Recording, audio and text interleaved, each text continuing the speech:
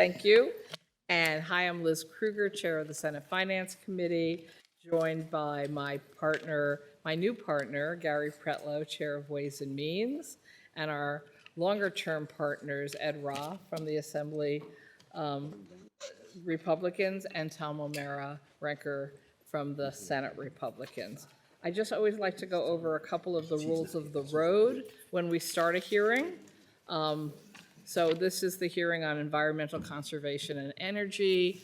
So if you thought you were on some other topic, go find another hearing room. No, that's happened, by the way. This is Albany. Just to remind everyone, we have strict rules about the timing of whether you're a testifier or a legislator asking questions. There are clocks that can be seen up here if you're sitting up here, or when you're in the hot seat to see the clocks. We will set the right time for you. That is never enough time, so we get that. We always urge everyone, even if they're giving us 25 pages of legislation, we want the highlights from the perspective of testifying, because those of you who are not government, which will come quite a few hours from now, you only get 3 minutes to testify. If you're a ranker on one of the relevant committees, you get 10 minutes. I'm sorry, if you're a governmental invitee, you get 10 minutes. If you're a non-governmental invitee, you get 3 minutes. For the legislators, the chairs relevant chairs for this hearing get 10 minutes, and they get a second round of up to 3 minutes if they need it at the end. Rankers get 5 minutes. All other members of relevant legislative committees get 3 minutes. And for legislators to ask questions of non-governmental witnesses, none of us are special. We only get 3 minutes each.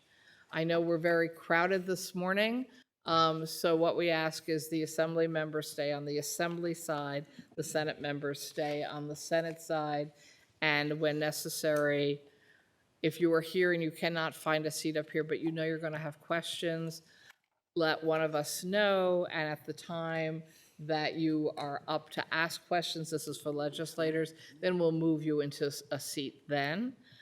As the day goes on and people have to go off to committee meetings on the floor, it gets a little less crowded up here. So just to go over all of that. All right, now we're going to officially start with the required opening remarks. I've already introduced myself and the other leadership. This is the second of 14 hearings conducted by the joint fiscal committees of the legislature regarding the governor's proposed budget for state fiscal year 25-26. These hearings are conducted pursuant to the New York State Constitution and our legislative law. Today, the Senate Finance Committee and Assembly Ways and Means Committee will hear testimony concerning the governor's proposed budget for the Departments of Environmental Conservation, New York State Energy Research and Development Authority, Department of Public Service, and the New York Power Authority. As I said, following each testimony, there'll be some time for questions from the chairs and other relevant committee legislators. I'm now going to introduce the Senate Democrats who are here with us today, and then I will have I'll have Gary Pretlow introduce the Democratic Assembly members, and then our Republican rankers be able to introduce their members who are here today. And of course, I forgot to get the list of which of my members are here at the moment, so let me just look down the table. I know we have Pete Harcum, the chair of ENCON. We have Michelle Hinchy. We have Brad Hoylman Siegel. Any other Senate Dems so far? Oh, Pat Fahey. Thank you very much. I'm sorry, Pat. I can't see people in the second. And Chris Ryan. Thank you. Appreciate it. And as other senators and assembly members come in later, we will try to slide them in as an introduction. Gary, are you ready to introduce? I certainly am, Senator. Thank you. Of course. Oh. I told you I was cold. Good morning, everyone. I just want to take a brief moment to introduce the members on the Assembly side of the Democrats. We have Assemblywoman Deborah Glick and Assemblyperson Dee Dee Barrett. We also have with us the Chair of Energy. We have Assembly Member Anderson, Assembly Member Braunstein, Assembly Member Burdick, Assembly Member Clark, Assembly Member Conrad, Assembly Member Epstein, Assembly Member Gonzalez Rojas, Assembly Member Cassie, Assembly Member Lee, Assembly Member Levenberg, Assembly Member Lunsford, Assembly Member Otis. Thank you. And I also missed Senator Bino when I was making the list before. And now, Tom, if you'd like to introduce the Republican senators. Sure. Thank you. Good morning. We have Ranking Republican on the Energy Committee, Mario Matera, Ranking Republican member on the Environmental Conservation Committee, Dan Steck, also Senators Pam Helming and George Borrello. Thank you. And Assembly Member Ra will introduce his members. Thank you. Good morning. We are joined by Assemblyman Palmisano, who is our ranking member on the Energy Committee, Assembly Member Simpson, who is our ranking member on ENCON, and members Tague, Lamondez, Pirozzolo, and Semplowinski. Okay. And we missed one more on the Republican Senate side. Back row, we have Senator Mark Walczyk. Okay. And since we're talking about members, I want to remind all members, especially new ones who haven't done these hearings that much, if you know that you have a question for whoever's testifying, let your relevant chair or ranker know so that you go on a list, so that when we allow people to ask questions, you don't go, why didn't I get one? So you have to let us know if you want to be on the list for questions. And with all of that prep work done, I would like to introduce Sean Mahar, Interim Commissioner of the Department of Environmental Conservation, and we'll start with him. Thank you, Senator. Thank you, Senator Krueger, Chair Pretlow, Chair Harcum, and Chair Glick, and other distinguished members of the legislature. My name is Sean Mahar. I'm the Interim Commissioner of the New York State Department of Environmental Conservation, and it's an honor to be with you here today. Joining me today, just to do some Team DEC introductions, we have Logan Hardy, who is our Deputy Director of Legislative Affairs for DEC, and one of your primary conduits for you and your staff to interact with the department on the legislative front. Also have our Chief of Staff, Erica Ringwald, and our Deputy Commissioner for Administration, Jeff Stefanko, here as well. And we have a number of other Team DEC members here in the audience today as well. I'll save you the introductions of them all, but they are all great and amazing. So I won't read my testimony. I'll just give you the highlights of it. And obviously, 2024 was a year of growth and change at DEC. We onboarded more than 450 new employees to the agency while honoring the service of many long-tenured members who left the agency in the last year. All while we responded to many unprecedented natural disasters in the state, from historic rainfalls and flooding to the most tornadoes in any year in the state, to the largest wildfire to hit the state in decades. And really, thanks to your work and leadership, we were well prepared to do just that. And our responses from our ECOs, our forest rangers, our spill responders, dam safety experts, and emergency management professionals were really amazing. And what you saw, not only did they help New Yorkers in the time of need, but we helped others in the nation as well, from the Hurricane Helene response in North Carolina, to wildfires in Montana, to right now we have 10 forest rangers deployed to Los Angeles to assist with the California wildfires that are happening as well.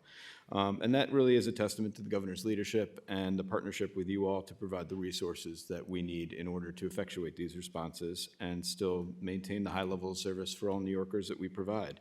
And really, thanks to your work in the budget last year, we have really continued our nation-leading policies and programs to protect New York's environment, to provide clean water and clean air, and really respond to the urgent threat of climate change.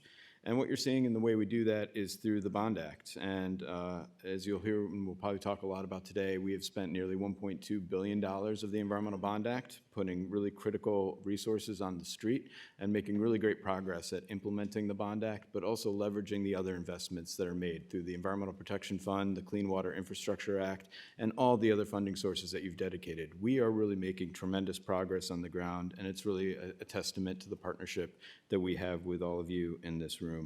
And we'll soon be sharing our annual report, which is something we put together every year to really go over all the successes and progress that we're making as an agency. But just a few of the highlights, and I know we'll talk about a number of these items today in our discussion, but top of mind for me is our Freshwater Wetlands Act implementation and the new regulations that we have enacted.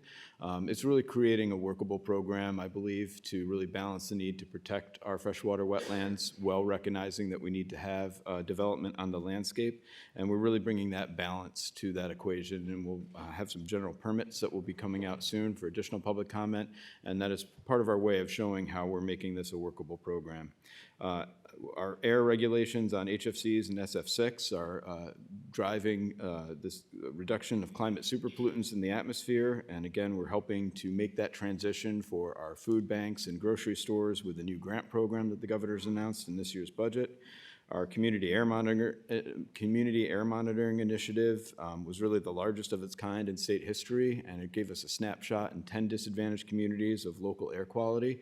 And now we're transitioning into helping to make the changes in those communities based on those findings. We also established DEC's first ever Office of Diversity, Inclusion, and Civil Rights, stood up by our new Chief Diversity Officer for the agency, really renewing our commitment and the governor's commitment to equity and justice and environmental justice in the state, and making sure that as our agency grows and changes over time, that we are being representative of all New Yorkers in the staff that we bring in. We also graduated 26 new environmental conservation police officers, 9 new forest rangers to continue to grow their ranks. We continued to focus on harmful algal blooms in the state, really developing new water quality guidance values, launching a $42 million Eastern Finger Lakes initiative to put a focus on the Finger Lakes region that has many HABs, and really we just continue to lead the nation when it comes to our HABs work overall. We delisted the Rochester Embayment Area of Concern, which was a true federal and state partnership, and you'll see some of the other successes in the testimony as well. And what we're trying to do as well, especially with the new staff that are coming on, is get creative with our outreach to New Yorkers. And Erica and I started a podcast at DEC called DEC Does What. I encourage you all to become subscribers, like, listen, and follow us. Yeah. We've had some concern. Can you speak up or pull the mic a little closer? I'm sorry. That's okay. Is this Maybe- better? Yes, All much right. better. We won't make you start again, though. It's okay. I was hearing myself in my ears, but okay. Do you want me to start from the beginning? No. All right. Wow. Do you really want me to start from the beginning? Okay. Then I will start and continue on the podcast, because it is the favorite thing that we have done in the last year. And I encourage you all to be subscribers and listeners to DEC Does What. It is our creative way of trying to shine the spotlight on our staff and the tremendous work that the department is doing, and just trying to use more creative outlets to tell the story of DEC and the incredible work that our agency is accomplishing day in and day out for all of New Yorkers. So definitely take a listen to that, and please do spread the word on it. It's one of the new pathways for us to reach New Yorkers as well. But pivoting to the fiscal year 25-26 budget, the governor is really, again, I think, renewing her commitment to climate action and environmental funding, as evidenced by her proposals, especially the $1 billion Sustainable Futures Fund and climate infrastructure funding that she has announced. This is really going to help continue to grow and augment the climate-related work we're doing, the climate-related infrastructure that's needed to help with the transition, and we very much look forward to working with you on this historic funding proposal that the governor has put forward. But also in the budget, a number of priorities for DEC that I know we'll talk a lot about today. First and foremost, the Superfund reauthorization. This is our primary tool for cleaning up hazardous waste sites throughout the state. This has to be reauthorized this year, and it is a true powerful tool that is making progress throughout communities throughout the state to really clean up legacy contamination and hold polluters accountable. And we look forward to working with you to ensure it's reauthorized in this year's budget. And what you'll see is some changes really to make sure that this program is working for New Yorkers and the communities that are impacted by this legacy contamination, making it easier for municipalities to also redevelop sites, and also to recognize that cost increases are going up for these construction projects. The governor has proposed $1.25 billion over the next 10 years to support this program, which is a great investment. In addition to the climate spending, we're also continuing full steam ahead on the rulemaking process for the Cap and Invest program, and I'm sure we'll talk about that throughout the hearing today. On 30 by 30 implementation, which is our goal to conserve 30% of New York by 2030, we are working to make sure that our land acquisition process is streamlined, and we are proposing a number of changes to help make sure that we have the flexibilities we need in delivering the land acquisitions that we need to see in the state. Our PFAS work, or perfluorinated compounds work, is very much continuing under the governor's leadership, and she has proposed additional firefighter PPE protections in the budget this year to make sure that our emergency responders are not being inadvertently exposed to perfluorinated compounds. In addition, the $500 million investment in clean water infrastructure funding is really going to continue to leverage and put people to work across the state, bringing on the clean water infrastructure that we need to support our water conservation efforts and management efforts overall. And that leverages nearly $6 billion of funding that we have all committed over the recent years on that. And lastly, the Climate Superfund program, which I know many of you championed and we have enacted here in the state. Our staff is getting to work, and the governor, as part of her budget, has increased the staffing level at DEC by 58 positions to both be able to, one, stand up that program and make sure that we're implementing that law, while also making sure that we have the resources we need to bring online new programs like our wetlands program as well. So I'm excited about this budget, and these resources are going to go a long way to continuing our work and continuing our work together to protect and restore New York's environment, and I very much look forward to the conversation today. So thank you for this opportunity. It's an honor to be here today, and I look forward to your questions. You want to add anything? I was trying to give you back time, Senator. Okay, thank you very much. Our first questioner will be Pete Harcum, Chair of the ENCON Committee in the Senate. Good morning, everyone. Good morning, Commissioner. Thank you for your testimony. I also want to thank you for your service in the interim role. You've done an amazing job. I want to thank you for your accessibility and the accessibility of your team, and just take an opportunity to thank all the workers in DEC who do an amazing job. I don't think they hear it often enough, especially from us.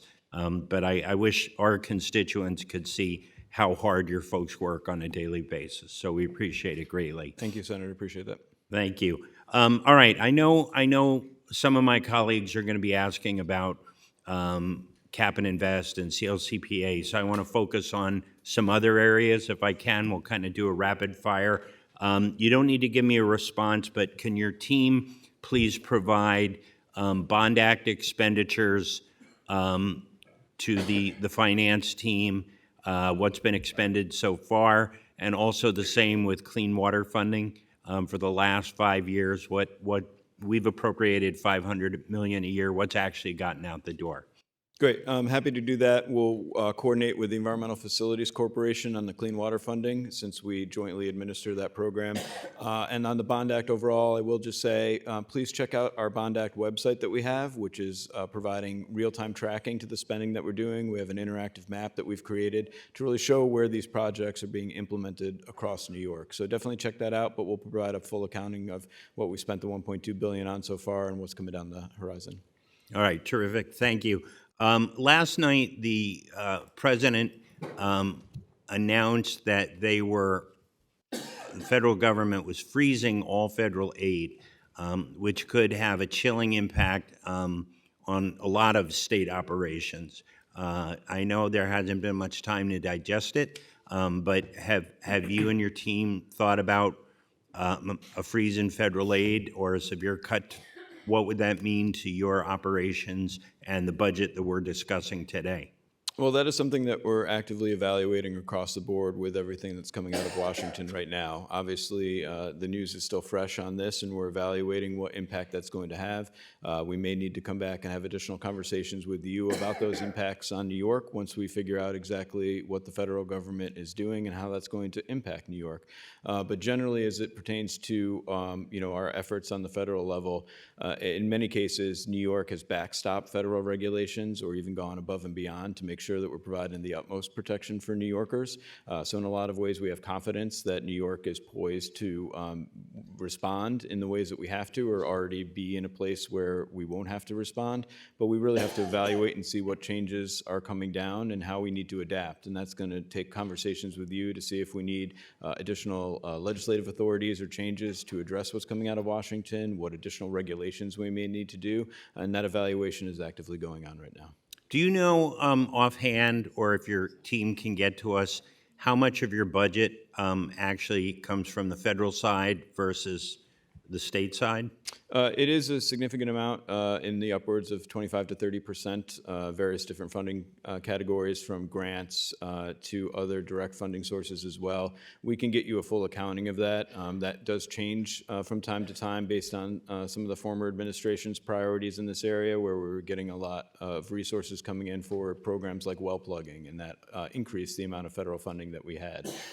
We do have general items that support like our air program and water program, the delegated authorities we have from the feds that provide that funding as well. But we can get you a full breakdown of that. And All right, what those thank you. impacts may be. Shifting gears to another issue, a couple of years ago, the legislature passed cumulative impacts legislation. We are waiting for the regulations. Where is that? Yeah. Well, wait no longer, Senator, because tomorrow in the state register, the cumulative impacts regulations will be in the register and opening up a comment period. Our team has done a real tremendous job at really reviewing the legislation and making sure the regs that we're advancing are living up to those expectations. And again, creating a workable program for all New Yorkers to make sure we're putting the focus on disadvantaged communities and really helping to make sure that those that are overburdened by historic pollution are being mindful of that future and really creating a good workable process for all. So right now we focus first on our seeker updates and that portion of the law. There'll be additional regulatory proceedings that will come out in the coming months as well. But right now the updates to the environmental assessment form and the seeker provisions will put in place a really strong program, but also help address the housing crisis as well. I think we've adapted and learned some experiences, and part of the governor's housing agenda is making sure that we're helping to facilitate housing that does not have a major environmental impact. And what you'll see in this proposal is how we're trying to address that dual need as well. So this will be open for a comment period, and we look forward to engaging in further conversations, and I'm happy to provide an update to you all once the regs are out tomorrow. All right, thank you very much. And while we're on the subject of disadvantaged communities, you released the air monitoring report, and you've been working with communities on the community-centered impact plans. Where do we stand with that? Correct. The Community Air Monitoring Initiative was really some groundbreaking science that our team developed to analyze air quality on this hyperlocal level using the remote sensing technology that we used, and then produce these interactive story maps. And if you go on our website to the Community Air Monitoring page, you can see community by community, the data we collected, how our experts interpret that, and then what now is that's leading us to the actions that we're going to take with those communities. So our first goal was to get this out and really socialize it with these communities. And now the next step in that process is the action. So we're going to stand up more community-based conversations, really going into that data and looking at where we need to make changes to improve air quality in localities. A lot of those changes are going to be driven by some of the transportation-related policies we're working on as we decarbonize our transportation sector and bring on more electric vehicles, because transportation sources were some of the major sources that we found in this analysis. So we know that our decarbonization work and electrification work is really helping improve that air quality, and the other community-based conversations are really going to make sure that we're addressing the findings and helping those communities, live up to the expectations that they have for us to make changes. All right, thanks. While we're talking about electrification of the transportation sector, something that's vital that we get to, but on the other hand, we're hearing from the light truck industry, also the auto industry on ACC2, that they are trying to get there, but they don't think in the time span they physically can. Have you had discussions with those industries, and Are we looking at some kind of a roadmap to help them either meet the goals or adjust the goals so that it's a more realistic process for those two sectors?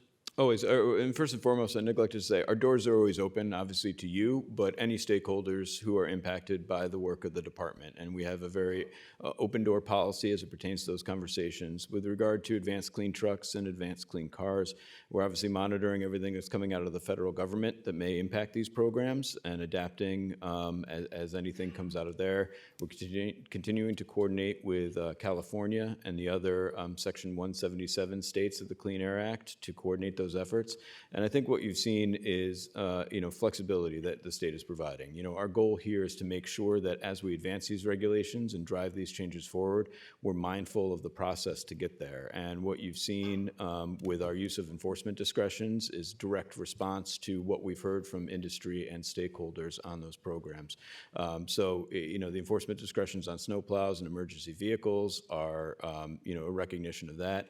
And we've actually received some positive feedback recently from Mack Truck in particular that thanked us for the flexibilities and the openness that we've had, and they're actually saying that these changes that we're enacting and proposing are actually yielding benefits from their standpoint. So we're making good progress. We're going to continue to be open and flexible as we implement these regulations, and we'll keep you posted as we see what happens on the federal level. All right, thank you. My 51 seconds left.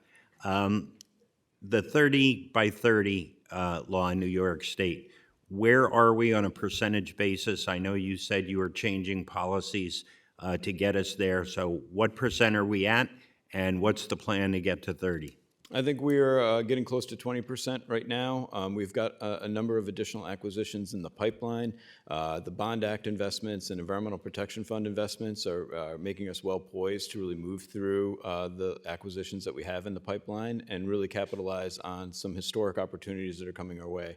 There are a number of Boy Scout camps that are coming up for sale throughout the state. There are a number of other large land holdings that we're actively working on right now.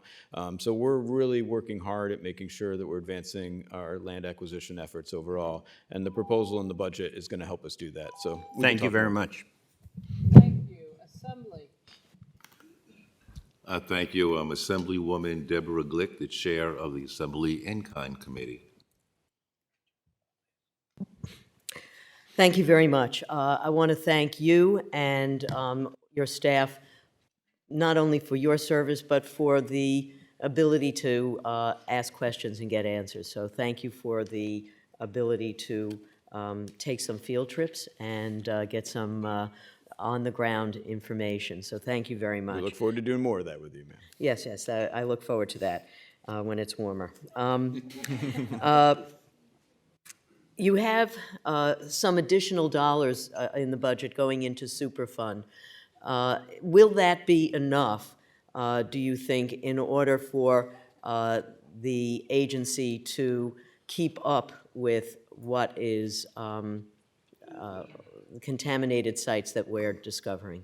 Well, I think the governor's increase in the authorization level this year is a recognition that the construction costs are increasing, and our ability to deliver needs to make sure that we have the funds to deliver those programs on the ground. So this is a strong step forward. What we're going to continue to do is, over time, as we find more emerging contaminants in the environment and we respond to different crises of environmental contamination in the state, we're going to evaluate that with you to see how are the construction costs changing, how do we need to continue to adapt. But again, this is really our polluter pays program. So fundamentally, we are pursuing polluters for the costs of this program overall, and and those authorities are so important to make sure that we're holding them accountable for those cleanups that need to occur. The proposed changes, without going into too much detail, will they speed up the process, or will they ensure that more sites are cleaned up?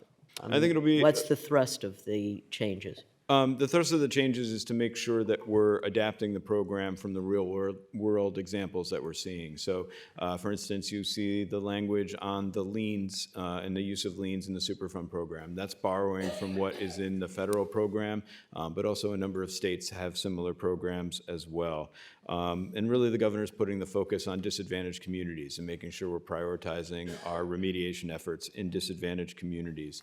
The ERP provisions are provisions that are working to get municipalities more abilities to clean up and market these sites within their communities as well. Our focus is really making sure that this is an economic redevelopment tool. By cleaning up the blight of the past, we're actually facilitating good marketable sites for economic development, and that takes the pressure off green space development as well. So these changes that you see are just a recognition of what we've seen play out in the field, and making sure that our program is going to be the strongest to deliver on the ground. 10 minutes goes quickly. Let me say that I appreciate the interactive map, but I look forward to seeing a more comprehensive database so that it's easier to keep up with exactly what's happening with Bond Act dollars. So I hear that, and I appreciate the mapping, but you have to sort of look at one and then look at the other and try and figure out, are they similar or different? So All user feedback is appreciated, as some of them. thank you very much. There's a Sustainable Future program. It's $1 billion for climate mitigation and adaptation capital projects. It seems pretty broad and not very well defined. Do you have any information about what criteria will be used to determine priorities and what the process will be for allocating these funds? Well, that will be developed in concert with you as we negotiate this important investment as part of the budget negotiations this year. Well, we hear that we're going to have a role in making some of that determination. Well, yeah, and yes, and I'll just say overall, I mean, this investment is we're going to use a mix of programs, both existing programs, and augment those, develop new programs where necessary to continue to deliver the clean energy and climate-related infrastructure that we need on the ground across the state. So this investment is a recognition that we need to continue these investments, and both in building decarbonization and greenhouse gas emissions reductions and using green infrastructure for resilience. So what you're seeing is a true commitment to climate action from the governor that's going to go a long way to continue our efforts in the state. Thank you. On the water infrastructure, happy to see that it's at $500 million. Obviously, many of us think that needs to increase, but it adds a new component. And I'm wondering, there's a component for state assistance for testing and remediation of emerging contaminants in private drinking wells. I'm wondering if there's a specific amount carved out for this. How will the allocation be done statewide? And will DEC do the testing, or will homeowners do testing and then get reimbursed? What's the plan? Well, we're going to be working directly with the New York State Department of Health to stand up that program. What this is really in response to what we're seeing on the landscape, that private homeowners can be impacted by sources of contamination, and whenever they are, the state responds accordingly, putting in treatment systems and making sure clean water is provided. But right now, there isn't much regulation as it pertains to home drinking water wells on private wells, and recognizing what we know about perfluorinated compounds in particular and other emerging contaminants, especially the connections from septic systems to groundwater contamination. There may be private well owners that should have their wells tested, and this program will provide them the direction, guidance, and resources to make that happen. And it's just a recognition that we want to make sure New Yorkers all get clean water, and this is a valuable investment to make sure that happens. Thank you. Following up on that, leachate regulations, landfills have a lot of regulation, but if they release water to water treatment plants, I'm not sure what those treatment plants, how much they know is in the treated leachate that may come from. I know we are very careful about the groundwater around landfills, but I'm wondering about any leachate water that might go to a treatment plant. Appreciate that question. And what you're seeing with leachate in particular is how we're approaching the emerging contaminant issue writ large and looking at all the different pathways of how these compounds could potentially find their ways in the environment and taking action. The fact that we know that there are emerging contaminants and PFAS in particular in landfill leachate is because of the testing requirements that we've required landfill operators to do to test their leachate. And now our team is working on regulations to address and require pretreatment of leachate before it is sent to wastewater treatment plants for disposal.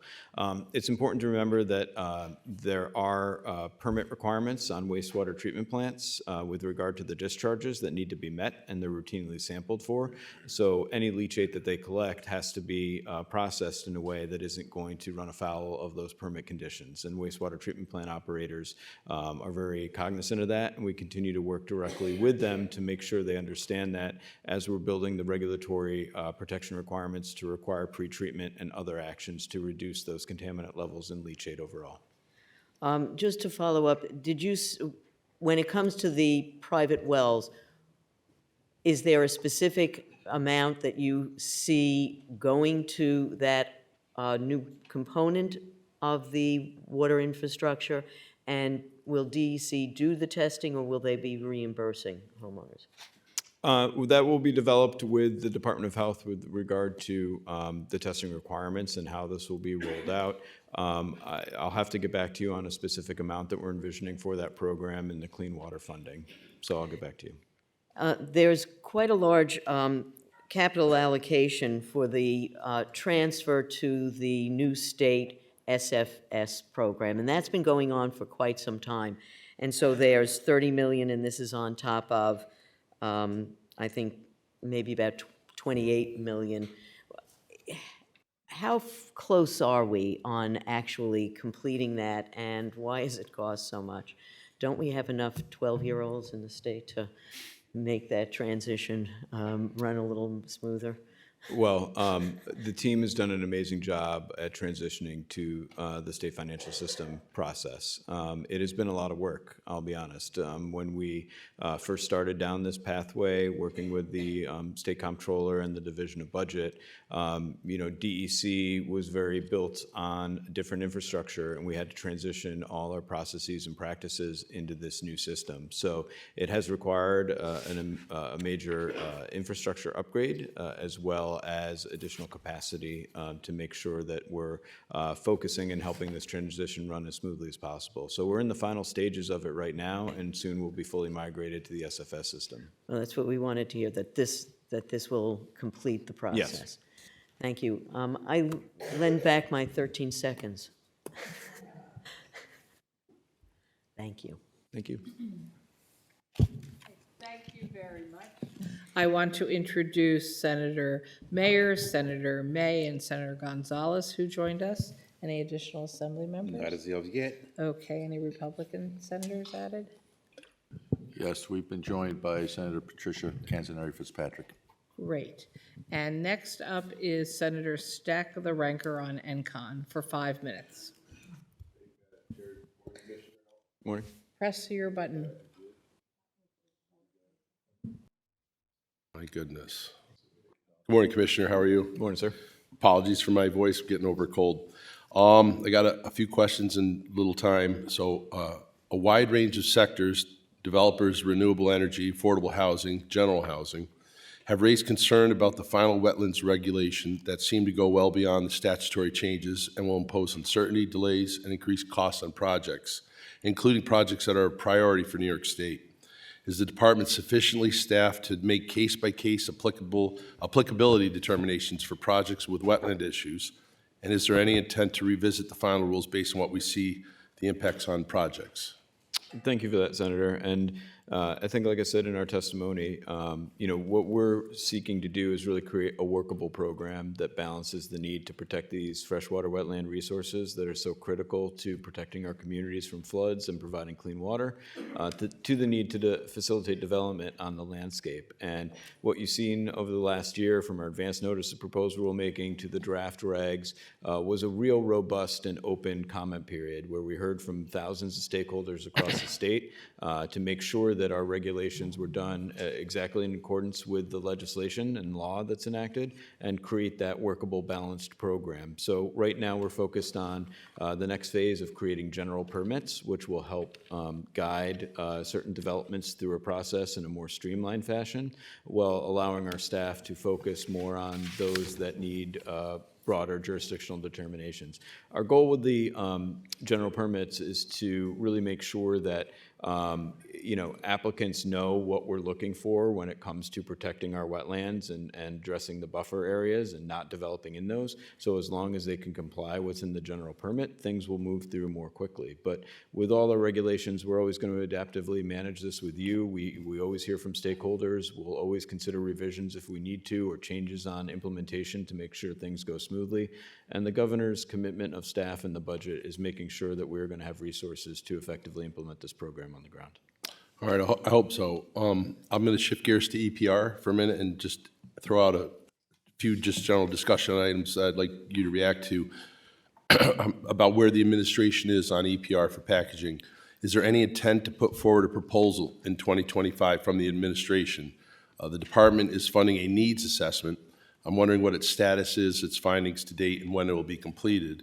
And do you think we should wait on passing EPR legislation until the needs assessment is complete, or see what happens in other states and see what they're those that are launching similar proposals and learn from that? Well, we look forward to more conversations with you on EPR in general. The needs assessment is in development right now, and we're continuing to evaluate the interim data that's coming out on that. We're also monitoring implementation of our existing EPR programs for carpets and mattresses, which are working very effectively. So obviously, we want to have more conversations with you on an EPR program. The needs assessment will be out relatively soon, and I think that will guide some additional conversations and dialogues. But generally, there's a lot of information in our state solid waste management plan that our team produced, and there are a lot of facets to our solid waste management efforts across the state that we need to collectively look at. And I encourage you to take a look at that, because it does have information on EPR and EPR-based programs that could be taken up by the legislature as well. And our goal here is to have a real good conversation with you all on the right policies to address the solid waste management issues that are impacting the state, and really address this head on. And not only is it important to our landfill capacity and space, but also our climate efforts as well, because the more waste that we can reduce from the waste stream directly reduces emissions coming out of landfills, which is really important to implementation of the scoping plan as well. Thank you. Two more quick, tight questions. Why are we appropriating $250,000 to the Vermont Energy Investment Corporation? I don't believe that's in DEC's portion of the budget, so I'll have to get back to you on that specific line item in the EPF. Okay, and then my final question, I see that $15 million for tree planting was eliminated in the governor's budget proposal. Is it your position as commissioner that the additional funding is no longer needed? No, that additional funding will be needed over time, and we're going to continue to work with the executive on that.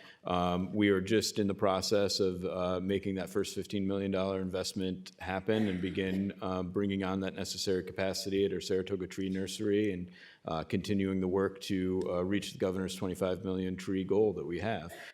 So there's a lot of progress still yet to be made on that, and we'll continue to work with you in the governor's office on those needs over time as we continue to build this program.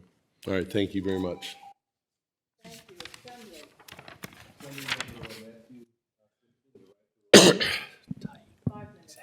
Thank you, Chair. Thank you, Commissioner, and I want to also thank your team for the visit last week. And we've had a great dialogue back and forth with the agency, and the people of DEC are doing an incredible amount of work, and I recognize that and appreciate everything that you do.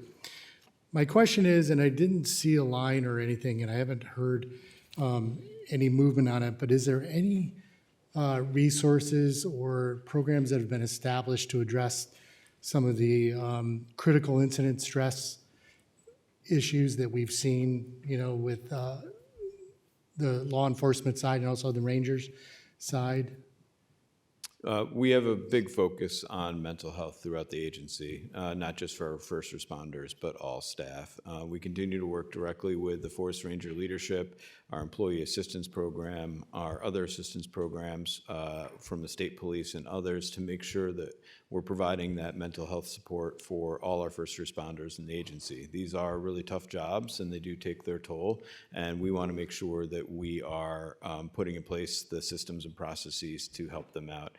We've done a few initiatives with the Office of Mental Health in the last year for some talk sessions and voluntary, reach out where people can directly connect with a mental health care provider. These don't take any additional resources, and what we're doing is using the resources that we have to provide this critical support to our first responders overall, and that's a big priority of ours, and we're always looking for additional opportunities to provide that support. Much of that doesn't necessarily need budget resources, and if it does, we have the flexibilities in our appropriations to make it. Okay, thank you. I'm going to switch to the $500 million that's proposed in the clean water infrastructure. This has been appropriated every year. Last year was another $500 million. How much of that money has been allocated and appropriated out to projects from its inception? Almost $6 billion. We can get you a full accounting of that. We've built a lot of programs that are money in, money out in a quick fashion, and a lot of our programs are also oversubscribed. So each year, as we get additional investments, we're able to meet those goals that are coming in and requests that are coming in from our municipal stakeholders and other stakeholders who benefit from this funding. So overall, we have spent a lot of that. I want to get you an exact figure to just let you know. But generally, every year this appropriation is made, great progress is made at implementing it, and you're seeing projects happen on the ground across the state. Okay.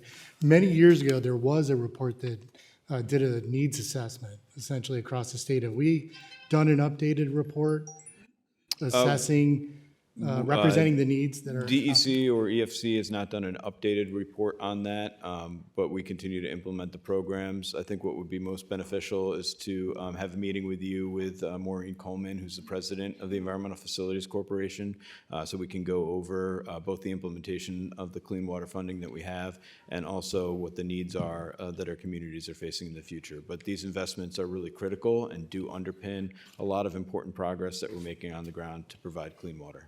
I agree, they are critical, and many of the smaller communities in my district that do have those facilities and need that support for infrastructure, because of the laws and how that is bonded and paid for just by those users, the cost of that infrastructure far surpasses the maybe 100 people on a $4 million project. So this funding is critical, and it's critical to get it out the door so that they can move forward. And Assemblyman, I'll just say too, what this funding does is also leverage the federal dollars that are coming in. And that's why it's also critical to make sure we're maintaining things like the Clean Water State Revolving Fund on the federal level, because the New York State investments are leveraging that and making better projects happen on the ground. And if that federal funding goes away, that's going to have a real impact. Okay, thank you. And I'm going to add one more question that I was going to save for another panelist, but maybe you have some oversight on this.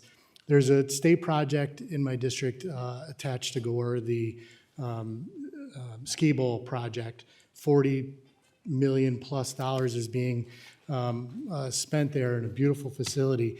And I did notice that there were 5,000-gallon propane tanks that presumably are being used to heat that facility. Is there oversight on our projects as to whether we're going to comply or we're in line with our goals, environmental goals? As it seems to me, we're mandating on one side to residential users all electric, and now we're, in our own projects, we're using propane. You know Yes, what, we're you'll have to overseeing state answer projects. that question to him separately, Okay. but you promised to, right? I promise to get back to you Thank you Thank you. very much. on all the ways we're overseeing state All projects. right, thank you. Next up, we have, who asked first? Senator, okay, but you already just did a Republican, so sorry. Senator Rachel May, would you like to come up to a seat someone will let you use for the moment? Okay. Looking for who was that? Yeah, no, I saw yours, thanks.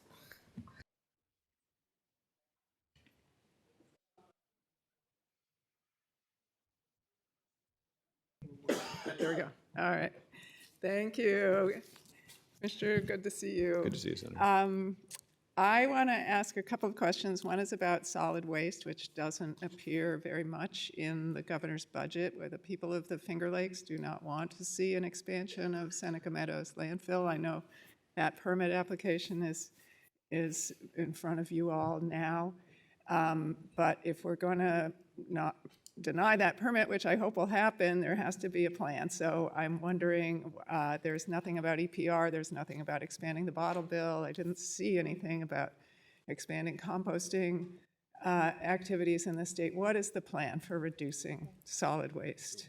Well, with regard to the Seneca Meadows landfill, as you know, there is an environmental impact statement that is being developed right now, and we're monitoring that. We put the scoping plan out for that back in April, and that's really guiding the development of the draft generic environmental impact statement, which will be put out for public comment once it's finalized. So that is in process by the applicant right now, and we'll continue to keep you and the community posted as that process progresses. With regard to solid waste management overall, obviously the state solid waste management plan that our team has produced is really guiding the ways in which we need to see changes happen to address solid waste management and improve solid waste management in the state.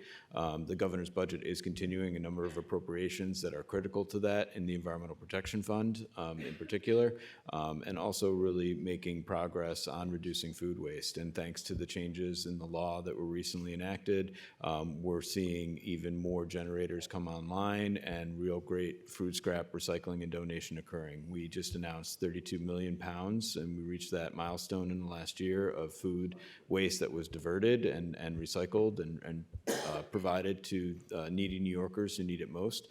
So you're seeing the progress of our policies that we make at addressing our solid waste management issues. Thank you. I have one other question. Let me just get it in quickly, and this is about land acquisition by land trusts.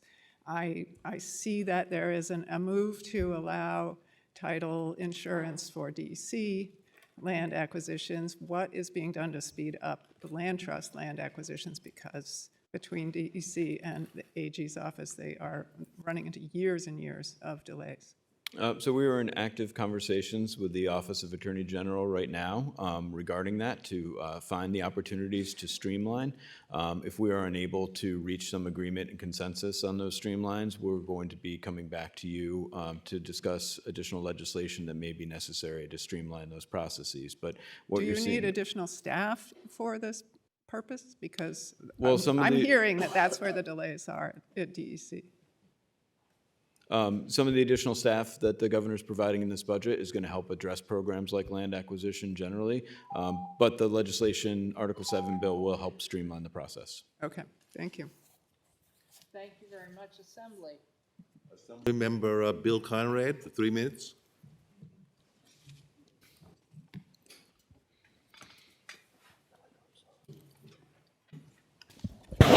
Thank you, Chair. Commissioner. I wanted to start off by talking about a couple of few issues that I've been kind of fielding from that result from manufacturing in the CLCPA. You know, the topics go from HFC regulations to recently some of the DAC complications with manufacturing and so on. Let's start with the HFC topic. I saw that regulations were posted on December 24th, and it had to do with HFC regulations that had been, I would say, something that had gone on for a while, a dialogue, and we try to extend that. But the enforcement date was set at 1/9 several days later. And we've been trying to communicate with your office to figure out what's going on, because there's, let's be honest, I got a lot of phone calls on Christmas Eve from a lot of different, manufacturers, supermarkets, who are very, very kind of, I would say, frustrated. Is there clarification, and what things are the DEC doing to communicate better with these industries? Because that seemed like a wham right in their face. We're dropping this reg on the 24th, and on the 9th, it's supposed to be enacted. Do you care to comment on that? I would, and, you know, part of what we do with the development of all our regulations is make sure we're doing a robust and transparent engagement process throughout the process. And for the last 2 years, we had spent developing these regulations. We engaged in many stakeholder conversations. We really transparently developed these regulations. So I am a bit surprised at some of the concerns that you're hearing about this, because we thought we were engaging effectively with all those that are going to be impacted.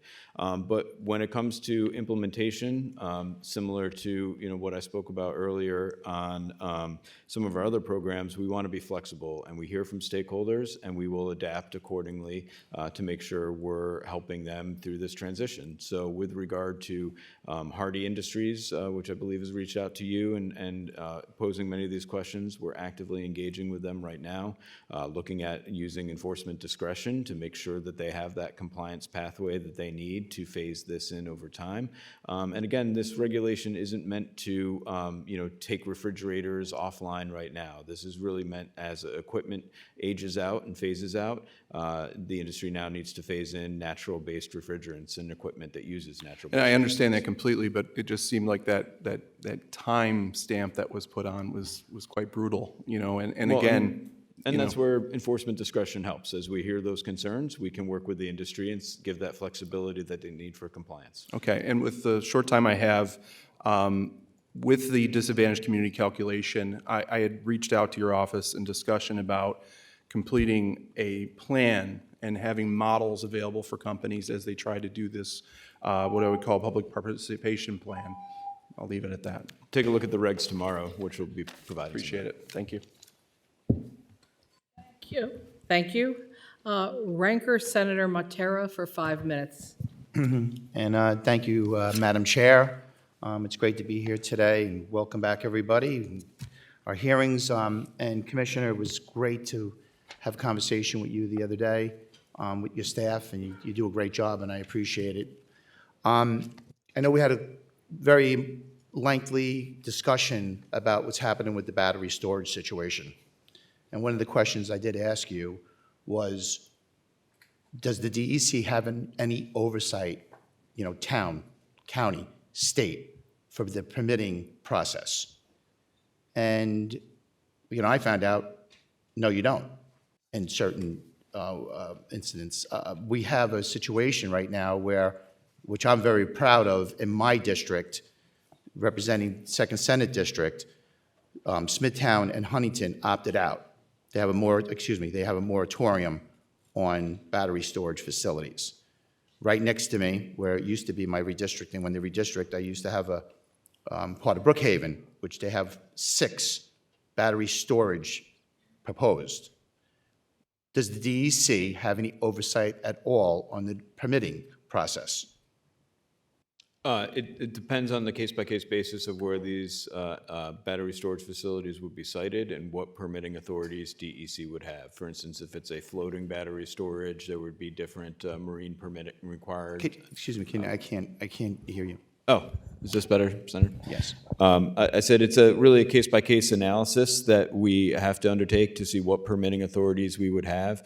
So for instance, if it's a floating battery storage, there would be specific marine permits that would apply. If there were discharges from the site, there would speedies permits that would be applied. There'd be construction general permits that would apply. If there were any air emissions associated with it, air permits would apply. So it really depends on a facility-by-facility basis where these are sited and what DEC permits would cover these facilities.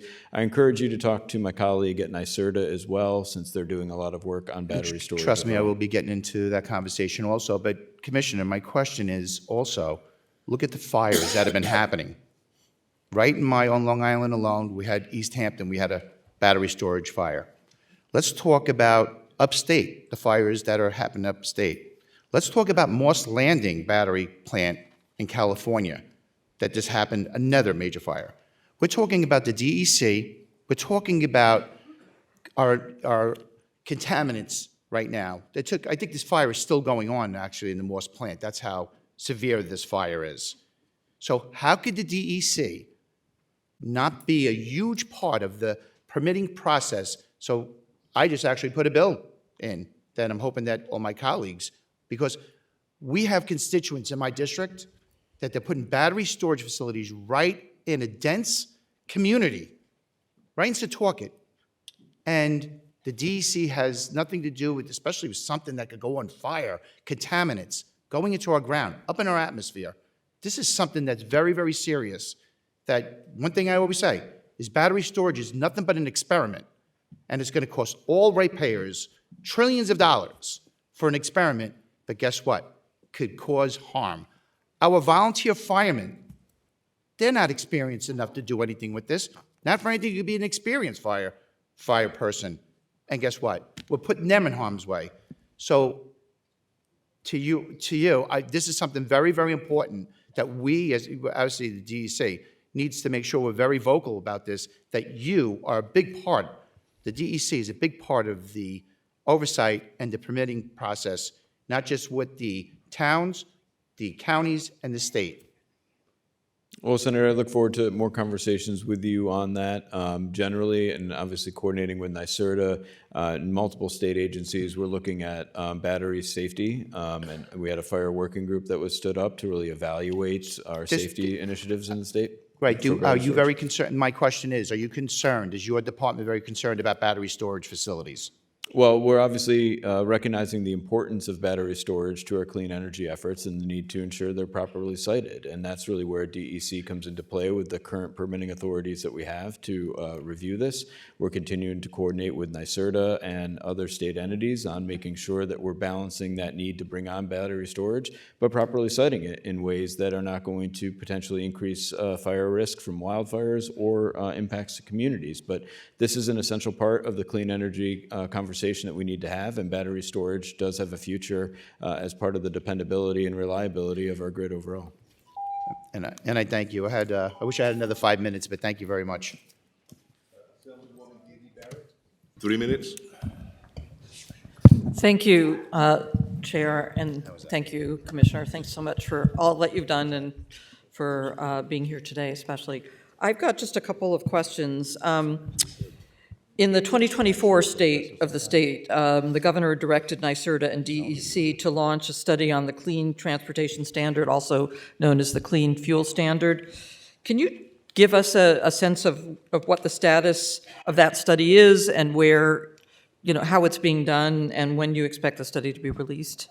So the study is very much underway, and I encourage you to talk to my colleague at NYSERDA in the next panel about the specifics of that.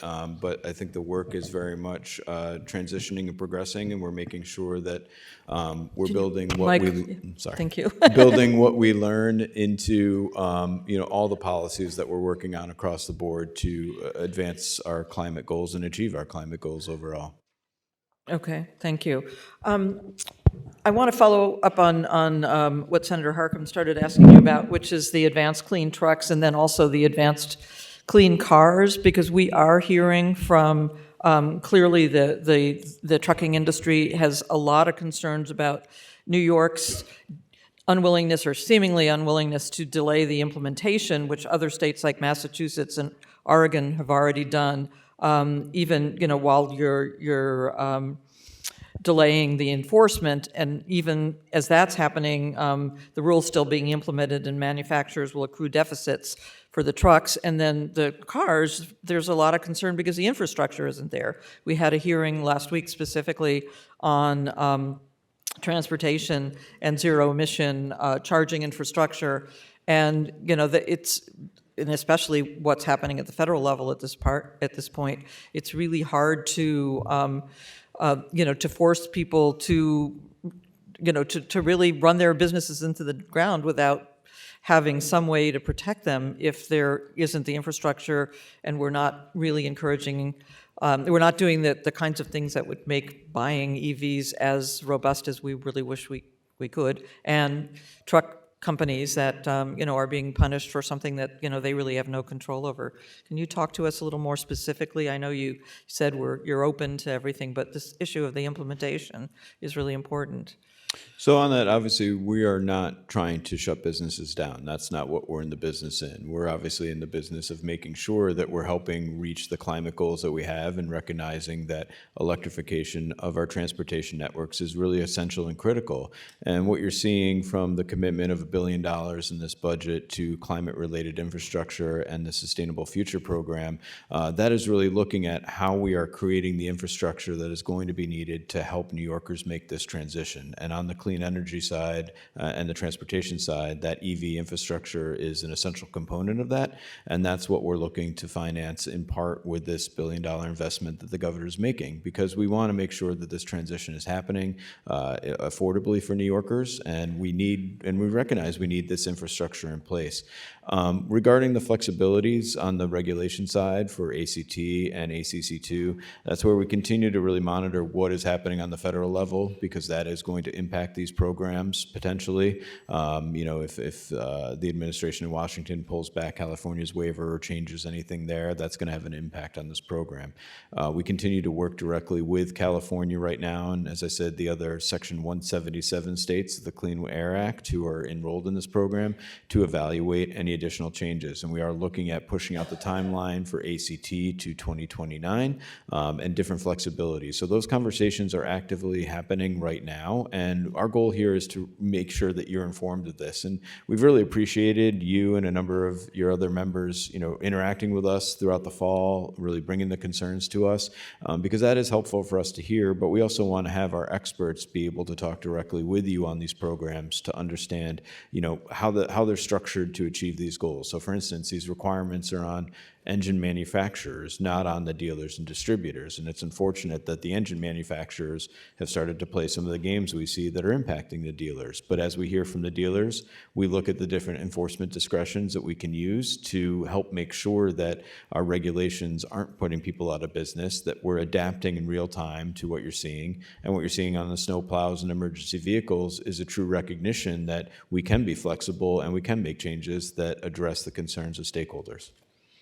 Thank you. No, it's definitely encouraging to know that you can, because it's critical. I mean, we really do need to bring the whole state with us as we work to reach these goals, and we share your commitment to reaching the goals and certainly doing it in a way that's not saddling our constituents and our ratepayers with all the costs. So it's complicated, but I think not creating fear and anxiety in the process is also really important. So how we communicate and how we flag these issues up front, I think is essential too. So we appreciate working with us and all the agencies in order to make sure that we can communicate to our constituents on all of these issues.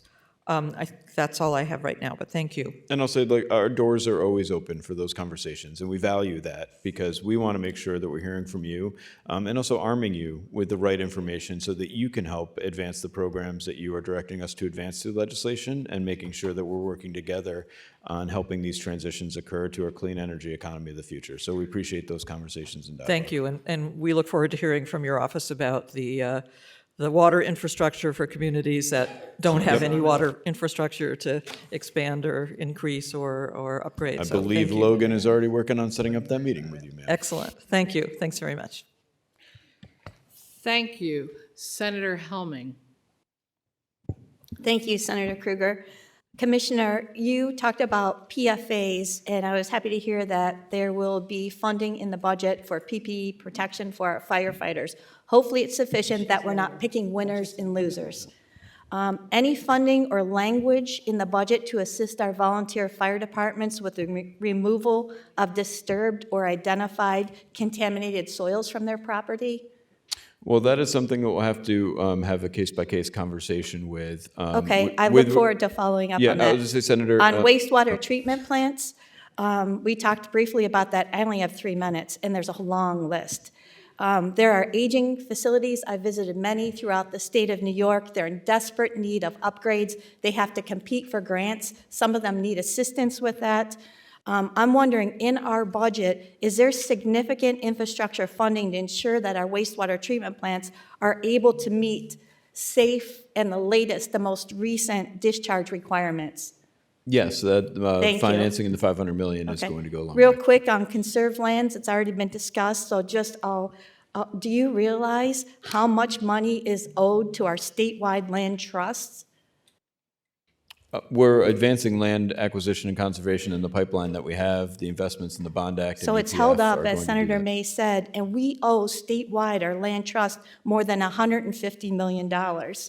I'm glad that you said that this is a priority of the governor. I'm glad you're having those conversations. We need to speed it up. This is a program I really support. But changing directions here and going to advanced clean trucks and the refrigerant-containing material rules that were recently enacted, you had used you had said something about engaging effectively. You felt you were engaging effectively. Obviously, you've heard from a number of legislators who have heard from their constituents, businesses who have concerns and questions, which raises a red flag for me. Just turning to the refrigerants, those regs were dropped on Christmas Eve, and literally days later, early January, businesses that operate legally in this state, that meet their permit requirements and everything else, all of a sudden, they were no longer in compliance. And just to hear you talk about flexibility with enforcement, do you think that that gives our small businesses some comfort in investing, continuing to invest in the state? These are businesses that employ people, provide jobs. They donate to our not-for-profits throughout our communities. I'm thinking it's backwards, but again, I'll go back to, are you concerned about these businesses closing under this concept of flexibility with enforcement?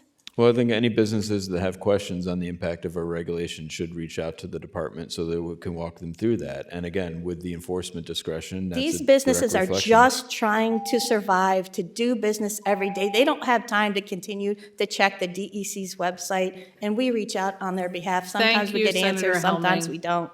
Thank you, Senator Helming. Thank you, Assembly. Senator Kruger. Polisano? Yes, Commissioner, thanks for your time the other day. I only have 3 minutes, or 5 minutes, excuse me. That's great. First, I wanted to reemphasize what my colleague, Chairwoman Barrett said, to emphasize the ACT regulation. I'm very, very concerned about it. You know, we had a hearing last week, and it really sounded the red alarm flag about what's going on. My other colleagues are talking about it.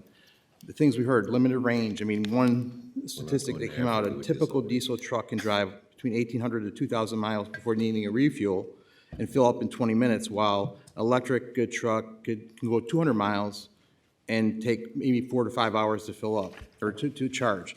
Limited load capacity, lack of infrastructure, high initial costs, $200,000 to $300,000 for the purchase of a near zero emission diesel truck versus 1.4 to 1.5 million. I mean, time and time again. So we don't just need a pause in the enforcement, we need a delay in the implementation, and maybe along with that, how about a cost benefit and a feasibility study to see if the infrastructure can handle, because the grid is there, even utilities say they can't provide it to these places that need to be. So hopefully that's something you look at. Also, hopefully you look at renewable diesel. That was brought up in the conversation, that this is something that would work in our communities. You wouldn't have to retrofit trucks. It could work with existing areas, and New York City has implemented that and has reduced emissions. Maybe that's something we should look at as a bridge before you go forward. But what I really wanted to talk to you about today a little bit, if I could, to get you on the record about, I mentioned in our call, the DC, the governor, the legislature has concerns about extraction of fossil fuels and that process and the danger of, and how that is on the environment. Certainly you are well aware of the environmental and human labor abuses associated with nickel, lithium, and cobalt and rare earth mining, all which is driven by the need for the minerals and batteries for electric vehicles, electric school buses, and renewable energy systems. And specific examples I want to say for the record, and hopefully you can address, it is well documented, cobalt, child labor in the Democratic Republic of Congo, 70% of the cobalt comes from there to produce a lithium-ion battery. Slave labor in Uyghur by China. Also, on the environmental side, in South America, in the Lithium Triangle, water, rivers, and streams being poisoned and polluted for lithium mining. Does the DEC account for all the environmental and social consequences of mining expansion required to meet these CLCP mandates? Do you account for that? And if not, shouldn't you? And is it okay to really children who are dying, being maimed, paralyzed in mining collapses, mining for cobalt, and poison water, river, and streams in other countries, and also child and slave labor? Is that okay for us to meet our green energy goals, or are we just burying our head in sand? As long as we don't see it, as long as it's not happening in New York, children aren't dying here, we're not poisoning water, river, and streams here. Is that okay from your perspective that we move forward with this and not take that into account, because it's really happening, it's well documented? And does the governor not think about that, or does she not care, or what are we doing on that? Because this is a tragedy that's happened, and no one's speaking out about it, but I will continue, and so will some of us others. Please, answer. So I definitely encourage you to bring that up with Doreen Harris, President of NYSERDA, in the next panel as well, since we work collaboratively with NYSERDA and all our other energy partners on batteries overall. I would say, yeah, we're always concerned about child labor and making sure that the worker protections that we have here in the state are embraced by others internationally. And we encourage the federal government to continue to maintain that focus on taking the worker protections standards that we have in this nation and making sure that child labor is not occurring, and that these supply chains and supply lines are adequately protected from mistreatment. Commissioner, it is occurring. So what are we doing to ensure that the materials that come into our vehicles, shouldn't we pause on this to ensure that it's U.S. source? Because really what we're doing is, like, we're saying we acknowledge it's there, but we can't stop meeting these goals, because we have to have electric vehicles, we have to have electric school buses, we have to have electric motor or 18-wheelers. But we need to do that, but it's okay that child labor is being used. It's okay that we're poisoning water, rivers, streams in other countries. Why are we not being more proactive on that and speaking out on that and just saying, oh, well, we have to meet these goals? And that's what it seems like the message I'm getting and others. It's okay because we have to meet these goals. But yet the damage we're doing to these children, the damage in the Congo, the damage we're doing to other areas, their water and streams, it's okay to meet these goals. And you think that, shouldn't we do more? Well, definitely, Doreen can discuss with you further how NYSERDA is looking at batteries and battery storage overall. They've had some reports and analyses that they've produced, so I encourage you to bring that up with her directly as well. Thank you. Senator Michelle Hinchy, 3 minutes. Thank you, Madam Chair. Hello, thank you so much for being here and for your time and all of your work, and everyone at DEC. I want to pick up the thread from Chair Glick on emerging contaminants. We know that we're doing a lot for emerging contaminants in water, but there's still a lot more to do for on-site before those contaminants get into our water stream. Specifically on the leachate question, it's wonderful that regs are coming for municipalities and communities to figure out what to do with leachate. However, the article that came out recently was about a landfill in my town. And what are we doing? What is the DEC doing to help communities right now that have to deal with on-site treatment of things like leachate and other emerging contaminants? Well, thank you, Senator, and we appreciate some of the dialogue that we've had with you and your community members. I'm sorry I wasn't able to join the call last week on that, but I think what Your team was great. Great. I think, as an example of what we're doing with you, that's what we want to do with any communities that have questions. Obviously, our doors are open on the regional level to facilitate these conversations. Thank you. It doesn't seem that there's funding available right now to help communities deal with things like on-site storage or tankers to remediate that before it goes to a treatment plant. Is that right? Well, that's where the conversations with our experts are important first. We need to understand the site-specific characteristics, what the constituents are of the leachate, what the water treatment plant is able to process and handle to meet their permit requirements, and there are a lot of discussions that we have to have on a case-by-case basis. But generally with leachate, what you've seen is with the testing requirements that we've put in place, a recognition that we need to know what's in here and make sure that our processes are able to handle it. And that's why the challenge is specifically for Hurley is they kind of had a random test. So now the city of Kingston is going to test the other landfills where they get deposits or where they get deposits from. But we imagine that this is a much larger issue than this one landfill that we have in Hurley. And it seems like there's not funding available to help with that mitigation piece now, which is something I think we should all look at in the budget since that doesn't exist. In the clean water infrastructure funding that we have with the $500 million, there's flexibilities built in where we can adapt that funding program to help support issues like that. So that's that's part of the conversation we want to continue with you. Right, but for the work right now, they've kind of been left without anything. And for the clean water funding, you know, we talked about you mentioned in one of the answers about federal dollars, although we acknowledged in the beginning of this hearing that all the federal dollars are paused. You know, what other kind of creative ways are we able to get that funding out the door, or what kind of new strategies do we need, do you think? Well, I think what you've seen in the last years is really a commitment to making sure we've got people in the places to move that money most effectively. On the Bond Act side, we're standing up the staff that we need and the infrastructure to move that money quickly. Same on the clean water infrastructure side, working with NRC and others. So our commitment is to move the dollars as quick as we can. Thank you. Thank you, Assembly. Yes, we've been joined by Assembly members Joanne Simon and Karen Brown. The next question will be Assembly Member Harvey Epstein.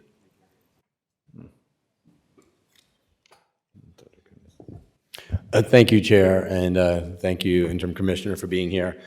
I want to go back to the conversation about the waste management issues, and I noticed that you applauded the 32 million pounds that we're composting in the state.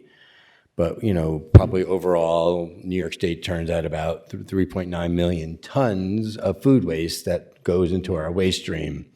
So 32 million pounds versus 3.9 million tons there's a big gap. I'm wondering what your commitment is to try to increase that number. I noticed in the EPF you've only put in $2.5 million. We need to do a lot more in that world, and I'm wondering what's the goal of DEC in making sure that happens. Well, I think, you know, in general, you've seen the exponential growth already occurring, right? From when we stood up that program and started with just diverting, you know, a couple 100,000 pounds of food waste to now 32 million pounds. That's over the course of 2 years. So we are actively working. The program is working, and as we advance the expansions, we're going to make even greater progress. So can we see a commitment to try to increase those funding? Because I know municipalities around the state would love to increase their ability to do composting, but if we only put $2.5 million in the EPF, we're not going to give them the additional resources they need to do that kind of food waste management. Well, we're always open to conversations with you in the context of the budget and look forward to those negotiations this year on how the EPF is allocated and making sure that it's targeting the types of investments we need to see. We know what's in there now is helping and it's working, and that's why we want to see that funding continue, but obviously open to conversations about where else we need to take it. So in Executive Order 22, DEC is part of the Green Council, obviously part of the steering committee of the Green Council, to do waste reduction and waste management and ensure we're complying with the Climate Leadership and Community Protection Act.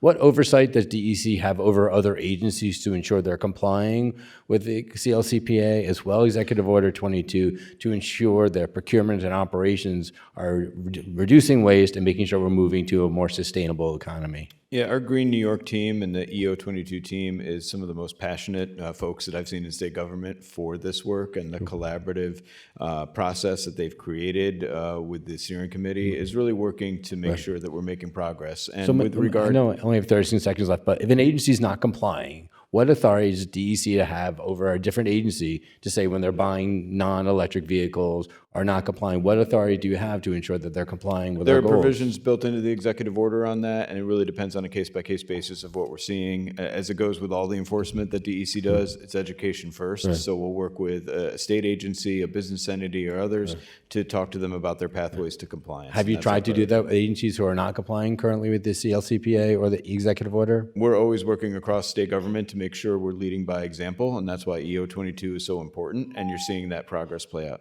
Thank you. Excuse me, almost gave Harvey extra time by sneezing. Please don't. Sorry, I'm so sorry. Senator Fahey.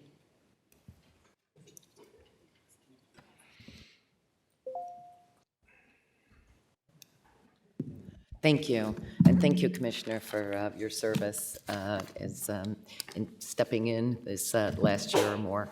A few comments and then a couple of questions, if I can get to them. One, I just want to share some of the concerns that were raised about emerging contaminants, and hope to get to a question on that. Also want to share the concerns that you've raised on where we are with meeting the 30 by 30 conservation goals and appreciate your efforts. Happy to work more with you on streamlining the process, as that was a bill I did with the former Senator Kaminsky a number of years ago, and I appreciate your efforts to try to meet that 30 by 30 goal. Let's see, then a couple of questions. The trucking, well, let me just, the trucking, I share some of the concerns. I adopted and supported a number of the goals on the advanced clean trucking rules, but I also understand a lot of those were adopted when we thought we'd be further along on the infrastructure.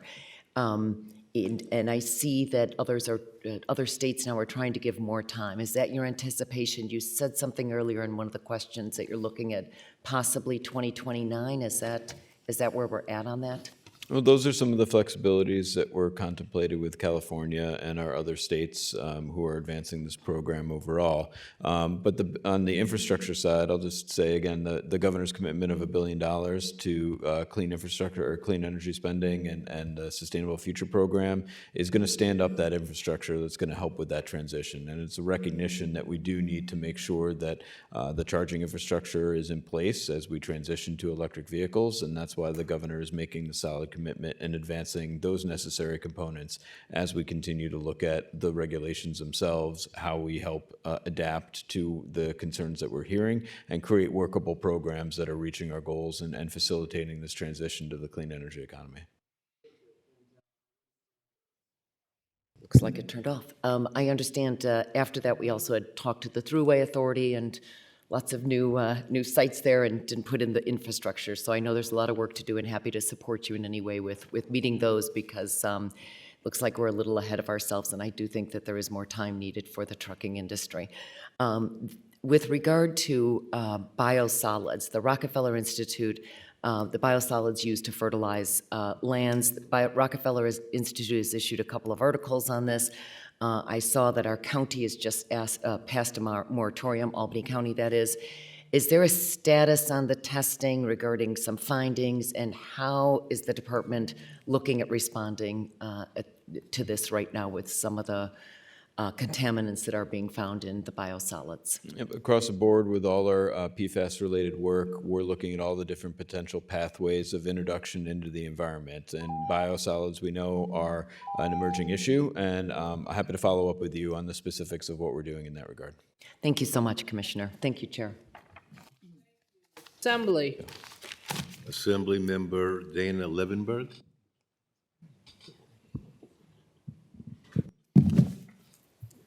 Thank you. Good morning. I'm not sure where we're at this morning. I have 3 questions. I'll spit them out as fast as I can. The first one is, I think you started to answer it, but I'm not sure we got the full answer about the new wetlands regulations, which are important and so much needed. How many staff of yours are devoted to implementing these new regulations, and does DEC anticipate adding hires in the next year to support effective implementation of these important regulations? Yeah, so with the governor's investment of 58 new staff, we're going to spread those around the agency in the areas that need it most, wetlands obviously being one, because we want to make sure we've got the people in the places, especially in the regional offices, to move the applications through the process and make sure that this is a workable program. Okay, so it's 58 divided up here and there. Is that what you said? Yes. Okay. And in terms of the Clean Water Infrastructure Act, I know that there's been a lot of talk about getting the money out the door, and specifically, I'm wondering if, and we've heard by putting money into specifically making it easier for the drinking water part of that, for communities to have access to grant money for engineering and planning so that they can actually apply for the grants. A lot of the issues seem to be around not being able to apply for the grants in the first place. Many small communities just don't have the capacity, but if there were grants available like there are for the wastewater and stormwater for the drinking water, then we might be able to see more of that money getting out the door. So I definitely encourage you to bring that up with the Department of Health Commissioner as part of his hearing, because DOH oversees the drinking water aspect of our clean water funding. But generally, last year the governor launched our community assistance teams, where teams of DEC and EFC and DOH members are going into communities and really helping explain our processes, our programs, availability of funding, and things like that. So happy to connect you with our community assistance team so you can hear more about that and make sure that we're interacting with the communities that you're hearing from on that. Okay, I mean, we have heard that Department of Health has said they don't have the capacity really to take that on as part of the issue, why those grants aren't in place, and that they're not the same, I guess EPF is somebody, there's a different administrative process for the wastewater grants than there is for the drinking water, which involves DOH, so we've heard that that's a problem, so I'll just put that out there. And my last question is actually regarding nuclear. Given yesterday's market correction because of a more efficient artificial intelligence model from China that will require fewer data centers and less power, do you really think that the state should be spending resources on bringing online untested technology such as nuclear that doesn't exist and will not be up and running for decades, let alone if there are even customers to purchase it? Thank you. I would encourage you to talk to our energy colleagues on the next panels coming up today on that. Say, sorry? Talk to the energy panels on the, Yes, or will do. energy Okay. agencies on the next panels coming up. Okay, great. Thank you so much. Thank you. Senator Borrello. Thank you, Madam Chair. Commissioner Mahar, thanks for being here. You mentioned that you are not in the business of putting businesses out of business. I'm glad to hear that. But this clean truck standard is absolutely going to do that. It's doing it now. We're already restricting the ability for dealers to get trucks here, and that's going to have a negative impact on a lot of businesses, including also sales tax revenue for New York State. So you talked about looking at potentially, changing these standards, but it's being impacted right now. And in fact, these things aren't going to take, the standards aren't going to take a single diesel or gas truck off the roads in New York State. Because I've talked to the industry, they're simply going to be sending trucks in from other states, like where I live on the border of Pennsylvania, and you're not going to have any, you're going to have zero impact, quite frankly, on emissions, and we're also going to lose business. So why are we not suspending this right now? There's been $0 invested so far in commercial truck charging stations, and that's the problem. There's no infrastructure. Even companies that want it, I mean, unless you're going to be a food truck sitting all day, electric food truck, I don't see how it's going to work. It's not commercially viable. Why have we not suspended this right now? Well, again, with the $1 billion that the governor is proposing in this budget, that's going to go a long way to helping with our implementation of many different Yeah, but clean this is energy happening right initiatives. now. That $1 billion, by the time they put out the RFPs and they put the infrastructure, it's going to be 2030 before that $1 billion is actually deployed. Well, we need to start now, obviously, because this So infrastructure why are we not is suspending necessary. these? Why are we not suspending these clean truck standards right now? Forget about California and everybody else. New York needs to suspend this right now because we are having a negative impact right now on businesses. And I realize this is you're following orders, so to speak, but it is DEC's purvey, and certainly to, I would think, advise the governor and everyone else that thinks this is a good idea as to why we're not doing this right now. Well, I think, again, when you look across, especially our community air monitoring program that we did, when you look at the impact on communities of transportation emissions, we know these are a leading source of climate emissions, but also some of the leading health impacts for local communities. So emissions that are in states of Pennsylvania, asthma. 10 miles down the road from my district, are somehow different than emissions in New York State, because that's where they're going to be coming from. They're going to move their operations to Pennsylvania. I can throw a stone and hit Pennsylvania from my district. I'm just trying to understand the practical application of all this right now. I will say Pennsylvania is a Section 177 state of the Clean Air Act as well, so they are in this program with us, and that's why we're continuing to work together with all the Section 177 states on this, because we know we need to How many states are in make that, if this you don't mind move me forward. asking? How many What's states? that? How many states are in this conglomerate? In the Section 177, Yes. I believe it's 12, but I'll get back to you on that specific number. All right, well, I would strongly encourage it. Also, really quickly, wetland regulations, it's creating a lot of chaos. It's already impacting real estate. How do we consider a navigable waterway like Chautauqua Lake or Lake George a swamp, slog, or bog, which is really what wetland regulations are supposed to be for? Well, again, that's based on biological conditions and factors on the ground and the way that wetlands were defined in the legislation. The general permits that we're advancing will help address Chautauqua Lake, and I'll pivot back and circle up with you on that and walk you through. Thank you. I appreciate that. Yes, we've been joined by Assemblymember Tony Simone and Assembly Member Tommy John Schiavone. Dr. Anna Kellis. And I'm sorry, I did not introduce Senator Ramos, who came in earlier as well. Thank you.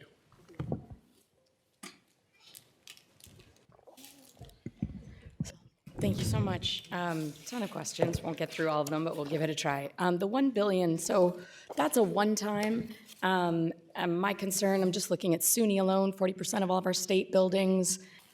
We would probably need about $10 billion just to decarbonize those buildings. At the rate that you put in $50 million for capital in the DEC, that would take 200 years to decarbonize. We have the 1 billion. So one, what is the long-term plan of continued funding without the cap and invest? And the second piece of that is, of this 1 billion, is it going to things like decarbonizing those buildings? Because I am concerned about only the 50 million that was put in for capital.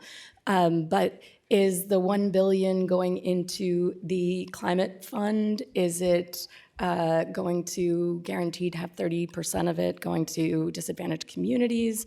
Do we have any transparency? Do we have any details? I mean, basically, this is asking for a blank check. So I'm just trying to get some details. Got it, and appreciate that question, and obviously, there are some specificities in the Article 7, and we look forward to working with you on that to make sure that the same priorities that are embodied in different funding programs are embodied in what the governor is proposing here as well. So the commitment to disadvantaged communities is still there across the board, and we're always making sure that we are living up to the goals. I would say on SUNY and CUNY, the Bond Act does have resources. We've got $50 million that we're going to put on the street to CUNY and $100 million going out to SUNY as Right, well. the 100 through the million, Bond if Act. we need like 10 billion is really But again, different scales. we need to make progress, and Right. every investment is making that progress. And when you leverage this billion, and Right, your but notion if that you did it at that rate, it would be 200 years. So just giving a sense of like how much money we need, which is why shifting gears for a second, the cap and invest is so important because we do need ongoing funding. And I'm very concerned that we know that it will reduce costs to taxpayers because of the direct rebates. We know that we will have, if we don't do it now, then we are going to continue to see massive amounts of billions of dollars that taxpayers are spending out because of the cost of climate change. The cost of implementing it will be even worse and harder and higher if we don't do it now. So when is the expectation that we'll have those regulations? Because it's by law, it should be out. So any notion that Nikki is not happening is just not accurate. I think what the governor has said is recognizing that we continue to move forward with the Cap and Invest program, and we need to. Do we have a keep doing that. timeline of when those regulations might come out? So first, she's directed us to produce the reporting rule requirements first, and those will be coming out in the coming months as we continue the robust stakeholder engagement that we've had over the past few months to really make sure New Yorkers are aware of the Cap and Invest program, how it's going to work. But by and the statute, importance it's of supposed it. to be out next year. So, and one other question just about the EPF. There were a lot of cuts that I'm concerned about. Were there reasons that we cut these? We can talk offline on that. Great, thank you so much. Me. Thank you very much, and we have new Senator Bino. It's her first budget hearing. Welcome.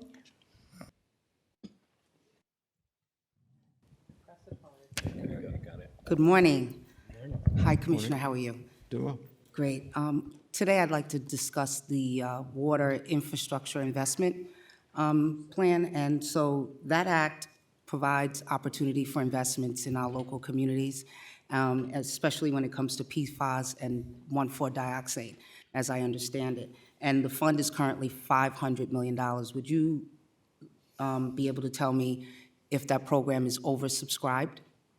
There is a high demand for water funding in the state that we've seen with the $6 billion commitment and the amount of projects that we have financed, but also those requests that are coming in. There is a big need for this funding, and that's why we're excited the governor is continuing to commit that $500 million investment again this year to make sure that progress continues. We're leveraging that with the Environmental Bond Act resources as well. So we're really making great progress happen, and that's where we really need to see the federal funds continue to flow into New York as well, because the Clean Water State Revolving Fund is an essential leveraging piece to that as well. Thank you. Because we're finding that villages that I represent, like the village of Hempstead and Mineola, continue to be plagued with 1,4-dioxane and not having sufficient funding to address those issues. And moreover, Nassau County has really been plagued with sinkholes throughout the county. And that's also with the underinvestment in its its infrastructure. And we'd like to see that fund grow so that we can take care of some of those issues that we're currently faced with. Additionally, the CPF funding, we are realizing that in Stony Brook, which does the work for Nassau and Suffolk County as it relates to removing harmful blooms and allergy blooms, it's not been funded at all in this budget. Can you tell me why that hasn't been funded?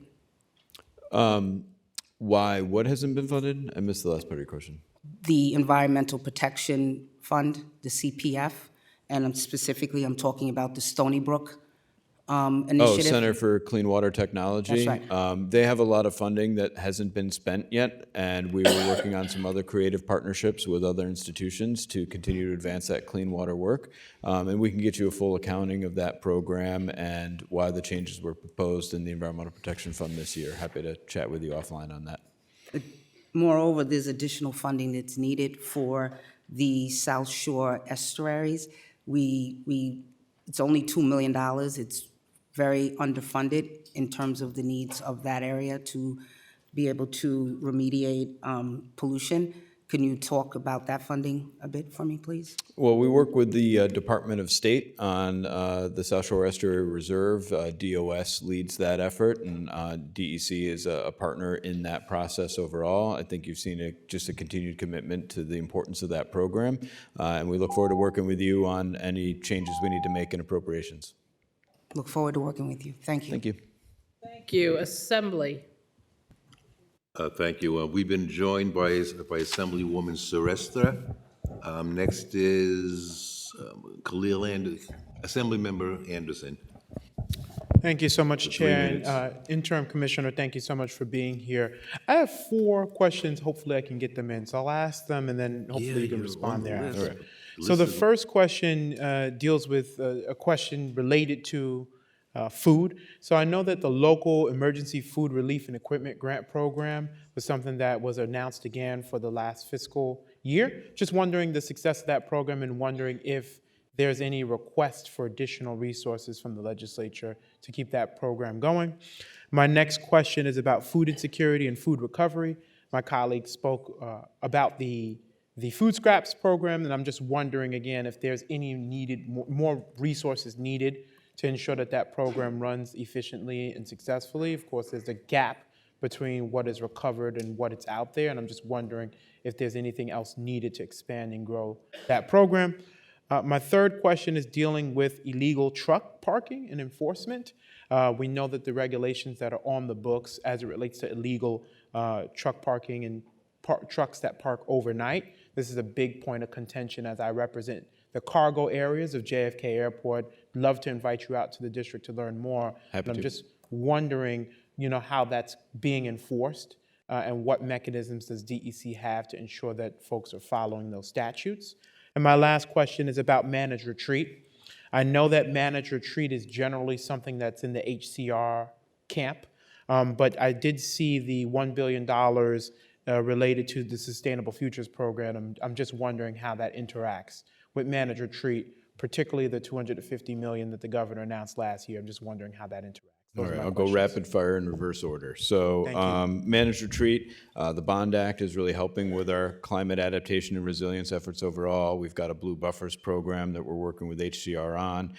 We're really going to stand up an amazing program that is really going to help reduce risk to New York homeowners and move them out of harm's way. So we can set up some follow-up conversations with you on that. With regard to illegal truck parking and enforcement, our environmental conservation police officers are on the front lines doing air quality details on both emissions coming out of trucks, but can coordinate with any local police department on enforcement of illegally parked trucks and air quality issues from idling law issues that pertain to It that. feels So- like JFK is forgotten about, but we can talk about that Yeah, offline. exactly. I'd like to get out there and bring some ECOs with me, see firsthand what's going on, and we can talk about what security level details or enforcement details we would want to provide. On food security and security infrastructure, the governor's proposing grants obviously on the HFC side to help with the transition to natural refrigerants, which will help with the refrigeration capacity that's needed in our food banks. And the Food Scraps Donation and Recycling Act is working. I want to work with you on figuring out where we go in the future, because right now it's ramping up in all the right ways, and we're excited about the progress that we're making. Thank you so much, Interim Thanks, sir. Commissioner. Appreciate Yes, it. I'm here. Okay, next senator is Senator Walczak. Because of their global warming potential, you're banning a bunch of gases, is that right? Excuse me, what? Refrigerants, you're banning a bunch of refrigerants? Yes, HFCs is a climate super pollutant, so it's more potent than carbon dioxide. So we're trying to phase out those most polluting gases from our supply chains. Does that And that's- include things like R410A and R32? Yes, in certain foam insulations and HFCs, if they have HFCs in them or FS6, they would comply with this regulation. So this is for my colleagues. Those are the exact same gases that are in an air source heat pump, aren't they? Air source heat pumps have a variety of gases. Depends on the specific heat pump you're speaking about. I would like to get our experts on to walk through what heat pumps and how they would have to comply with these new regulations. The broader question is rhetorical. How do we expect people to heat and cool their homes if we're banning the gases and the technology that we're mandating as we electrify the state of New York? I'll ask the next question. Registration of ATVs. There's 125,000 of them registered in the state of New York today. Some estimate that 2 times as many are unregistered. Will we finally register UTVs and ATVs in the state of New York as a revenue in this budget? So I'd have to work with my colleagues in other departments who oversee that motor vehicle registration to make sure that there is compliance and that we're receiving those revenues.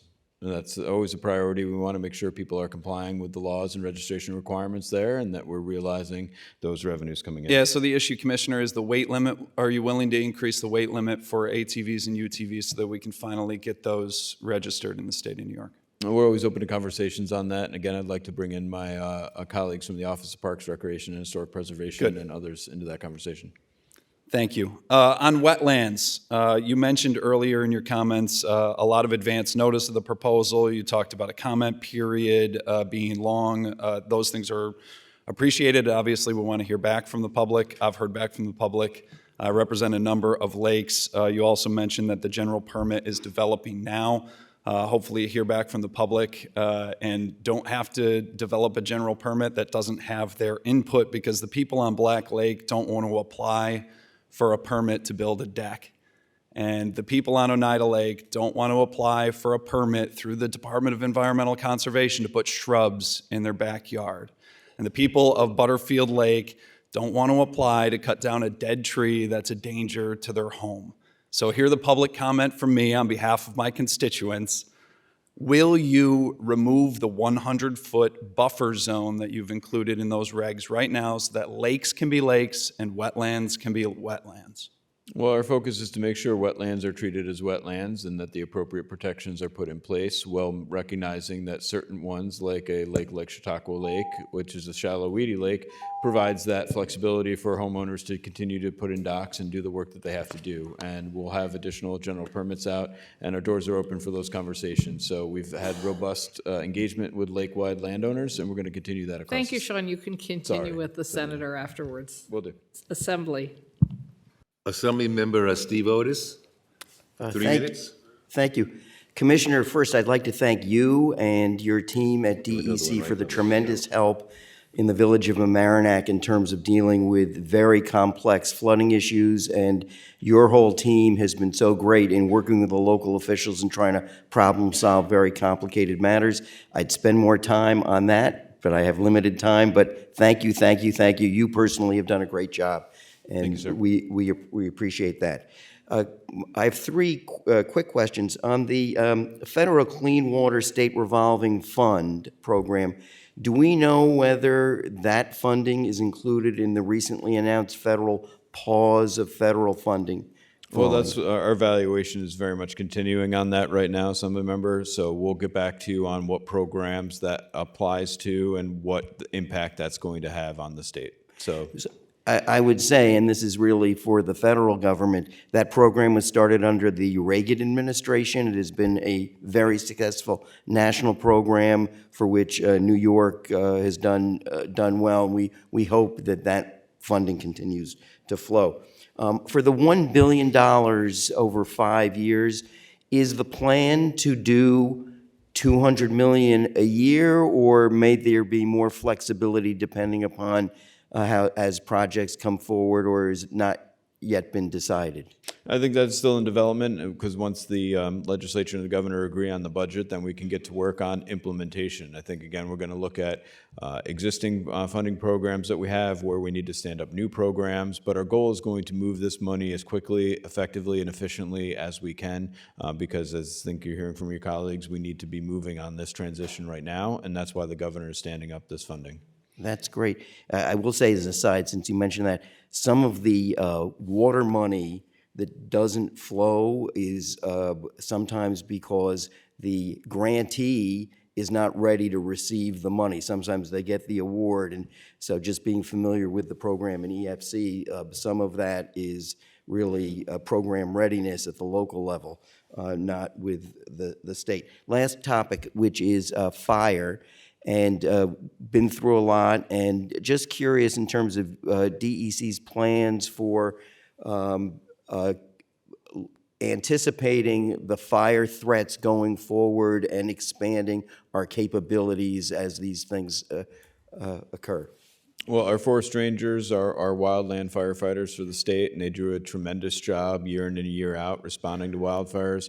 I think what you saw with the Jennings Creek fire in the Catskill area this year was really heroic work that protected any homes and infrastructure from being impacted by that wildfire, and it was a real testament to the work that they do.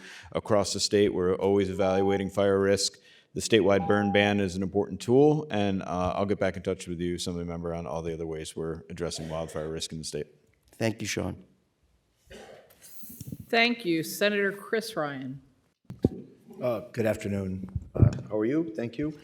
I want to just kind of go back to the topic of staffing a bit. I know we touched on it a little bit.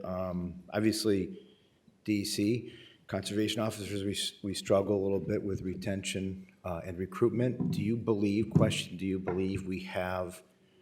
you're adequately staffed?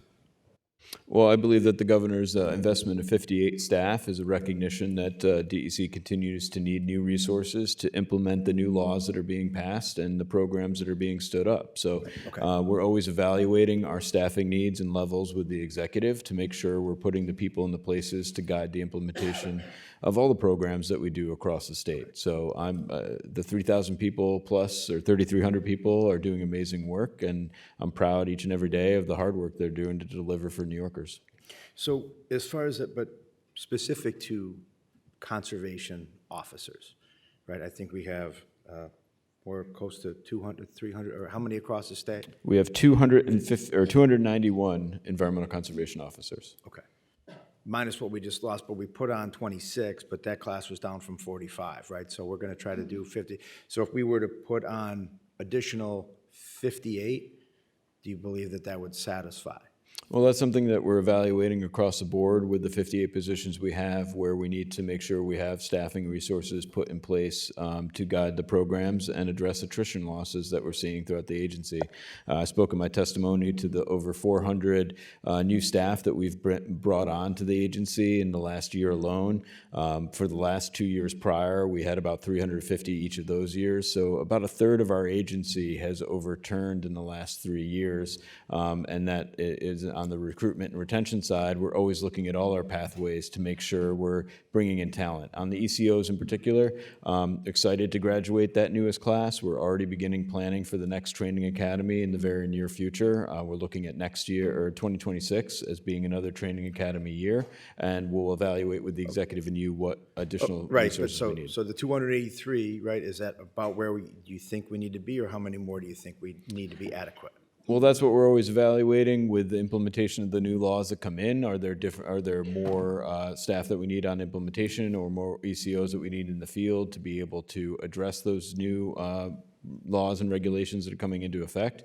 And that evaluation continues each year. And I think on the recruitment side, we are looking at how we make these positions more marketable to really recruit that next generation of environmental conservation officer or forest ranger. These jobs are some of the most rewarding and hardest in the state. Yep. And we want to make sure, from our qualifications to our incentives to everything, we're creating those pathways to bring in ECOs. So I believe the force is healthy right now, and we're continuing to evaluate what they need in the future.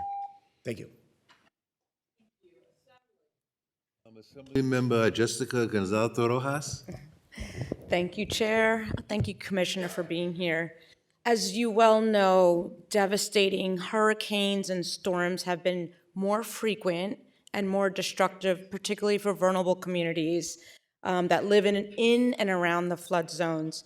I represent several communities in Western Queens that have been hit hard by Hurricane Ida and other storms that have followed. Many families forced out of their homes into hotels because of the severe damage. I searched both the governor's budget bill and our own assessments of those bills. The word flood came up once. So I want to hear what the status and budgetary needs of DEC's flood risk management programs, what are the future needs to shore up our flood mitigation infrastructure to protect our communities given the onslaught of devastating weather impacts in our communities. So I think your word search you should refine to include the words resilience, dams, coastal infrastructure, and other words, because that's where you're seeing some more of those investments play out. So reducing flood risk is a top priority of the governor. The Bond Act has many resources that are dedicated to boosting climate resilience and helping to reduce flood risk. Our wetland regulations are protecting those critical resources that help protect communities from flooding themselves. So that's why the wetlands regulations are so important. And when you look across the board, not only at the Environmental Protection Fund, but the Clean Water Infrastructure funding as well, these are some of the resources that we're tapping into to provide that level of protection. Dam safety is a big priority of DEC, and we're continuing investments in the flood control infrastructure that we have responsibility for, especially in the southern tier, leveraging Bond Act appropriations and other state investments to make sure that that infrastructure is providing the protection measures that it needs to communities.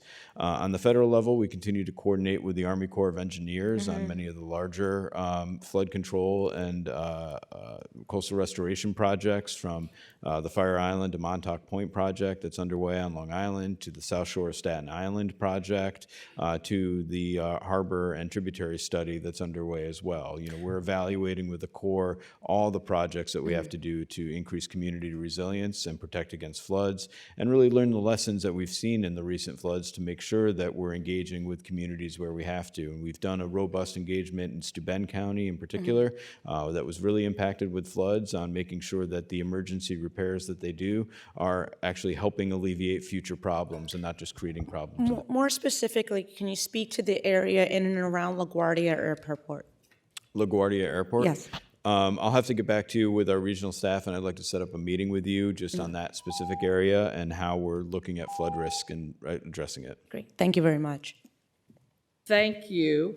Senator Konzenary Fitzpatrick. Thank you, Chair. Thank you for the panelists for being here today. I represent the southwest section of Nassau County, where local control is particularly important. The change in the standard for overriding local rule or local law in a siting development project changed by the RAPID Act. It used to be that we would look to the needs of the consumers to decide whether or not local law would be overruled. And the RAPID Act says that if it is unreasonably burdensome in view of the CLCPA targets and the environmental benefits, that local law can be overruled. So my question is, whether it's a matter of statute or practicality, do you expect that ORES will consult with DEC in determining whether local laws are unreasonably burdensome in light of the CLCPA in determining whether or not the local law would be overruled? So there's robust engagement that our agency has with ORES as part of their process, and we're always making sure that siting is really prioritized, and we're properly siting our energy infrastructure in ways that have minimal environmental impacts, but maximal benefits for the clean energy that is going to be produced. So my next question would follow up on that, is that do you see opportunities where DEC would work with ORES in considering overruling local law to make sure that the community supports the alternatives that are put in? I would definitely encourage you to speak to DPS this afternoon as part of their relationship with ORES overall. On our engagement, we just focus on the environmental and permitting factors that DEC intersects with ORES to make sure that our experts are providing their expertise as part of that process. Okay, thank you. Shifting gears to the HFC regulations, I noticed that, the budget does include a grant for small mom and pop grocery stores and convenience stores that are in underserved areas, but how are we going to move this forward for the mom and pop grocery stores that are not in underserved areas? And this grant might be just for this year. What do we do in the future to get these stores in compliance? Well, I think it's a recognition that in order to ensure compliance, we need to be providing that funding. And this initial grant round will be, our first on the street, and we'll continue to grow that program over time to make sure we're helping with that transition to our natural refrigerants that we need to see. Thank you very much. Assembly. We've been joined by Assembly Member Angelo Santa Barbara, and the next on my list is Assembly Member Grace Lee.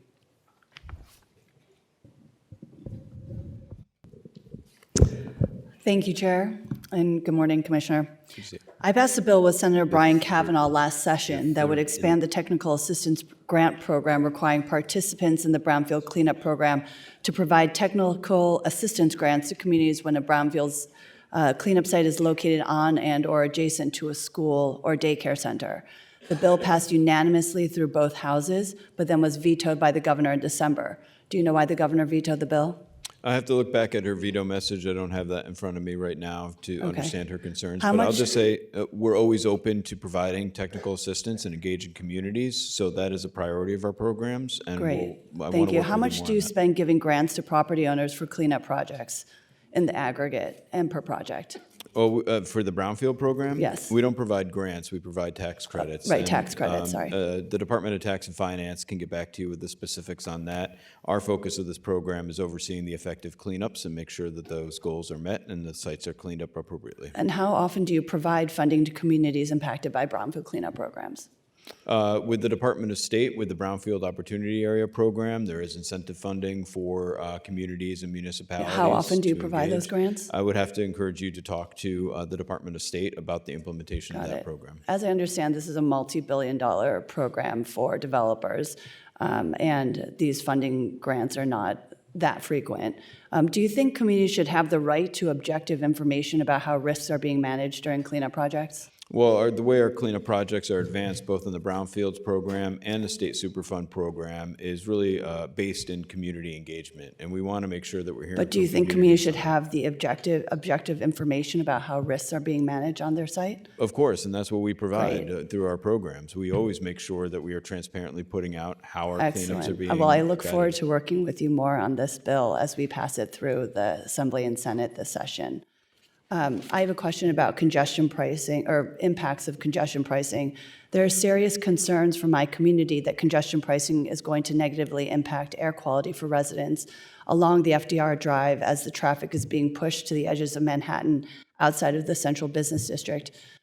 Is there anything currently that DEC is doing to manage air quality or monitor air quality along the FDR Drive? So we have a statewide air quality monitoring network across the state, including a number of, or a suite of air quality monitors in the New York City area that we're going to evaluate over time, as we consistently do. And we'll see the impact congestion pricing is having and evaluate that with you all transparently as we get data coming in. What we expect to see is obviously improvements in air quality overall from any changes Right. to And transportation. if there are impacts, negative impacts along the FDR Drive where many of my constituents live, can we look to do some mitigation in order to improve the air quality? I'll just say we're coordinating with DEP in the city on that too, so we'll keep you posted and have meetings with DEP with you. Great, thank you. Senator Gonzalez. Thank you, Chair Kruger, and good morning, Commissioner.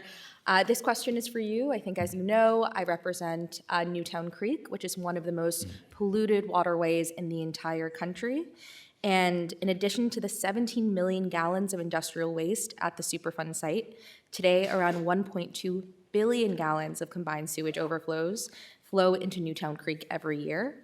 In 2024, as you also know, DEC and DEP proposed a welcome modification to the original long-term control plan that would eliminate the proposal to displace CSOs in the East River and instead increase CSO capture by increasing the capacity of the proposed Newtown Creek CSO storage tunnel. This change will reduce CSO volume by 67% annually, an increase from 62%. However, the tunnel will not be complete until 2040, and it will still leave 350 million gallons of raw sewage entering Newtown Creek.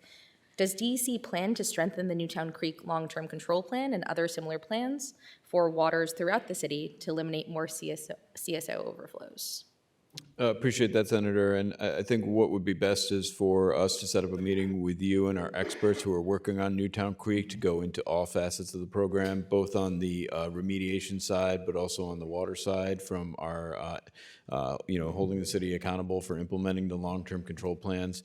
Obviously, what you're seeing with the Bond Act, with the clean water infrastructure funding, there are a lot of funding sources that we're working to leverage to advance projects like what you're seeing in Newtown Creek. And it is a real commitment of the department here to make sure that we're overseeing the effective cleanup of that area. So it's really in-depth, and I don't want to use up all your time, and that's why I think hearing from the experts and doing a field visit with you would be important. Happy to follow up offline and talk a little bit more specifically about Newtown Creek. We certainly need it. But are we still on track to achieve a goal of 0 CSOs by 2060? But what was the goal? I think the goal to achieve 0 CSOs citywide, so New York City by 2060. We are working directly with DEP on that initiative and making sure that the state is making funding available to help that work advance. And I'd have to defer you to DEP for how they are making progress on that goal. Yeah, I'm excited to hear about any progress, but 2060 is quite a long timeline. And I think water quality is a priority for my constituents, so would certainly love to know if there are any barriers to achieving that goal by that deadline. And then very briefly, air quality by the BQE in Northern Brooklyn is another issue in my district. What resources does DC need to address the air quality issues identified by the Community Air Monitoring Initiative? So that is part of what we're going to do with the next phase of this, which is more community-based conversations on looking at the data and figuring out what actions that we need to see. If there are funding needs associated with those actions, we're going to look to leverage funding sources, but there might be other options that would address the air quality impact. So we'll keep you posted. Great, thank you so much. Thank you, Assembly. Assemblymember Sempolinski. Hello. Commissioner, thank you for being here. I just have one question, and I'll illuminate it by way of an analogy. So you're sitting here today in good faith, and you're wearing a blue suit. And tomorrow, what if the legislature passed a law that says anybody that testified before the legislature wearing a blue suit has to pay $75 billion? I would imagine that you wouldn't want ever to come testify before us again. And I would imagine in the 12 remaining hearings that we're going to have, a lot of people aren't going to want to come testify because they don't know what silliness we're going to produce coming down the pipeline. In the Climate Change Superfund law, that's exactly what we did. We had businesses engaging in good faith with the law at the time, and then have been charged $75 billion after the fact. Some might say ex post facto. How is that not a blatant attack on the rule of law in the state of New York? And why would any rational person, after seeing what has happened to these companies that, again, did not break any laws at the time, ever engage in business with or for the state of New York? Well, I think generally, we operate under a polluter pays principle, and when we have the state Superfund program, which is our traditional hazardous waste cleanup program, we look to see what things may have happened in the past that are now impacting public health and the environment, and make sure we're holding them accountable. But at the time, they didn't break any law. Well, that's not the case necessarily. They may have been doing things potentially in compliance, but that compliance may have had risks and impacts that weren't evaluated for, and now we're finding off-site migration contaminants and things that are impacting the environment. But we're That's finding why that the Polluters Pays program is we're very finding, important. with all due respect, sir, we're finding that after the fact. So Well, if you that's want the to change basis the of- regulations going forward, that's something I think a conversation that we can all have. We all want to protect the environment. But to look back over the course of decades and say, well, you did something that we don't like, we're going to charge you a gargantuan sum of money. Well, it's not that we didn't like it, it's that we're finding real-world impacts that need to be accountable for. Well, and that, we that's, need to but that's clean neither up here in nor certain there. aspects. The question is, you can't have ex post facto law and live in a society that's based on the rule of law. Because why don't we all look back at what something that any of us did last week that we don't like?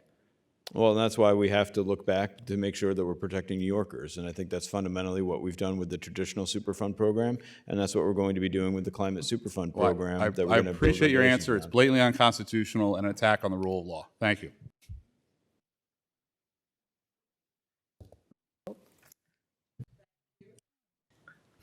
I think I am the last senator here to ask questions, so I'm going to take my 10 minutes. Thank you very much. And I want to talk about cap and invest. So, I guess I just want to comment on, so if blue suits caused climate crisis and the world to have a shorter existence, do you think it might be a reason to criticize blue suits? You don't How actually do I have look to today, answer. Senator? You don't have to answer. If I found that my blue suit was impacting you negatively, please hold me accountable. is Never what mind, I that was a think. rhetorical question on my part. But there was an earlier question about battery storage causing the wildfires in California. Do you think that's the cause of the wildfires in California? I haven't seen any evidence of what started those wildfires in California. I think obviously fire risk is a priority, and reducing fire risk is a priority in New York State, and that's why I think some of your colleagues asked questions about that. We're working with our forest rangers, our divisions of lands and forest, really to evaluate where fire risk is high in New York and where we need to take proactive steps to reduce that risk through prescribed burning, active forest management, or other steps to really make sure we're protecting communities, and that's our priority. Thank you. So 2 reports recently came out on Cap and Invest that both showed the vast majority of New York households will break even or even come out ahead financially under our program. And these results actually will improve the higher price scenario. And 84% of New York State households would break even or come out ahead as a result of Cap and Invest. We know that it's an assignment of law. We know that utility affordability is a critical issue for all of us. Since we aren't going forward with Cap and Invest in this budget, according to the governor, what does this budget do to increase energy affordability for those 84% of New Yorkers who would have benefited from Cap and Invest? Well, first, I'll just say Cap and Invest is continuing to move, and we're continuing to advance it and develop it. The governor has directed us to first prioritize the reporting rule, which we will be putting out on the street in the coming months and engaging in a robust dialogue around that component of it, while we continue to build additional momentum on the Cap and Invest program overall, the benefits it will provide to New Yorkers, how it will work, and that's part of the robust stakeholder engagement that the governor is directing us to do, recognizing that we need to get this right. If we're going to have an economy-wide program that addresses climate emissions, we need to make sure New Yorkers are ready for it and prepared for it. And that's what we've been doing with the stakeholder engagement, and that's what we're going to continue to do through the rulemaking process coming up. And the $1 billion that she's committing in this budget this year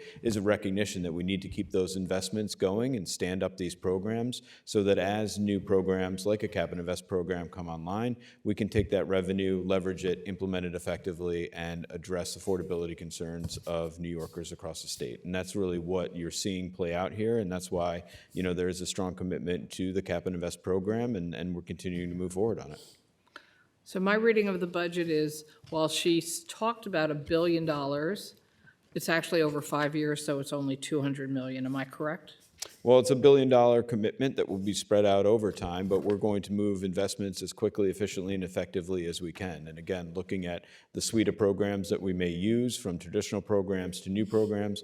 Obviously, we can move traditional programs more quickly. When we stand up new programs, that takes a little more time. So the flexibility that's built into that appropriation just recognizes that we're going to commit a lot of resources that will advance in the coming fiscal years as the projects come online and as the funding is either reimbursed, if it's a reimbursement reimbursement-based program or, granted upfront for grant-based programs.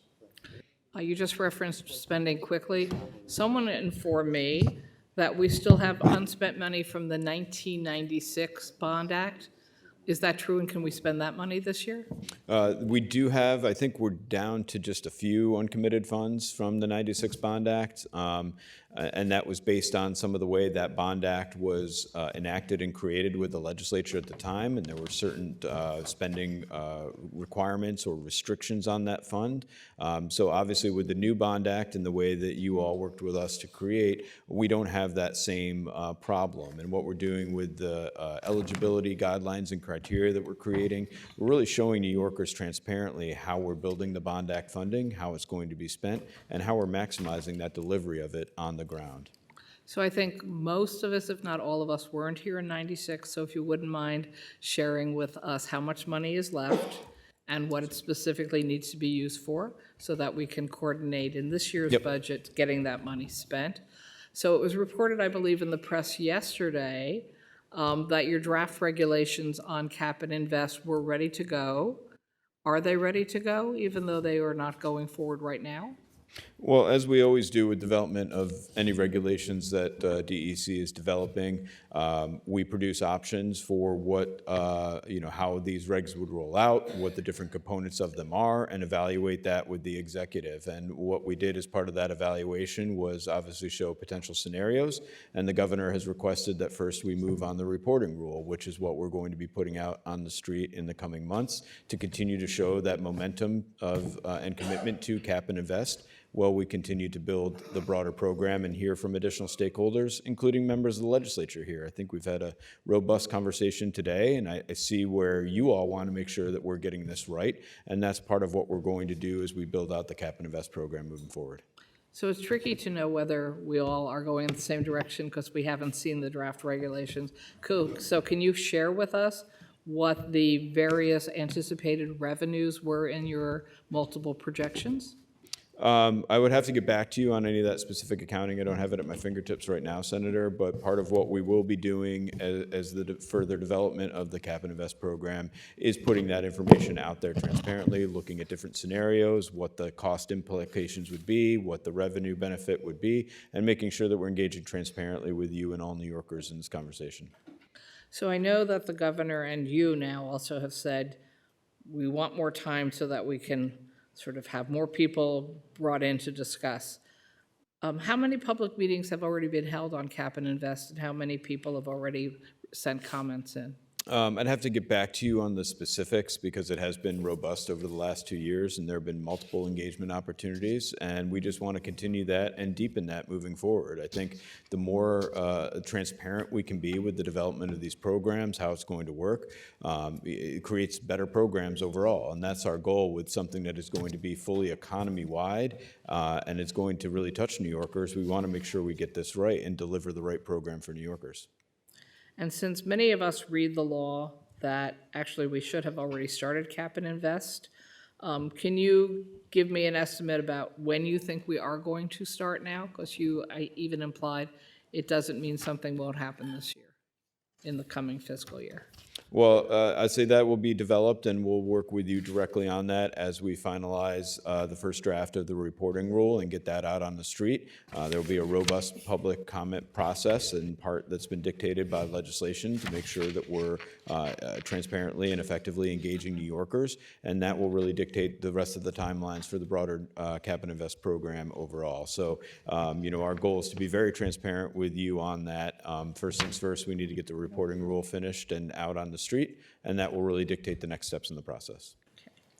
Shifting to crypto mining, which if anyone asked while I snuck out for a few minutes, I apologize. But in theory, my understanding is that you were supposed to complete a generic environmental impact statement that was required by the crypto mining moratorium bill of 22.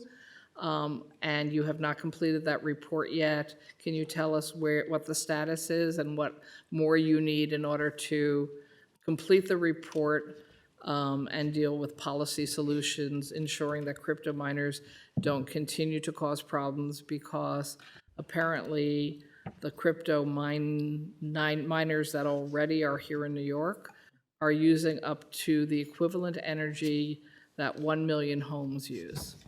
So we did put the draft scope out for comment in April and finalized that for the environmental impact statement that we're developing.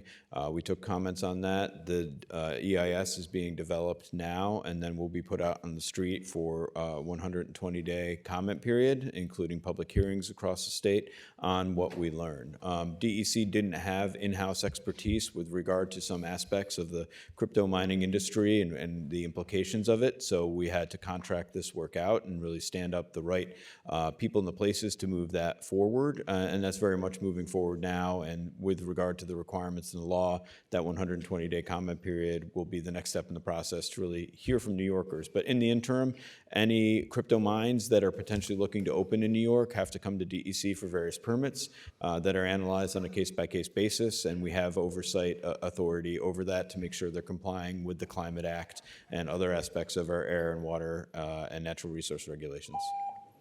I'm out of time, so thank you very much. Next assembly. Assembly Member Micah Lasher. Thank you, Chair, and good to see you, Commissioner. Thanks for all your work. Just with regard to the earlier conversation about the color of your suit and the Climate Change Superfund, does the Climate Change Superfund Act, does any entity's liability have anything to do with whether they are headquartered in the state of New York or employ New Yorkers? Well, that is part of what we're going to look at with the specifics. But as a statutory matter, does an entity's liability have any pertinence to whether they are physically located in the state of New York or employ New Yorkers? Not having the statute in front of me or my general counsel next to me, I'd want to get back to you on that. What's your rough specificity. recollection, or rough understanding of the statute? What's that? In that regard, what's your rough understanding of the statute? I Whether mean, that is a what I pertinent want to fact. focus on is really building the program behind it with the staff that we're going to be staffing up to make sure that we're delivering for what is needed for New Yorkers and holding polluters accountable in the right way to achieve the Climate Superfund Okay, goals. I would offer as a clarification that in fact it does not pertain to whether a company is headquartered in New York or employs New Yorkers, and that therefore the notion that a company's decision to locate in New York or leave New York has anything to do with their liability on the Climate Change Superfund Act is a rather disingenuous suggestion. Moving on to Cap and Invest, we have climate emissions reduction targets of 40% off 1990 levels by 2030, is that correct? Yes. Okay. What percentage emissions reductions have we achieved to date off 1990 levels? We produce an annual greenhouse gas emissions inventory report. Roughly that's speaking, what online. percentage reduction have we achieved since 1990 to date? I'd have to get back to you on the specifics. I don't have my fingertips. I think we're at, I'll have to get back to you on Okay. the specifics. Roughly speaking, in the absence of Cap and Invest, when do you think we would hit the targets that the CLCPA established for 2030? Well, that's what we're actively working Do on you with think it our would colleagues occur at roughly NYSERDA. in my actuarially projected lifetime? Oh, In we're- the absence of Cap and Invest? I think we are very cognizant of the goals and are driving forward towards them. And I think But I if you mean, look like, across the board, If I on live all the to programs that 80 we're doing. and we don't have Cap and Invest, are we going to hit our emissions reductions goals? Well, we're continuing to build the Cap and Invest program, and that's just one of the tools that we're using to reach our climate goals overall. And we're working, across the board with the $1 billion commitment the governor's Okay. making in this budget and through other investments to actually drive the achievement of those goals. Question for you. If we put billions of dollars to additional rebates and potentially additional investments in renewables to front-run what Cap and Invest might provide, would that provide some buffering of the sticker shock for households in the near term? Well, that's something that we're going to evaluate with you in the context of this $1 billion commitment that the governor's proposed. Our But goal is presumably, to if you make do sure- more than $1 billion, that would additionally buffer the sticker shock, Yes, no? and I think we're going to maximize all the resources that we have available to achieve those goals and make this transition affordable for New Yorkers. Thank you, That's the Commissioner. goal of the governor.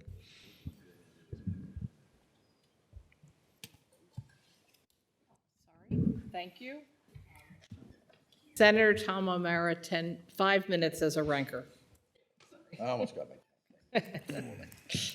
Good afternoon, Commissioner. Thank you for your testimony today. It's a pleasure to have you. Just want to initially echo the sentiments of my colleagues that have expressed concerns over the advanced clean truck rule and the imposition of that and the negative impacts that's going to have on the trucking industry in New York State, as well as, I think, many hardships to our municipalities as well. But to get to a topic that we haven't addressed yet, and that would be Peanut the squirrel. I represent Chemung County, where that squirrel was seized and euthanized. Where do we stand in that investigation?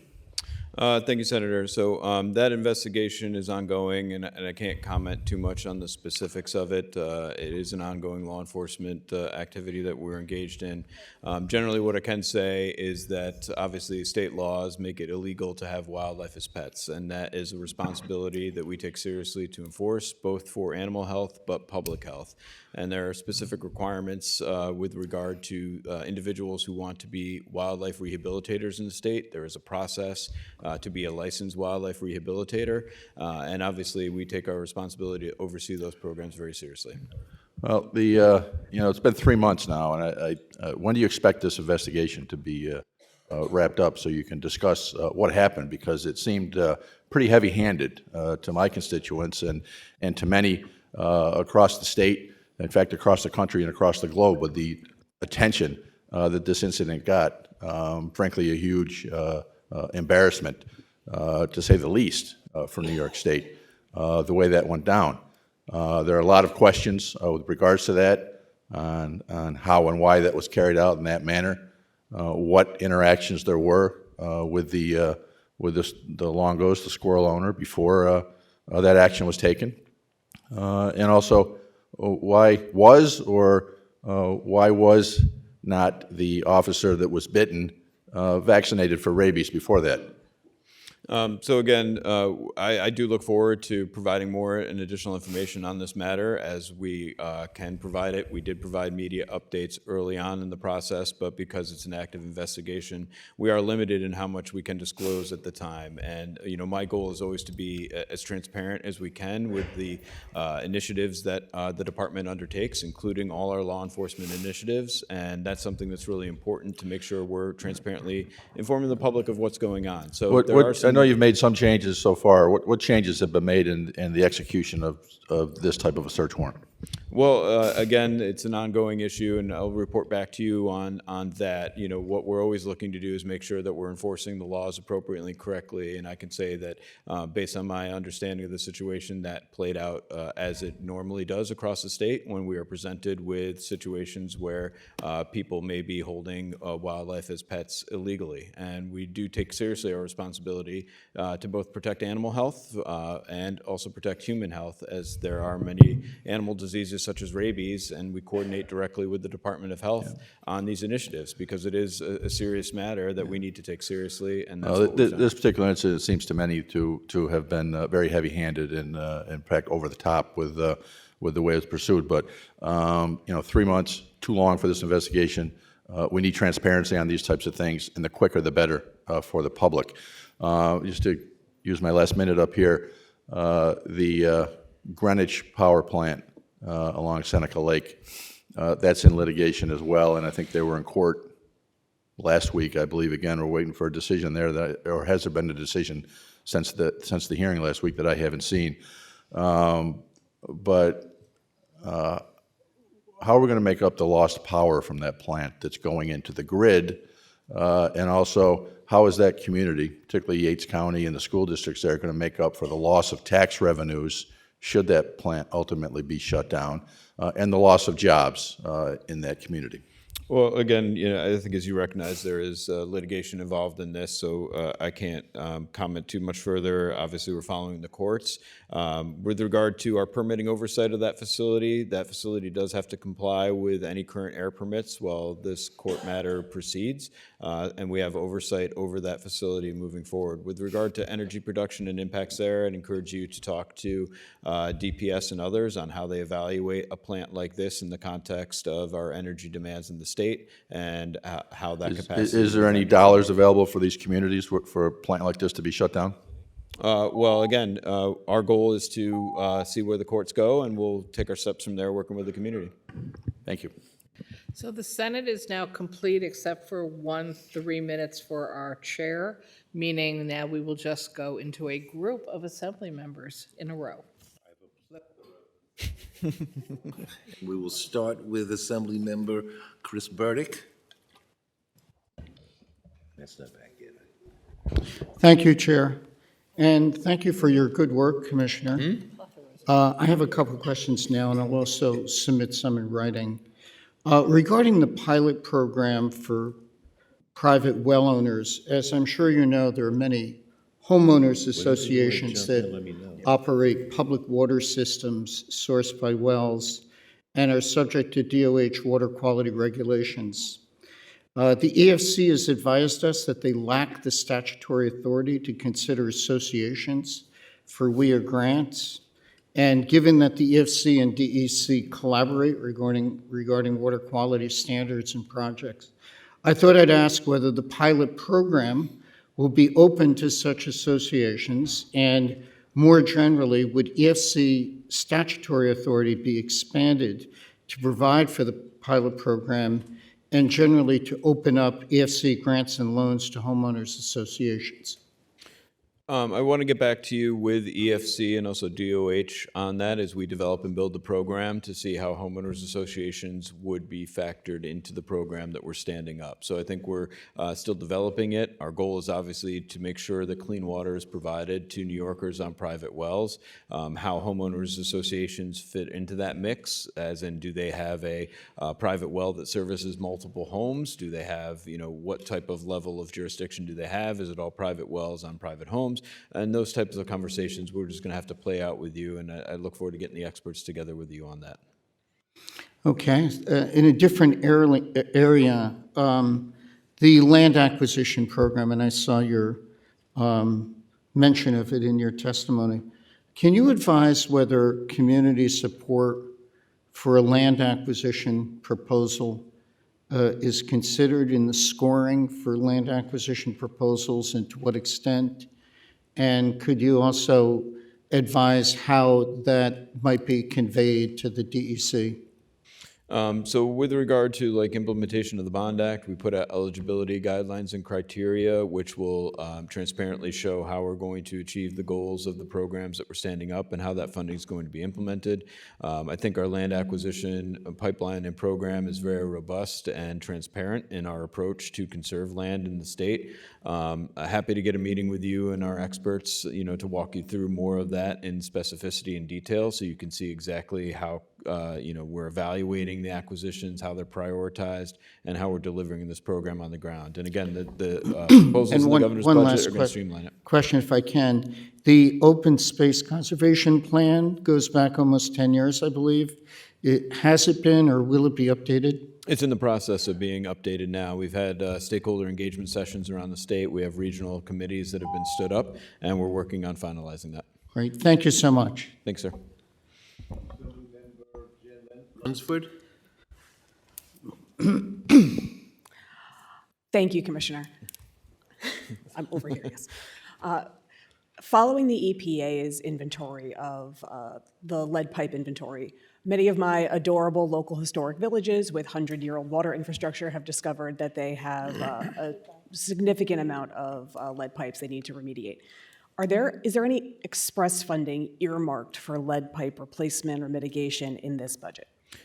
So the Department of Health oversees the lead service line program for the state. In the clean water infrastructure funding and also the Bond Act funding, there is funding available for lead service lines and a continued commitment from the state to addressing that. But I'd have to encourage you to talk to DOH. With regard to the Sustainable Futures Program, can you elaborate a little further on what sorts of projects would be eligible for that funding? So yeah, what we're going to do is look across the board at all the various decarbonization work on buildings, our greenhouse gas emissions and pollution reductions, bringing on thermal energy networks, bringing on more renewable energy, advancing clean transportation, using green infrastructure for our climate resilience, and really looking at the Climate Act scoping plan and figuring out the projects in there that need to be financed and leveraging this funding to make and deliver those programs on the ground. And who would be eligible for that funding? Would it only be government entities? Would there be CBOs? It depends on the type of funding program that we're going to utilize, and that eligibility will be something that we transparently communicate to all New Yorkers and especially you in the context of these negotiations.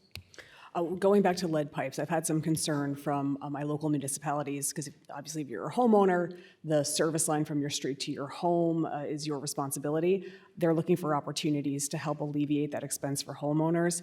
I'm wondering if there's any new funding or availability to help homeowners offshore that expense, but also there's concerns about constitutional limitations with gifting public funds. If we could get clarification on what municipalities can and cannot do to help homeowners with that expense, that would be very helpful. Are you talking lead service lines in particular? Yes. So again, the Department of Health can walk you through the implementation of that program and how they evaluate certain characteristics like that, and how this program, really makes sure that we're delivering that replacement of lead pipes and lead infrastructure in a way that doesn't run afoul of other laws. So there's nothing specifically in the Bond Act or the CWIA that's earmarked for this. That's where sort of DOH assistance? can walk you through their program and the criteria and the guidelines that they use and follow, consistent with the federal guidelines as well. I just don't want to speak too much on behalf of their program.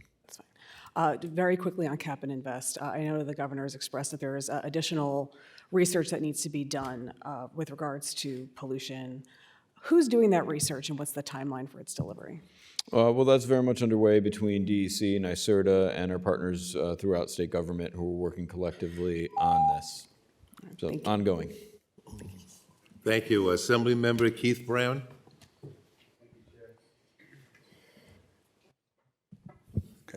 Thank you, Chair. Thank you, Commissioner.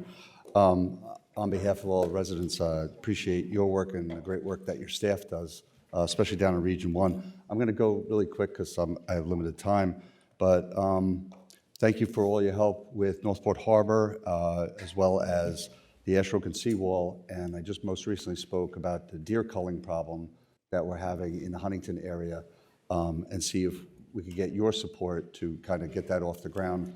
I know you're doing the 3-year pilot program. We're 2 years into it. We really need to advance that, hopefully 1 more year.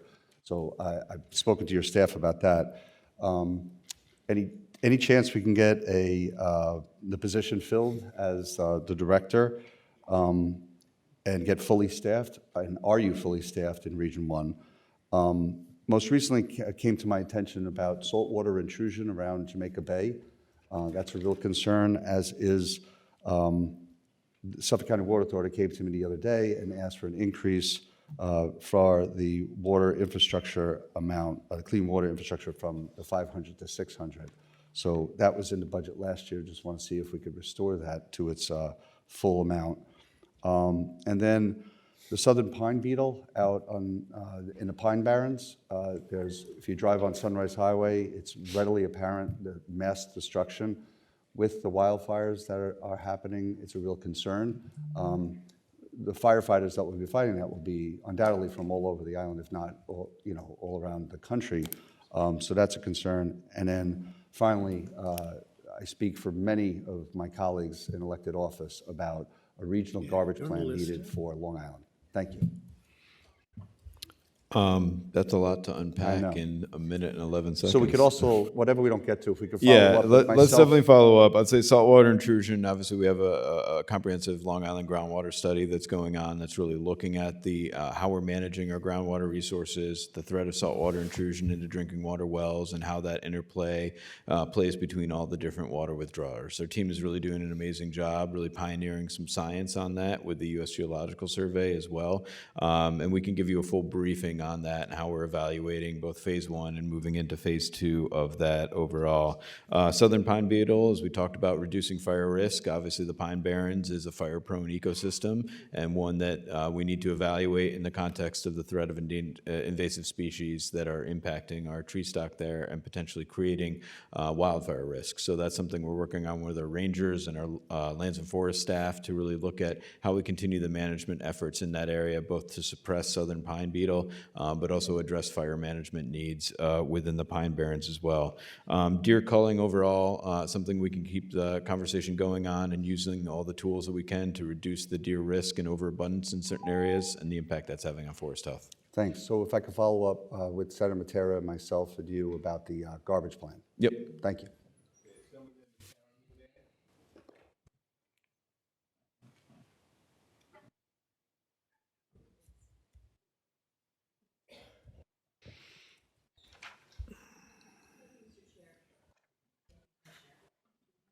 No. Thank you, thank you. I'd like to just revisit the refrigerant issue, the Rule 494, and the effective date of January 9th. You've indicated that you want to provide assistance and flexibility to businesses who are trying to get in compliance with that. Is that January 9th date, is that a deadline? Is that an effective date? Well, is that that a is real effective date? That is provisions to start certain aspects of the enforcement of the regulation. But again, what we're doing is we hear from stakeholders with concerns on that, looking at the flexibilities through enforcement discretion we can provide, and we're actively working on that right now to make sure that we're helping the industry comply in response to the concerns that they're raising. Okay. My understanding was that last year there was a demonstration project at an Aldi supermarket in Buffalo using CO2, which is an alternative refrigerant. Is there any data, any conclusions from that particular project? Well, I mean, definitely it's showing that natural refrigerants work effectively and can be readily used and incorporated into the type of refrigeration equipment that we rely on every day. And what the governor's doing with the grant program that we're standing up to continue that transition focused on food banks and grocery stores, really creating that opportunity for them to get that infrastructure that they need as their current infrastructure ages out. So we're excited about this, and thanks to Aldi and Walgreens and even Orta for pioneering some of these more natural refrigerants, which are taking these climate superpollutants out of our processes and waste streams and out of the atmosphere. I'm glad to hear your excitement and your commitment to that grant program, because I think it's going to be really important in helping businesses, particularly small businesses, come into compliance. So thank you for your commitment to continuing that and expanding that particular program. One of the other areas of, I guess, flexibility would be to provide or to allow businesses to obtain the reclaimed refrigerants. But I guess there's some debate as to whether there's enough of a supply of reclaimed refrigerant to go around. Could you speak to that? Well, that's something that we'll evaluate as the implementation of this rolls out, and to see if there are any other adjustments we need to make in order to achieve that compliance. At my fingertips right now, I don't have any metrics to share with you specifically about that, but our doors are always open for conversations with the industry or stakeholders who may have that information. Great. And then in my remaining 25 seconds, if I could just switch gears, it's been suggested that local DAs have difficulty prosecuting environmental crimes. Are you aware of that? And would you support establishing a specialized unit in the AG's office to prosecute environmental crimes? We're open to any and all conversations with regard to how we work with the court system on our enforcement work. We do coordinate with the district attorneys of the state on enforcement matters and criminal matters as well, but we're open to any further conversations you'd like to have on that. Thank you.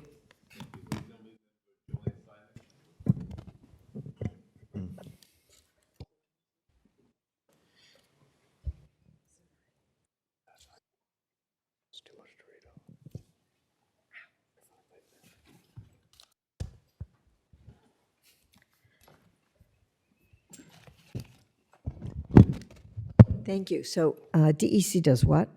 Yes. Yeah, okay. Please subscribe. Thank you.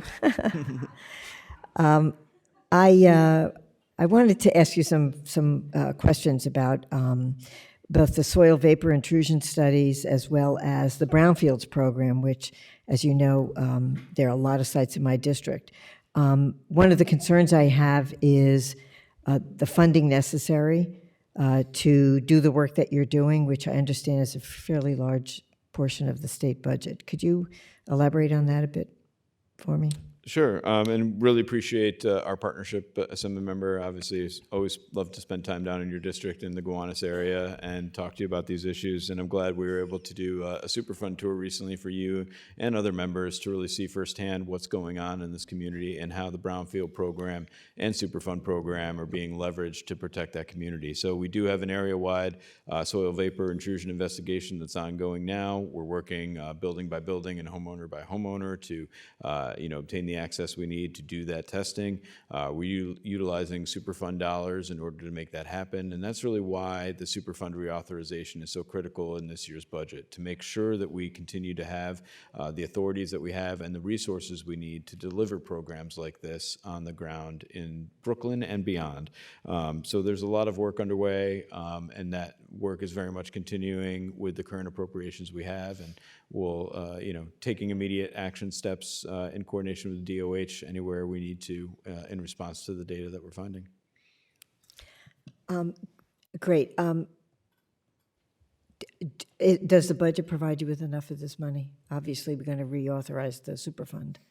Yes, I think the governor's commitment to reauthorizing the Superfund and putting the $1.25 billion over 10 years into that fund definitely helps us continue that progress, and we'll continue to evaluate year after year if any additional changes are necessary to make sure we have the resources to continue to respond in the environment. Okay, great. And then the other thing is, you just wrapped up this environmental air quality monitoring program, and of course, the Brooklyn was one of the communities that was studied because of along the BQE. Are you working with state DOT and city DOT with regard to what's going on in that corridor? And also the New York City Department of Environmental Protection as well. So we are coordinating with all entities. Our statewide air monitoring network and the monitors that we have in the city are going to generate a lot of data that we'll evaluate with DEP and others to make sure we're evaluating the implementation of these programs and looking at where air quality needs to be addressed and what are the solutions to address that. And that's the community by community work that we're doing next. So do you have any solutions? Well, I mean, in particular there, I have to look at all the different factors that we evaluated and really work with the community to figure out what solutions they want to see as well. So we'll have some more conversations on that. All right, thank you.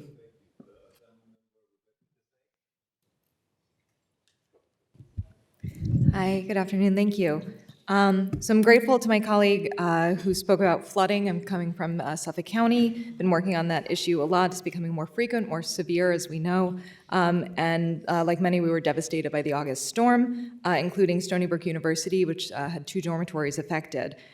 So I'm looking to see if there's conversations or funding in this budget to more holistically accomplish the decarbonization of our campuses, which I do fully support, but without exacerbating the flooding issues by clearing the woodland that surrounds our current campus footprint, because the clearing of woodland will further increase flooding, but that's right now the most cost-effective way for our SUNYs to build decarbonized buildings that go to meet that standard. So is there funding to offset that so that we're not creating another problem by solving one? No, it's a good point, and always we have to be balancing those impacts, right? We need to facilitate renewable energy development and building decarbonization with environmental protection and the features that protect our communities, Thank like you. wetlands and forests. So I think generally the Bond Act is where we're seeing most of the investments coming for the SUNY network right now, with $100 million being dedicated.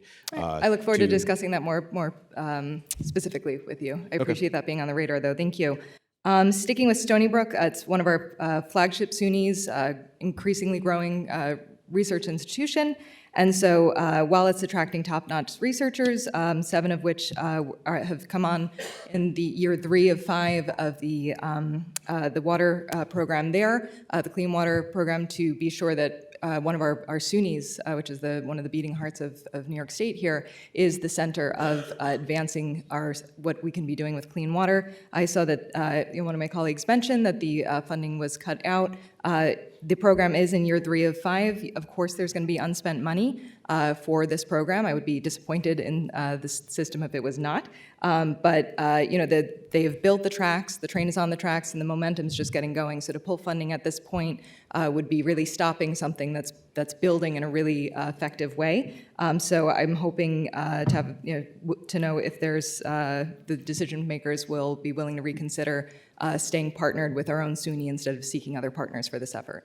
Yeah, I think we're always open to those partnership opportunities, again, with the specifics Thank you. of this. Sorry, I look forward to discussing that. Okay. One more Long Island issue with drinking water. We have a unique relationship with it. There's a limited quantity with our aquifer, and so we're seeing increasing instances of saltwater intrusion as we move forward, and during the droughts especially. There's a need to be recharging the aquifer as well, and so currently the local effluent from sewage treatment plants is discharged into the Long Island Sound through other bays and waterways, and so with a big focus on water quality, which is excellent, we also want to see that we're making sure we have water, so looking at recharging the aquifer through water effluent reuse program and infrastructure money for that. Long Island groundwater study all the way, so we'll Thank brief you. on it. You'll be seeing me. Assemblymember Matthew Slater. Thank you very much, Commissioner. Good morning, or really good afternoon now. Thank you for being so generous with your time. Forgive me if this was already asked, but I wanted to just hone in on harmful algal blooms because it is really just being devastating to my district, specifically our lake communities. And I wanted to see where in the budget that's been proposed by the executive is there money allocated specifically to combat harmful algal blooms in suburban and rural communities? Sure. Well, we've got a lot of investments that we're making across the board in our harmful algal bloom work, both on the research side and implementation of our HAB action plans that we have around the state and going lake by lake, community by community to address the issues that we're seeing. So with the Environmental Bond Act, the Clean Water Infrastructure Funding, the Environmental Protection Fund, those are all sources that we pull from to support on-the-ground actions. And that's really what you're seeing. And you're also seeing that renewed commitment from the governor to targeting like the Eastern Finger Lakes region, which is being really hit by HABs right now, and we stood up a $42 million program to really advance on-the-ground actions for addressing the root cause of HABs. Both working farm landowner by farm landowner for best management practices and nutrient reduction measures that we know will work. We've also put in place guidance values on the regulatory side to make sure that dischargers are reducing phosphorus, which is a leading driver of HABs in the environment as well. So across the board, you're seeing a true commitment to addressing HABs and doing it following the science and really driving that science on the I appreciate that, and I know I only have a little time, but I wanted to also just touch specifically on the septic replacement program and see what are the qualifications specifically for the septic replacement program for lake communities. Because again, in my district, all of my lake communities are on septic, and so they are looking for relief on those septic replacement programs, which are really leading into a lot of the issues with HABs around their lakes. Is there anything specific that you can provide on that? Yeah, well, we want to continue, obviously, that program because it is so beneficial. Is there to enough water quality funding in that improvements. program? Within the Clean Water Infrastructure Funding, that's where we tap for some of the septic replacement work that we do and look forward But there's to nothing this specific conversation. for septic replacement in the Clean Water Fund, correct? You just draw down from that program? Well, we have separate categories that fund it, and septic replacement is one of those categories that's a priority for the department and that we use that funding to advance. Do the lakes have to provide public access in order to qualify for the septic replacement program? I'd have to get back to you on that level of specificity with our experts. So we can set up a separate meeting with the septic replacement team on that. Perfect. And in my remaining time, what about alum? Two of my communities utilize alum in lakes that were ravaged by harmful algal blooms. DEC has not provided standards. My colleague, Assemblymember Levenberg, has a bill on this that we've supported it in the past. Is New York State, is your agency going to provide standards for the use of alum? Well, that's something we're continuing to evaluate, looking at some of these pilot programs to make sure that we understand the impacts to the ecology and the water environment from the use of compounds like alum. So that's something that's being evaluated, and we'll adapt our regulations accordingly. Thank you. Assembly Member Jody Giglio.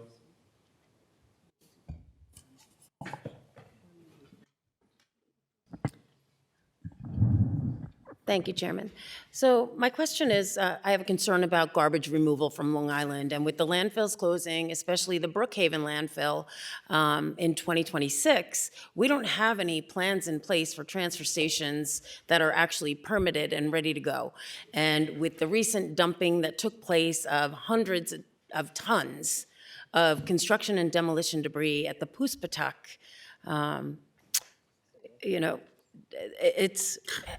what is the state doing to remove all that C&D debris that was dumped at the Puspatak Reservation? And where are we with the extension of the Brookhaven landfill and the height of the ash of the garbage that has been incinerated being approved from the DEC?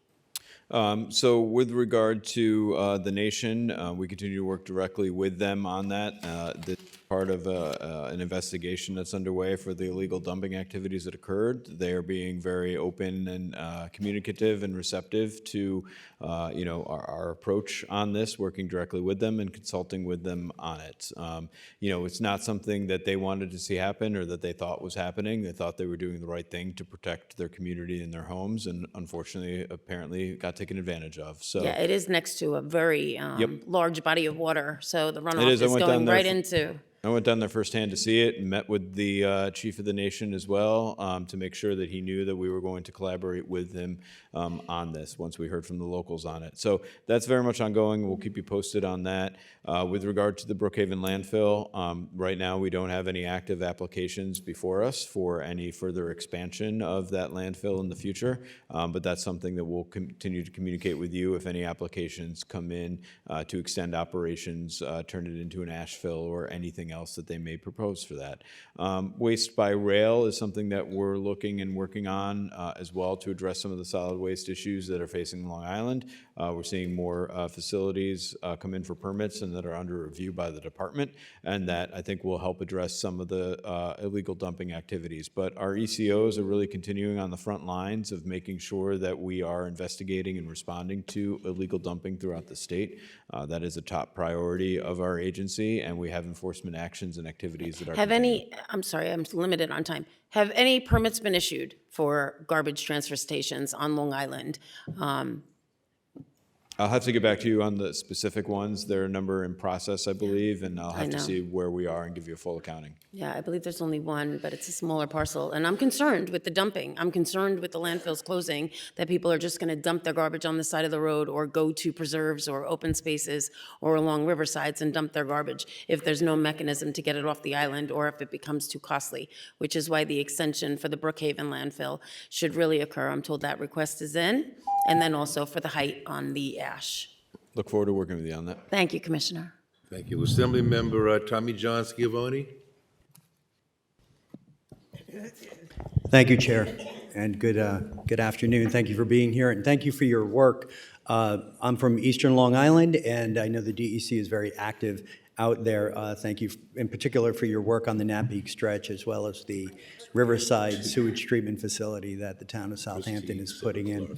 My question is today about drinking water. As you know, Long Island has no viable alternative for clean drinking water other than the unconfined aquifer that's underneath us. Currently, we are filtering our drinking water with granularly activated carbon filters, and Suffolk County Water Authority relies on that, as does some of the local water district, Hampton Bays, Riverside, and the like. Is your department researching alternatives to granularly activated carbon filtration for the remediation of PFOs, PFOAs? We are actively working with the Department of Health on evaluating all treatment options to address perfluorinated compounds and come into compliance with our MCLs for those compounds in drinking water. Working with many research institutions to look at what the different treatment technologies are. Granular activated carbon is the most effective one that's out there now, that's readily available and easily implementable by water suppliers, and that's something where we're always continuing to put the focus on. But recognizing that the science continues to emerge on emerging contaminants, we continue to drive that science, and we're also continuing to push for a federal solution to the prevalence of these compounds in the environment and how we responsibly address them. So that is very much underway, and New York is really at the forefront of driving that science.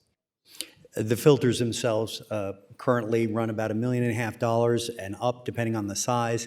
To replace the carbon is nearly $500,000, so the price is quite onerous. And I was wondering how it was going as far as developing other technologies that would be more cost-effective and readily usable on Long Island and other parts of the state. Yeah, I would say it's ongoing, and we're always looking at how we can make it more affordable for water suppliers to come into compliance with the MCLs and the regulations that are out there, and what the new treatment technologies are, or how we address the cost concerns. I think supply and demand is in effect here, and demand is obviously increasing, and so is supply, and hopefully that will drive down the costs as well. Okay, thank you. And just one last thing, in 30 seconds, shoreline resiliency, how does this budget address shoreline resiliency? Again, multiple ways. I think looking at the use of the Bond Act, there are also other appropriations in the budget that support coastal resilience work, and also provide the cost share for the Army Corps projects that we have underway on portions of Fire Island to Montauk Point in that project. And that's a conversation that's actively ongoing now, and something that we'll have to collectively budget for in the future and find those appropriations. Good. We look forward to working with you on that issue and others. Thank you.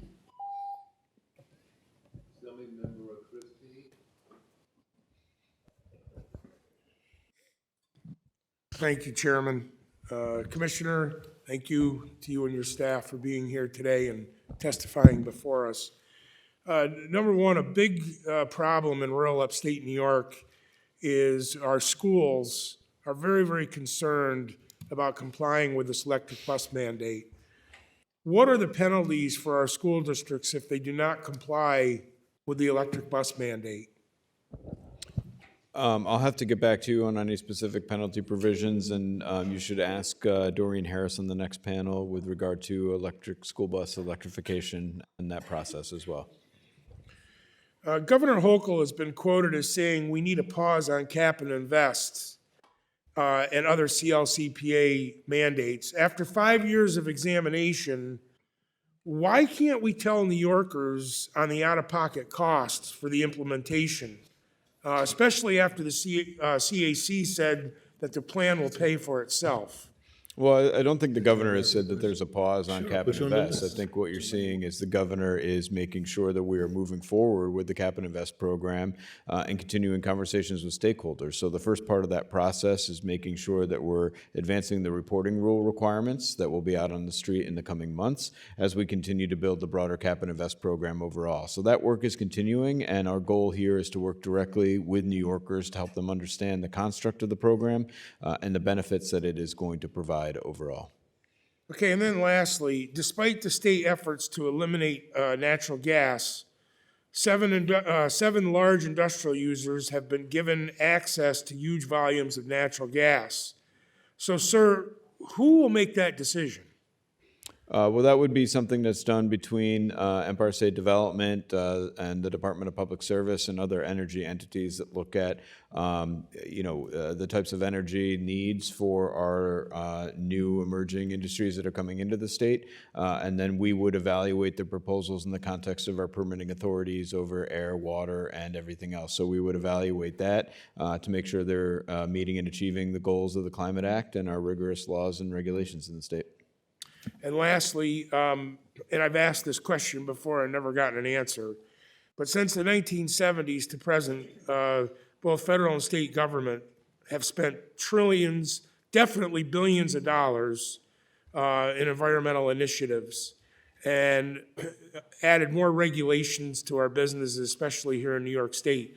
Can you tell us what accomplishments after this large investment over all these years and all these regulations, what accomplishments we've actually made that you can attest to? I can't effectively do that in 9 seconds because it's so vast. And it's so, just look outside, look at the water you drink, look at the air you breathe. And because of these regulations and our approach, we have a cleaner environment today, and we're going to continue to make that happen. That's debatable. That's debatable. Sarah Clark?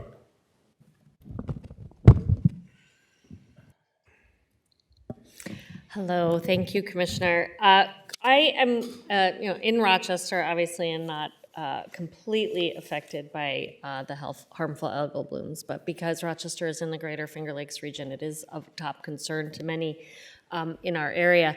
I want to follow up on some of my colleagues' questions, but I think the first question is, given what DEC has done to gather data over the last few years, do you see the sort of prevention of it as the better alternative to then dealing with the effects of it as it is out in the lake? I mean, isn't the goal to end the source of it, not figuring out ways and chemicals to dissipate Yeah, it? that's why we've put the prioritization on nutrient reduction and addressing those root causes and improving water quality overall.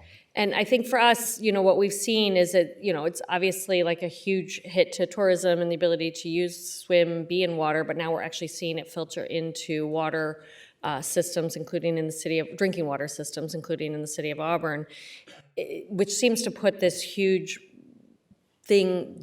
priority on it to make this something we're not just continuing to look at data, but really putting in and getting ready to tackle the next steps. Is there sort of a timeline of when DEC will be looking to release, sort of the plan? With regard to the drinking water aspects, we coordinate directly with the Department of Health on that. That's why we have that team approach in New York State to make sure that we're using all the resources and brain power that we have to address these issues. And we know different treatment technologies and options that exist for deeper water intakes are things that we evaluate with municipalities.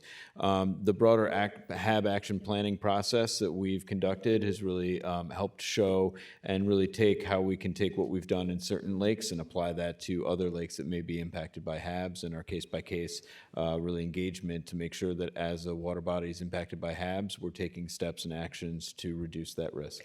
Has there been any coordination with Ag and Markets to look at source, including, what is used on various farmlands and whatever, and what has that looked like? Always. They're part of the team process that we have on this. They are working to implement best management practices as they're identified. We're working to communicate directly with them. I think Commissioner Ball spoke very highly of it yesterday, and really the collaborative approach that we've built is helpful in working. Is there a way to release what you've gathered so far so that other experts and industry folks can really take a look at it as well? Sure. I mean, it's all on our website right now. Our HAB action plans are all up there for public comment or public review, and we're always putting new and emerging data on harmful algal blooms on our website and sharing those resources. So if something's not there that you have questions on, let us know, and we'll make sure you're hearing directly from our experts on it. Okay, thank you. Okay, Assembly Member John McDonald, who just arrived and gets a question. Good morning, Sean. Good to see you. Hopefully I'm your last one for the day, so thank you for your... I hope not. This is fun. This is fun? Okay. Maybe for you. Maybe for you. Okay. No, it is fun. It's always good to talk to you. And I'm going to talk to you about Dunn Landfill and Rensselaer, as you would probably suspect. And, first of all, throughout the last 3 or 4 years, we've been working on this, both the prior commissioner and yourself. And, although some of the public may disagree with me, I think there's been always an open line of communication. I've always appreciated the department's responses. May not have always liked the answers we've gotten, but we've at least appreciated the responses. And still, as you know, a decision was made December 23rd to extend the permits for the operator at Dunn Landfill. I recognize that there are restrictions on there that would not normally be given, and this is credit to the department, putting 3 years restriction on the mining and also the construction demolition.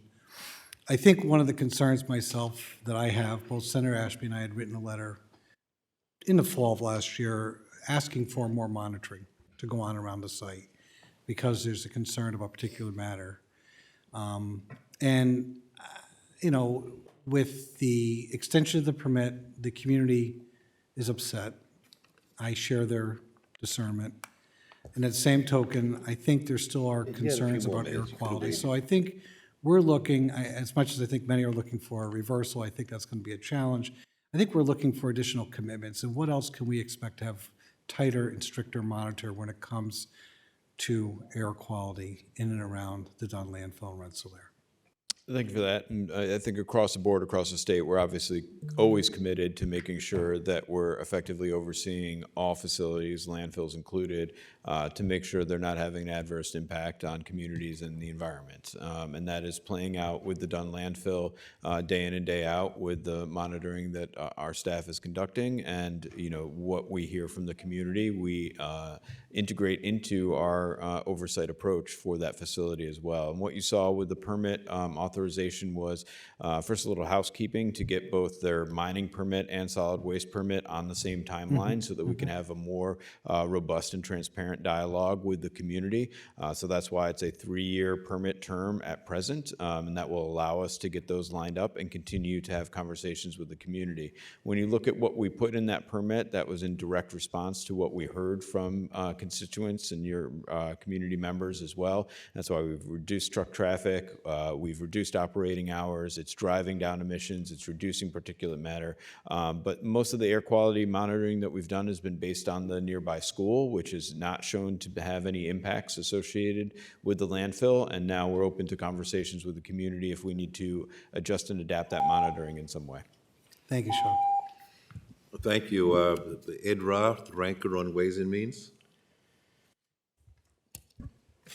Thank you. And I want to thank you and your team for your time last week. We were able to get in depth and a little bit more so than we can during these hearings.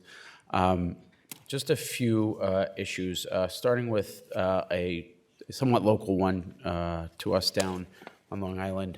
I know that the department has maybe recently changed your approach with regard to the Bethpage Community Park and the situation going on with the town of Oyster Bay and Grumman regarding perhaps pushing for a full cleanup, which the town has been pushing for. Can you elaborate on what the department's stance is and whether you are committed to trying to push for that full cleanup of the park?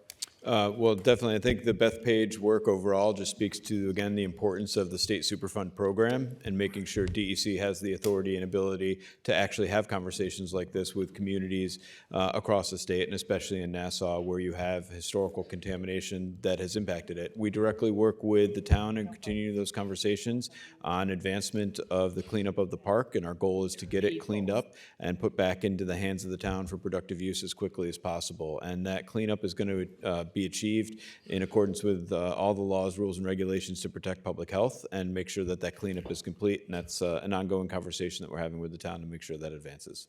Great. Well, thank you. I know that the contamination, just in general, from Grumman has been a priority of Supervisor Saladino, dating back to when he was in the assembly with us. So, oh yes. Another issue. More so on the budget side, but this is also somewhat Long Island based. In the past, there has been funding for the Stony Brook University Center for Clean Water Technology, $1 million. I know they've been engaged in a multi-year study with regard to phosphorus pollution. And am I correct that that funding is not in the executive proposal? So SUNY Stony Brook has a lot of unspent appropriation authority and that they're still drawing from. I think our experts were looking at working with potentially other universities out there to achieve some of the other specific research targets that we had. That's not a slight at SUNY Stony Brook, and that's a conversation that we want to continue to have as we evaluate the appropriations in this year's budget in the EPF. Okay, so do you feel then they have enough funding right now to be able to continue and complete this study and keep those that are doing this work employed and working? That is our understanding, but I'm still evaluating that specific change, and we'll get back to you as that evaluation continues. Okay, thank you. And with regard to an issue that came up earlier, and I know we discussed this last week, the clean water infrastructure funding. Obviously, we're very happy that we have the $500 million proposal this year. Last year, obviously, there was the initial proposal cut that in half. But as my colleague mentioned earlier, and we talked about this last week, and I know this part of it is within DOH's purview, but I think we'd all like to see some investment in that lead service line portion of that.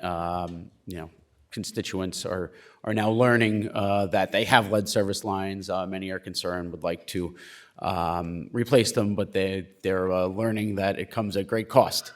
I know we've put a very minuscule amount of this money. I mean, the funding has been great continually in helping the local water districts deal with remediation and all of that, but we've put a very little amount towards service lines. So. I appreciate the support of not just the department, but my colleagues to hopefully maybe go up to $600 million or something in this budget with regard to clean water infrastructure so that we can support the service line aspect of it as well.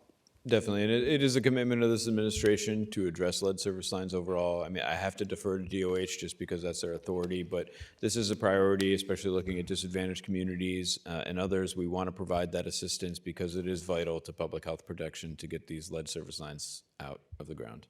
Okay, and then I only have a few seconds, but quickly, I know the department is perhaps part of this. We have this study that was proposed a few years ago with regard to airplane environmental impacts. I know it's a multi-agency effort. I don't know if the DEC is in particular involved, but it's a big concern to many of my constituents in Western Nassau County. So that is a DOH-led study as well, so I encourage you to talk to the health commissioner on that. Thank you. Thanks, dude. Staff think this has been an endurance test. It has, but we only have the second round for each of our chairs for 3 minutes, starting with Pete Harcum. Commissioner, thank you for 3.5 hours of really informative that's it? testimony. I have one question I didn't get to in my first round. Following up on the harmful algal blooms, another issue we're grappling with is salt in our freshwater drinking sources. A lot of it's coming, obviously, from road salt. Big impact in my district, but statewide implications. So, for instance, all of the east of Hudson watershed for New York City is in my district. They just released a report that in a couple decades, the Amawalk Reservoir will have to be taken offline because of the level of salt pollution. Have you considered or discussed using your authority under the Clean Water Act to begin to regulate salt discharges from roads into drinking water sources? Well, thank you for that, Senator. And I think with the Adirondack Road Salt Task Force that and the report that we recently produced, that is really evaluating, the salt and the need for public safety use of road salt, but also balancing the need to obviously protect the environment and reduce salt in the environment. And there are some best management practices that we're piloting with the Department of Transportation, really looking at how we reduce road salt use. We've started our Don't Be Salty New York campaign, which is really leading in on the public education and how all New Yorkers can work to reduce salt use in the environment. I encourage you to listen to, I think it was episode 16 of the podcast as well, where we had some of our water quality Back to the experts podcast. Talking about salt use generally. But again, we're always open to evaluating what authorities we have and can use to address the contaminants that we're finding in the environment. We know that public education goes a long way, both with our roadway practitioners and local highway departments and with state DOT, and we're seeing the best management practices really start playing out and achieving benefits. And we really do need everyday New Yorkers to help Don't Be Salty and reduce their salt use overall, which will go a long way to reducing salt in the environment. Thank you. Deborah Glick for her second round. Thank you very much. A couple of quick questions. We've talked about the fact that there have been downstate fewer environmental conservation officers. there. It's been a sort of an ongoing concern. We want youngsters to see that there is a working path in that direction. But also, I'm wondering if they are insufficient and whether that's played a role in the diminution of horseshoe crabs over the last 15 years. That population has dramatically dropped under the current management, and it's gone from good to poor. And I'm wondering if you have too little capacity for proper enforcement to ensure that we don't have over-harvesting beyond the limits that are allowed, or if you can't keep track year to year of faltering populations. Well, we do have really robust science that we do every year to monitor horseshoe crab populations along with all our species out there. We coordinate with the Atlantic States Marine Fisheries Commission on harvest quotas and elements of that. But our enforcement work is very much underway, and our ECOs are always out on the front lines making sure that the seasonal closures that we've put in place for horseshoe crab harvesting are complied with. They know where the horseshoe crab hotspots are and where there's been issues of illegal harvest in the past, and they tailor their their enforcement directly around making sure that we're catching bad actors and protecting that population. And we're continuing to adapt our regulations. And I think as you'll see soon, we'll have additional regulations out to really codify additional closures to protect the horseshoe crab population and really make sure that we're building off of the closures that are in place now on the lunar cycles that are directly helping the health of that species overall. And we're going to continue to have more conversations with you on that moving forward. Great, I appreciate that. Today, just following up on some of the biosolids, today Albany County put a moratorium on. Steuben County has indicated that there has been concern about drinking water from farms in Steuben. And I guess I'm wondering whether or not you can, in fact, whether DEC can determine whether some of the befouling, if you will, of these wells is actually from the result of biosolids that have been put on farms, or what's the process that you're engaged in to determine that? And I know it's, from DEC's point of view, it's not the largest issue across, as it is in some other states, but obviously if it's in your neighborhood, it's a problem. Definitely, and that's, as we continue our nation-leading PFAS efforts, this is an important waste stream that we're looking at and evaluating what its potential impacts are. I know we're out of time, but generally, properly treated biosolids can be beneficially reused, and that's why we have a beneficial use determination. But, we need to make sure that it's not inadvertently introducing PFAS into the environment, and that is a conversation that's actively ongoing, and we look forward to having more conversations with you on that. Appreciate your responsiveness, thank you, and all of the work that all of you do. Thank you. Thank you very much. Thank you all for being with us today, and we all do appreciate the work DEC does. And we're actually completed all the questioning. There may be legislators who still want to grab your attention. As you leave, please take it out to the hallway. Anyone who is going to go in search of these people from DEC, and be kind and let them use the bathrooms also before we bombard them, because we never let them get up for 3.5 hours.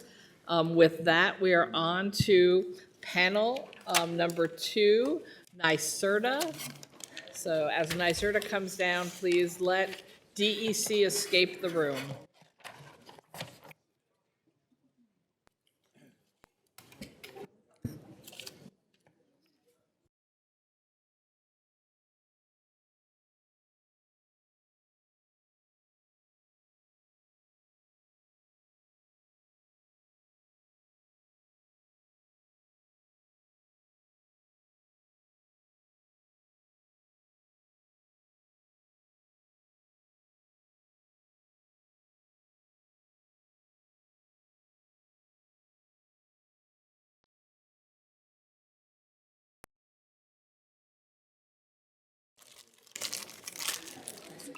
Thank you.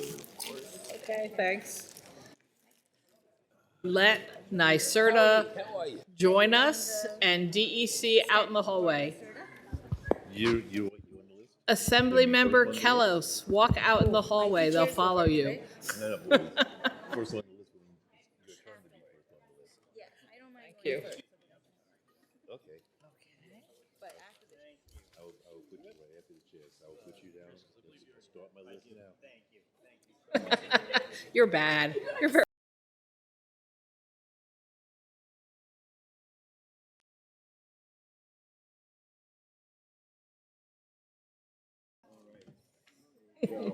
I know.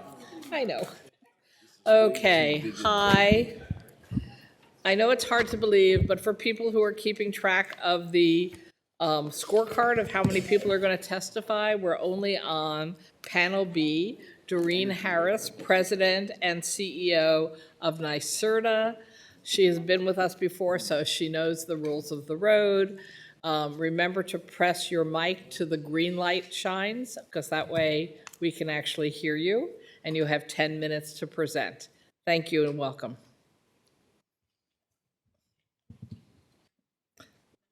There's a sweet spot just over the word push. There you go. Thank you. Good afternoon. You have a panel of one here. Yours truly. So thankful to be here again this year. I want to thank you, of course, Chair Kruger, Chair Pretlow, Chair Barrett, Chair Parker, Chair Glick, Chair Harcum, and members of the committees for the opportunity to testify again before you as part of the joint legislative budget hearing. In addition to these summary remarks, we have also filed full written testimony with the chairs, which I'm happy to review at your convenience. So again, I'm Doreen Harris. I'm President and CEO of the New York State Energy Research and Development Authority, or NYSERDA. I am here actually telling you we are celebrating 50 years of service this year. NYSERDA was constituted in 1975 in response to the oil and energy crisis of the 70s. And I'm certainly here to reflect both on the ways in which we have benefited the state's economy by implementing our mission to advance clean energy, but also leveraging innovation and investments to improve health, resiliency, prosperity, and everything else for New Yorkers. So one thing that I'm particularly proud of this year is the ways in which we have engaged with every Assembly and Senate district across the state. We established our regional clean energy hubs in 2021. We now have 12 functioning hubs in every regional economic development area of the state. And ultimately, these hubs are intended to provide access to services on behalf of all New Yorkers. And I'm here to say it's been quite impactful, including connections with nearly 8,000 New Yorkers over this year alone. But in addition, I was pleased to collaborate with so many of you around formal engagements, of course, such as today, but also ways in which we can both report transparently and work collaboratively in your districts to advance our shared mission. So I'm pleased to say we have engaged in over 100 meetings or events with members of the legislature this year alone, certainly fulfilling our promise to be a trusted, accessible, and credible resource on behalf of all New Yorkers. I think of note, this year we did kick off the State Energy Plan. The State Energy Planning Board is an entity that I chair. And I think notably, I'd like to thank Assembly Energy Chair Barrett for joining the State Energy Planning Board, as well as the representative appointed by the Senate for that important work. So certainly, as you heard from Interim Commissioner Mahar, the governor's commitment to not only the advancement toward our climate goals, but also the realization of a thriving economy for all New Yorkers remains firm. And certainly we at NYSERDA are an integral part of that effort. We use our funding and our programs to create new opportunities to give consumers money, save consumers money, grow businesses, and create family-sustaining jobs, as well as partnerships with manufacturers, innovators, and colleges and universities to really build that clean energy economy from the ground up at the same time. And so what this means is, of course, we benefit from these investments, and the jobs that will come from these investments are something that I'd like to reflect on today as well. I also want to emphasize the ways in which we at NYSERDA are committed to executing on our mission with transparency and accountability. So each year, NYSERDA files almost 250 reports with governmental and oversight entities, and specifically with the legislature. We publish over 150 data sets for public access on Open New York. Our website provides information in 21 languages, and we ensure through various portals that New Yorkers can access these programs seamlessly. The reports that we file regularly to the legislature began in 2016 in compliance with the Public Authorities Law, Section 1867, through which we provide a semi-annual report to the Assembly Ways and Means Chair, the Senate Finance Chair, and the Governor. And in those reports, we provide information on our revenues, expenditures, contracts, commitments, solicitations, and activity by region. And also, we report regularly, of course, to our Board of Directors, the Governor, each of you, and with the Public Service Commission, who has oversight over much of the funds that we deploy. And so, as this transition continues, I want to highlight some key outcomes of the state's clean energy activities. We launched a new Climate Act dashboard this year, transparently providing information with respect to the progress against many of the Climate Act goals. It's important to note that greenhouse gas emissions have decreased 42 million metric tons, a reduction of 10% of emissions from 1990 levels, which is 26% of the way to the 2030 goal.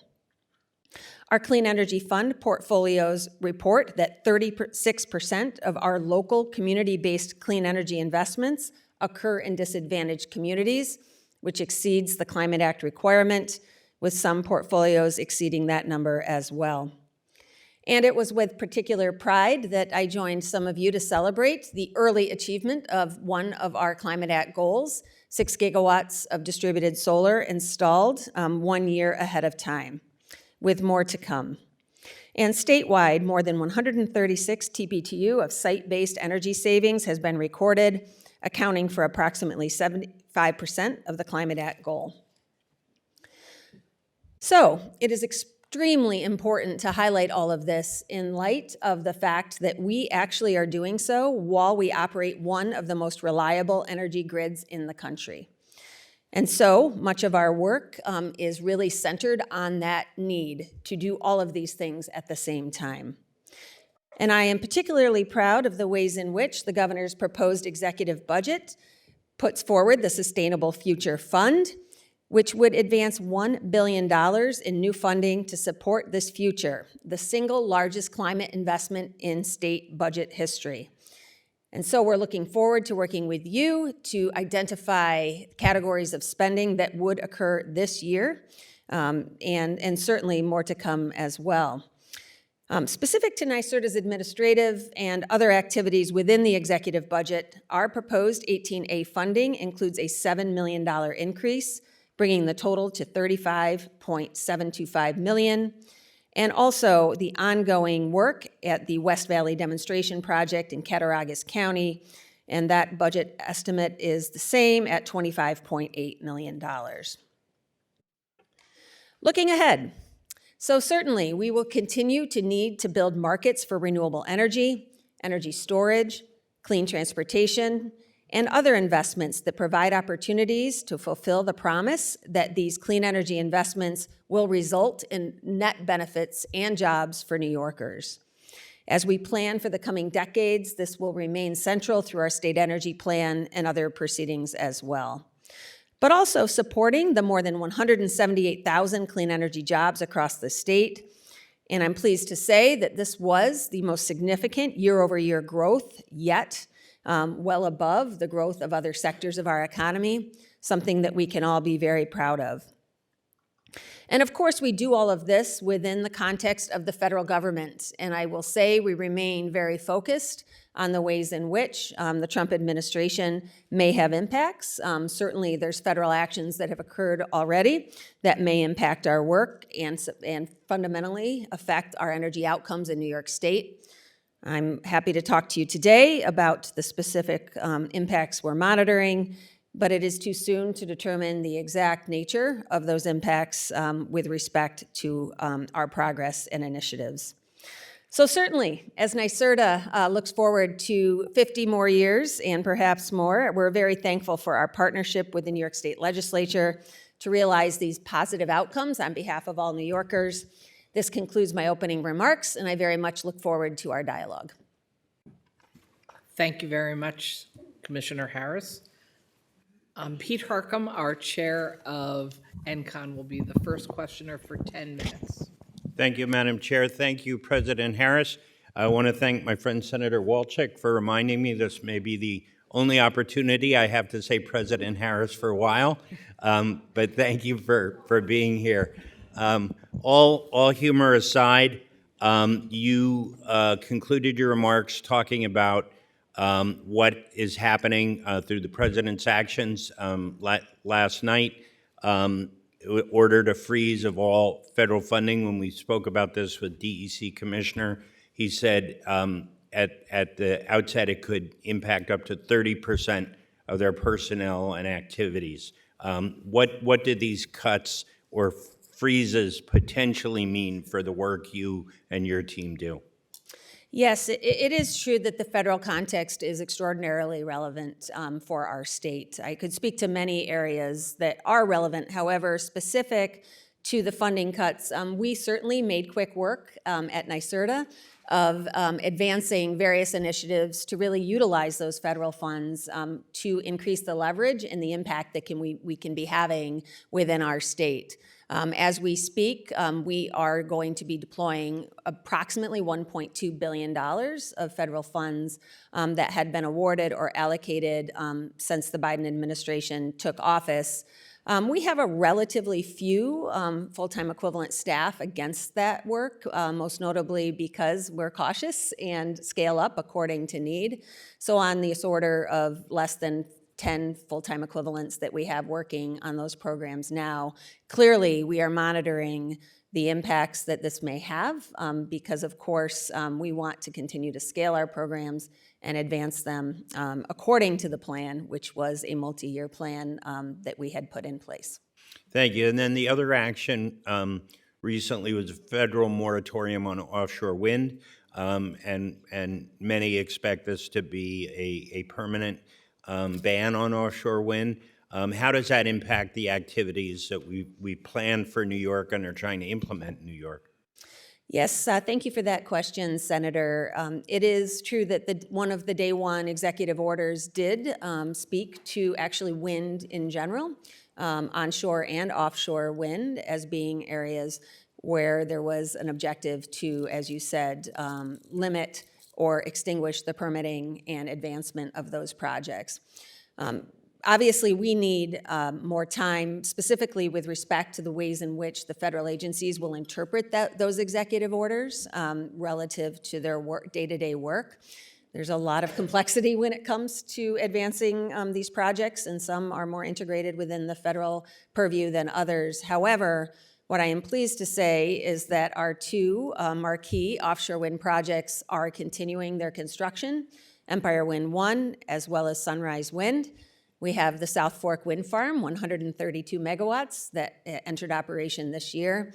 And really our work will continue in that respect as we better understand the implications that the federal government's moratorium may have. All right, thank you. Just following up then on solar, you mentioned that we've met our distributed solar goals, which is positive. There's still a lot of low-hanging fruit on solar. Nothing in this budget specifically speaks to solar.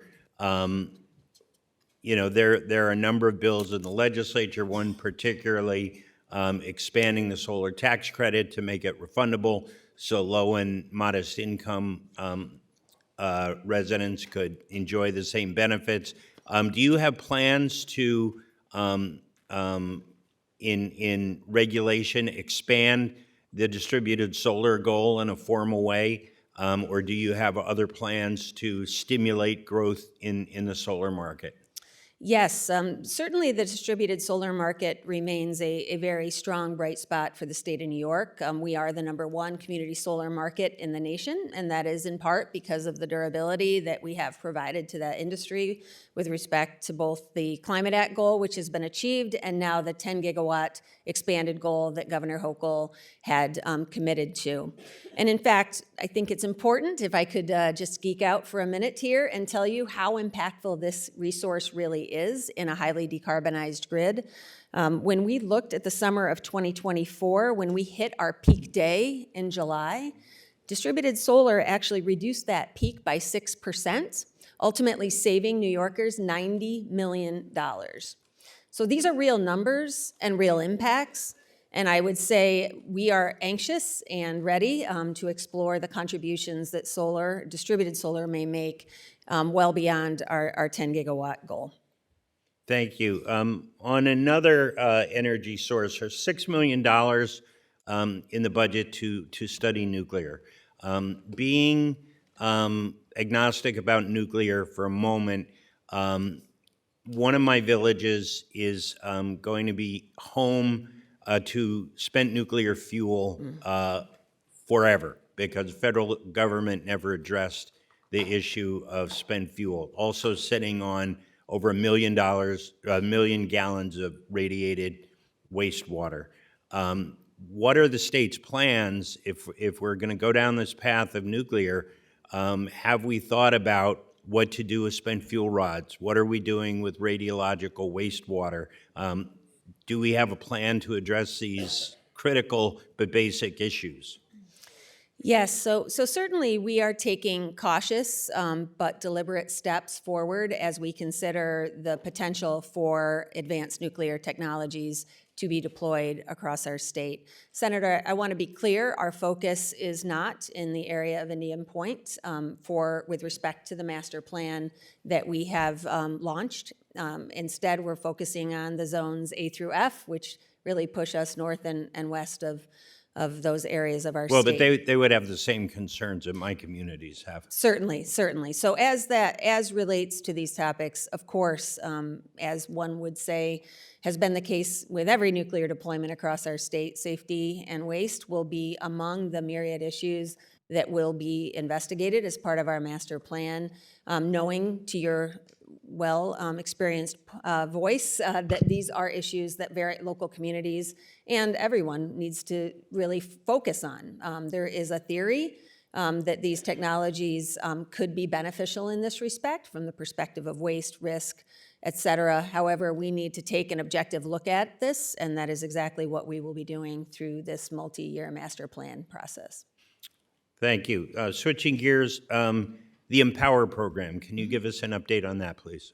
Yes, we made very quick work of utilizing the $200 million that were allocated to expand Empower into the Empower Plus program 2 years ago. I'm here to tell you we have committed every dollar of those $200 million. We have other funds that we are using to continue the work of Empower. But I would say this was a very important collaboration. You should each be very proud of the ways in which we have benefited tens of thousands of New Yorkers through the deployment of those funds, focusing on low to moderate income homes in the first instance. All right. This is something that we have discussed before privately. NYSERDA has an amazing array of products and services for municipalities, for school districts, for homeowners, for businesses, and yet most people don't know about them. And you spoke about the regional hubs you have, but what more are you doing to market yourselves and the products and the services that you have that can help people save money? That's what this is about. It's about saving folks money. So what's on the agenda to help push those services out? Yes, of course, and I couldn't agree with you more, Senator, that we had work to do in really not only being more present in our communities across the state, but also ensuring that those same communities had access and awareness of the various programs for which they could benefit. So the hubs are an example, certainly, of the ways we've put into practice those priorities. In addition, we have made, I'd say, extensive efforts to streamline the ways in which the public can access our programs. So I'm talking about primarily homeowners, residents, folks who are working to access what is a complex series of programs, admittedly, both from the state, local, and federal frameworks that we have now centralized in a portal. Really, I'm not only proud of it, but I found the user experience to be very successful in allowing consumers to access these resources in a streamlined way. So for each and every one of you, we'd be happy to demo that portal, as I believe it's something we should be building out for other aspects of our work. Thank you very much. Thank you. Thank you. Assembly. Assembly Member Barrett.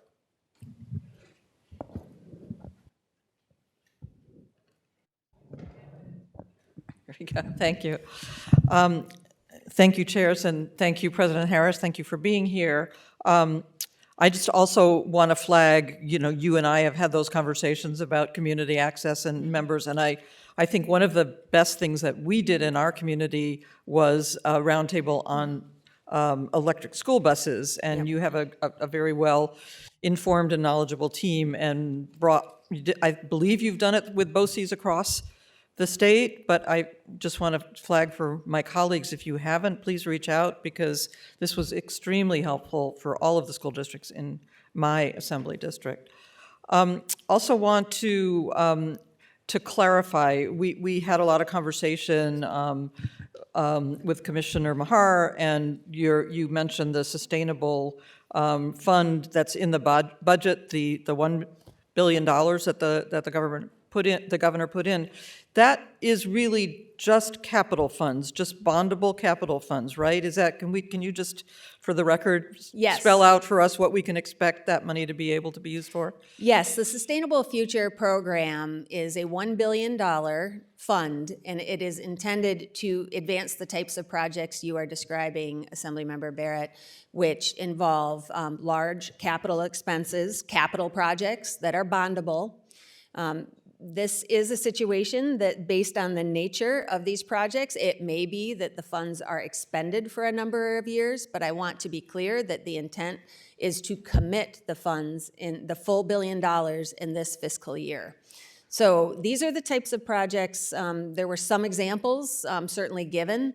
Larger projects in buildings and transportation certainly remain focal points as we consider the ways that we really can get after these largest sources of greenhouse gas emissions across our state, but also fundamentally projects that will bring big impacts and a large number of jobs remain focus points as well. Great, thank you, thank you. Now I've got kind of a, I guess you could call it lightning round. It sounded better than speed dating. That was the other phrase that kept going through my mind. But so Clean Energy Communities Program, many of the municipalities in my district have participated, in the Clean Energy Communities Program and used funding grants for solar panels and heat pumps, and then for, increasing their involvement in the Climate Smart Community Program and that status. And I understand that both of those programs were being reviewed. Could you talk to us a little bit briefly about what the plan for both of these programs are? Are they going to be combined?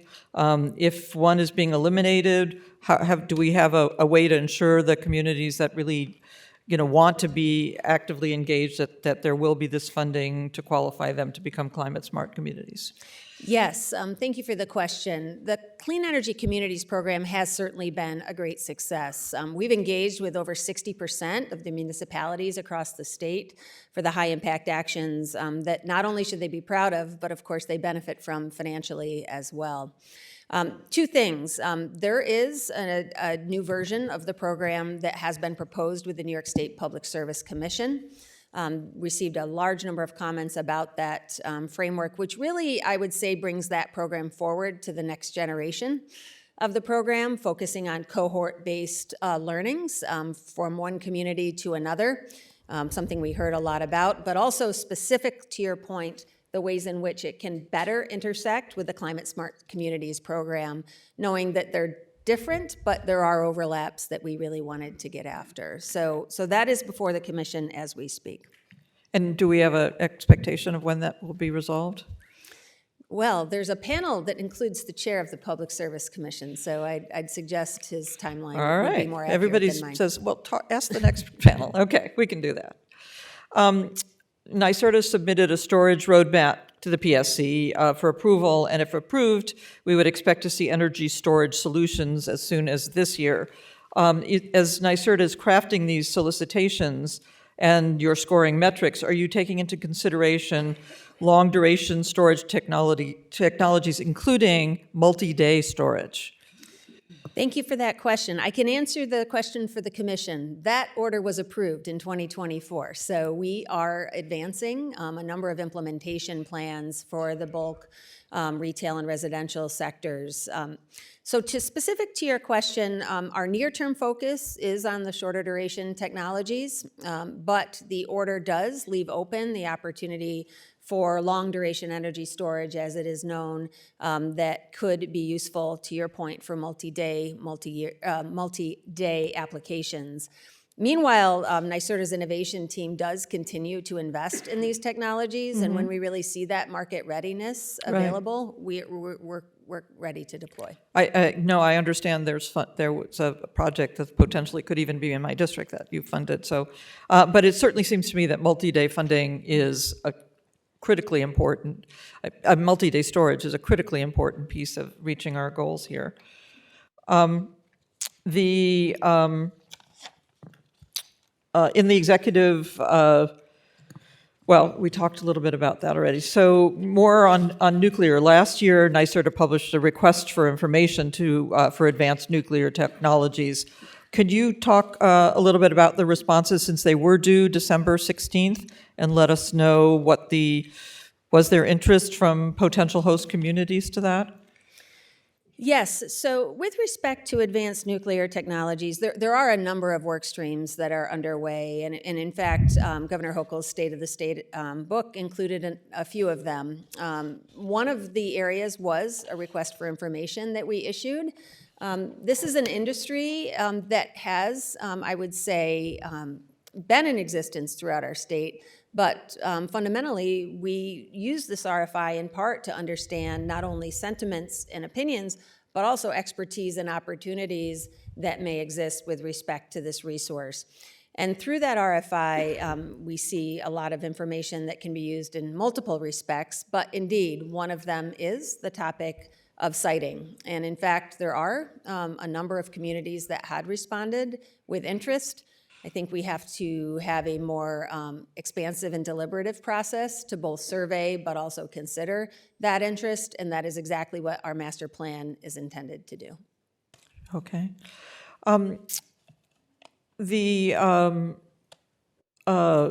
As part of the last year's budget, NYSERDA was required to conduct a needs evaluation for fast charger deployment along the key corridors, the major freight corridors. I had a bill, an NPV charger bill that got vetoed. I think it's really important that we understand and that we talked at the last panel that not to be continuing to create fear about some of the changes that we want to make and that we need to make for a clean energy future. What's the status of that study, and should we expect to see it in October, when I think it was, intended to be finished, and how we really address, if we're going to increase interest and support for EV use, we have to be sure that we get rid of the range anxiety, and we let people know what our plan is for ensuring the infrastructure. Yes, thank you for that question. I'm pleased to say the corridor study, as I am referring to it, is well underway, and we do intend to deliver it on time later this fall.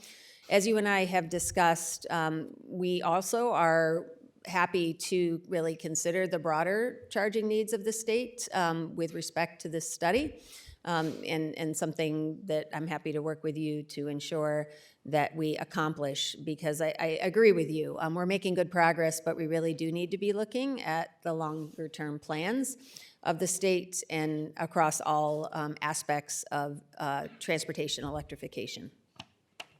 So on that EV issue,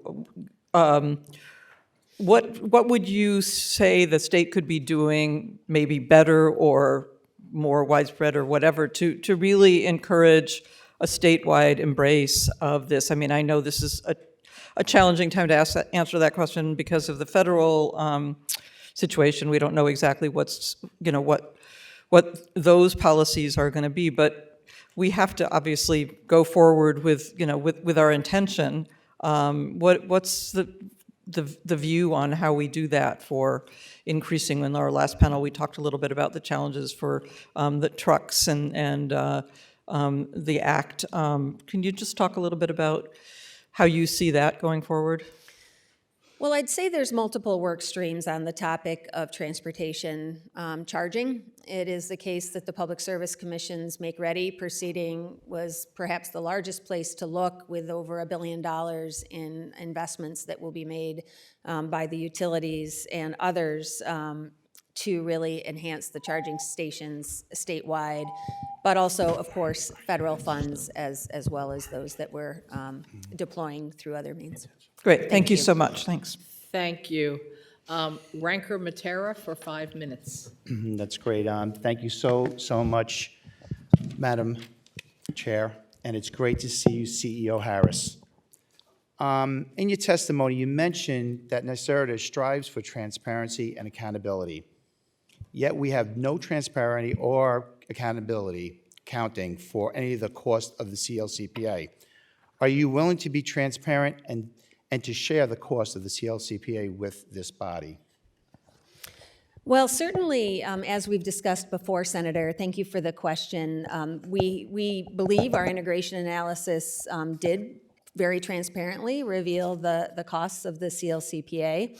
Our state energy plan that is underway now will refresh that analysis and produce that data transparently as well. All right.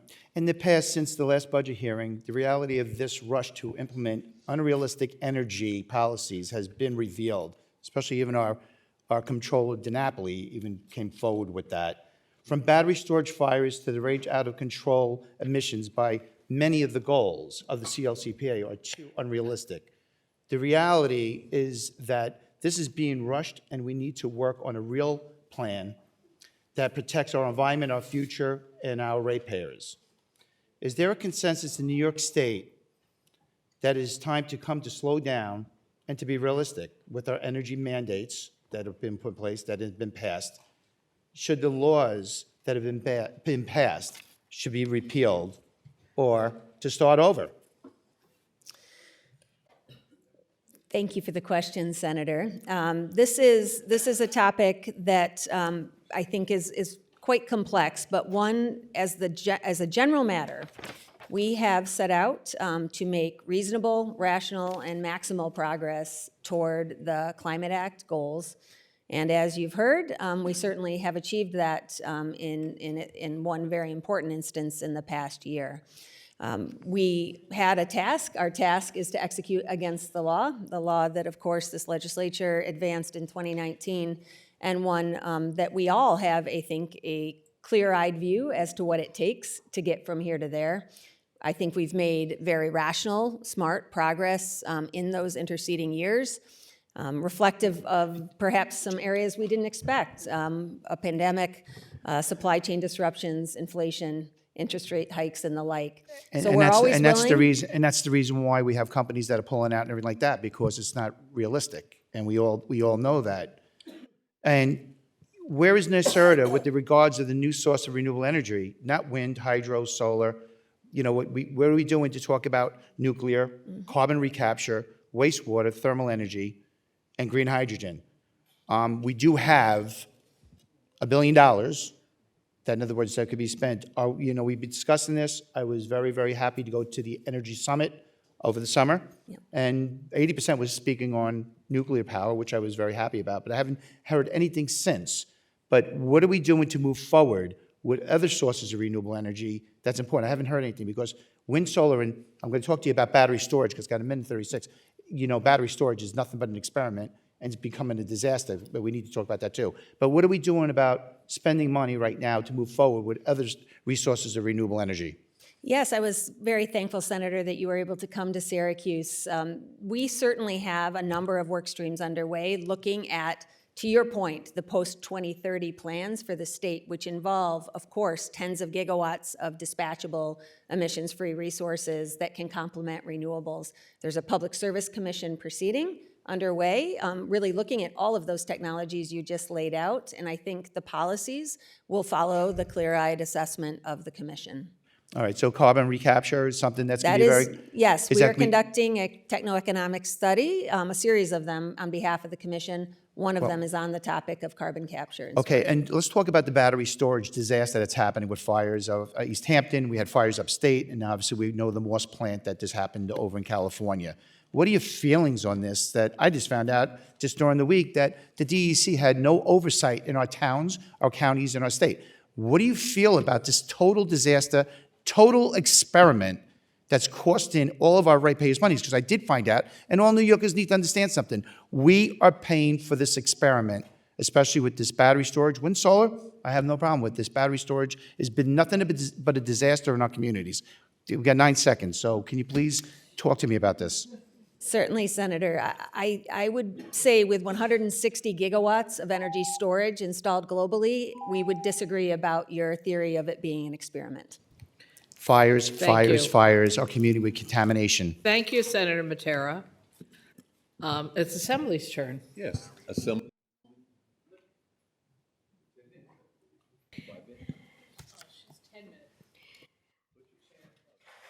Thank you very much. I appreciated your conversation around community solar and how effective that has been. And I'm wondering whether folded into that are the residential, or if that is, in your mind, separate, or is that accounted for it when there's individual residential? Well, one of the thank you for the question, Assembly Member. I would say distributed solar has many, many components. What I'm referring to when I discuss community solar is actually different than what would be installed on a residence, which is a different subset of the 6 gigawatt goal. That is an area where we have particular, I'd say, challenges in our urban centers around the topic of residential application. A little difficult to imagine a whole preponderance of solar installed in Manhattan as an example. However, that is where community solar is just such a huge asset for the state of New York, because it allows someone who maybe cannot install solar on their roof to benefit from solar installations in other areas of the state.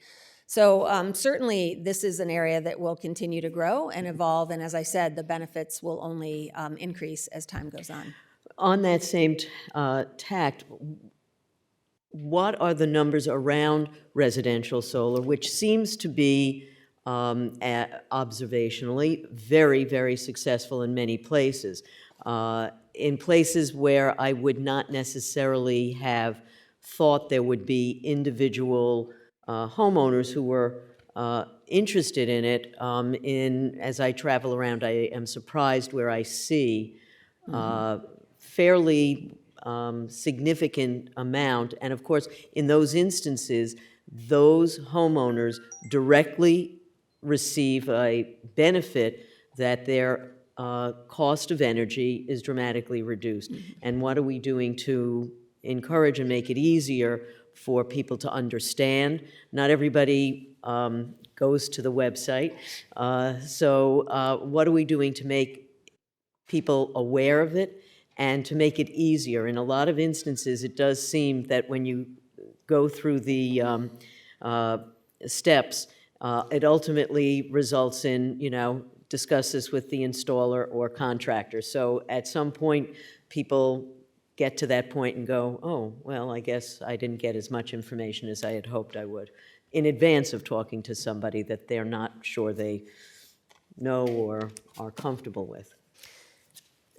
Thank you for the question. I will have to get back to you with the exact breakdown. 2024 was our largest year for solar installations, full stop. Well over 1 gigawatt was installed. But the breakdown, I will have to follow up with you on. But I'd say a couple of aspects of this are quite relevant with respect to consumer adoption, right? This all comes down to the consumer. And fundamentally, certainly our hubs, our regional clean energy hubs, are in part a resource which is intended to aid with this topic of awareness and access. But in addition, we piloted and advanced I think a pretty novel program with National Grid this year, focusing on the ways in which these benefits can be achieved. Instead of opting in, you opt out, meaning you get the benefits of consumer savings through community solar projects without having to even work in any way, shape, or form with your utility or otherwise. Our ability to expand that program statewide, I think, is an area that I'm really excited about this year, because it provides just what you're describing, Chair, is access and ease of access at the same time. Some of the concerns that were raised earlier, your Carter study seems to be for the thruway and larger arteries. For many people in my community that would like to go over to use of an EV, in urban settings, it's really challenging. Is there anything that NYSERDA's under discussion with, whether it's the city of New York or any of the other municipalities, about what we can do to promote better access to EV charging? Well, I would completely agree with you, Chair, with respect to the topic of access in the city. I'm sure I'm going to hear more questions about charging in the city because it is a particular challenge because of the challenge of parking, of course. So there are a number of initiatives that are underway. I think the most notable being an installation program being administered by the local utility, Con Edison, really focusing on the ways in which they can expand access to charging in the city. We ourselves have a number of programs as well, but it is an area that we have to continue to focus on. Yeah, I'm always interested in the folks who obviously have too much money down the block, who have thermal heat under their sidewalk in the snow. They don't have to actually go out. I guess they flip a switch. How they actually get to park in that spot where they have a charger, I'm not sure, but I have seen that. So it's not insurmountable, but obviously not available generally. New York City has a local law requiring the retrofit for our housing stock, and it's pretty aggressive. And at the end of the day, it is intended to decarbonize our buildings, which is a good thing. But again, complicated. And there are different multifamily dwellings that are trying to figure out what would work for them. And some have, I think the big challenge is having enough people who can do the work to actually, for some of these large buildings, actually do the work in the time frame that we have, but also deciding what options there are. Again, has NYSERDA been in discussion with the relevant city agencies to figure out how we can support buildings that are trying to get ahead of the curve? Well, certainly, and the question is a very timely one. Because of the fact that both we do have a very ambitious city law, as you identified, but overlaid, of course, is our implementation of the zero emission new construction requirements that do become relevant in the next year for low rise and a few years thereafter for higher rise buildings. So these two initiatives do need to work in concert for sure. But on the other side of the equation, it is a particular challenge in the city, but it is one that we at NYSERDA have really been investing heavily to demonstrate that it is indeed possible. First, with new construction, with easier. our Buildings of Excellence competition that really gets in at the architecture phase, the planning phase. With all due respect, I appreciate that, and I have a number of buildings in the district where they are, it's even a major retrofit, but it's an empty building.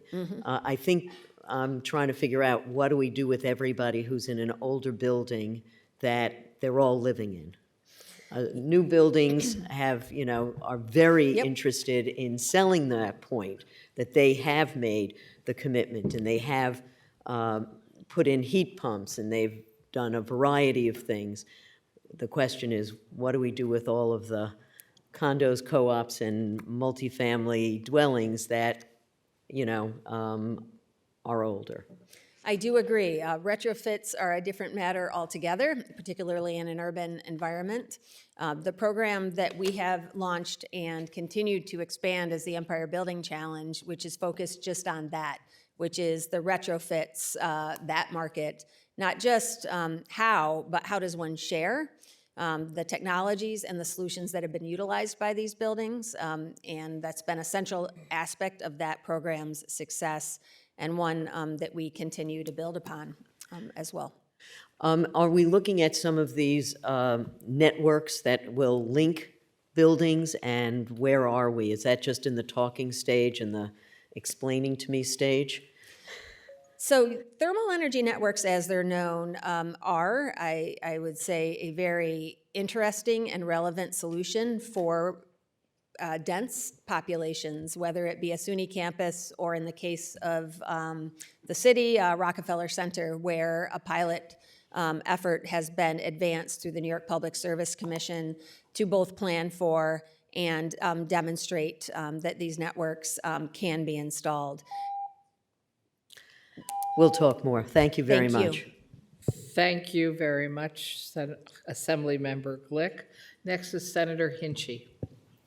Hello, President Harris. Thank you for being here today. I will not require everyone to have 10 minutes of questions. I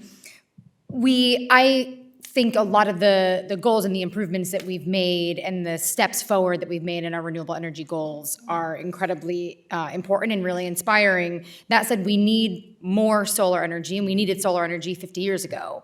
We also have to make sure that we are siting our developments in places that make sense.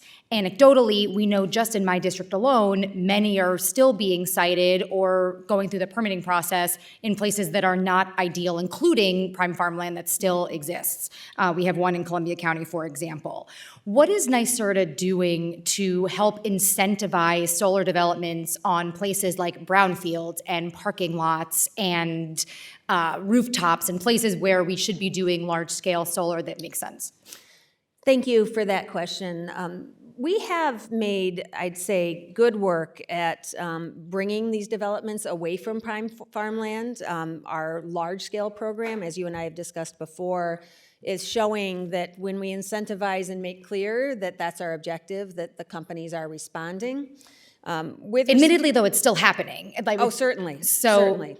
So what are we doing to incentivize in other locations as opposed to having just the developers come and say, this is a place we want to do it, that may not make sense to the town, it may not make sense to the community, may not make sense for our other goals, including our food supply or our wetland protections and our forests that we must maintain. What are we doing to actively incentivize in places where there should be solar development?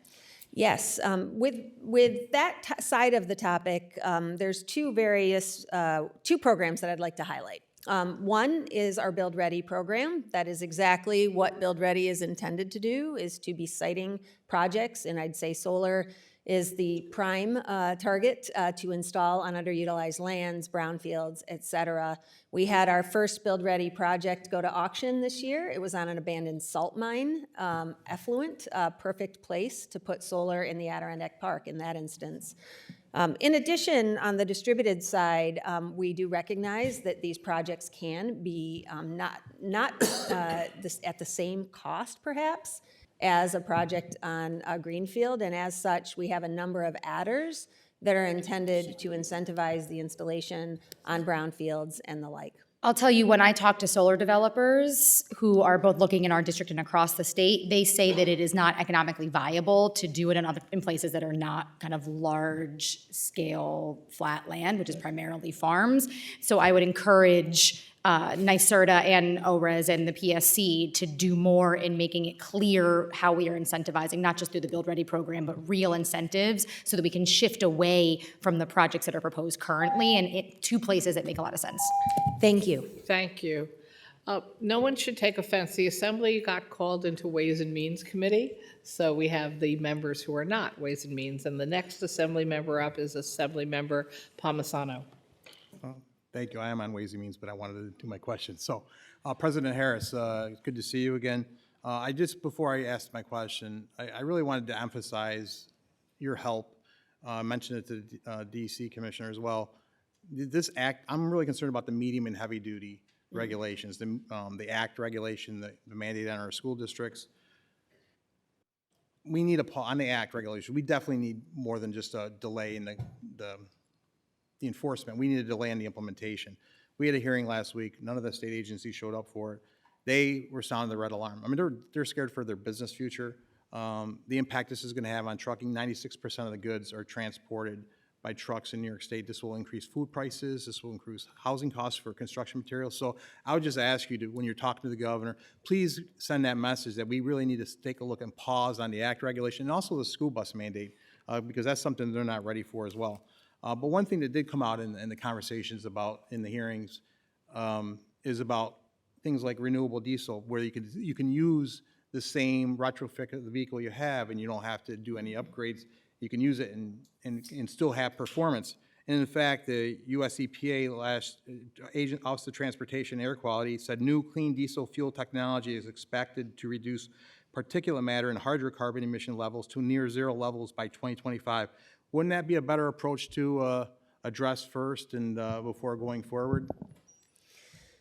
Thank you for the question, Assemblymember. Specific to today's discussion, I think it's very important to note that a diversity of resources will be a beneficial opportunity for New York to not only benefit from a reliable grid, but as I said, a diversified energy system writ large. I'd say that the clean transportation study that we have underway, that was spoken about, I know, at the last panel, is really getting at that topic, which is how might a clean transportation standard be complementary to the other policies that we are advancing as a state. And as we have seen in other markets, of course, that type of a policy did spur the utilization of renewable fuels like those that you're describing. So I'd say it is certainly an area that we are investigating. So given the costs and what we're hearing, the concerns, I think that would be a better way to go first and then try to work the technology. On cost, I wanted to ask you, we've heard, cap and invest was talked about. It seems like there's a delay in that. The governor has made comments about it's got to be affordable, it's got to be reasonable, feasible. And shouldn't we, when we go forward with these regulations, also, if we pause, we should be pausing. We should be doing a cost and feasibility study along with this, and because cost and feasibility studies have never really been done, whether it's CLCPA, School Bus Act, none of it. But after 5 years of examination, why can we still not tell New Yorkers what the out-of-pocket cost for implementation of the CLCP is, even especially after the CAC said the plan will pay for itself? Why can't we tell New Yorkers what the cost is going to be yet? Thank you for the question. As described with the prior question, I would say we have been transparent about the costs. Our integration analysis revealed very specifically the investments that would be needed, the benefits that would ensue. And I think something we don't talk a lot about is the importance of recognizing the investments we need to make in our existing energy system. Certainly, we have an aging infrastructure, one that in and of itself requires hundreds of billions of dollars to maintain. We have a generation fleet that is in large part over 40 years old. It is an area of investment the state will be having to make in large part. Either way, the question becomes, what do we invest in, Assemblymember? Asking another question. We're asking our school districts to convert their entire fleet by 2035, their entire medium heavy-duty fleet by 2035, but yet the state of New York does not have to convert their heavy-duty fleet until 2040, and the state of New York has an out for feasibility. Doesn't this seem like hypocritical to you? Shouldn't it be the state of New York converting their fleet first and showing what the problems are and working out the affordability, the charging infrastructure, all that first, before really push this social experiment on our school districts and property taxpayers? Let the state of New York do it first. Wouldn't that be the smarter, wiser way to do it? Show we'll lead by example instead of you go first and then we'll wait and see what happens to you? Thank you for that question. I'd say first, with respect to the school bus requirement, this is a statute that this legislature advanced in 2023 and one that we are advancing to implement. Certainly that has been our charge and something we've been utilizing $500 million of Bond Act money to facilitate these school districts as they begin their transition. With respect to the state, of course, I agree. Certainly at NYSERDA, I'm proud to say we're moving in that direction in a timely manner. Thank you. Senator Shelley Mayer.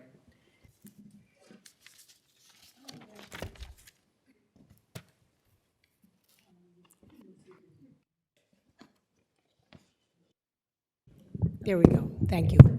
Hi, President Harris. Nice to see you. And thank you for NYSERDA's amping up of its materials for school districts for compliance with the school bus electrification requirements that were adopted by the legislature. One question is, how many staff at NYSERDA are involved in truly helping districts identify both how to pay for the buses and all the other questions that they've raised in conjunction with the requirement?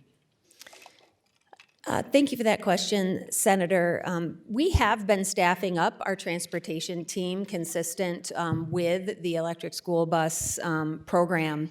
I'd have to get back to you with an exact number. It's something on the order of 15 or so folks working on this, coupled with a series of contractors who can help us really be present. We were very proud and thankful for the partnership, certainly of the legislature in hosting the roundtables, but also our engagement with the BOCES systems and many, many school districts. Right now, we're working with over half of the school districts across the state. But I do agree, we have more work to do, and we'll continue to ramp up toward that outcome. And what about, as you know, one of the big complaints is that the actual initial cost of the bus is prohibitive, and we're mindful of that. What is the status of the Bond Act funding going out the door, or any of the federal money that was allocated under the prior president and the prior Congress that would have helped with the purchase of these buses? Yes, so with respect to the applications received to date, we've received applications for about 100 million of the $500 million available. We've issued solicitations totaling, or opportunities totaling about $300 million now. And the uptake has been strong. I think many districts are interested in doing just what we wanted to do, which is to get a bus or two in their fleets and better understand how they may operate and really expand their own educational process through this transition. It is the case that we had made work of utilizing federal funds to complement the Bond Act money and I'd say the progress that we would be making with the Bond Act money. That is through the US EPA. Although, of course, we're monitoring the potential implications, it's too early to say exactly what will happen relative to that funding source or the funds that had been committed thus far. Okay, thank you very much. Thank you.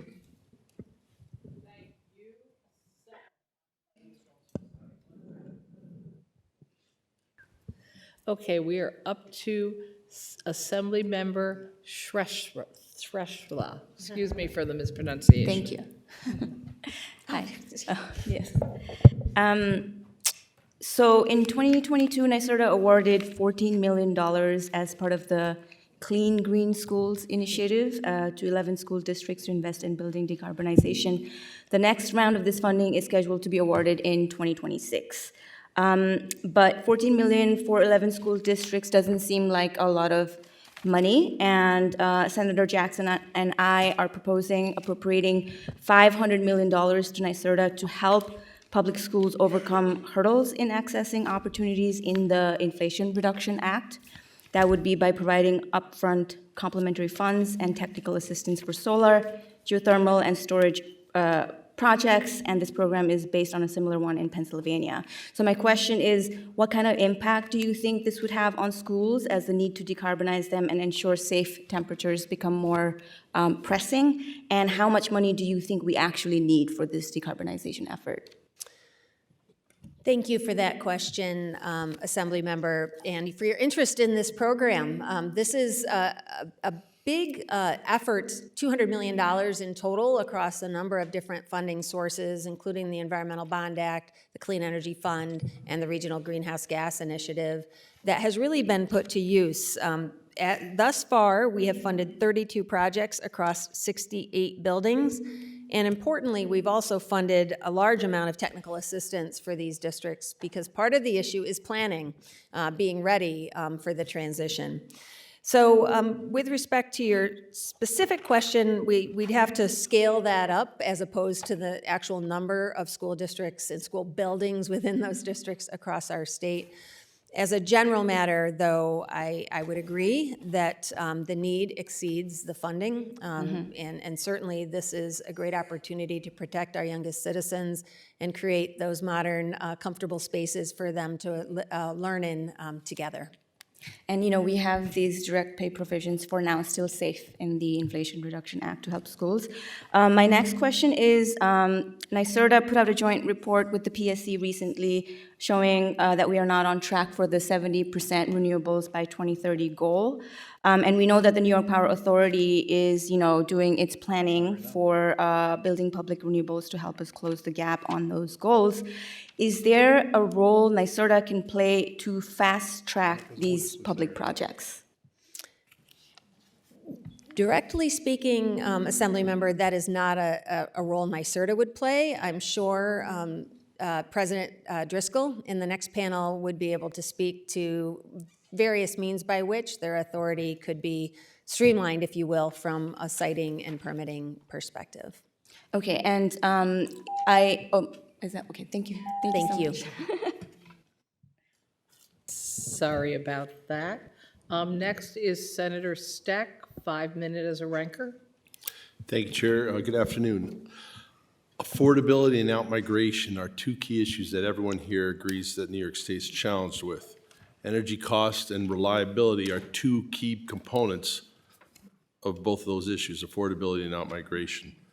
We've seen numerous reports showing that we will not meet the statutorily mandated goals that the CLCPA requires.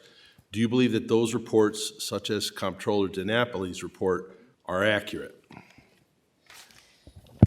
Thank you for the question, Senator, and generally for your partnership on a variety of fronts. I've obviously talked a lot about the cost of the transition and the ways in which both we think about the cost of inaction versus the cost of action. And I think increasingly we need to think about the cost of the status quo, ever more so. So again, to reiterate, the cost of the status quo, to really invest in our system, our energy system. That wasn't my question. My question is whether or not you agree with Comptroller DiNapoli's report that we are behind schedule and that this is going to be very expensive. Thank you. To answer that question directly, we were, first of all, pleased with the Comptroller's report that reflected that our role in this, we were executing against the Public Service Commission's orders and working apace with the role that NYSERDA plays. As relates to the goal achievement and the progress toward the goal achievement, we filed a report jointly with the Department of Public Service on this topic, actually before the Comptroller's report was issued, really looking objectively at where we are and where we are heading toward our 2030 goals. That is a matter before the Public Service Commission, but certainly that report reflected a possible delay in the achievement of the 2030 goal, and one that we continue to monitor, but certainly advance rationally against with every decision that we make. Do you agree with Comptroller's assessment from his audit that the Climate Act goals, that ratepayers will be the primary source of funding the transition? Certainly the ways these programs function today, any premiums that are paid for with respect to the generation, and of course transmission build-out are often ratepayer-funded programs. That's why the Public Service Commission remains central to how we get from here to there. I think importantly, we need to think about the investments that need to be made in our energy system, irrespective of the transition, and really look at this from the perspective of the incremental cost that may occur from our clean energy transition, as opposed to the maintenance and expansion of the system we have today. The most recent NYSO report showed continued decline in grid reliability margins. Are you concerned about this impact of these shrinking margins, and do you think it's wise to retire our existing sources before new sources are brought online? Thank you for that question, Senator. We do work very closely with the New York Independent System Operator, and certainly as they advance their reliability needs assessment, this is intentionally a process that involves all parties for the very reason that the transition must be effectuated by a reliable grid. So I was pleased to see the most recent data from the New York ISO identified, importantly, a downstate need that would be addressed when the Champlain Hudson Power Express project came online in 2026, and that there was no upstate need that was identified in that same study. In the out years of the study, depending on the scenarios that you look at, there was a statewide need. Do you think it's wise to retire existing capacity before others is identified and brought online. Several key projects for renewable energy have had their contracts canceled or have had significant increased costs associated with them. For example, last April, 3 offshore wind projects were canceled with respect that were expected to generate 4 gigawatts of power. Why were these contracts canceled? And is it because they were cost prohibitive? Because we have a reliability concern. We're not keeping up with the pace of generation. Demand is continuing to go up. And now you've got the comptroller and NISO both questioning the validity and the projections and the cost analysis that's been done so far. What do you say to that? Well, this is a difficult question to answer in 14 seconds, but I think this is I've been exactly- asking these questions for exact- 3 years, Ms. Harris. Senator, this is exactly what these systems are intended to do, which is to provide checks and balances and ways in which I we want can us to be achieve- honest with the ratepayers and the taxpayers of the state of New York, period, full stop.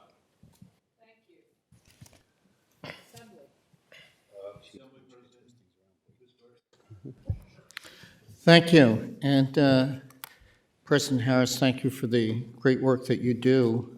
From my days as town supervisor in the town of Bedford, I know how impactful NYSERDA can be and its grants programs. And in that vein, I'm wondering if you could tell me the status of some of the funding programs that you have and the funding levels, the designation grants and the action grants under the Clean Energy Communities Program. I also understand that NYSERDA has partnered with Sustainable Westchester on the Renew America's Nonprofit Grants Program. And I'm wondering if you could just give us an update on that and the funding levels. Thank you for the question, Assemblymember. The Clean Energy Communities Program, as I was just describing, has certainly been a real success across our state. It is, I would have to get back to you on the specifics of the projects you're referring to, but it is a program that is at the moment closing out a 10-year initiative on clean energy communities with a proposal for sort of the next phase of that program in concert with the Climate Smart Communities program that DEC implements. So that's closing out, and is it being succeeded by any program that's similar in terms of working with municipalities and for community-based organizations? Yes, the program is intended to continue in a modified form. The form, we received many, many comments from host communities on this topic, and it is before the Public Service Commission for decision-making.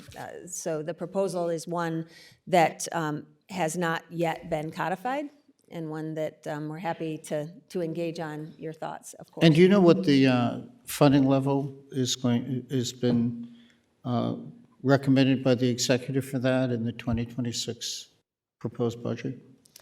This is a program, if we're speaking specifically to the Clean Energy Communities Program, it is a program that is funded via ratepayers through the orders of the Public Service Commission.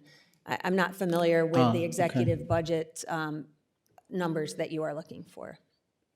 So, but the plan is to continue to try to work with community-based organizations and municipalities as you've done so successfully in the past? Absolutely, and it's an area that we're extraordinarily proud of. I've mentioned our hub several times, but also our clean energy siting team, which has engaged with well over half the municipalities across our state. And These if are I can, are they supported by federal grants or state grants or a combination of the two? Those programs are funded via ratepayer collections as we speak. Great. Thank you so much. Thank you. Excuse me, Senator Ramos. Good afternoon. I want to begin by saying that many of us were disappointed to see a lot of the expected funding for Cap and Invest replaced with the Sustainable Future Program. And under the Cap and Invest program, all projects would have been required or would be required to comply with the labor standards set out. Can you give us more detail and be more specific about the type of projects that we can expect this funding from Sustainable Future Program to cover, and how the executive proposes to select those programs and projects, whether there's going to be public input, legislative input? Thank you for the question, Senator.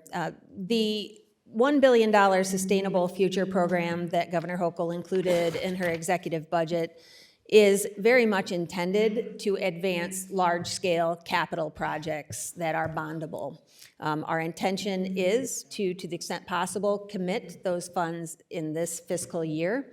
So by design, this will involve projects that are infrastructure, large projects in nature, and therefore those that can allow for major projects that bring forward a large number of jobs and economic Will there be activity labor across the standards? street.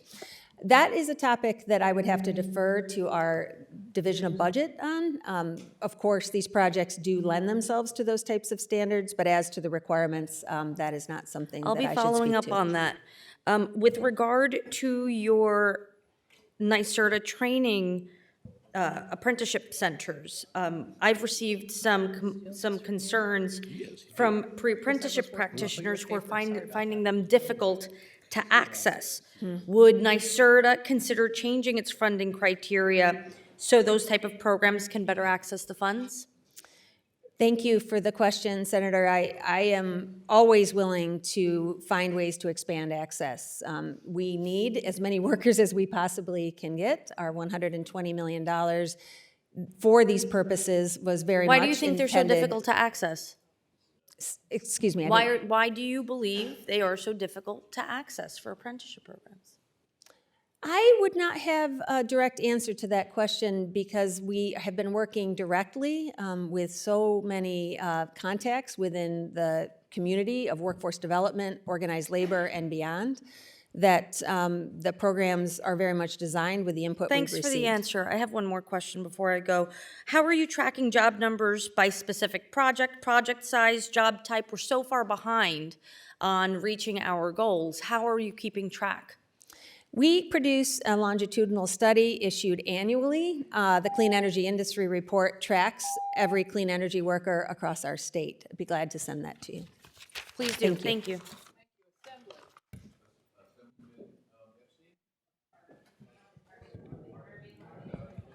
Oh, my God.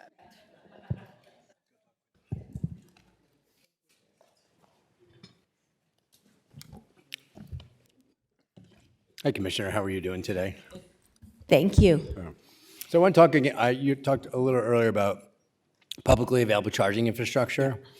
And I'm wondering what percentage of the funds that are being used, I know we're talking about another $1 million, is going to be available for publicly available, which means no paywall before having access to the charging infrastructure. Yes, thank you for that question, Assemblymember. And specifically, I'm pleased to say, I came with my number. We now have 4,000 publicly available stations in New York City. That is a So big- the 4,000 means that there's no paywall, they're not in a garage? Correct. They're Correct. not, they're on the streets and publicly available to the public? That is correct. That is our most recent number. And we see not only New York State through the Department of Transportation working with Con Edison to expand access through these hubs, of course, closer to the airports is a great example, but also broadly the ways in which we're utilizing the funding coming from the federal government to advance that as well. So how is the public, and I know it's been hard for people who have plugins or to distinguish between something that's publicly available on the street without a paywall versus things that are paywall on NYSERDA's website. It doesn't create a distinction, so people have a hard time determining if they can get publicly available charging without having to pay $50 just to park and then pay for the charging on top of it. So how is NYSERDA going to help the public feel comfortable with this when they don't really know where these 4,000 stations are and whether they're on the street or in a lot or anywhere else? Thank you for the question. This is not, I speak as an EV owner myself. I know the apps that I use actually explain to me whether I have to pay to park or not to use the charging infrastructure. This is literally data that can be fed into publicly available databases, and that's how I experience it. Less so NYSERDA's role, more me as a consumer. You know, because I have a plug-in as well, and there's no, that I found, anywhere below, 96th Street in Manhattan where there's a publicly available charger anywhere. And the few that there are, I think there's 4 in Manhattan in total. So I'm happy to hear there's 4,000 in New York City, and I think it's just harder for people to find them because so much of them are in garages, which is really a disincentive for lower income people who don't have some people who are financially well off can then put it in a garage and not worry about it. For people who are parking on the street, to get them to incentivize them to move to an electric vehicle, they need to know that the charging infrastructure will be available to them. We completely agree. There needs to be more public access to charging. Full stop. Okay, I look forward to working with you on that. Thank you. Thank you.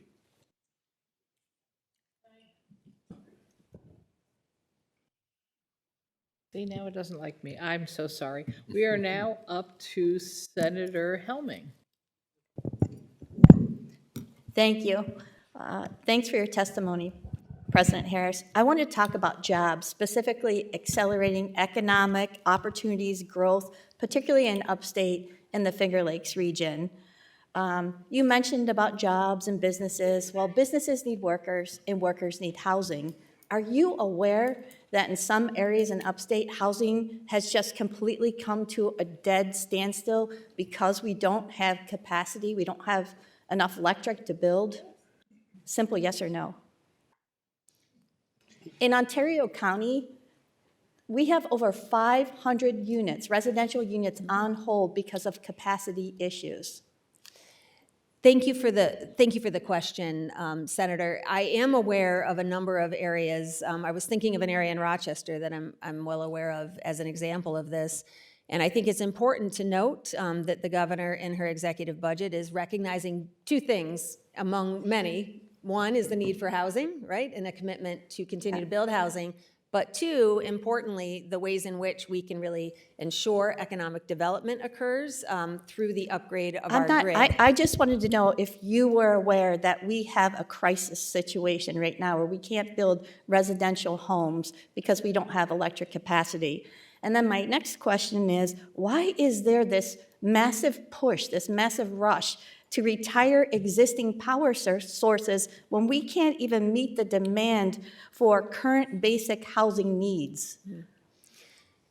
Thank you for the question. In many ways, this is, I'd say, not something that I necessarily agree with, in the sense that when we plan for our transition, the studies that we conduct, as well as that of the New York Independent System Operator, inform the readiness of our grid to retire fossil plants. So a great example is New York City, in which there has been a reliability need identified. And I'm frankly, sorry, I they have will to cut be- you off. I only have 50 seconds But left. there will be solutions But advanced I'm hoping toward that that in this budget that there will be something to resolve that issue. And also, can you just quickly tell me what's included in this budget to make energy more affordable for the working class? And if we run out of time, just going back to something that Senator Steck asked, my question to you too is, are ratepayers the piggy banks covering the state's CLCPA mandates? You mentioned that we have a cost for the CLCPA. What is it? So certainly, when we're outside of this venue, I'd be glad to really share some resources with you that may be useful. Certainly, when we think about the governor's $1 billion commitment, this is very much with the lens of affordability and investment in mind, really effectuating the transition for consumers across our state, particularly in the buildings and answers. transportation sector. It's a bunch of talk and no answers. Thank you, and thank you, President Harris, for repping University of Rochester so well. A couple questions. I'm going to try to go fast. So the first one will be hopefully a quick one. Large-scale thermal, which I do believe is going to be a huge piece of our clean energy future. When will the first project be up and running from the ones that were granted a couple of years ago? Thank you for the question, and thank you for hosting me in Rochester this year as well with your partner in crime. I would actually, unfortunately, have to defer that question to the Public Service Commission. They are advancing those pilots and would have the latest on the commercial operation date. Yeah, I just think getting to those large scale, it's so hard to go house by house, building by building, and I really think those, we need to learn from them and understand them so that we can see if that would really be what helps us get there. Second question, and to the topic of which you came to Rochester for, is electric school buses.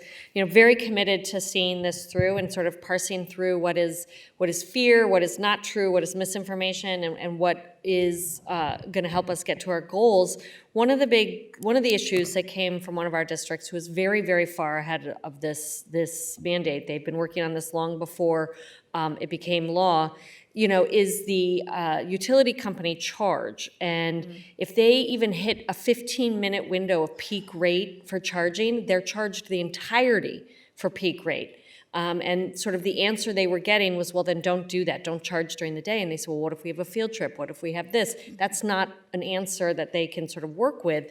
It's different in other regions of the state. Whose role is it to ensure that our utility companies are working with our school districts to make sure the rate that they are charging, particularly our public institutions, for a mandate that we've asked them to do for our clean energy goals, to ensure they're not paying more than they are for gas, for diesel, for what they're currently using? Thank you for the question. This was actually a topic that came up in the roundtable that we had hosted together last year, and it is one that really involves two things. Yes, in part, it comes down to charging, to the extent possible, your buses at the best time that you can. Managed charging is an important part of this, but it also has to do with rate design. And that is why I was very pleased at the roundtable that the utilities were present, and specifically that staff of the Department of Public Service was there as well, because as we advance to not just one or two buses, but hundreds and thousands of buses, it is very important that the rate design work for the school districts for those very reasons you I described. look forward to working with you on that and all who may need to be there. And then on Charge Ready, our businesses are telling us they went from a couple-month window to over a year for approval. Is there any way you're looking at that to see efficiencies to ensure businesses can get their electric charging infrastructure up quicker? I will have to look into that. Thank you for raising it. Thank you. Thank you. Senator Rachel May.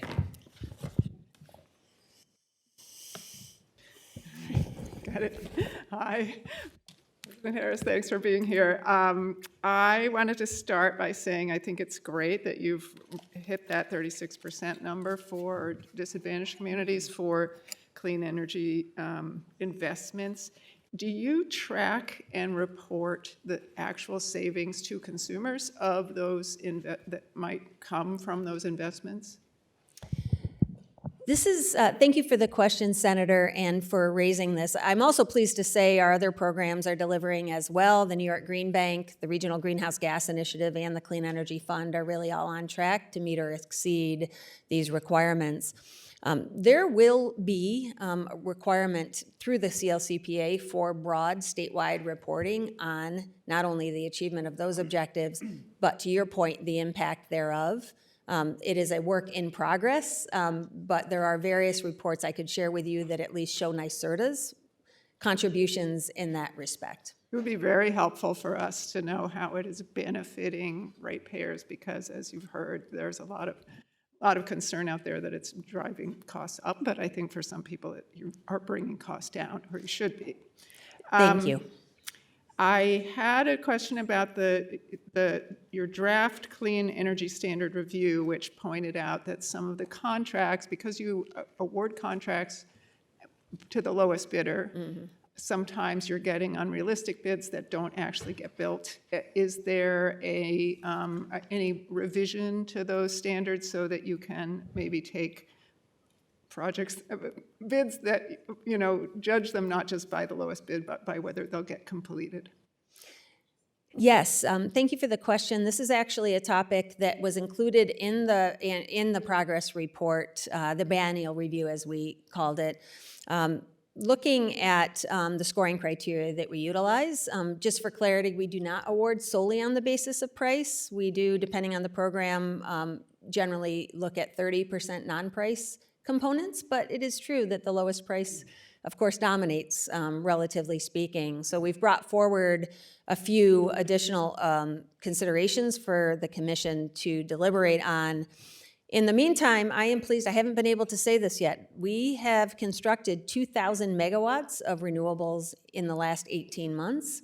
We have well over twice that moving into construction. So I would say we do have a lot of reason for optimism that the portfolio is advancing consistent with our objectives. Wonderful. And then my last question, just very quickly, how close are we to developing affordable, sustainable aviation fuel? That is sustainable aviation fuel, I would say, is a work in progress. There's a lot of development globally that we're happy to talk about great. as we advance in the coming decades. Thank you. Thank you, Assembly.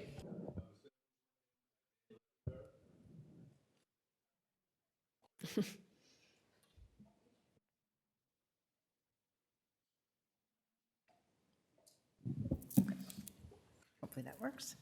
Good afternoon, President, and thank you so much for taking all these questions. I'm going to repeat one that I put to DEC earlier, and maybe you heard it, I don't know. But given yesterday's market correction because of more efficient AI models from China, which require fewer data centers and less power, do you really think that the state should be spending resources on bringing online untested nuclear technology that doesn't exist, will not be up and running for decades?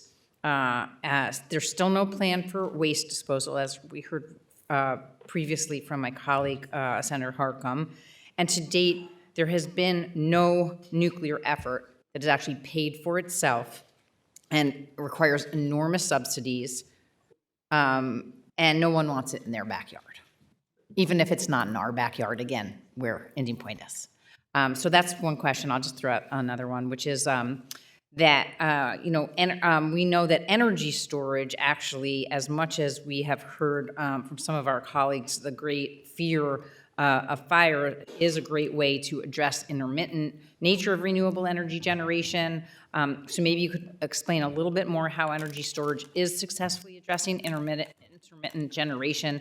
And finally, if you could explain the benefits that New Yorkers are experiencing when they electrify their homes with the help of NYSERDA's various incentive programs, which include things like health benefits, clean energy sector workforce development, household comfort, and energy savings. That would be lovely. Thank you. I'll do my best, Thank you. Assembly Member. Energy storage is a game changer with respect to the ways in which it can allow us to reduce our peak load. The estimate is the 6 gigawatts that we will be deploying can reduce the peak by 20%. So that means we don't have to build a lot of generation in order to buttress this system in that decarbonized future.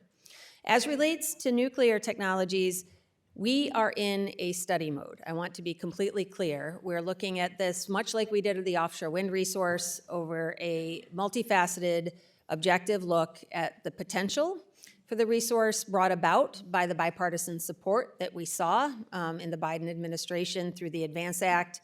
It is something that we don't have answers to, but we have many questions, and we're committed to looking at this rationally. On the topic of building decarbonization, I think it is the topic that should be discussed more, which is the homes that we are electrifying and making more efficient are in fact more comfortable, more modern, and more pleasant to live within. Healthier homes in the first instance is really what we're creating along the way. So a reason for pride in what we're doing for our constituents. Thank you. Thank you. Thank you. Senator Borrello. Thank you, Madam Chair. Thank you, CEO Harris. Appreciate you being here today.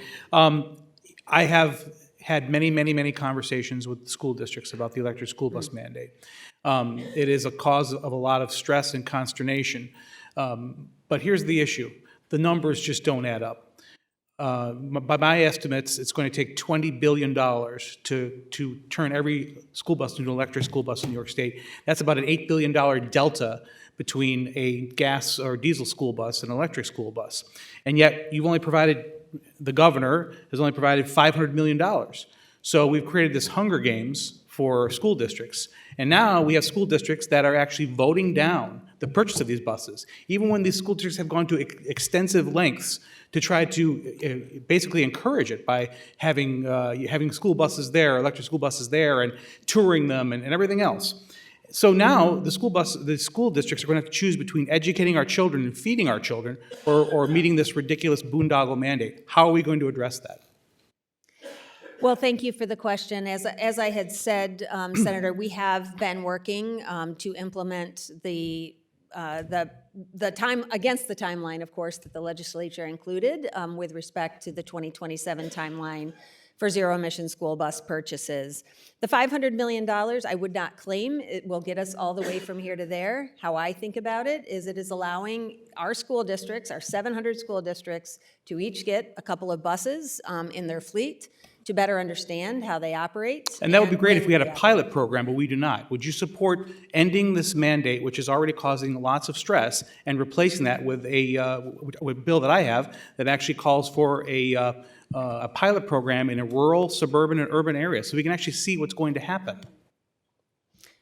Certainly, I can't comment on your bill, but I can tell you that we are certainly using these funds to provide this experiential support for the school districts. Right now, we're working with over half of the districts across the state. Well, again, I would say we haven't, you said got part of the way there. We really haven't gotten past square one at this point. We have very few, and here we are, the mandate is right around the corner. They're not going to be able to purchase non-electric school buses after 2027, and I just don't know how we're going to tell our school districts, and people are already paying way too much in school taxes, property taxes in general, and to tell them that we have to meet this mandate without actually supplying enough money for them to meet the mandate is a true problem. And I realize that's something that the governor and my colleagues on the other side of the aisle need to address, but I really would like to see your leadership on this and the fact that a common sense alternative would be to test it out and see how this works. I'd say the fleet electrification plans are a central aspect of this, which we are funding fully. This is going to provide these school districts just what they need, which is a roadmap. What will it actually take to get from here to there? These plans are central to understanding the transition more factually. Thank you. Thank you, Assemblymember. Assemblywoman Kellis.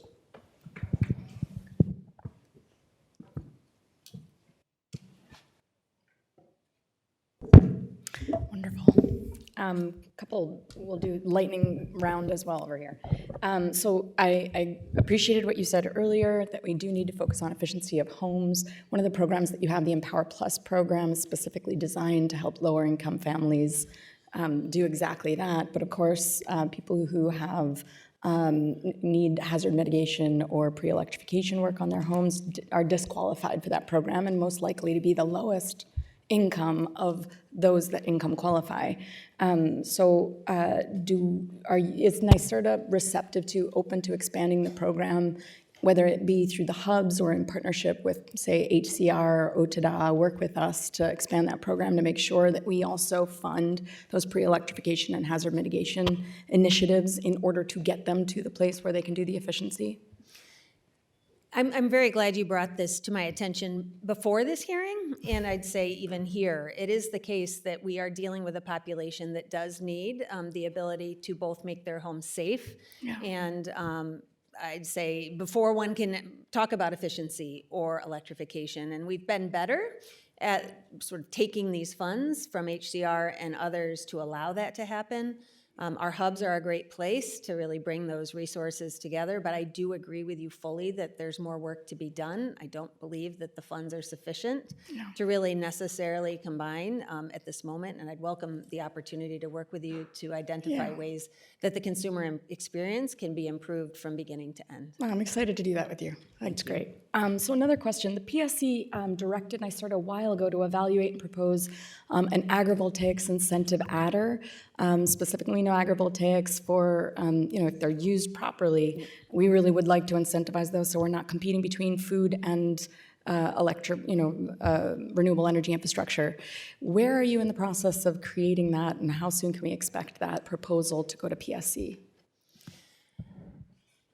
Thank you for the question. I will need to get back to you on where that process stands, as I am not entirely sure if it's adopted, where we are in the process, but I will tell you that we completely agree. There is no disagreement that agrivoltaics can be a way in which solar siting can be made, allow co-use.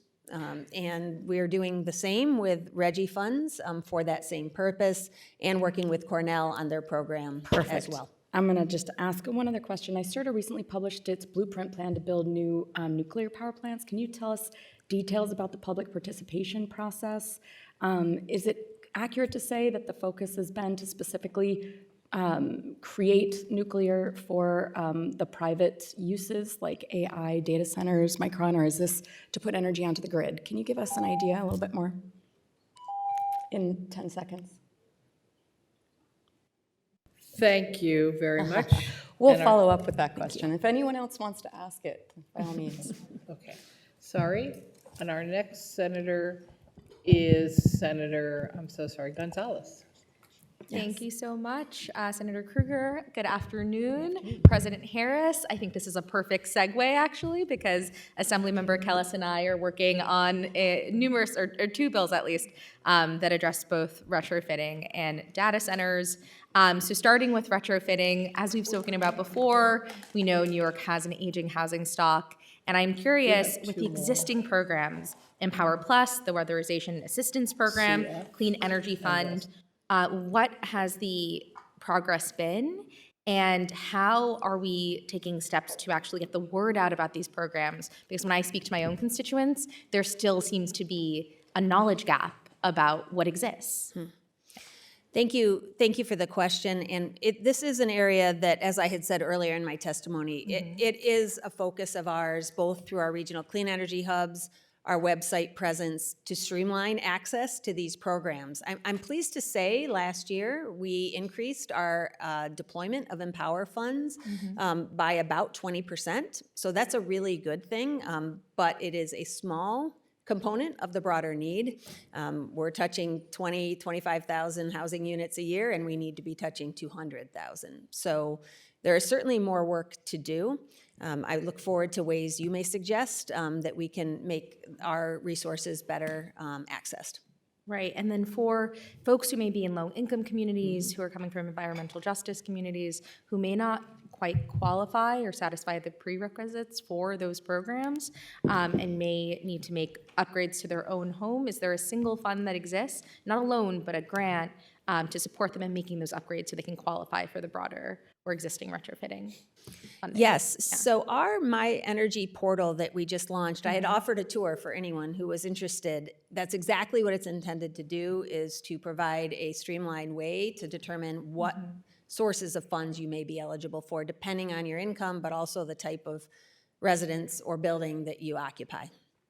That's great to hear. And then in the last minute, I will definitely plus one Assemblymember Kellis's question on nuclear and AI. It's one that I've been meaning to engage you on in my capacity as chair of the Intern Technology Committee. As we see data centers increase in number across the state, we're certainly interested in seeing what the impact will be on our energy. Yeah. Certainly, one of the reasons that we're undertaking this master planning process is because we have seen an increased amount of interest on the part of corporate buyers, whether it be AI, data centers, hyperscalers, or semiconductor manufacturers and the like, in really partnering with generation.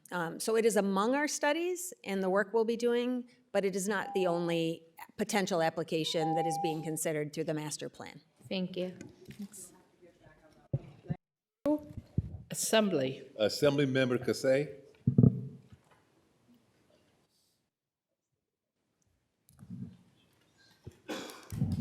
Hi, good afternoon. I have two questions. One about local plans transitioning to alternative uses. So out in Suffolk County, Port Jefferson, we have a peaker plant powered by natural gas currently. And in the district, village governments and task force are working very hard to figure out and try to have agency in the transition to whatever might come next for that plant, both to avoid a brownfield situation, be part of the solution, and then there's also great tax implications. The plant has been applying for reduced tax burden for itself, thus putting the burden back on the local taxpayers. And so, can you speak to what in the budget, and if there's adequate support for these local governments and groups who are trying to have that agency and solve that problem? Yes, Assemblymember, I appreciate the question. This was a very central topic to the Just Transition Working Group that I co-chaired with Labor Commissioner Reardon. And in building on that, there's a number of initiatives on the workforce side, but specific to the site side, there is a Just Transition site reuse program that we have undertaken at NYSERDA, focused on bringing communities and generators together to reimagine the site itself, to your point, to avoid a situation in which it is left, without a future, right? So I'd encourage you I can connect with you to really discuss that program and its potential applicability. I appreciate that. Thank you. And my second question, can you please speak to funding in the budget that might be there to further research energy storage technologies beyond lithium ion, and if there's currently any promising technologies that we're not yet widely using? I know we live in this world of breakneck technological improvements, so just curious to see if that's something that New York State is also trying to take the lead on, and what the status is. Yes, you've hit a very important topic to the NYSERDA team. Our innovation team invests significantly in developing technologies and solutions that may be on the edge of commercialization and near ready to deploy. And among them are different chemistries that could be deployed for the purpose of energy storage. Iron oxide is one that people talk a lot about as a potential long duration energy storage solution, but there's other chemistries as well as the potential application of hydrogen and many others. So this remains a focus of NYSERDA's, certainly through the Clean Energy Fund, but also moving forward. Thank you. Are there any opportunities for pilot programs currently? Absolutely. Our programs are available as we speak. Very good. We'd be happy to connect about that. Thank you. Thank you. Excuse me. Thank you. We have Senator I always get your name wrong. I'm sorry. Conservative Fitzpatrick. It's because I love the blending of the two cultures, but the names are tricky together. Thank you, Chair. Thank you, President Harris. There's been a lot of reports that have been issued in relation to what's going on with our energy. Power Trends Report 2024 from NISO said that given the trend that we have power generator retirements outpacing additions, we also have a trend that we are going to head toward a winter peaking system in the mid-2030s, and that if natural gas becomes unavailable and supply cannot be secured elsewhere, statewide deficiencies could arise as soon as the winter of 2029 and 2030. We have the Comptroller's report saying that the audit found that PSC's and NYSERDA's efforts have not met all the essential components of complying with the Climate Act, including determining the cost of transition to renewable energy, and that the cost of transition has not been reasonably estimated. That report from July 2020 recommends that we conduct a detailed analysis of cost estimates to transition to renewable energy sources and meet the Climate Goal Acts. So my question to you, in response to these reports, what has NYSERDA done in response to these reports to respond to these inadequacies that have been highlighted? Thank you for the question, Senator. This is, as I had described earlier, an area that many different actors touch upon. Our job at NYSERDA, of course, is to bring on new renewable generation that can, in part, address the challenges that may be seen in the studies that you're referencing, which are by the New York Independent System Operator. All that to say, I found the studies by the New York ISO to be quite encouraging with respect to the areas of need that they identified. And in my view, we're well on our way toward having solutions brought to bear to address those needs should they exist. But if we're engaged in a budget hearing, the idea is to come up with money, right? Estimating cost is a basic thing that we are doing here, and NYSERDA hasn't done that. And I want to know why. How do we move forward with giving money and allocating and moving forward with this plan if we don't know what it's going to cost and we don't know what it's going to cost our constituents?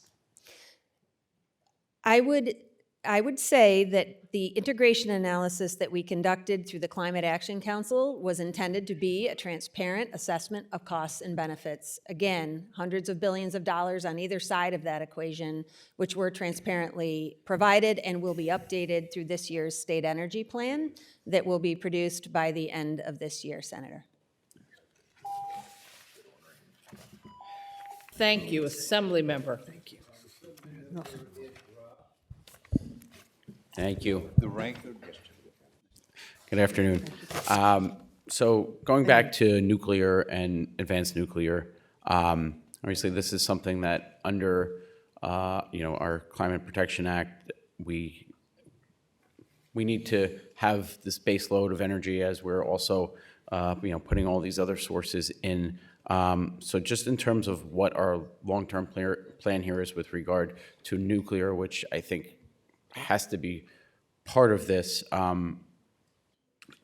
So I guess number one, do you view that as part of the long-term solution here, nuclear power?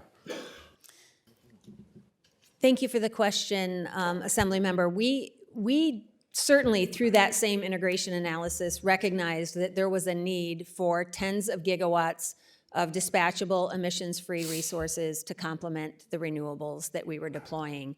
Nuclear may well be one of those resources, along with several others that are being considered as we speak by the Public Service Commission. The intent of the Nuclear Master Plan is to take an objective look at the aspects of advanced nuclear deployment, both from a technology perspective, but also a cost perspective and a risk perspective in an objective way to help us determine collectively the potential contributions of this resource. Right, and I know, so we have a $6 million allocation for that nuclear power development master plan. So what is the time frame on that coming together? Yes, so the 18A assessment that is attributed to NYSERDA this year does include a modest expansion, in part to allow us to advance our state energy plan that I had described as being underway. As part of it, there will be a number of studies. Nuclear certainly studies will be included within that work. And specifically, when we consider how we get from here to there, it is a multifaceted effort. I would anticipate it requiring a number of years to play out. But along the way, we are advancing other work in parallel, including a multi-state initiative that we will be co-chairing, the potential utilization of Department of Energy funds for planning at the 9 Mile facility in Oswego. Along with others. So it will be a work evolving over those coming years. Yeah, that was, you read my mind, because that was my other question, is what is the plans of NYSERDA to support Constellation Energy's effort to install a small modular reactor at the site in Oswego? Yes, thank you for the question. I'm glad it was brought up. So Constellation has applied for a planning grant to the U.S. Department of Energy. So this is a very early site design effort. This has nothing to do with actual deployment, but rather what would be needed to understand the potential permitting and siting regime for a new reactor at that facility in Oswego.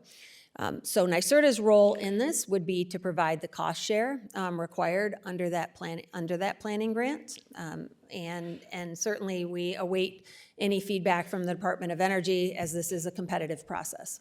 Okay, thank you. I mean, as you're aware, when it comes to the use of land and the amount, this technology, and they're coming up with new technologies with it. Takes up as opposed to some of the other sources. I think it makes a lot of sense to continue to think about kind of the mix of kind of an all of the above approach to trying to meet our goals. So thank you. Yes, you and I have discussed resource diversity a number of times. I think you're seeing this year the embrace of various complementary technologies, and this certainly be one of them. One of the major benefits of it is the energy density, as you describe it. So looking forward to further engagement on this. Thank you. Thank you. You're done? Yes? Okay, sorry. Thank you. Senator Pat Fahey. Thank you. Welcome, President Harris, and I know you've had a long day.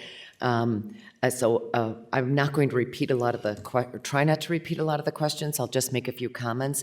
But I know you've been asked a lot today about the cost of implementation, and I always share an interest in hearing more about costs on implementation. So I look forward to always hearing more on that. But I also I was reminded by my colleague, what is the cost of doing nothing? And so I'd like to see that juxtaposed with doing nothing to address the weather-related disasters that we seem to have every week, the water problems that everyone has brought up all day, including to DEC, and the growth of some emerging contaminants in our water and soils. So I'd like to make sure we're getting a full scope on costs. With that, kudos as well on the progress being made on distributed solar.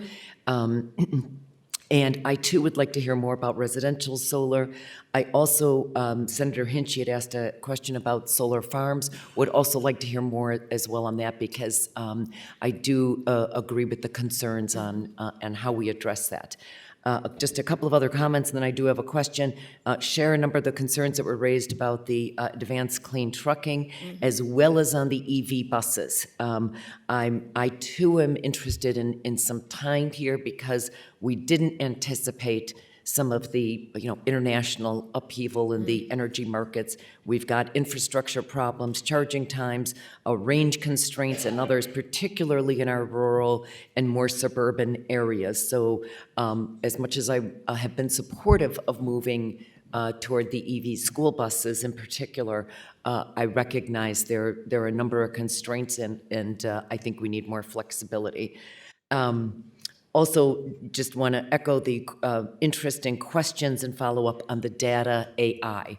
Question, the offshore wind, I haven't heard that for a few hours. The new Trump administration has already halted federal leasing of lands for offshore wind development. We've been waiting on updates on the $500 million that was appropriated from the previous administration. Can you give me an update on where we are? And of course, I have a particular interest in the Albany port, so I would be remiss if I, full disclosure, but also an interest in wind energy in particular. Thank you, Senator. This is not going to be able to be answered in this time, but what I want to make clear is our commitment to this resource remains firm. The governor has made that clear. We are working to assess what impacts the Trump administration will have, and making rational, good decisions to both advance our $500 million and the projects themselves. You have our commitment that we will continue our work. Thank you so much. Thank you, Chair. Thank you, Assembly. Thank you very much. Good afternoon, President Harris.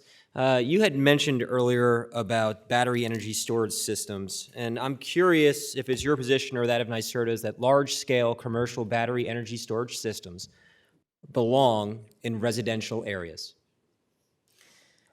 NYSERDA, thank you for the question. The specific topic of energy storage siting is one that is somewhat dependent on the capacity, if you will, of the system. The permitting authority differs depending on how the system is sited. I don't myself, as NYSERDA, have a point of view nor jurisdiction in that respect, but certainly the topic of safety is paramount when we think about how we display and advance energy storage systems, something that we are committed to doing in a very responsible manner. Has NYSERDA proposed any type of standards for, again, commercial, large-scale battery energy storage systems in residential areas? We have not. Our focus has really been on the fire safety working group that Governor Hochul formed, and really the necessary reforms, perhaps, to code to community engagement and to education and awareness that are necessary to really equip the communities to host projects, less so the specifics with respect to where they would be sited. As part of the fire safety group, have you looked at, or do you currently require those applicants or companies that, again, looking specifically at large-scale battery energy storage systems, provide any type of insurance for neighboring properties should there be damage to those properties in the case of an emergency, such as a fire that we've seen here in New York and in other parts of the country? Certainly, the topic of insurance is an important one, but it is not NYSERDA's jurisdiction. Much of the battery energy storage problem seems like it's not in your jurisdiction, but then again, it is part of your equation Certainly. for the grid. So I don't really understand how you can say it's not part of your jurisdiction, yet you need it for the grid. I mean, there are significant concerns of, again, large-scale commercial storage systems being sited 200 feet from people's houses. And so if it's your position that it's needed, but yet you're walking away from any type of safety precautions to ensure that that, in fact, would be a safe use, I have a hard time buying that. Certainly, safety is paramount. I don't want you to misinterpret what I'm describing. What I am saying is NYSERDA does not permit these projects. They are permitted by the Office of Renewable Energy Siting or the Department of Public Service, depending on its capacity. So I want to just be clear where our responsibility lies. Certainly, I'm sure the chair will have more to say on the next panel. Looking forward to it. Thank you. Thank you. Thank you. Senator John Liu, and we have been joined by Senator John Liu. I just never said that earlier today. Thank you.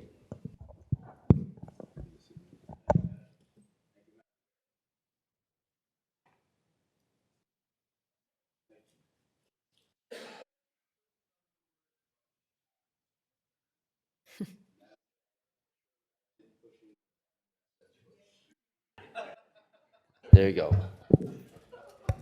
Apparently, I was not pressing it correctly, but I was pressing the button that says push. Thank you, Madam Chair. And thank you, President, for joining us.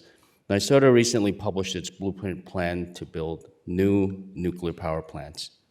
Can you tell us details about the public participation process NYSERDA will have and the timeline of that participation and approval process? Don't thank me for this question. You can thank Assemblymember Kellis for this question. Thank you, Assemblymember Kellis. The master plan will be a multi-year process, and much like our offshore wind master plan, community engagement will be a central aspect of our work. Perhaps even more so, obviously, given the history that exists from the perspective of conventional nuclear power plants across our state.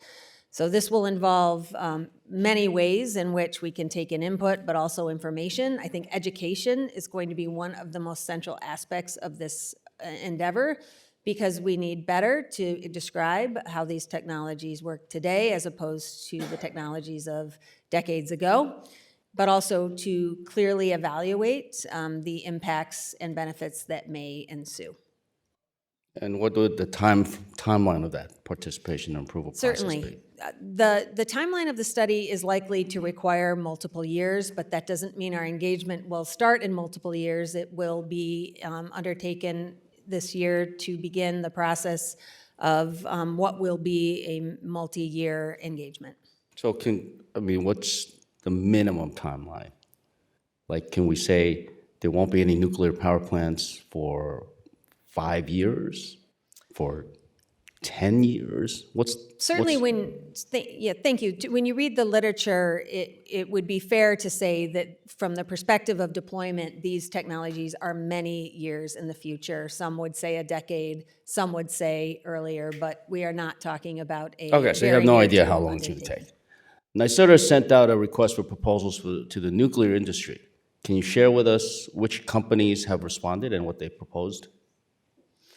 We are currently reviewing what was an extraordinarily robust response, which exposed to me really the opportunity exists in many aspects of our economy, including education, manufacturing, supply chain, and the like. We'll be using those RFI responses for further engagement, and certainly will be releasing details that are relevant for the broader planning exercise. I mean, you could thank me for this question. And the question was, can you share with us which companies have responded? There were dozens, if not 100 companies that responded, or entities that responded. Okay, I didn't ask you how many. I said which companies, but good job running out the time. Thank you.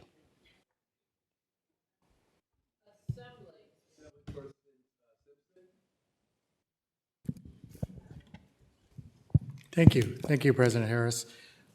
Does NYSERDA provide oversight, technical assistance, or even analysis of projects that the state is building, its own facilities? The state facilities would typically be reported under by the Office of General Services. We do work with them. In fact, we just issued some guidelines for sustainable development, i.e. construction. But from the perspective of reporting, it would not fall under NYSERDA, but rather OGS. Yeah, I just wondered in reference to a project that, in North Creek, the ski bowl is part of the Gore expansion, beautiful facility. But I was surprised to see that the heating source is going to be fueled by propane. Thank you. I heard you ask that earlier, and I assume that was Orta who had made that investment. I can't speak to their decision-making, but certainly that is within their ability to utilize that propane as a heating source for that type of a facility. It just seems that the state has rules for residential homes, new homes being built, the move to electrification. We have mandates for EVs. We have all sorts of moving pieces that are affecting all New Yorkers. But then when it comes to the state's facilities, programs, investments, there may be a missing link here between what we tell others to do and what we're doing ourselves. There are investments going on in state facilities. Certainly, the Empire State Plaza being a great example of one that is underway by OGS through the executive orders, but also the allocation of budget funds by the governor. So, again, work in progress, but underway. Thank you for your response, because it actually highlights it's costly. It's very expensive. And when it comes to the consumer, they have to decide how they're going to move forward with these mandates, but then the state makes its decisions and doesn't have to comply by the same rules. So What I would say to that, though, is that each building type is quite different. Building a zero-emission, single-family home is quite different than addressing the Empire State Plaza. That's really the phase-in that we are advancing as a state, recognizing we need to start with the place that is perhaps simplest, and that is the strategy that we are undertaking with zero-emission new construction, while, of course, these more complex buildings are advanced as well. Okay, thank you. Thank you. Senator Walczyk. Thank you, Chairwoman.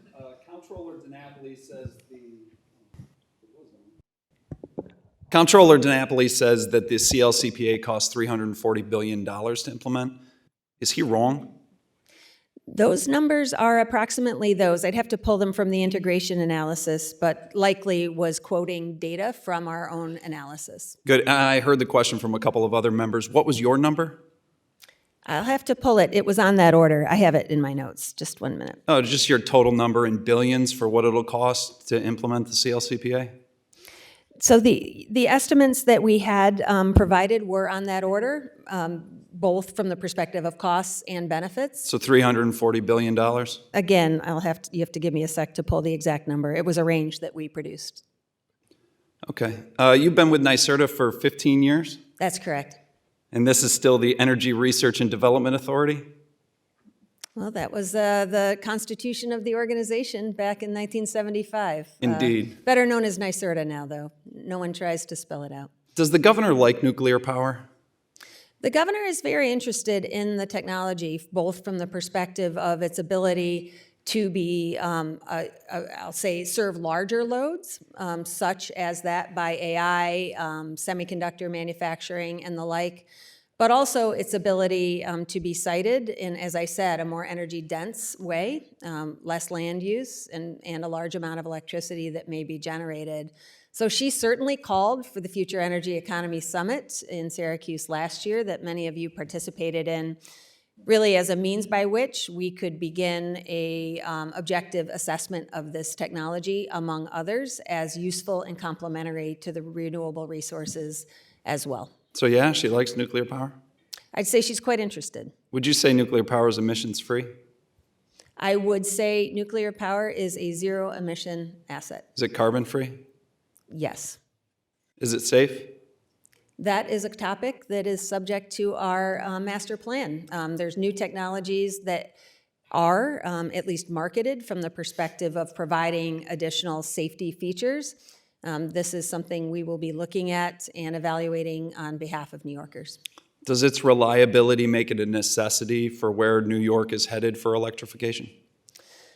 Well, we certainly know that we will need tens of gigawatts of dispatchable emissions-free resources. It was on the order of 18 gigawatts. Nuclear may be a contributor to that. We are not at the point of making that statement. Like the governor paused congestion pricing before an election, she also is putting a pause on cap and invest until after the gubernatorial election. Will we see your master plan for nuclear power after that election, or are we going to see it beforehand? I want to make clear that Cap and Invest is not paused. We are advancing numerous aspects of this program as described by my colleague on the last panel. As relates to nuclear power, it was included in her State of the State address. She set this direction for us, and we'll be certainly reporting along the way.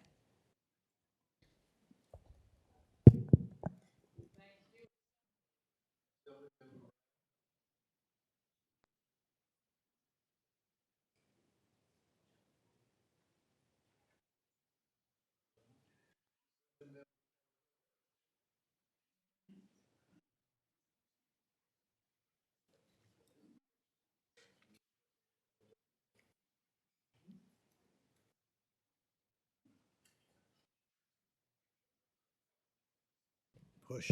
Okay. Thank you, President Harris, for being here.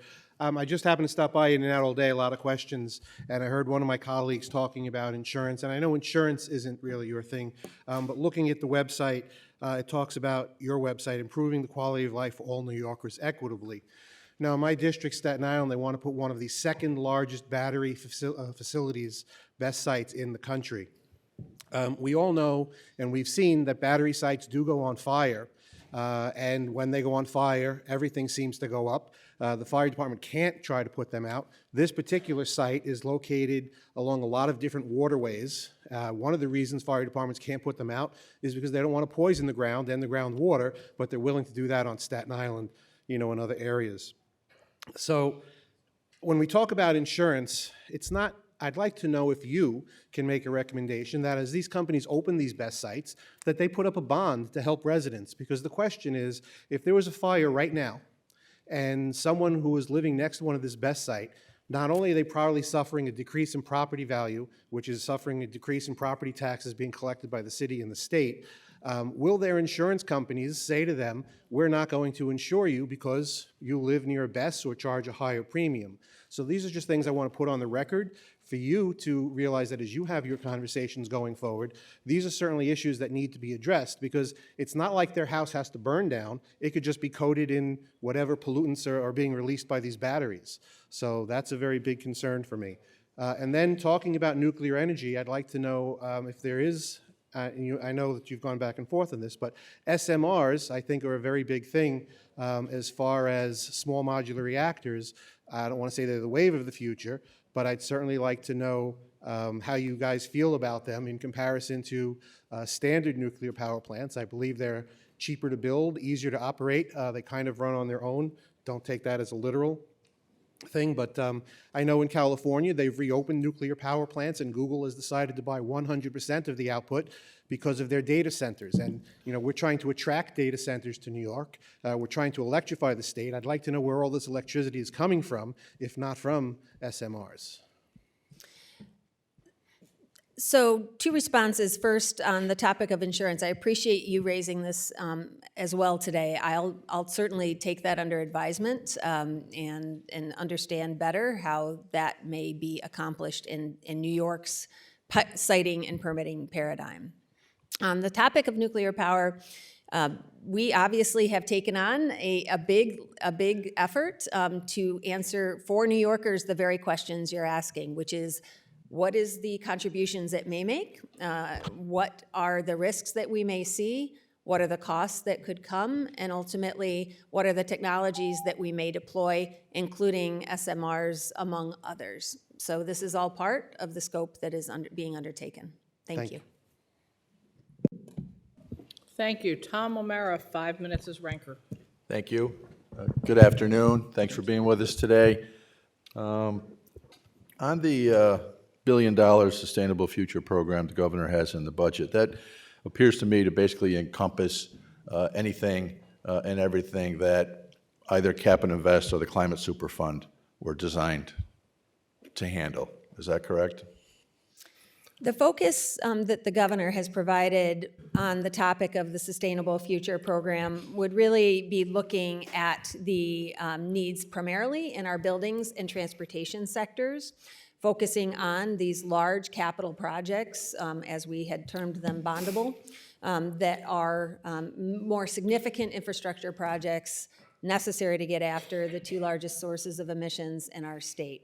So that has been the directive that we have received, and we look forward to working with you to identify projects within those bounds. So you're asking for $1 billion. Do you have any outline of proposed projects right now? We certainly have ideas on the projects that might meet that need. This is an entire state ecosystem. Well, you have no list of those for us. We have concepts, certainly. Concepts. Well, And we're yes, supposed to approve a proposals. budget with $1 billion of concepts that you're not even going to tell us what they are? This is a process that, as I understand it, was intended to advance through her budget, and we look forward to discussing the specific projects. I'd imagine you may have suggestions as well. And there will be no legislative review or approval of those projects once we approve this $1 billion fund. Is that correct, the way it's set up? I can't speak to that. Thank you. Well, that's the way it reads to me. You just mentioned, I think, to Senator Walczak that you expect we need to increase dispatchable emission-free resources by 18 gigawatts to meet our needs. Can you explain the numbers to me? Because my understanding is we have capacity right now of somewhere in the mid-30 gigawatts available in New York on a good day. And the proposed outlook for demand under the CLCPA and the Climate Action Council is somewhere of 120 to 130 gigawatts. It's a lot bigger gap than 18. How we close that gap? Certainly, the work that we conducted through our integration analysis did include a rough doubling of the capacity of our grid. I agree the peak demand in New York is around 30 gigawatts, but our installed capacity is greater than that. It is also the case that we saw this need both from the perspective of the electrification that we've discussed multiple times, but increasingly, of course, the load that we see coming upstate from the perspective of the good problem to have, which is economic development opportunities that we also want to serve, as well as the load potentially from electrolyzers to generate hydrogen, which is actually part of the NYSO's analysis as well. All that to say is we need to build many, many renewables and, to your point, a large number of dispatchable emissions-free resources to get from here to there. Now, NYSO has demand response programs that when capacity is being maxed out and there's fear of brownouts and blackouts, they encourage customers to not use power, whether it's high-load user manufacturers, whatever, and they get paid for not using power at those times. My understanding is last week, NYSO implemented demand response programs in the middle of winter. A very cold week last week. Typically, these have been implemented during the hot summer months when air conditioning is ramping up. Now we're seeing them already in the middle of winter. And we have concerns of meeting our demands and the reliability of the system going forward. So what's your response to having to implement a demand response program and the other warnings that NYSO has already given us about concerns of blackouts and brownouts going forward?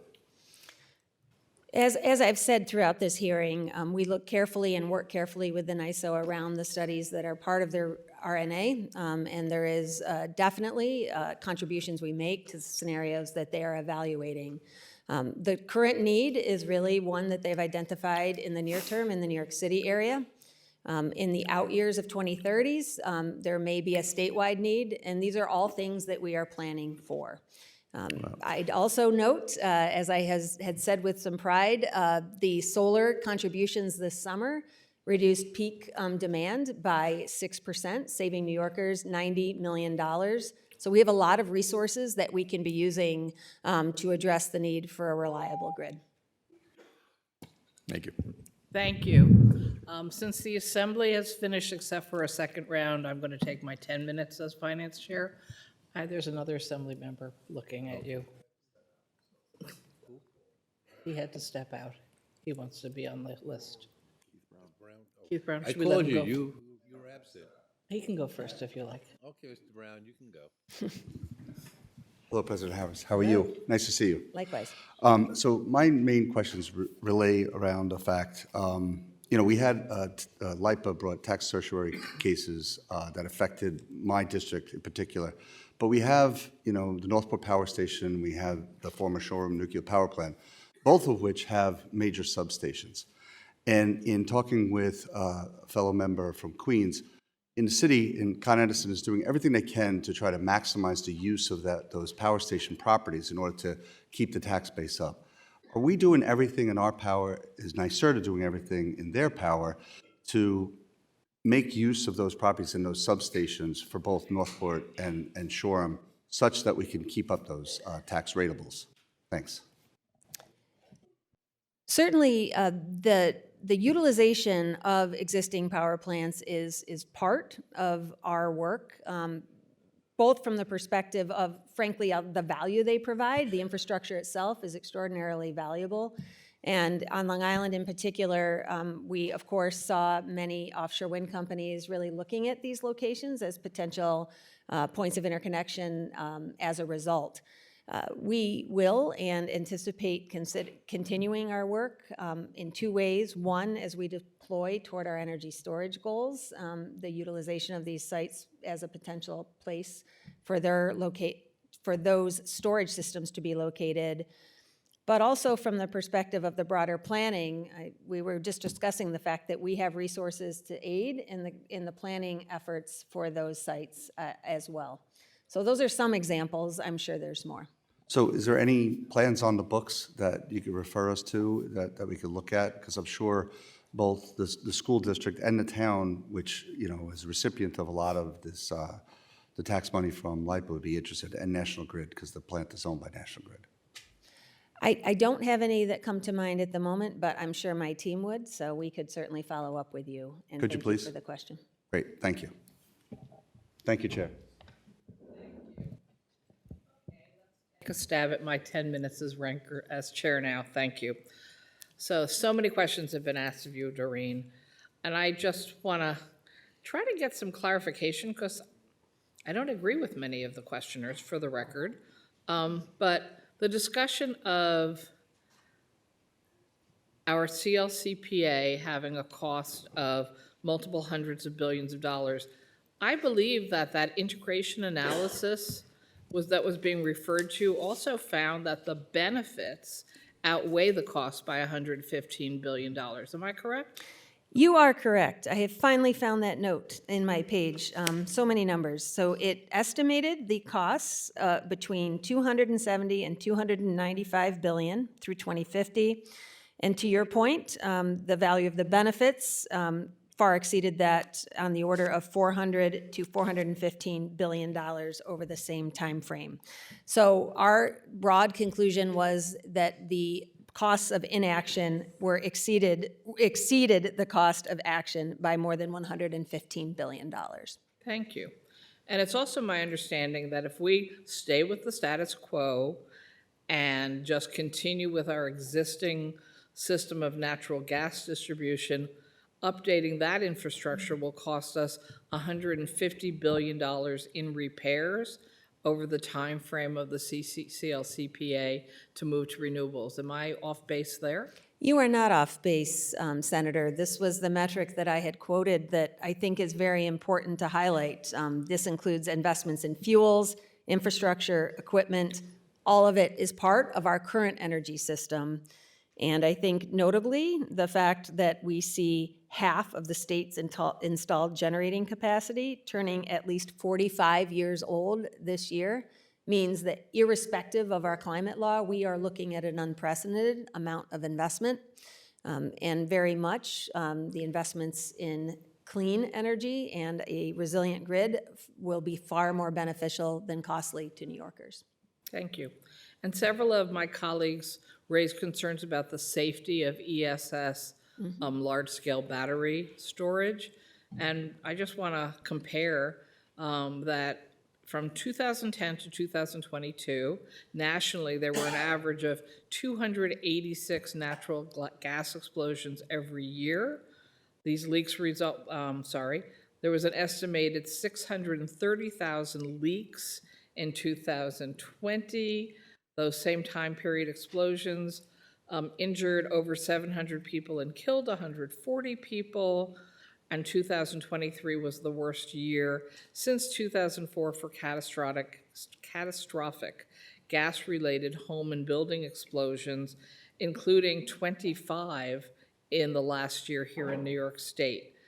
NYSERDA did a big study, I guess you commissioned a big study in 2020 about ESS storage and the future of it.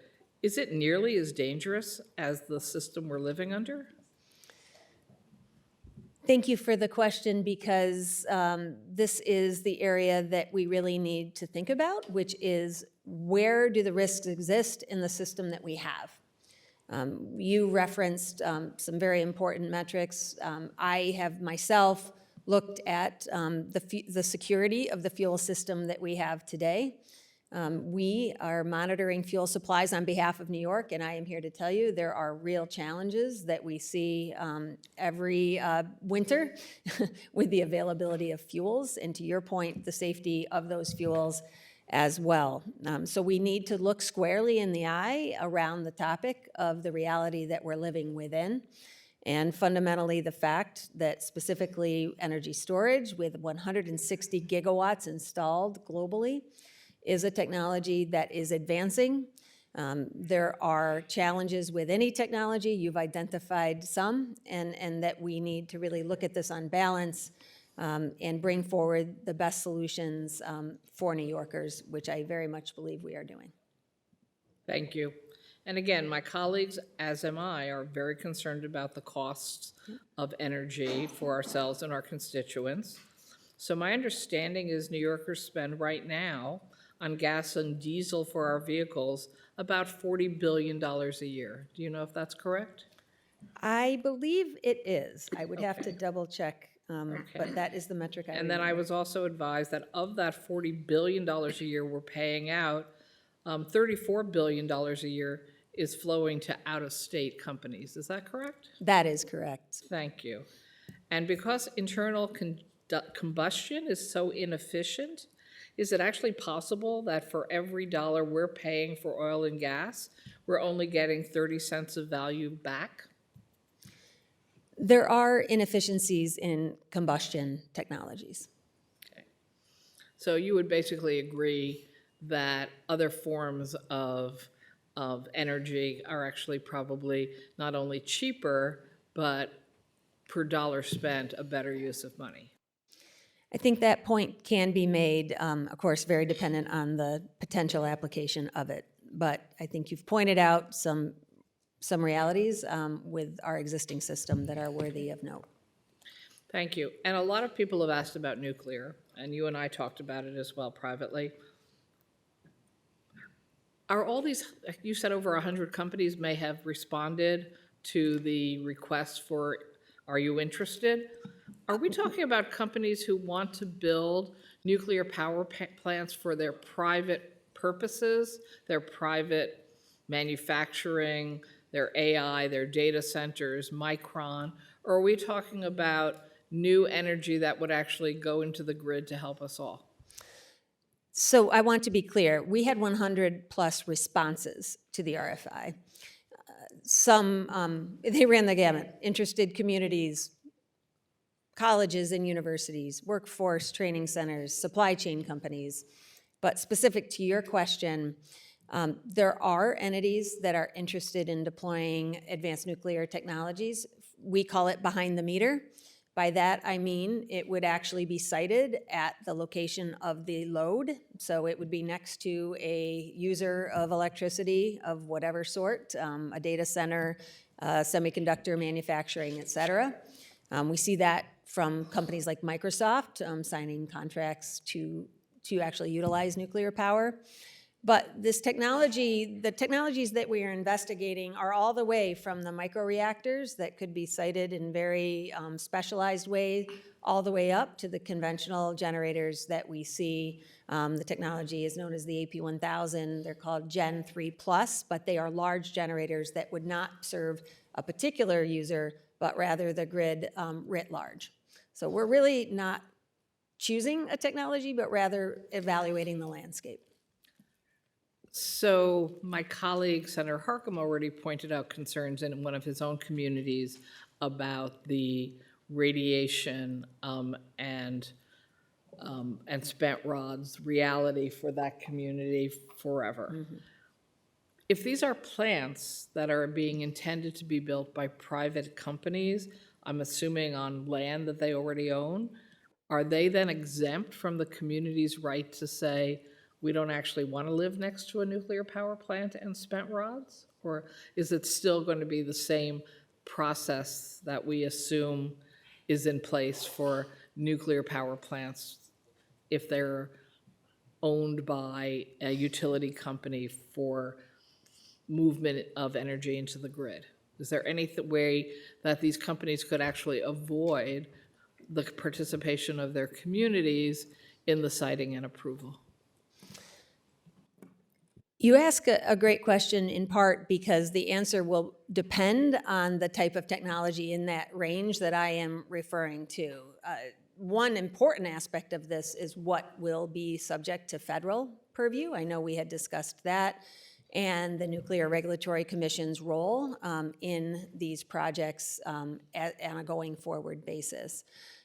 Irrespective of the permitting regime or the oversight regime, make no mistake about it, what we are looking to do is to identify the use cases that may be applicable for advanced nuclear technologies, and that would include communities that actually may want to host a project. Like, that's where our starting position is because of the value that it may provide. The Future Energy Economy Summit included many individuals and elected officials who obviously represent districts that host existing nuclear power plants, and their view is they would appreciate more. But there may be other communities that are similarly situated. That's really part of what we're going to be looking at in the coming years. Well, based on the news coming out of Washington while we all sit in this hearing room, there will be no federal oversight of anything. My time is up. I believe we give it to the Assembly member for closing. Go to Dee Dee Barrett, Assemblywoman Barrett, for her second round. Thank you. I just have a couple quick questions that I couldn't get to before.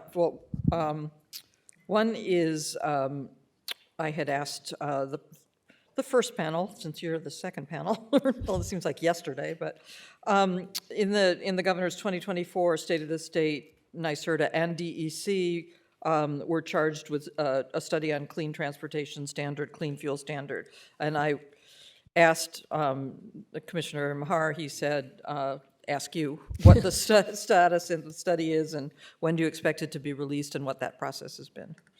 Yes, thank you. Thanks for the question. I did hear you ask the interim commissioner, and our work is definitely moving forward in a timely manner on that very specific study.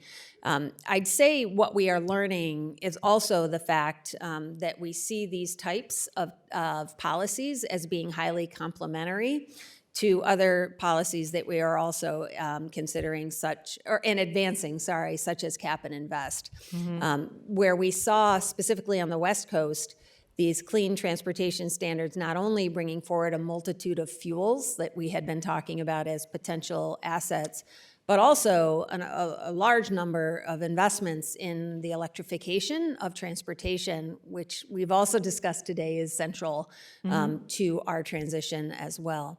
So we are committed to issuing that study just as soon as we wrap up our work. I think it will be important for us to talk about, much like we're talking about dispatchable emissions-free resources. I think a clean transportation standard is an area that we collectively should look at relative to all of the other policies that are before us. Certainly, the truck and the EV charging, I mean, it all seems to be related to that, and just the idea of decarbonizing communities that, have been the recipients of so much pollution right away. So when are you hoping to have that done?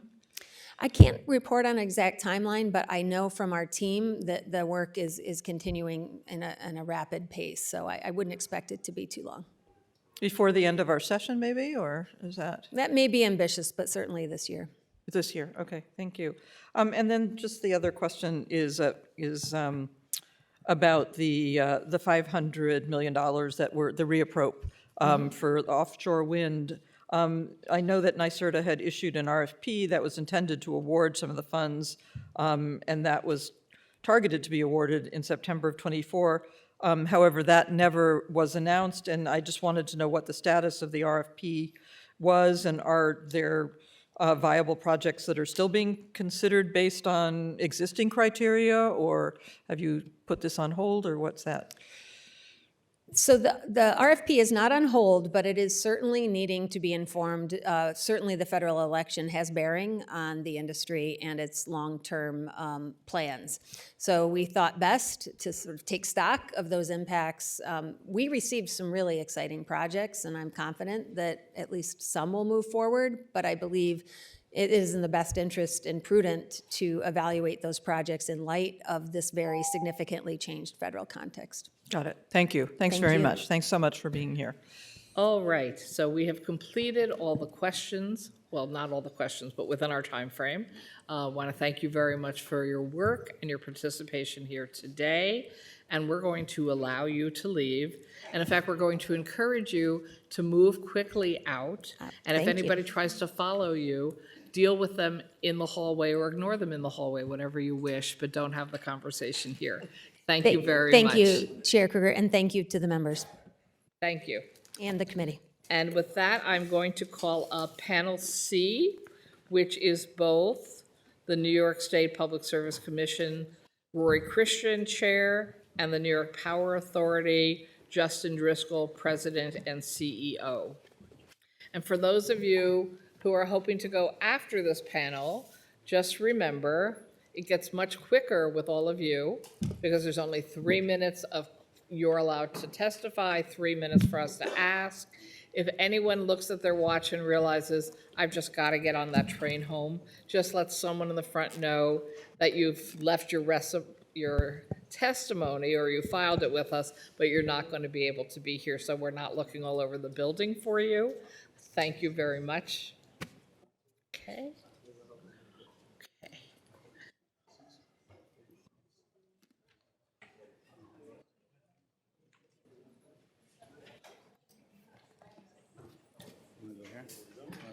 This one? Why don't you go here?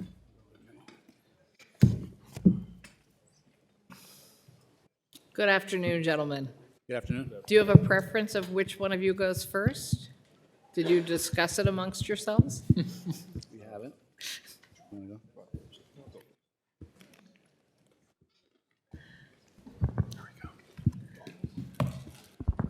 Okay, so you're going to go first, Rory? Yeah, thank you, Chair Kruger. If you would please, I would like to go first.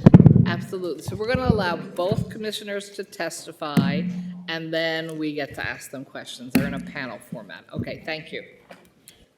Start whenever. All right. Good afternoon, everyone.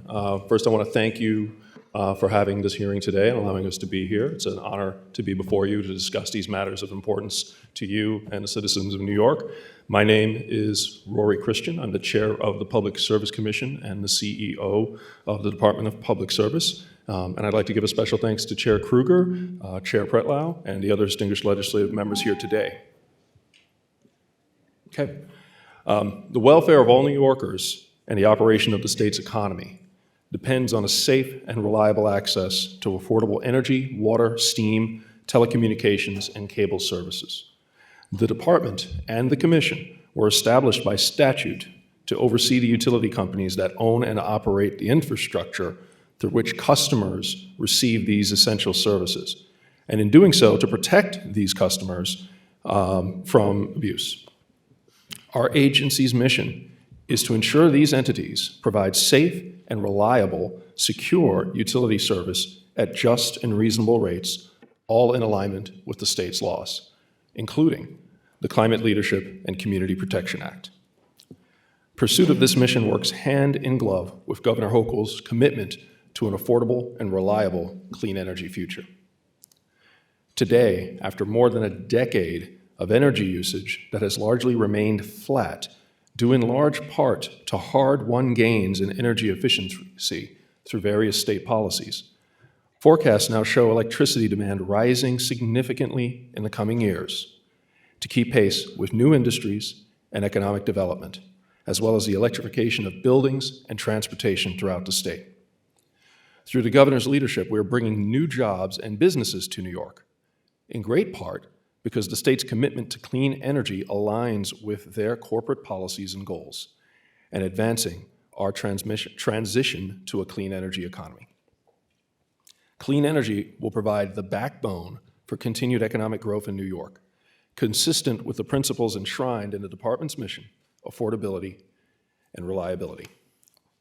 But to meet the challenge of this moment, we need to make significant investments in generation and transmission, maximizing our resources to benefit consumers, and proactively plan for our future energy system and the increasing uncertainties under which these systems operate. Over the past year, the department and the commission have taken several steps to advance these priorities. The department has progressed the coordinated grid planning process, which will enable the commission and the state's utilities to identify where transmission and distribution investments would make the most sense and enable integration of clean energy resources. The commission launched a proactive planning proceeding to identify where transportation and building electrification will require grid upgrades. And following the governor's directive in the 2024 State of the State Address, the commission also initiated the Grid of the Future proceeding to increase the deployment and use of flexible resources in grid planning and operations to ensure New York gets maximal value for its grid and available demand-side resources. In addition, the commission approved a new framework for the state to achieve a nation-leading 6 gigawatts of energy storage by 2030. The department has continued moving the zero emissions by The department has continued moving the zero emissions by 2040 proceeding forward, most recently developing a white paper for commission consideration. The department and the commission have also continued to steer the development of gas utilities' long-term gas plans. Following the passage of the RAPID Act in the 2024 budget, the Office of Renewable Energy Siting, known to many of you as ORES, was transferred to the department to create a one-stop shop for siting and permitting major renewable energy generation and electric transmission projects. The RAPID Act prioritizes transparency, community engagement, environmental protection, and faster decision-making to enhance the pace of project implementation. And I can say in 2024 alone, ORES issued 4 final siting permits for major renewable energy facilities, representing collectively over 600 megawatts of new clean energy, providing enough electricity to power over 160,000 homes throughout the state. In addition to these major policy actions, the Commission continues to build on its long history, evaluating emerging risks to ensure safe, reliable, and resilient operations of our energy systems. Over the past year, the Commission evaluated seasonal and long-term weather trends, winter and summer gas and electric system readiness, cybersecurity threats, economic trends, and supply chain concerns to current and potential future energy policies. The Commission approved electric emergency response plans for the state's major electric utilities, and the Department continued to coordinate emergency response for storm-related utility impacts. The Commission also approved the climate change resiliency plans filed by many of New York's utilities, while also initiating a proceeding to develop uniform best-in-class protections for extreme heat to ensure our citizens are protected. These actions underscore the Commission's commitment to ensuring investments in our energy system and ensuring that they are designed to withstand the impacts of a changing climate while mitigating energy burdens for utility customers. A key role of the Commission and the Department is to review rate cases, and through this process, deliver rates that strike a balance between affordability, reliability, and safety. In the last year, the Commission decided 5 major electric, gas, and water utility rate cases, adopting rates well below utilities' initial requests, avoiding roughly $500 million in costs to ratepayers. The rate case process is only one of the various actions taken by the Commission and the Department to work to advance energy affordability. The Commission and the Department are committed to pursuing the goal that New York households should not pay more than 6% of their income towards energy costs. Thanks to the leadership of the Governor and the Legislature, in 2024, the Commission established a $200 million New York State energy bill credit that was administered by the state's large electric and gas utilities, making more than $1.4 billion available to New York consumers to help offset energy costs when combined with prior efforts to reduce utility arrears. The Department is also expanding eligibility for the Energy Affordability Policy, EAP, making it available to all households at or below the state's median income level. Additionally, Department staff worked with utilities to implement Governor Hochul's legislation designed to increase enrollment in utility energy affordability programs by expanding automatic enrollment. This work was done in coordination with the Office of Temporary Disability Assistance and the state's utilities. The Commission also acted on Governor Hochul's directive to implement the statewide Solar for All program to efficiently deliver clean energy savings to low-income households. The Commission and the Department continuously identify opportunities to strengthen utility oversight and enhance consumer protections. In 2024, the Commission levied over $23 million in penalties against 5 utilities for failing to meet their 2023 customer service standards. The Commission also secured another $115 million cumulatively from utility shareholders in enforcement proceedings against utilities that the Department's Office of Investigations and Enforcement alleged violated the Public Service Law or other regulations. Additionally, the Commission approved an enforcement settlement with Charter Communications to further expand access to affordable broadband for low-income consumers across the state. This action was furthered by the Commission's recent action to reinstate the Affordable Broadband Act, which connects qualifying low-income households with service at just $15 a month. New York became the first state in the nation to require internet service providers to offer this discounted broadband service, and the Commission will work to ensure all providers fully comply with the law. The Governor has also proposed a budget that will help us build on these successes.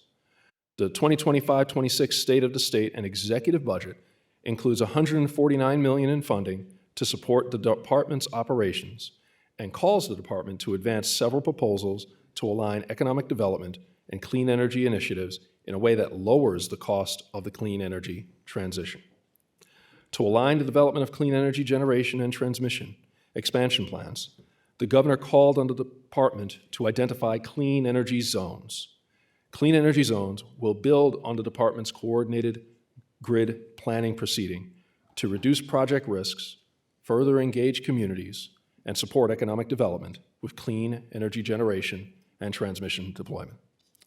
Another new program, the Promote Opportunity and Electric Readiness for Underdevelopment Properties, or Power Up, is designed to create power-ready sites to attract new businesses to the state with a $300 million commitment in seed funding.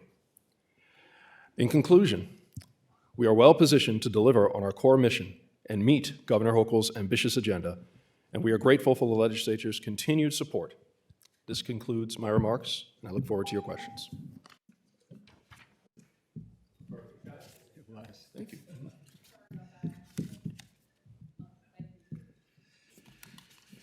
Chairs Kruger and Pretlow, distinguished members of the committees and legislature, great to be with you here this afternoon. My name is Justin Driscoll, and I'm the President and Chief Executive Officer of the New York Power Authority.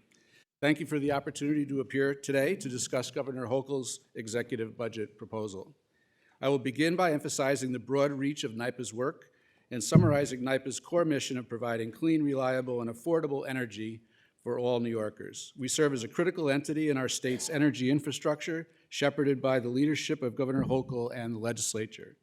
As many of you know, NYPA is the largest state public power organization in the country. We generate up to 1/4 of the electricity produced in the state, and our overhead, underground, and submarine transmission lines make up 1/3 of the state's high-voltage network. This portfolio continues to expand to meet the needs of our residents and businesses. NYPA is committed to our mission to lead the transition to a carbon-free, economically vibrant New York through customer partnerships, innovative energy solutions, and the responsible supply of affordable, clean, and reliable electricity.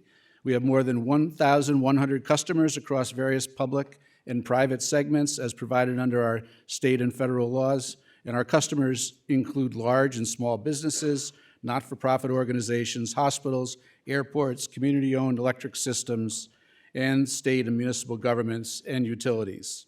NYPA's hydropower, an important economic development tool, supports more than 450,000 jobs in the state.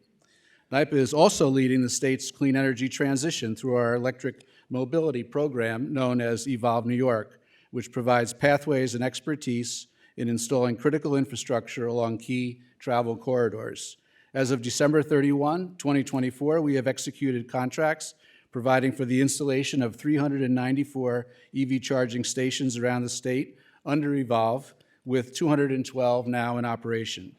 We also support the electrification of public transportation and municipal fleets, including the Niagara Frontier Transportation Authority and the Metropolitan Transportation Authority.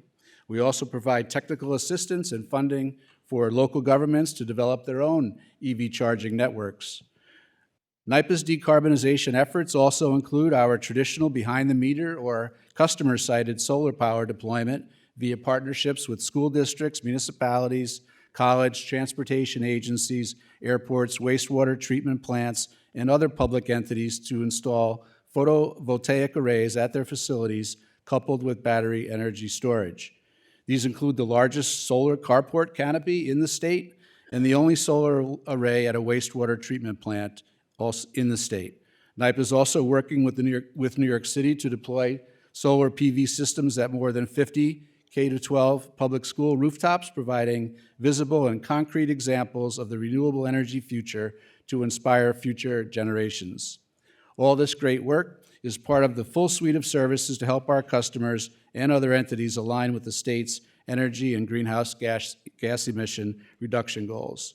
As a further example of this customer work, the 2023-2024 state budget authorized NYPA to lead the state's decarbonization leadership program and prepare decarbonization action plans for 15 of the highest emitting state-owned facilities in the state. In response, we are developing energy and emissions profiles for the identified facilities as well as decarbonization action plans, including for the complex we are sitting in here today. Our plans include identified viable pathways, such as fuel switching from natural gas to electricity for cooling system energy efficiency gains in buildings and beneficial electrification for heating. And as a next step, Governor Hochul announced $100 million project to electrify the chiller systems in this complex to be in construction late next year with completion by 2029. And while our path to increased renewable energy development at the utility scale is a major part of NYPA's future, NYPA remains committed to our core generation and transmission future. NYPA remains more than 80% of NYPA's electric generation is clean, renewable hydropower generated from a portfolio of generation assets from our St. Lawrence FDR and Niagara Power projects to our small hydro plants and our pump storage plant in Gilboa. And to continue to supply affordable, clean, and reliable energy to our customers, NYPA is leading the way in the state's biggest transmission overhaul in decades. No entity, public or private, is doing more transmission work in New York right now than the Power Authority, and we're committed to reinforcing New York's aging power grid to alleviate transmission bottlenecks and to enhance electric system reliability. I will next provide some exciting updates on our implementation of the broad new responsibilities NYPA received in the 2023-2024 enacted state budget. This law, as you all know, has 4 principal components: utility scale renewable development, workforce training support, the REACH program, and deactivation of our peaker plants in the city. With respect to the latter, NYPA is on schedule to publish a plan in the second quarter of this year to stop generating electricity with fossil fuel at these plants by the end of 2030. Currently, NYPA has signed 2 term sheets with developers of battery energy storage projects for the Harlem River and Gowanus power plants, and is in active negotiation on 3 more term sheets for our Brentwood, Hellgate, and Pouch power plants. These battery storage facilities will provide dispatchable, emissions-free power to help meet the future reliability of New York's electric system. And NYPA will continue to solicit community views on the future of these sites as the initial phase-out plan is finalized. And this plan will be completed and published in May of this year.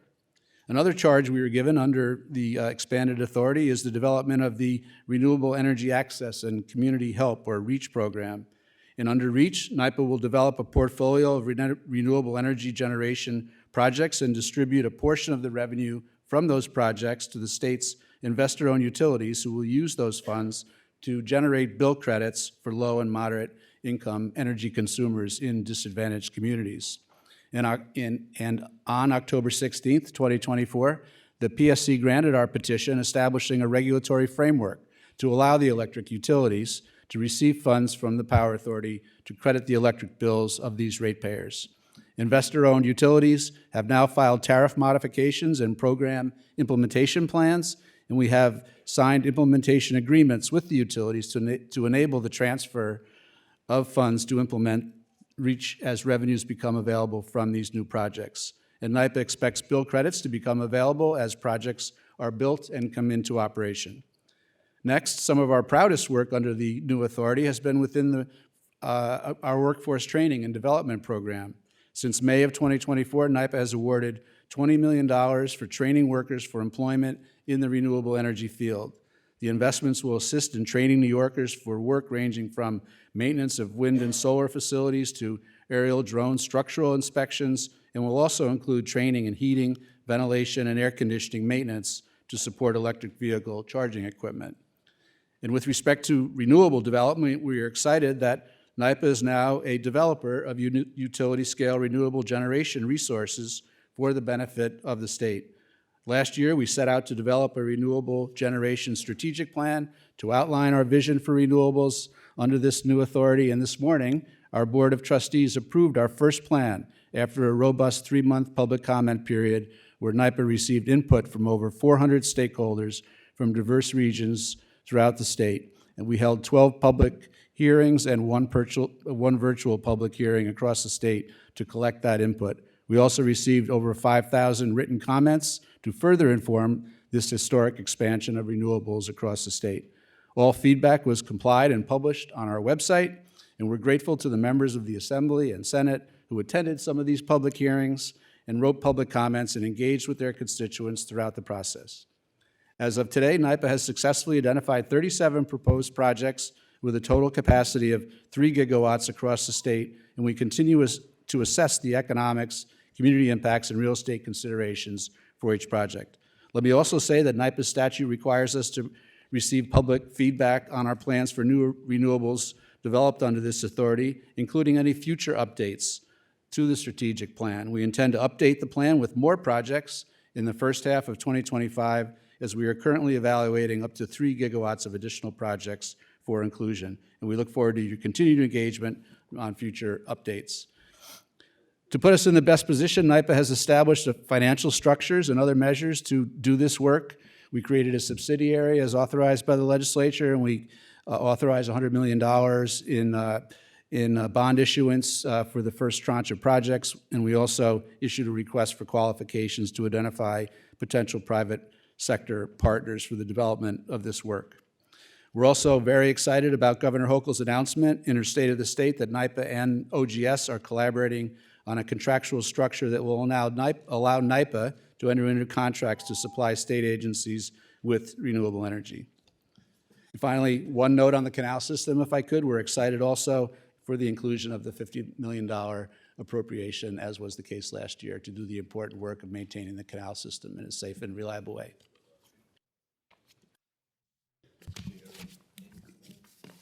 Thank you very much, Mr. Chair. Great to see you in that seat, by the way.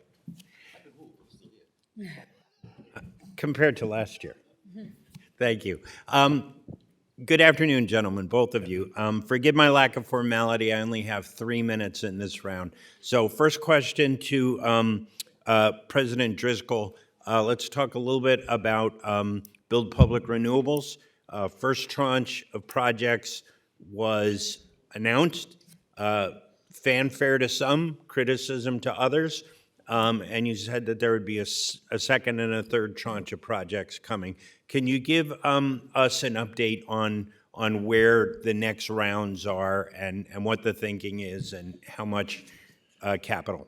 Well, it's top of mind and fresh in mind, because I just came from our board meeting this morning where we approved the plan, and I promised the board that we would be back to them at our July meeting, no later than our July meeting this year, with an amendment to the plan. You may recall that any amendments require a new public comment period of 30 days.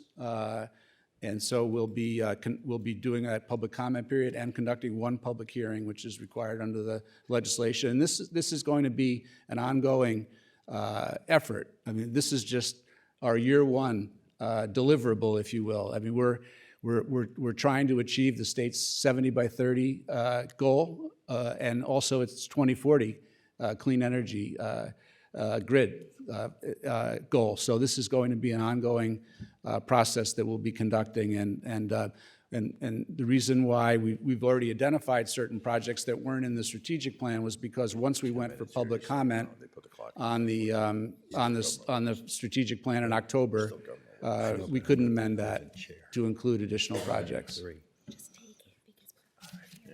All right, I'm sorry, we just had a little sidebar about timing. Thank you for that.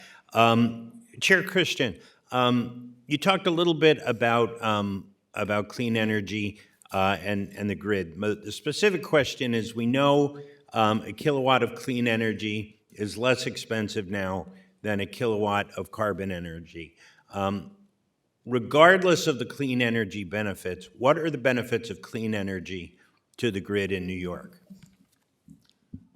Well, one of the primary benefits of incorporating clean energy into the grid in New York is something that President Harris mentioned earlier, the concept of resource diversity. Having a variety of resources providing energy reduces the risk to the system by having a lot of variability and allowing you to rely on the different resources at different times in different ways. Wind, solar, hydro, all the different renewables have different characteristics and capabilities that, when taken as a whole, can be used in conjunction to support each other. And when you add batteries to the mix, that adds even greater flexibility and opportunity. Thank you. Now a question actually sort of for both of you on the affordability piece. We'll start with you, President Driscoll. I was at one of your charging stations last night on Washington Avenue. Still less expensive than when I used to fill my tank with gas, but not cheap. And I was speaking to a gentleman who was in the space next to me, who is from Canada. And he said that the price to charge in Canada is about a third of what he found he's paying in New York. So specifically on the charging side, what can we do to make it more affordable? And then to you, Chair Christian, the role of the PSC in ensuring the best you can affordable rates for New Yorkers. So let me, I'll take a crack at the first piece of that. I think obviously the energy prices are set by the zonal price of electricity, so that plays a role in the cost of charging and the electricity that's delivered at the site. I will also say that a way to cut costs is to have programs like the Make Ready program that the Commission enacted that actually provided subsidies to the utilities for building the underlying infrastructure that's obviously costly to the developer or an entity like NYPA putting in our charges. But we're always looking closely at the pricing. I looked recently. Our Evolve pricing is cheaper than some of the private sector charging in the same zones. So that's a good thing, and we'll continue to work on keeping the prices as low as we can. Right, and to echo President Driscoll, I couldn't have said it better myself. Our Make Ready charging program, the goal of that is to expand access to public charging, any charging, for EVs throughout the state, particularly in areas where the private sector may not be so inclined to invest without the additional incentives and support, rural areas, suburban areas, and other parts of the state. So this program has grown significantly. We've increased the target for the number of charging stations in the last few years by more than threefold because we've seen tremendous growth, and we're seeing that year over year, both in terms of the number of EVs that are being deployed, but it's also growing in tandem with the number of charging stations. We know we need to put more charging stations in, and so we monitor these programs regularly. We do midpoint reviews halfway through the program term and endpoint reviews as well to gauge and evaluate success and reevaluate how to go in the next review period. But in addition to that, we also encourage utilities to provide programs that allow for flexible pricing.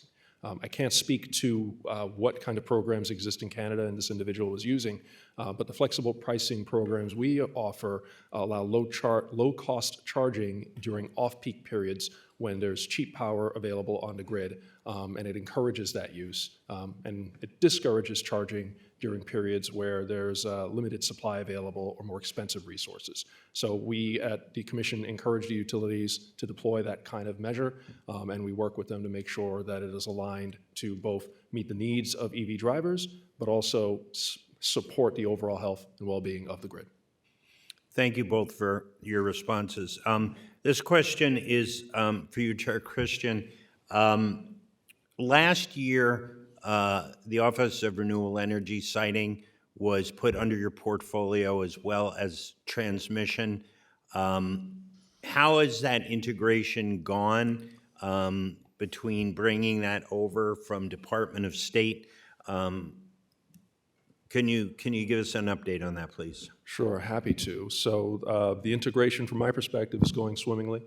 The putting of the two organizations together, I think, makes perfect sense for a number of different reasons. In many ways, when you're building the generation, you're also building transmission. So co-locating the two offices together with similar resources, looking at different areas, makes sense from an efficiency and a cost containment for us perspective. So we are currently going through the process of doing that integration. It's been a little less than a year. We're working together to bring everybody into the fold and integrate various operations, ensuring uniform emails, telephone numbers, things like that, the administrative functions. But we're also moving forward with the development of the RAPID Act, putting forward new permitting and siting regulations to streamline the siting of both renewable energy and transmission in support of the various transmission goals we have at the state. So that's all going well right now. All right, thank you. I know in past years we heard testimony that there had been a backlog when it came to permit applications, and that has been decreasing over the years. But is there currently a backlog of applications? And if there is your commission and your team, are they moving through that tranche of applications. Right, so the head of ORES is the final arbiter of the applications, Zerai Hagos. He was recently appointed executive director. He is overseeing that group and the permitting process. So just to make the distinction between the commission and that function remains with the executive director. My understanding is we're moving through the backlog and we're addressing it at pace. And with the new permitting requirements, we'll be able to move even faster. All right, thank you both for your testimony. Thank you. Thank you, Assembly.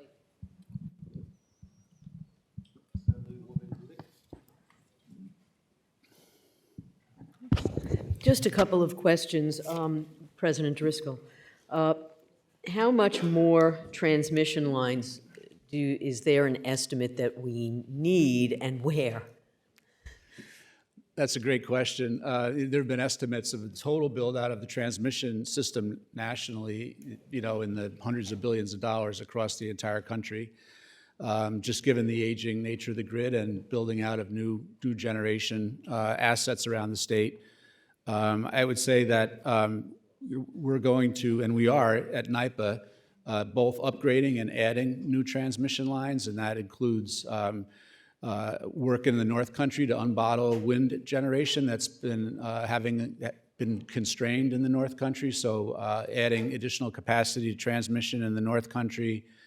We solve for one of the most congested portions of the high voltage grid between the Utica area and Albany called the Central East Interface, where we did a project with LS Power to also upgrade that transmission. So we're doing projects like that. We have the Propel project that many of you are familiar with on Long Island, which will both provide a resiliency benefit to Long Island by undergrounding 345 kV transmission, but also enabling the delivery of the offshore wind projects onto Long Island and even off Long Island to take power upstate. It's going to be a bidirectional transmission line, so you could see with shifting peaks and demand that you could potentially need to move power up from the downstate region upstate in the future, which is something that transmission planners are thinking about. So I don't know that there's a way to answer the question in totality as to how much we need, other than to say that we need to upgrade a lot of our existing transmission and we need to add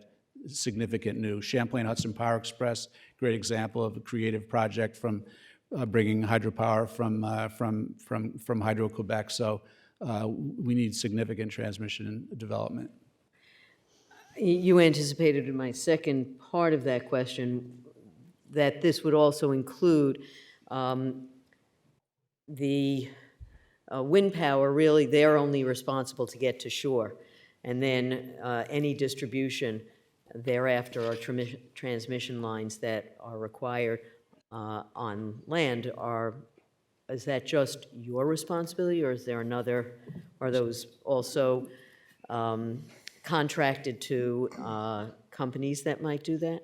So those, like the Propel project that I mentioned, that was a NYSO solicitation under what they call Order 1000, FERC Order 1000, now FERC Order 1920. So it's a competitive process that the NYSO runs after the Public Service Commission declares a need for additional transmission. So we competed for that project against other private developers. We ended up partnering on Propel with a private developer conglomerate called New York Transco. So it could be the incumbent utility that does the work on the project, but it would be subject to that solicitation process in all likelihood before it was awarded. But there are a lot of companies that are looking to do this work. And it's important work. And one of the problems we're facing is because it's so important and there's so much of it going on, there are significant supply chain issues associated with some of this work. Thank you. For the PSC, there have been many more storm-related cuts in power and problems that have gone for many more days than the average New Yorker is accustomed to at this point. What are your communications with the utilities around their keeping customers informed of the estimated time of restoration? And in many instances, it seems like they may be what should I say, over optimistic. And so for the customer, they're thinking that, they're going to be back online in 24 hours, and then there is the rolling, oops, no. Is there anything that requires the utilities to be more accurate in their estimates so that the families actually know what choices they might make as to whether they are staying or going to the mom's house, or what they're doing, particularly in emergency situations where there's, an ill family member that you can't keep them in the cold, you have to move them out. And if you think, well, it's going to be 8 hours, it's not a problem, and then it turns out that it's, really 36 hours, what does the commission actually require? So I could spend 20 minutes talking through this, but I want to focus on the point of your answer, and I want to offer up the opportunity to talk about the instance in which you're speaking, where your constituents have experienced the rolling update of information, where it's not 24, now it's 36, now it's 48. Would love to talk to you offline about that in more detail when time permits. But generally speaking, we, at the beginning of a storm, we have our own emergency department that works closely with the Department of Homeland Security and various state agencies during a storm response. We work and coordinate with the individual utilities. We help in terms of communications between state agencies and the utilities. And it's the utilities' main function to inform customers after an event the estimated duration of that event. We have requirements that should an event last longer than a certain set of time, utilities have to provide additional resources to customers, such as dry ice, heating centers, things like that. So that's built into the climate resilience plans and emergency response plans that the utilities develop and the commission reviews and approves on a semi-annual regular basis. The climate resilience plans I mentioned earlier, these plans are in part designed to understand what are the unique threats that climate change will pose to each unique utilities system. So you can imagine the threats to Con Ed's system in lower Manhattan are likely very different than those to the gas system in Niagara Mohawk further upstate. So we look at these studies and understand what investments need to be made. How do we improve upon the system? Because the key thing to think about, much of the infrastructure that we have has been designed under assumption of a particular climate, a particular set of conditions. And we are now facing, every week, every month, an evolving set of conditions and frequencies that they were not necessarily designed to handle and withstand repeatedly. So we need to evaluate that and explore that and figure out ways to ensure that both our gas, electric, steam, all our utility systems are robust enough to withstand what we anticipate to be coming in the terms of climate events. So all of these things are part of the commission's activities in working with the utilities, both in preparing the system for storm, responding for storms, and then working with residents to restore service after the storms. Just to follow up on that, in the city, there are various agencies that can be helpful, and the city emergency management might be able to set up a heating center, for example, in a community that they have their own emergency generator. If people are in other parts of the state where they're a little more spread out, more rural, they may be a little bit more on their own in terms of being able to get to some place, particularly if it's a storm that's taken out a lot of trees, and so you're told not to go on the road. So I would just suggest that some of the conversation about resiliency for to deal with climate change and the impacts on customers, that there needs to be a little broader thinking through of how it affects people in different parts of the state. Understood. I believe our plans, the uniqueness of them at the utility level, do address that to some degree, but I'll look them over in a little more detail with that feedback in mind and see if there are any additional adaptations we can make. Thank you. Thank you. Senator Shelley Mayer. Thank you, and thank you, Chair Christian, for speaking with me over the weekend. I discussed with you my frank assessment that many of my constituents are absolutely furious about the current approved rates for Con Ed that they cannot afford. And they believe that the Public Service Commission doesn't care about them, and the legislature has done nothing to fix it. And as you may know, yesterday the Senate, for the second time, passed my return on equity bill to change the way rates are approved. Your testimony reflects that the PSC, quote, adopted rates well below what utilities initially sought and suggests that that's a savings to consumers. As you know, I believe that's a problem. To that end, when was the last time the Commission reevaluated its approach to the return on equity system when considering rate cases and moved towards a customer-centric approach to rate determinations? So this is another question I could probably spend 30 minutes answering, but I'll try to be focused on the question. In terms of the ROE approach that we use, we evaluate that constantly. If you were to look at the period over the last 3 years, you would see that the ROEs we have provided to utilities have varied significantly, in part because of the significant variations in interest rates, inflation, and other economic indications that we have seen. And we've seen significant shifts, both up and downward, as a result of the pandemic and various other conditions. So the process that we use is something that we're constantly reviewing and constantly exploring how to improve upon. With every rate case, we're starting anew.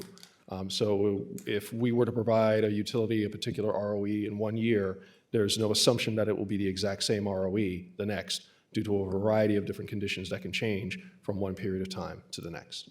Well, there are 3-year rate cases for Con Ed. The last 2 were 9.25 ROE, which is far in excess of the CPI.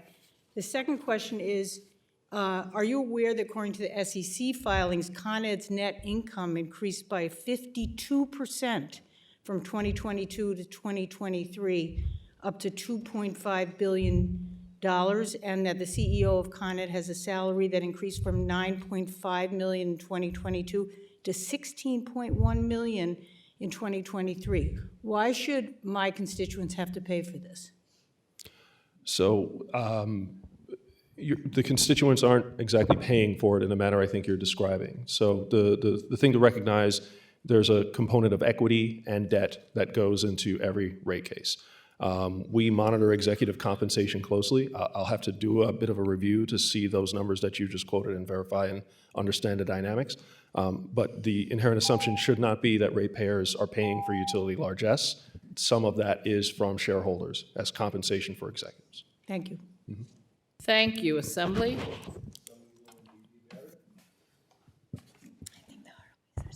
Thank you. Good afternoon. I'm going to start with Chair Christian. The executive budget includes an increase for staff for the department. Could you just tell us what positions your department is planning to fill and what jobs that's going to address? Well, that is a great question, and a question I'm very happy to answer. So when I joined the department, our staffing level was roughly 470 people. Today, we boast 570. This includes the integration of ORES within the department.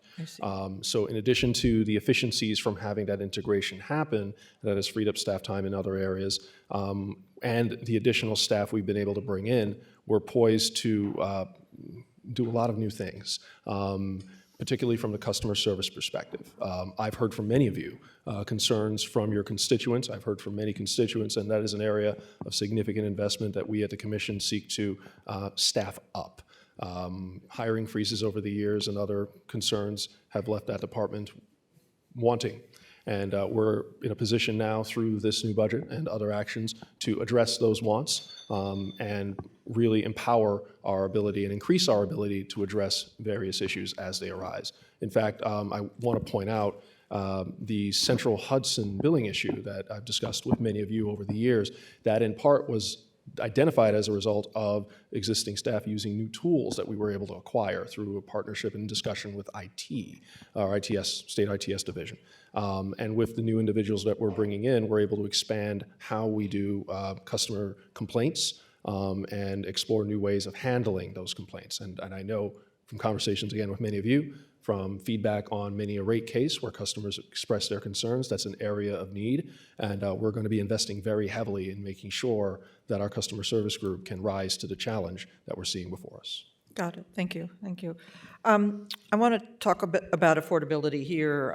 That was obviously the governor's, the most reoccurring word in her State of the State, and yet it doesn't seem in this budget, and I'm going to raise a few points that I'd love you to address after, I kind of hit them, but it doesn't seem that this budget is really addressing energy affordability in any meaningful way. I mean, we just saw last week that HEAP ran out of money 2 months sooner than it did in the year before. There is a crisis here on the energy costs, and I appreciate the opportunity for new staff and for more efficiencies in your office and all. But what efforts are the PSC taking to work with the utilities to ensure customers are adequately protected, particularly during this cold weather, and it's been colder than I certainly remember in a long time.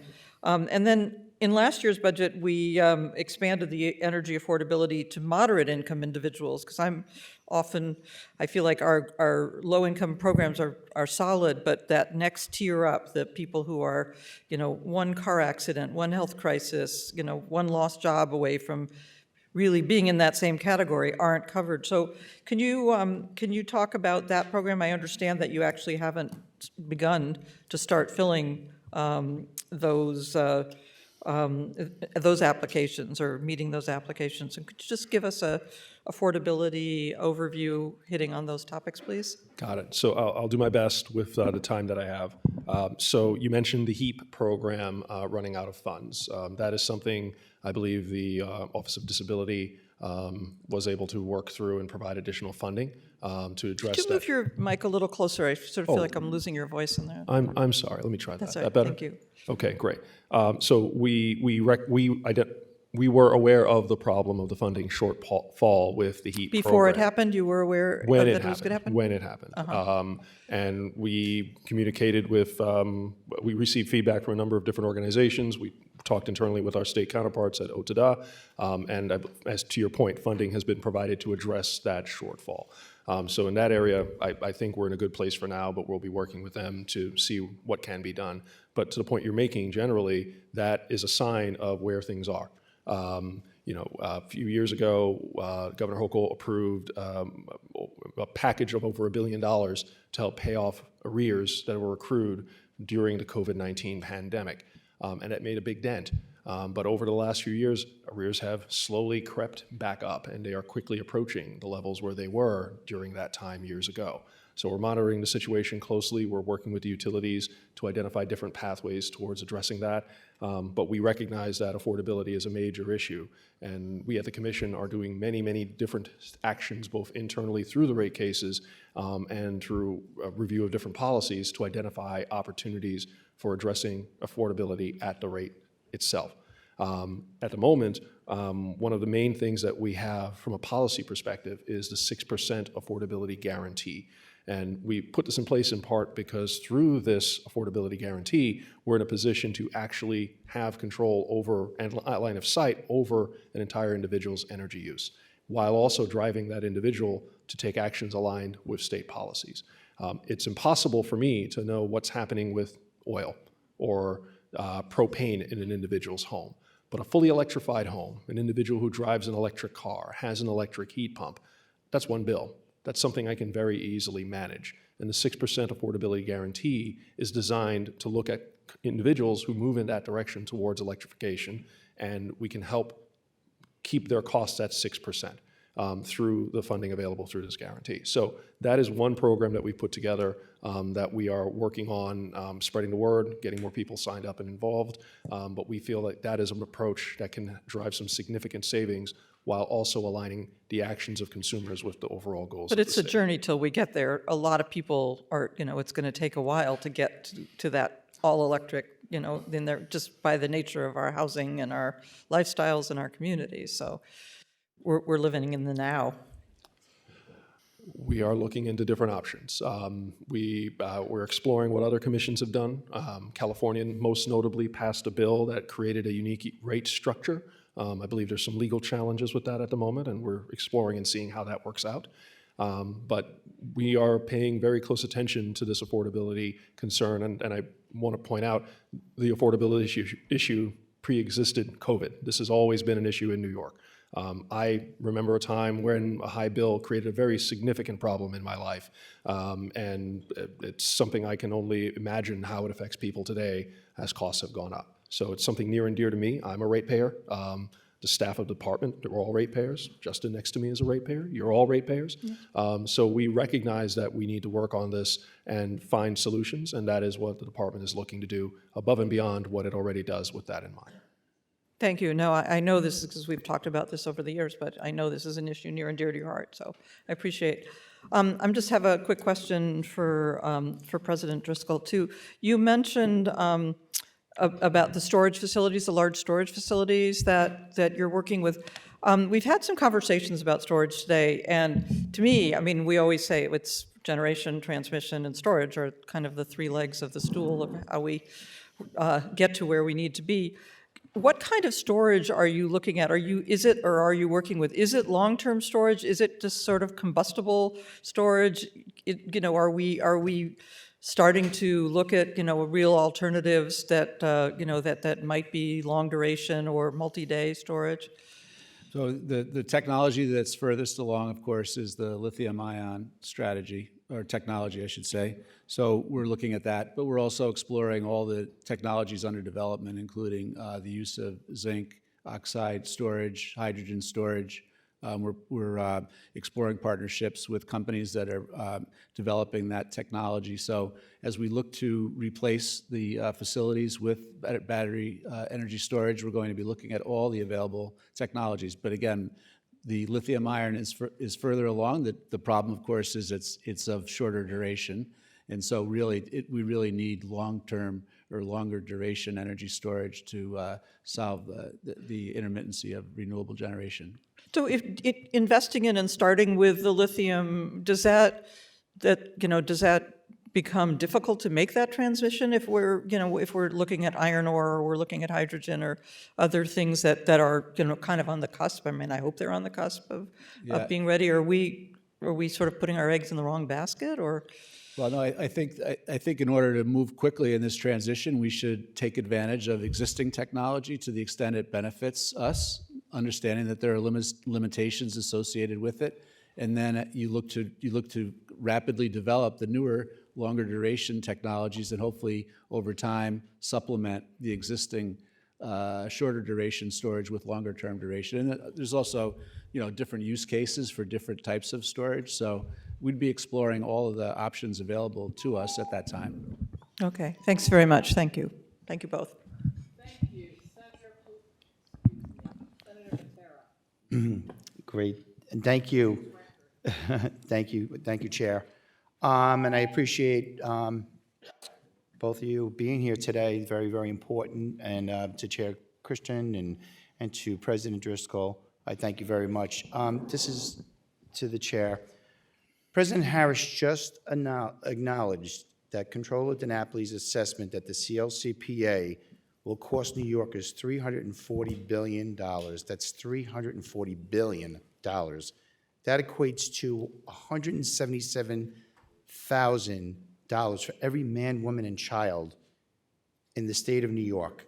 That's 19.2 million people that are going to be paying for this, given how much we have heard that the governor talk about affordability.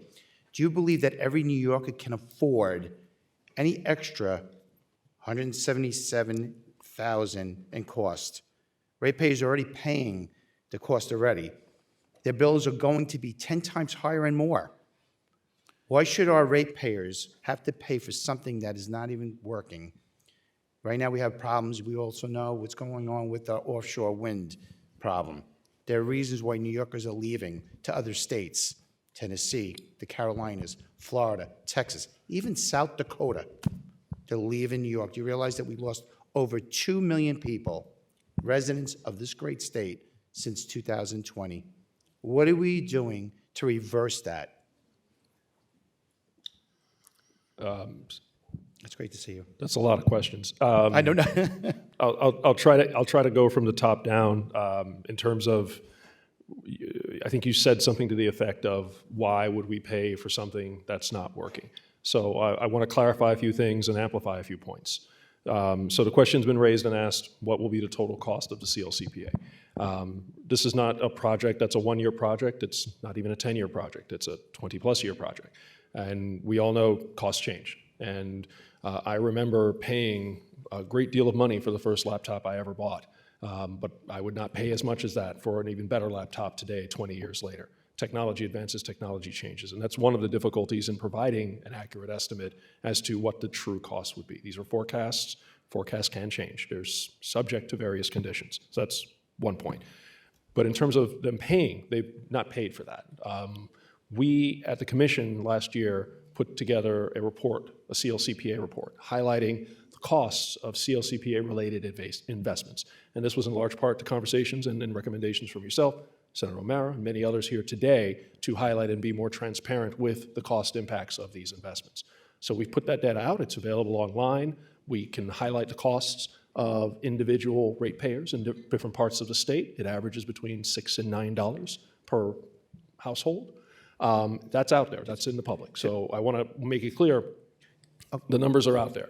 But everybody needs to know, well, New Yorkers need to know, $340 billion right now with the CLCPA, with the, you know about Comptroller DiNapoli's assessment. That's real numbers. But this is something that, in other words, our ratepayers should not have to pay for, especially you and I discussed about the battery storage. And we talked about, in other words, do you feel wind, solar, battery storage is a good investment for all New Yorkers right now to pay for something? Again, especially what's happening with this battery storage. We have moratorium, especially on Long Island, to go and sit there and say, look what happened to East Hampton. Look what happened to upstate. This is the third time I'm talking about this today. And look what just happened with the Morse plant that just happened over in California, that we're sitting there, we're investing in this, and we have no idea it's going to cost trillions of dollars. It's not going to work. We need to work on renewable energies, other renewable energy. Well, carbon capture, we discussed about that. Carbon recapture, retool our existing power plants to make sure our natural gas. We just had the governor of Connecticut just said, citing high electricity bills, wants more energy production, and said not to rule out natural gas, which is where most power comes from and will be there for foreseeable future. So there's even the governor of Connecticut realizing that what's happening with renewable energy is not going to work, to make sure that we do not put a ban on natural gas, to find other sources to protect that, because wind, solar, and battery storage is just going to cost us trillions of dollars, and it's not going to work.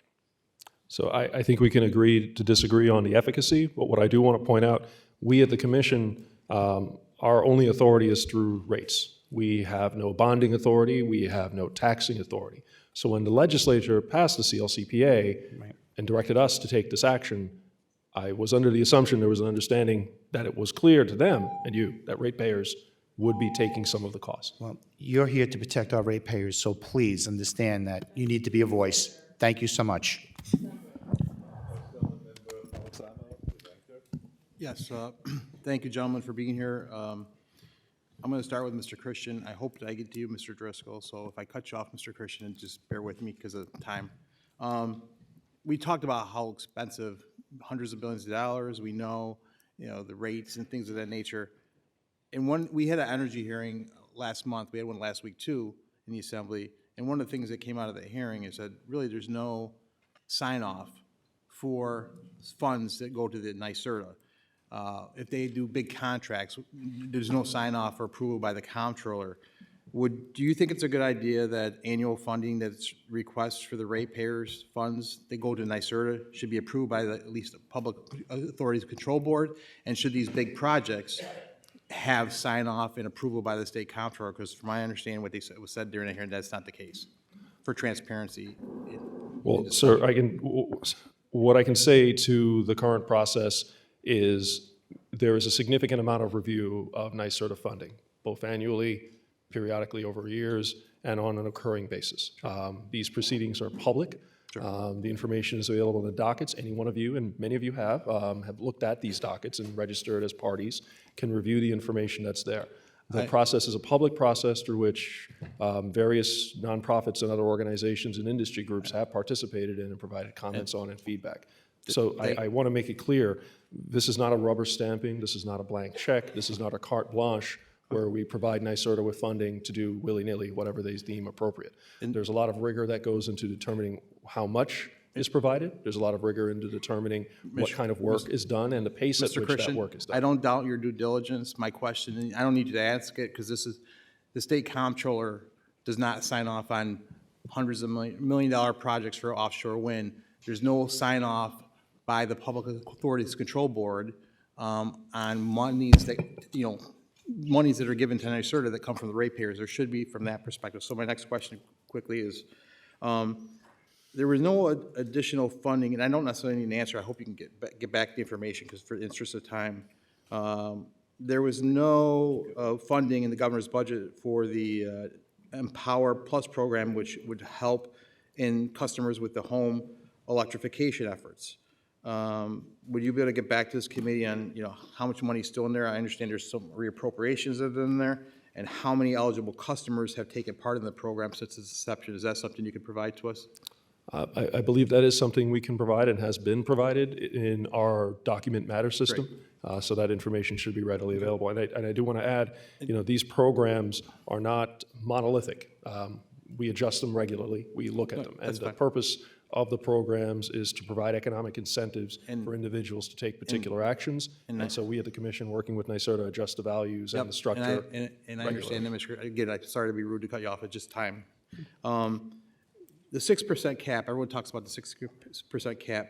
If that cap is adhered to, won't there be a shift to other ratepayers? Isn't it basically, so it's being paid for by other people, that 6%, that's being paid for by other ratepayers, correct?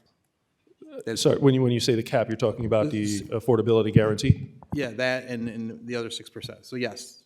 Right, so not entirely accurate, and I hope I can have the time to explain this. I'm not sure a minute is sufficient, but ultimately, what we want are energy systems that are fully utilized. We're using the maximum amount of it at every given moment. These are major multi-billion-dollar investments, as we've all just discussed. Right now, the way our system is set up, a significant share of those investments are only used a small portion of the year. I know you want to explain it, but I don't have the time. I'd love to talk to you off. If that you said was inaccurate, I'd love to talk to you about it offline. Last July of 2023, the Public Service, the PSC, passed $43 billion in future ratepayer increases. It was in July 23 to pay for the clean energy, the green energy mandates that was provided. July of 23, that happened. And I didn't hear anyone come up and yell and scream about that, but when the utilities come and ask for your rate increases, the governor and others do, but it's basically addressing these green energy mandates that are being in place. And that's what the utilities, when they come to you, that's dealing with these mandates that are being placed upon them, correct? So I disagree, and I know you and your staff have participated in different proceedings over the years. I don't know if you participated in rate cases, but I guarantee you there's nothing easy about any of the proceedings. They're not a kumbaya. There's a lot of disagreement and a lot of argument. It happens. Okay, thank you. Thank you very much. We are next up, Senator, lost track for a moment. No, I think yours was the last one. Let's go with Senator Hinchey.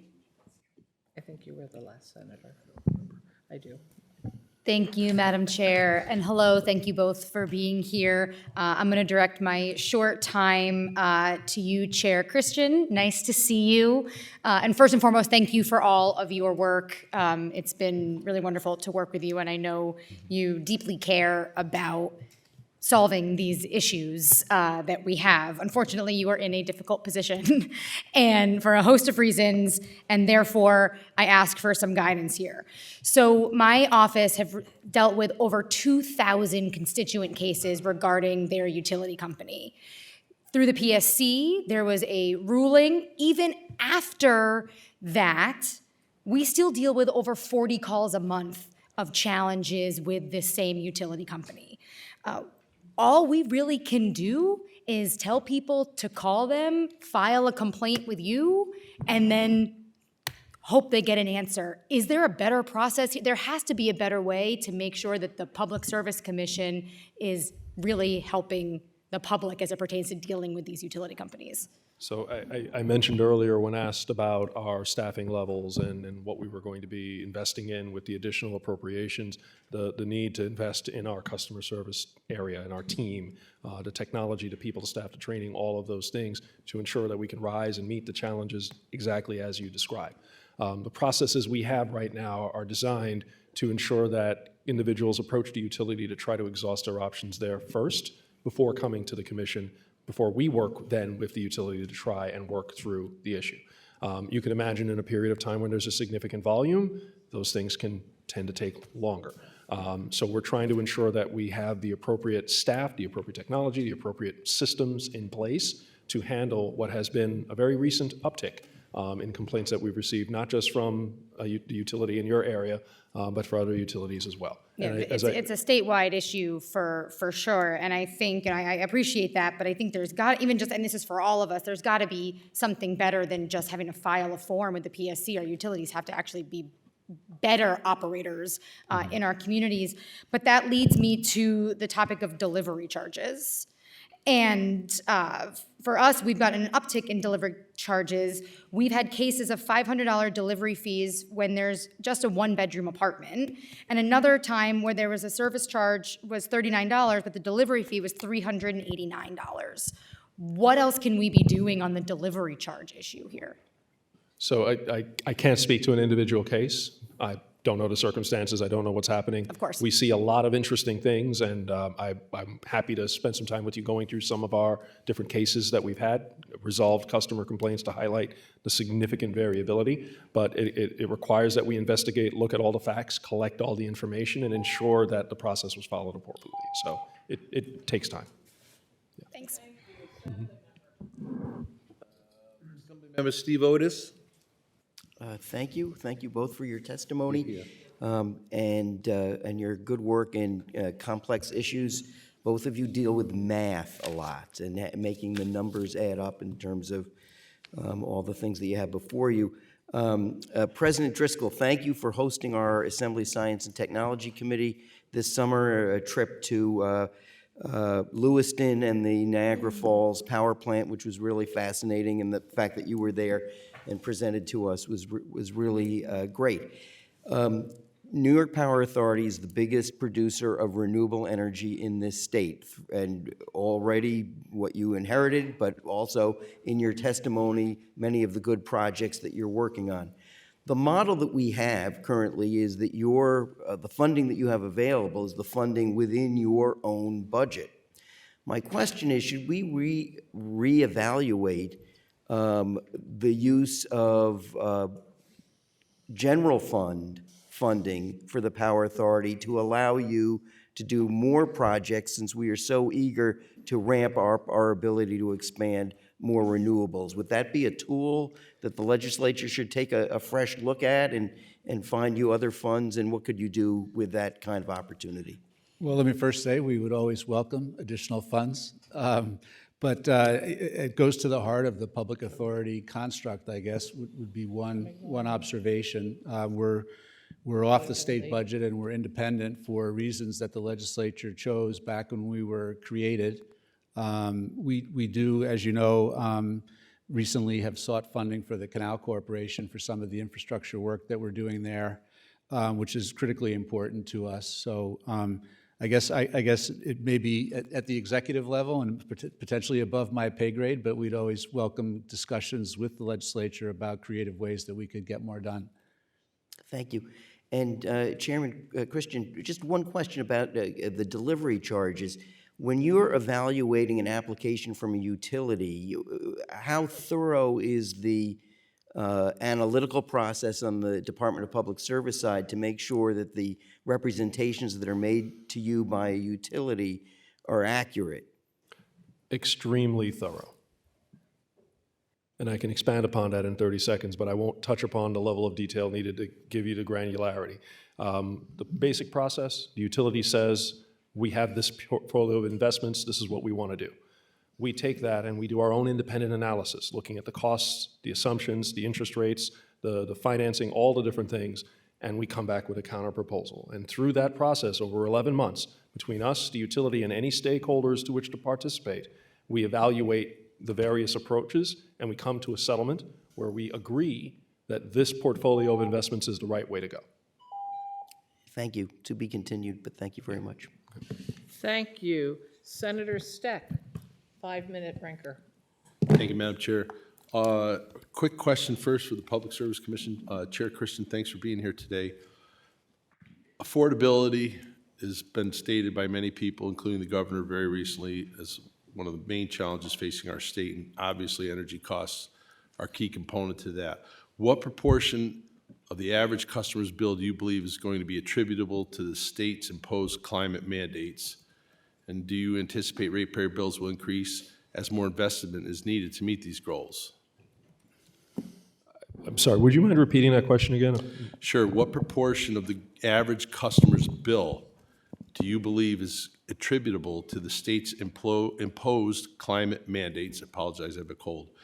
And do you anticipate ratepayers' bills will increase as more investment is needed to meet these goals?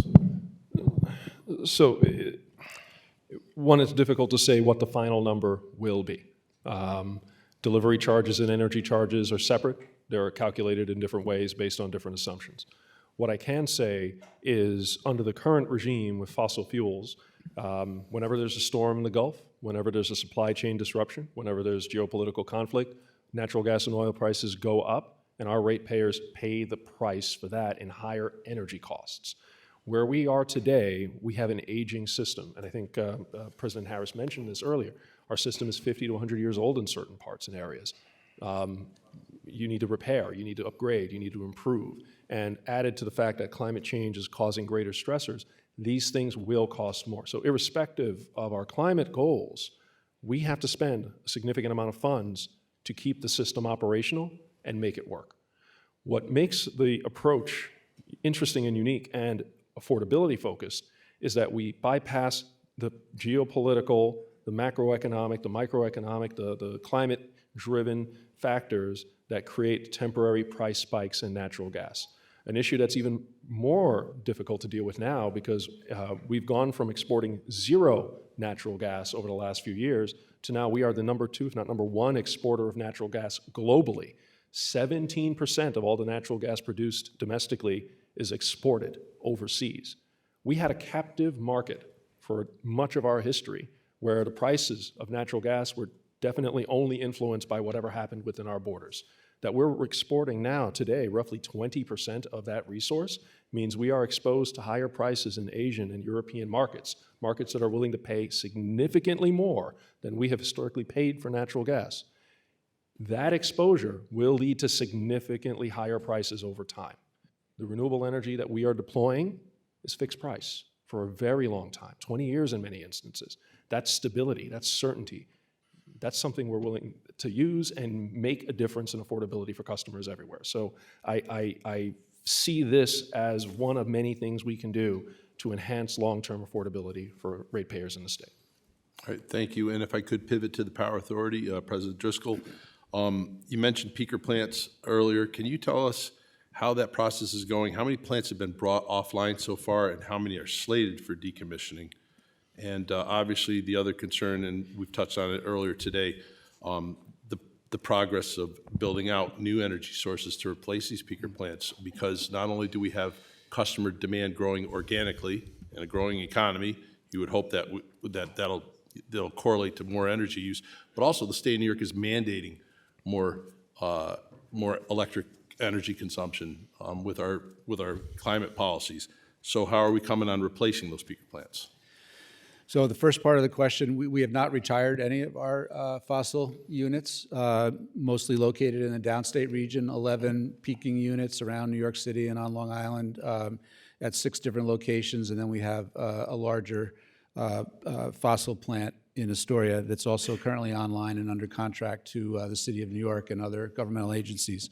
The way the process is going to work is pretty much outlined in the statute in the budget from 2 years ago. We're required to file a plan by May of this year, and we're working closely with the NYSO to determine how to sequence the retirement of those plants subject to their reliability need. And of course, based on earlier discussion today, we recognize as a utility that we need to match up the replacement resources with retirements. And so that's very much part of the equation here. We're welcoming the Champlain Hudson Power Express coming online in late 2026, which will be a data point and a factor in that. But we're going to be moving forward because the law requires us to have those plants offline by 2030. And so we're going to be taking all the preliminary steps necessary subject to NYSO input. Thank you. Assemblywoman Joanne Simon.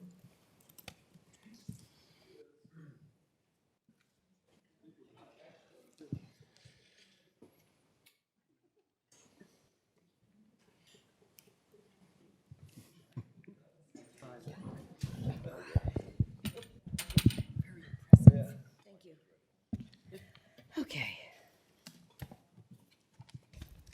Thank you.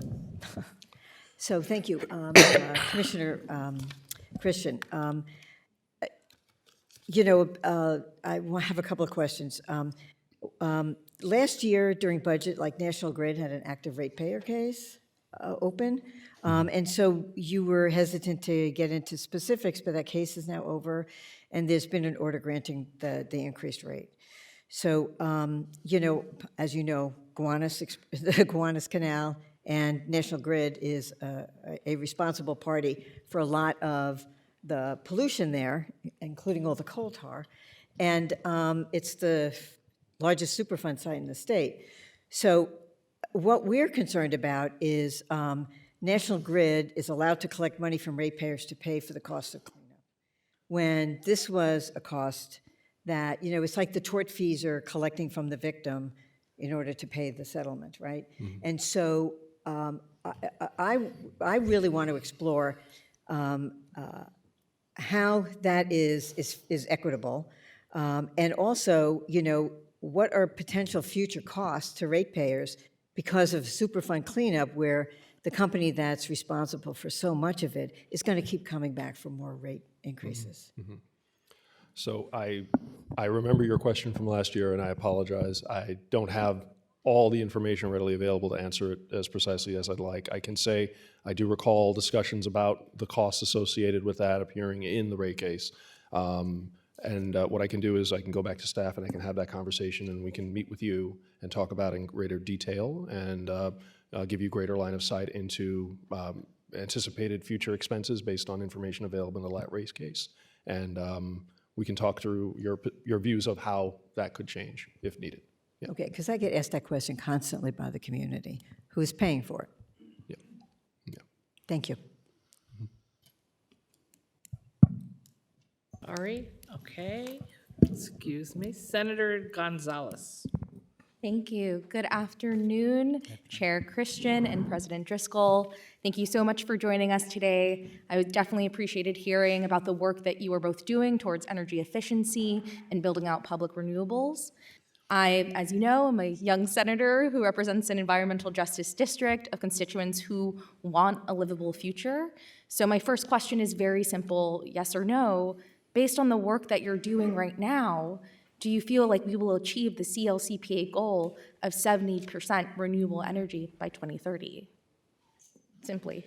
I mean, I could start. I mean, I think that there was an acknowledgement by the administration earlier this year that due to supply chain constraints and inflation, that and some of the setbacks, particularly with the offshore wind, that we were going to be a little behind, but that we had clear line of vision toward the 2040 clean energy grid. That's the ultimate goal. So we're working as hard as we can to try to close the gap on the 2030 goal, being mindful that the end goal is our 2040 goal. And I echo that point, and I want to add, I talked about resource diversity and the need for different kinds of resources. There's an executive order that definitely dampens our aspirations regarding wind, not just offshore wind, Right. land-based wind as well. So sorry, I know I'm short on time. I'm hearing from both of you, likely no at this moment, but we're working towards it. Is that accurate? Yes, sorry. Yes. We will consistently work towards the state mandated legally required goals, yes. So my constituents are incredibly concerned that we are not on track, as you both have acknowledged. And on top of that, as you both know, we have new threats to our energy system. That includes the rise of new technologies. According to a recent Washington Post article, 2% of the nation's electricity use is coming from the use of artificial intelligence, which will double by 2026. And by 2040, it's predicted that data center contribution to greenhouse gas emissions will increase by tenfold. Our state is looking to build out a lot of this technology. So what is our plan to not only make sure we're meeting our goals, but also supporting this new demand on our energy grid? So there are a variety of no-regret strategies that we can approach. Our work on transmission development, of which the New York Power Authority is heavily invested through the projects described earlier, is just one part of the equation.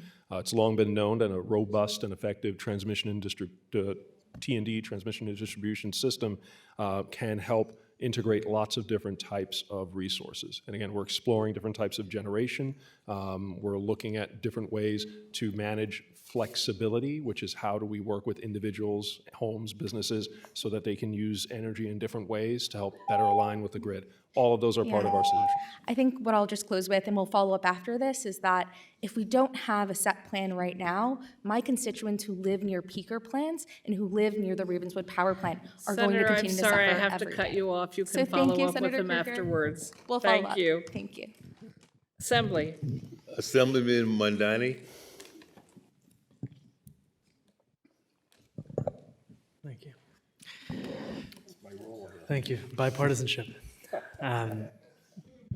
Commissioner Christian, in February 2023, the Public Service Commission approved Con Ed's application to charge New Yorkers an additional $65 a month total over the course of this rate plan, resulting in Con Ed making an additional $1.93 billion in revenue. Is that correct? The number you're using doesn't line up with my memory. I'm sorry, I don't know It's all if right. that's an accurate representation, but we do regularly approve and review rate cases, and that the number doesn't sound right, but I do believe we did something with Con Ed tonight. I built that off of the order that was issued by the Public Service Commission. So I just have that report right here, and I just wanted to confirm one additional piece, which is I was party to that rate case and filed in opposition to this agreement. Is it correct that Eric Adams' administration, recognized in the filings as the City of New York, signed in support of this rate increase? Again, I don't remember the specifics of that particular rate case, but the City of New York does often sign in support of rate cases. They're a party, and they engage throughout the process. Okay, I have that on page 2 as them having signed alongside Walmart. Now, Con Ed is expected to file another rate case before the end of this week. Last month, Con Ed themselves reported that 496,000 households were behind on their bills by 60 days or more, with debts of more than $948 million. Many of those households are in my district. What is your response to my constituents who are still struggling to afford the last rate hike? So our goal in ensuring that the system is functional, that the system is safe and reliable, and as affordable as possible is to make sure that whatever investments come before us in a rate case are evaluated, scrutinized, and screened, and that only what is necessary is approved and moved forward. Okay, But I disagree on the assessment of this as necessary, and I would appreciate a further conversation, but because of time, I'm just going to move on to President Driscoll at this time. Thank you very much. President Driscoll, public participation was included in the BPRA to ensure that the public's voice was taken into account. Your strategic plan initially called for 3.5 gigawatts. About 96% of all public comment and testimony on that plan demanded that NYPA do more, that NYPA build 15 gigawatts with at least 5 gigawatts downstate. After the public comment period, your revised plan included fewer gigawatts, now just 3, and furthermore, you stated that you expect some level of attrition. Now, in comments here, you've suggested that the law forbids you to add projects to the final strategic plan. Where in the law do you see that you're not able to add projects to the draft plan after public comment? The advice of our council was that the projects in the draft plan that went out for public comment was the last word on our draft plan. So what was the point of public comment then? Because we used it to inform the final version of the plan. It was we revised the plan based on the public comment. With fewer gigawatts now?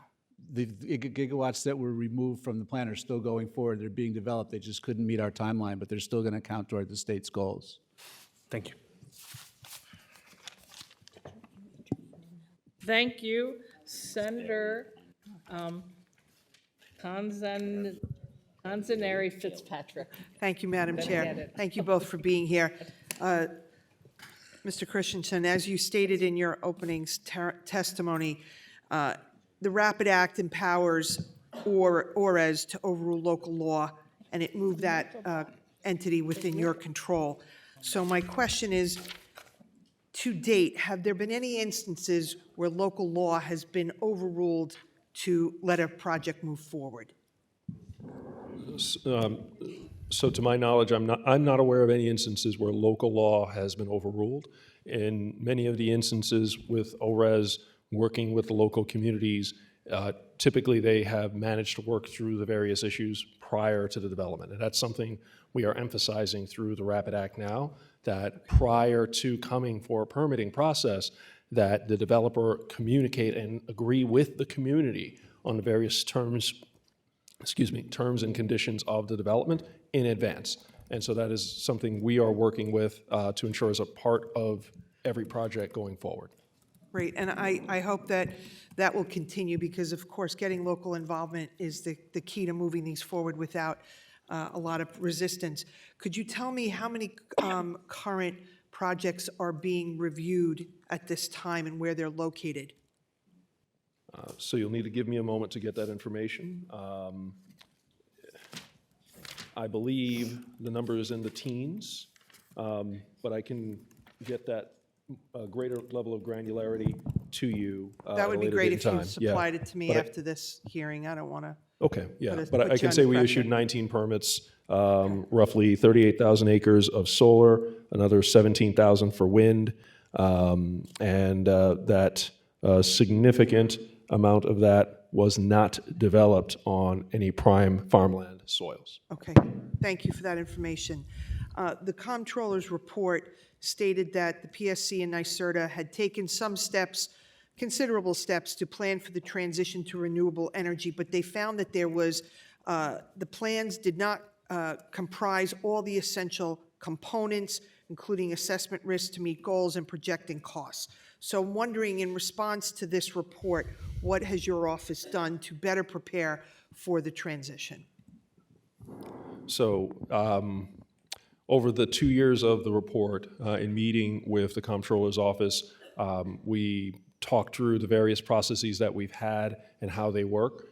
In my opinion, there's a agreement to disagree, for lack of a better way of putting it, in terms of their interpretation of the work that we are doing from a procurement perspective and how we're authorizing it. But ultimately, what we are doing to both identify what we need and then move forward with it, it's a clear, transparent, open procurement process with the goal of achieving the lowest possible costs. Thank you. Thank you, Assembly. Thank you. My first question is for President Driscoll. Hello. The state AFL-CIO and Building Trades Council, the American Lung Association, and the Black, Puerto Rican, Hispanic, and Asian Caucus have called for 15 gigawatts by 2030, along with the vast majority of public commenters on your draft plan. These are key stakeholders whose demands shouldn't be ignored, and your plan currently ignores these demands and only proposes 3 gigawatts. The amount of bill credits the REACH program can fund also depends on how much public renewables you build. So my quick question, a rough estimate, how much capacity do you actually intend or hope to build by 2030? Well, Thank you for the question. As we sit here today, I think it's unclear in terms of the total amount of Okay, gigawatts great. that. My next question for you is, what do you think is the role of the president of NYPA in meeting our climate goal of 70% renewable energy by 2030? Well, as the leader of the Power Authority is a key tool in the governor's toolbox in terms Sorry, of I mean executing on specifically state the president's policy. role. I'm leading the organization. I represent NYPA, and Yeah. so we're trying to achieve the state's goals in the best way we can.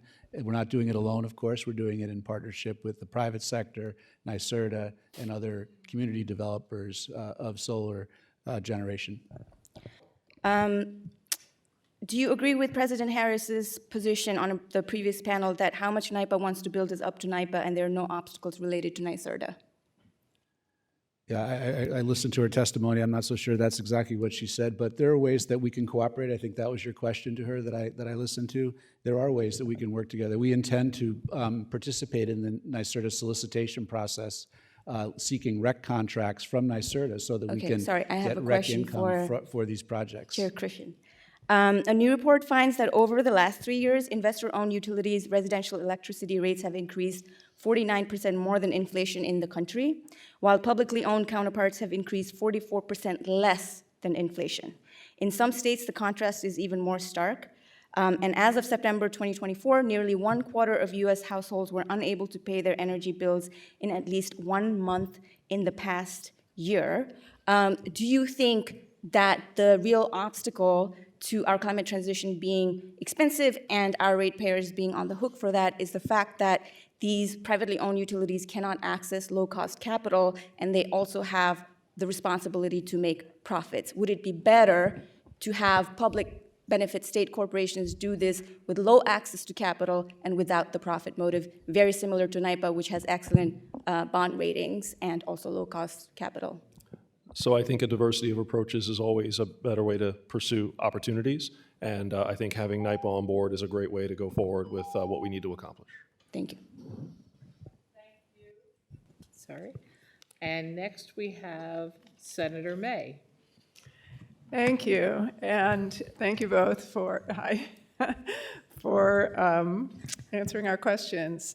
I think my first question is for PSC, and it has to do with interconnection protocols on the grid. I know in Texas, they're able to bring new energy onto the grid very efficiently because they use a connect and manage approach as opposed to what we tend to do, which is putting everything in a queue and waiting until every I is dotted and every T is crossed before it gets onto the grid. Are we in New York exploring more efficient ways to do interconnection on the grid? So interconnection reform is probably one of the more significant things that we'll be examining and have been examining. Your point about the connect and manage approach used in Texas, yes, that does allow for a greater degree of interconnecting resources. But one of the main limitations there is those resources may not always be available, and those resources must curtail production. And they agree to curtail production as part of the condition of being connected in the first place when there's not enough capacity for them to produce power and send it to the grid. So there are many different ways to go about this. Our way of addressing it right now, based on existing policies available at the time and also direction from the legislature, is to enhance our build out of transmission and thus create more points from which these generators can interconnect. So we have invested well over $6 billion in T&D through a series of orders. We have initiated something called the Coordinated Grid Planning Process, one of many acronyms we deal with, CGPP. This process is something that we work with each utility to do as a conglomerate throughout the state to identify where do we need to make investments in transmission and distribution, prioritize those investments, allocate funds towards them, and move forward and repeat. Great. And this is going to be a cyclical process where we identify those Okay, needs. tremendous, thank you. I hope to talk to you more about that. My other question is for NYPA, and it's about hydropower. I understand that a lot of our hydropower facilities are old and not as efficient as they could be. And I wonder if this could be or is part of, for example, Build Public Renewables. Can expanding hydropower be part of that effort? So that's a existing effort that actually is embodied in our corporate strategy, our Vision 2030 strategy, where we have a pillar that's called Preserve the Value of Hydropower.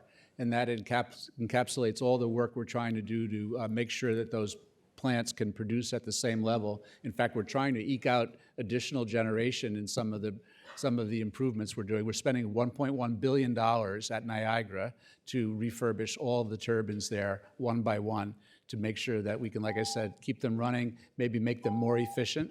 They serve as a balancing effort now with the renewables as well. Thank you very much. Assembly.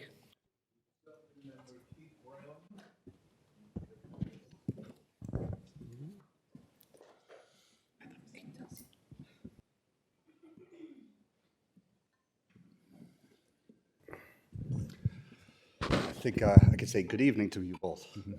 So thank you for both being here. Questions regarding infrastructure, right? The governor is throwing $1 billion at infrastructure. Appreciate the effort, but this morning I watched the news and the California wildfire, the Palisades fire, may have been caused by a spark generated from a high tension line. At least that's what the video showed. So they're going to do a full investigation, obviously, but you know, it really begs the question, with all of the new green energy and the infrastructure that it's not prepared for, what do you think, what's your opinion about the stress that's going to be put on the system as it relates to potentially causing some issues like, you know, starting a wildfire?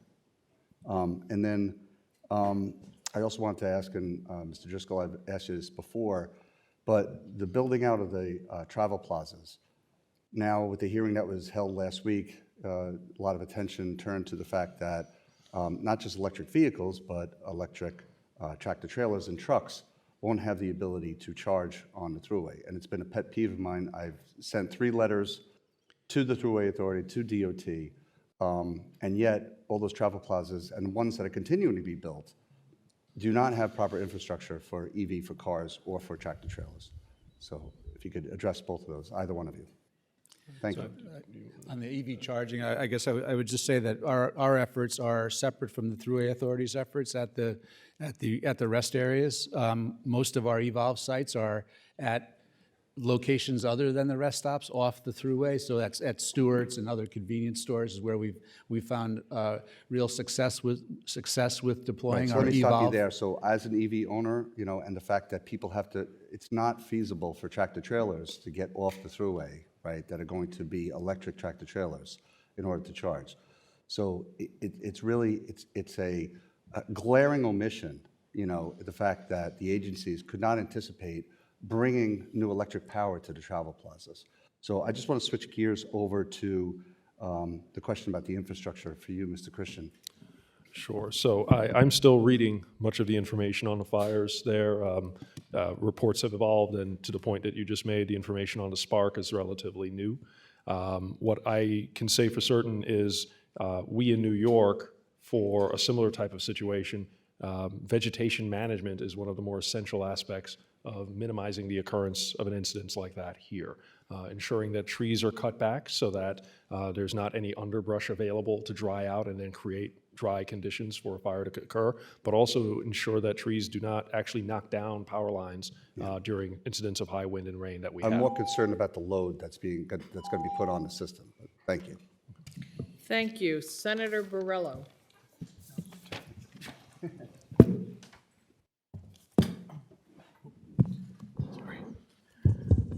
Thank you. Thank you both for being here. President Driscoll, I want to direct this towards you.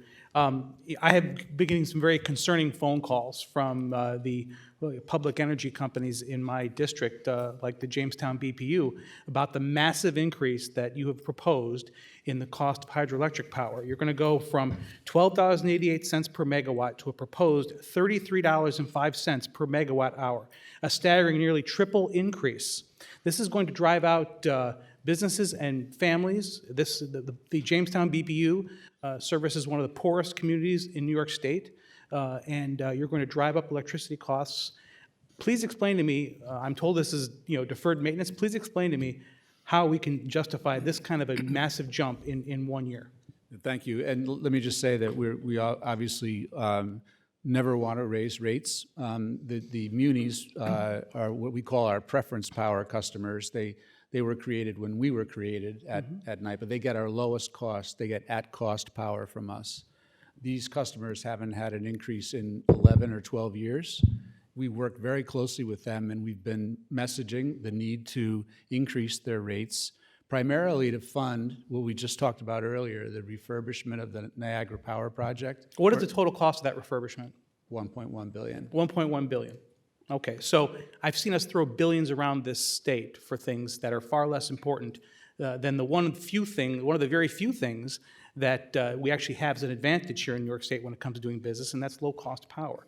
So how can we justify passing that along to ratepayers, particularly to those folks that get that low-cost power? Isn't there another solution besides tripling the rates? So let me just clarify one point on the increase. It's only for, it's a catch-up increase for 4 years in order to replenish what's required for us to maintain a reserve fund to maintain as part of our structure. Have So you asked after the governor, that gets refurbished, Have it you asked goes the back. governor to give you some funding? What about bonding for this instead of this massive increase? Let me add one other point. We're looking to phase that refurbishment or catch-up over as long a period of time as possible, but the rates are going to then return to a flat line after the account is refurbished. Well, I'm already hearing from major employers like Cummins Engine, which only has 3 factories in the United States. One of them is in Jamestown. This may jeopardize their ability to continue to make engines here. They're the largest employer in Chautauqua County, one of the largest in the state. This could be a devastating impact on businesses and families.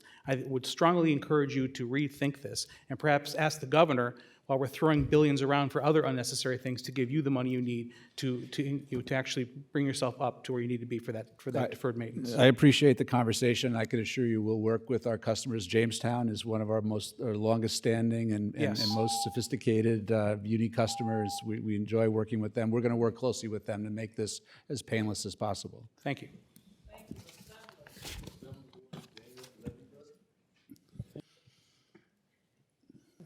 I'll put you next.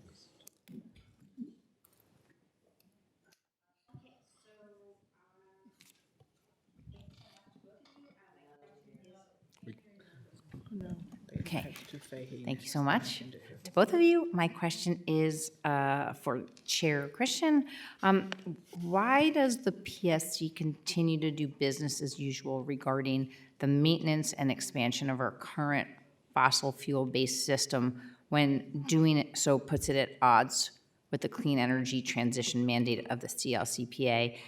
Are there legislative changes that you need to see to have the flexibility to explore more affordable, cleaner energy options?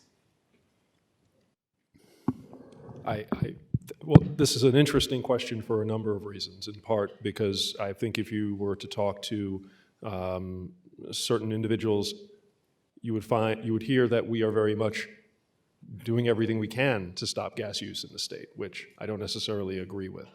We take a very balanced approach, and the investments that we make in the system are designed with the goal of maintaining the system and continuing its safe and efficient operation. So again, just like what we do through rate cases on the electric side, similar things happen on the gas side.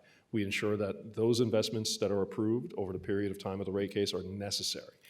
So it's not designed with the goal of expansion, and in fact, in many ways, what we have done with the gas utilities, we've made many changes to how they approach engaging new customers, eliminating incentives for certain appliances and other things like that. The state law still provides incentives for gas connections, the so-called 100-foot rule. So new customers looking to come online are more than able to do so with the existing state law. But as it is right now, we at the Commission, recognizing the overall goals of the CLCPA, which are not anti-natural gas, but are very much driven by lowering emissions, we are trying to ensure that our investments in the natural gas system are as focused and deliberate as possible so that we can continue service safely and affordably and reliably. Okay, I think you did point out some of the issues with reliance or continued reliance on natural gas earlier in some of your answers, and also you mentioned that 100-foot rule, which obviously creates the ability for people to continue to rely on natural gas when we're trying to segue off of it. So I'm not sure how those two things comport. So it seems to me that if that wasn't there, that it would make it a lot easier. I also wanted to talk and just sort of uplift all the cries about the rate cases and rate payers, because I would say in line with complaints about potholes, that's probably our second highest complaint that we receive in our office is about utility bills and how people are not able to afford to pay their bills.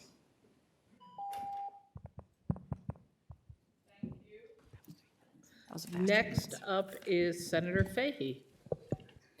Thank you. And thank you for joining us here and your patience with us this evening. And I'm just going to piggyback off my colleague and just say the utility bills do continue to be a concern, and I appreciate your comments.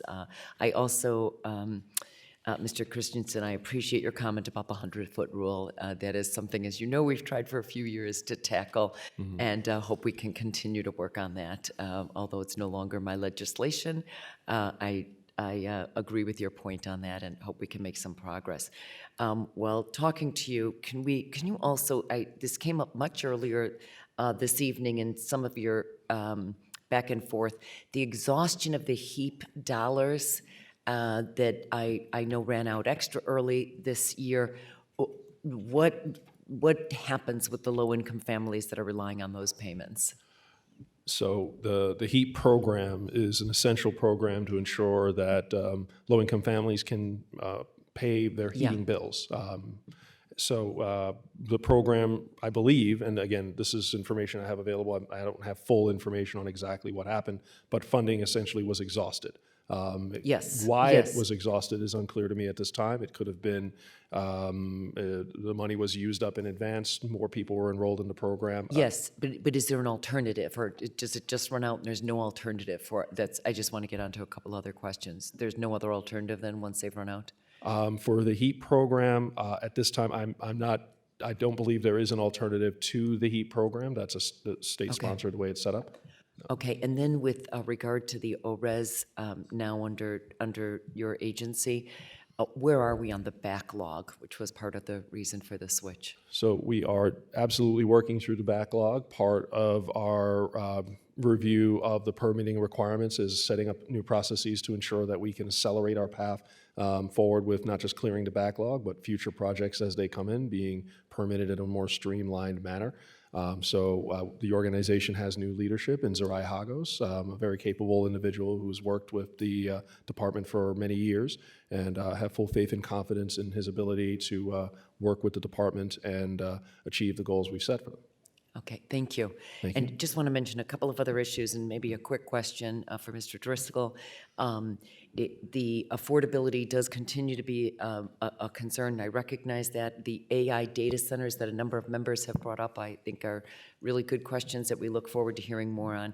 And then, Mr. Driscoll, the plans to fully decarbonize the Empire State Plaza. We were just briefed with OGS, but is there anything else that you'd want to add in terms of where we are on track with that goal? So as I think you know, we're well underway on phase Yes. one of replacing Yes. the two chillers. It's a very complicated decarbonization effort at that facility, but there's a lot of work underway, and we're committed to getting the work done. Thank you. And I didn't mention the energy zones. We still would love one in Albany, but thank you, Chair. The energy play zones. Thank you. Thank you, Assembly. Thank you, Chair. And Chair Christian, I want to thank you for your testimony, and I recognize you've got a tough job.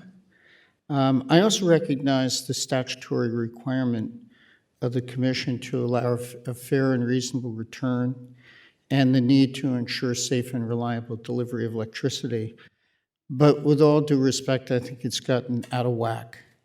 As an example, Con Edison reported net income for its third quarter of $1.70 per share compared to $1.53 per share in the same period in 2023.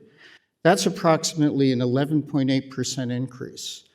Now let's contrast that to the increase in Social Security and supplemental security income benefits, which as of January 1 have increased by 2.5% due to COLA. And Con Edison, in its announcement, acknowledged that the rise in earnings for the third quarter of 2024 was driven by, quote, higher authorized rates. I understand that a further Con Edison trip to the PSC is going to be imminent, and I would respectfully submit that the PSC should reject the upcoming Con Edison rate hike request and would appreciate your thoughts.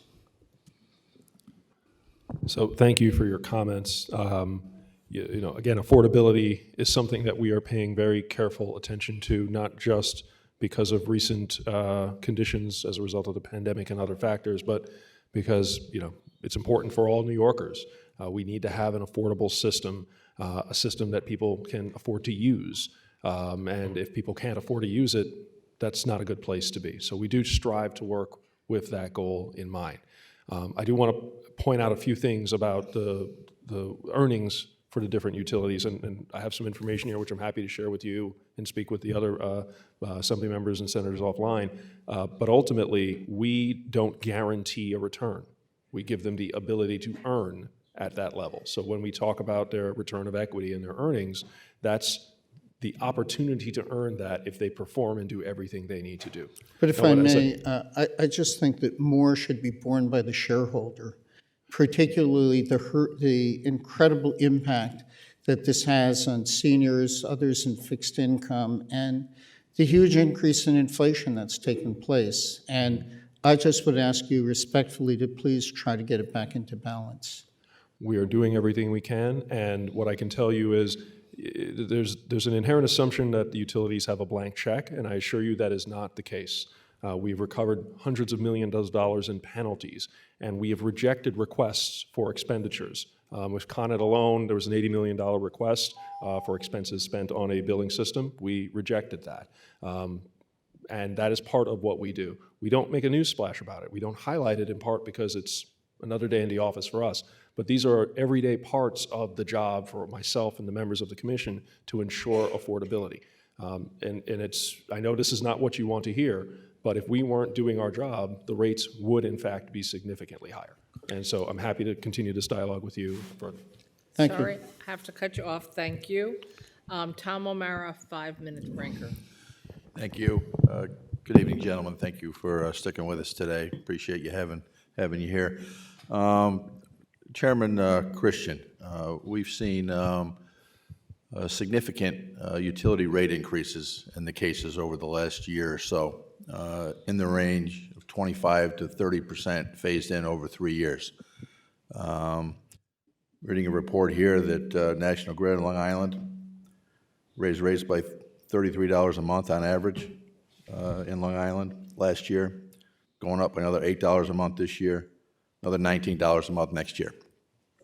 These are massive rate increases. When we're talking about affordability in New York State, this is not affordable. Of those rate increases that have been approved, NYSEG, RG&E, National Grid, what portion of that is due to the CLCPA and the efforts on climate? So for those specific utilities, I don't have that information readily available right now. What I can tell you is the CLCPA costs for and I forget the utility in question, but in looking at the analysis that we've done, the CLCPA report, which is publicly available, the most significant impact for any residential ratepayer for the CLCPA was less than 10%. And so when I think about where we are going with rates, again, it's not the CLCPA that is driving the significant driver. It's the age and infrastructure of our system.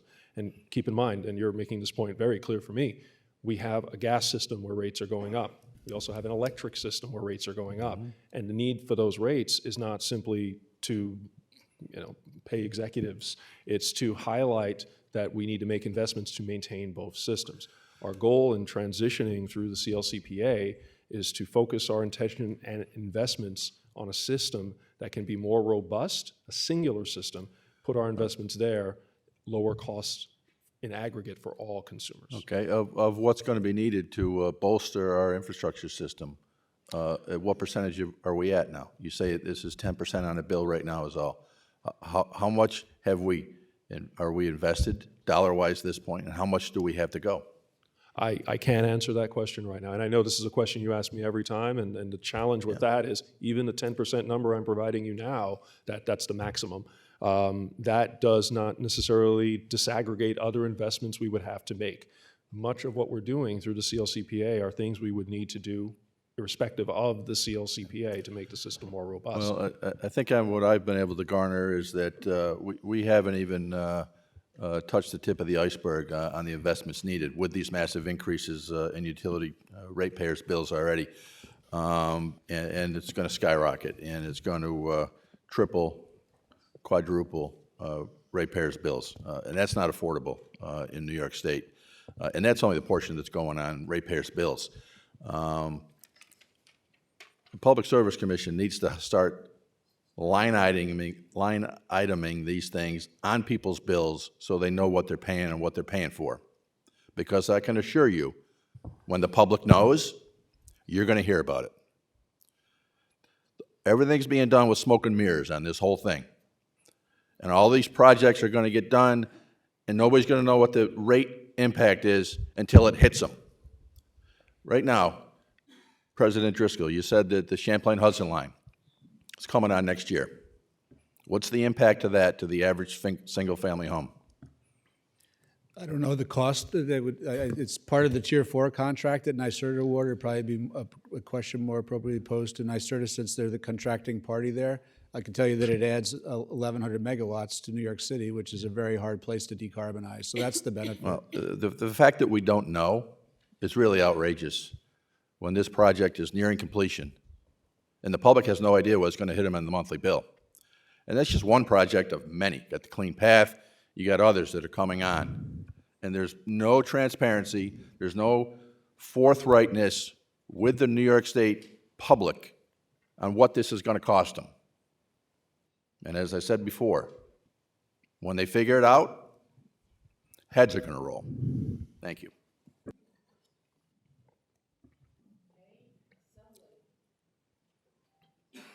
Assemblyman Bobby Carroll. Thank you, Chair Pretlow. Good evening, CEO Driscoll. Thank you for your testimony this afternoon. A few other questioners have delved into this topic around peaker plants in New York City, but I was wondering, considering I have a peaker plant just a few blocks outside of my district in the Gowanus neighborhood of Brooklyn, can you give us some specific details of NYPA's plan to decommission peaker plants in New York City? And if you're able to decommission those plants, what do you plan to replace that capacity with? Well, we're well underway in terms of finalizing the plan that's due in May to lay out the methodology that's going to be deployed by us in retiring those plants. I can tell you that we recognize the significance of the mandate that says that they should be retired by 2030.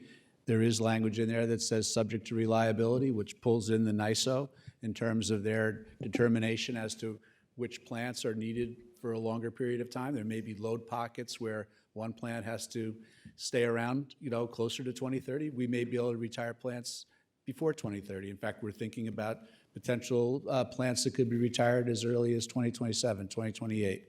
But we're trying to figure out the sequencing of that with the NYSO. We plan to replace those plants, and in fact, the law says we should have a preference toward replacing those plants with energy, some sort of energy infrastructure. So we're looking very closely at battery technology. We have term sheets pretty much finalized for one of the South Bronx plants and the Gowanus plant with developers to replace those plants with battery energy storage. We have an RFI out for the Williamsburg site where we're taking in ideas around what that site could be utilized for. That's a single unit site, so it's a small parcel. It's right around some heavily populated areas next to the Domino plant. So it's it's a tricky site to. I just have a minute left. Let me jump in here, CEO Driscoll. Look, that's exciting news, and I would love to see those plants shut down by 2027, 2028, if that's possible. And it's great to hear that you're looking at battery storage for some of those peaker plants. To switch gears to talk about generation and capacity, that the Build Public Renewables Act and the laws that were enacted in the 23-24 budget allowed NYPA to expand its authority to own and build.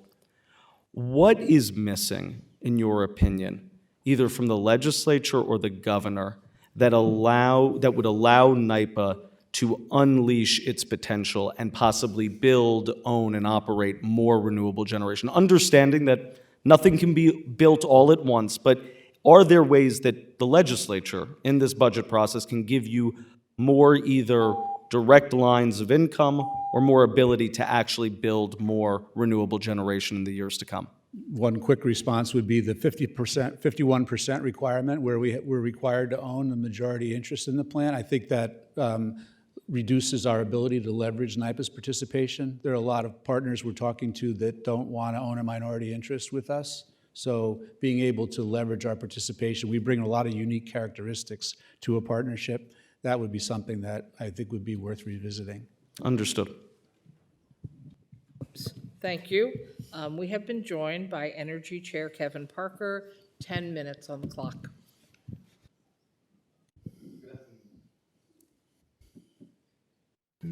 Okay. Good afternoon, gentlemen. Good afternoon. Thanks for being here. I know it's been a long day. Mr. Chairman, how will the DPS implement the Clean Energy Zones program? And how will the transmission upgrades be carried out?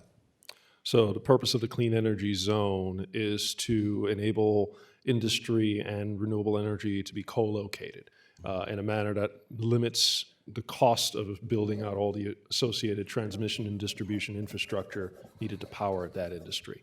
We're evaluating how best to proceed. We're looking at how it's going to be rolled out. But ultimately, the goal will be to identify areas through a public process that would be best suited. These would be areas where the communities would welcome this kind of investment, and then work with industry, utilities, and the local communities to find solutions to achieve the goals of the zone program.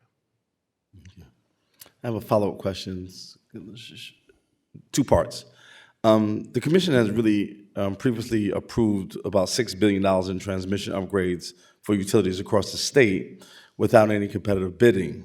Recent utilities have reported delays and cost increases for these upgrades.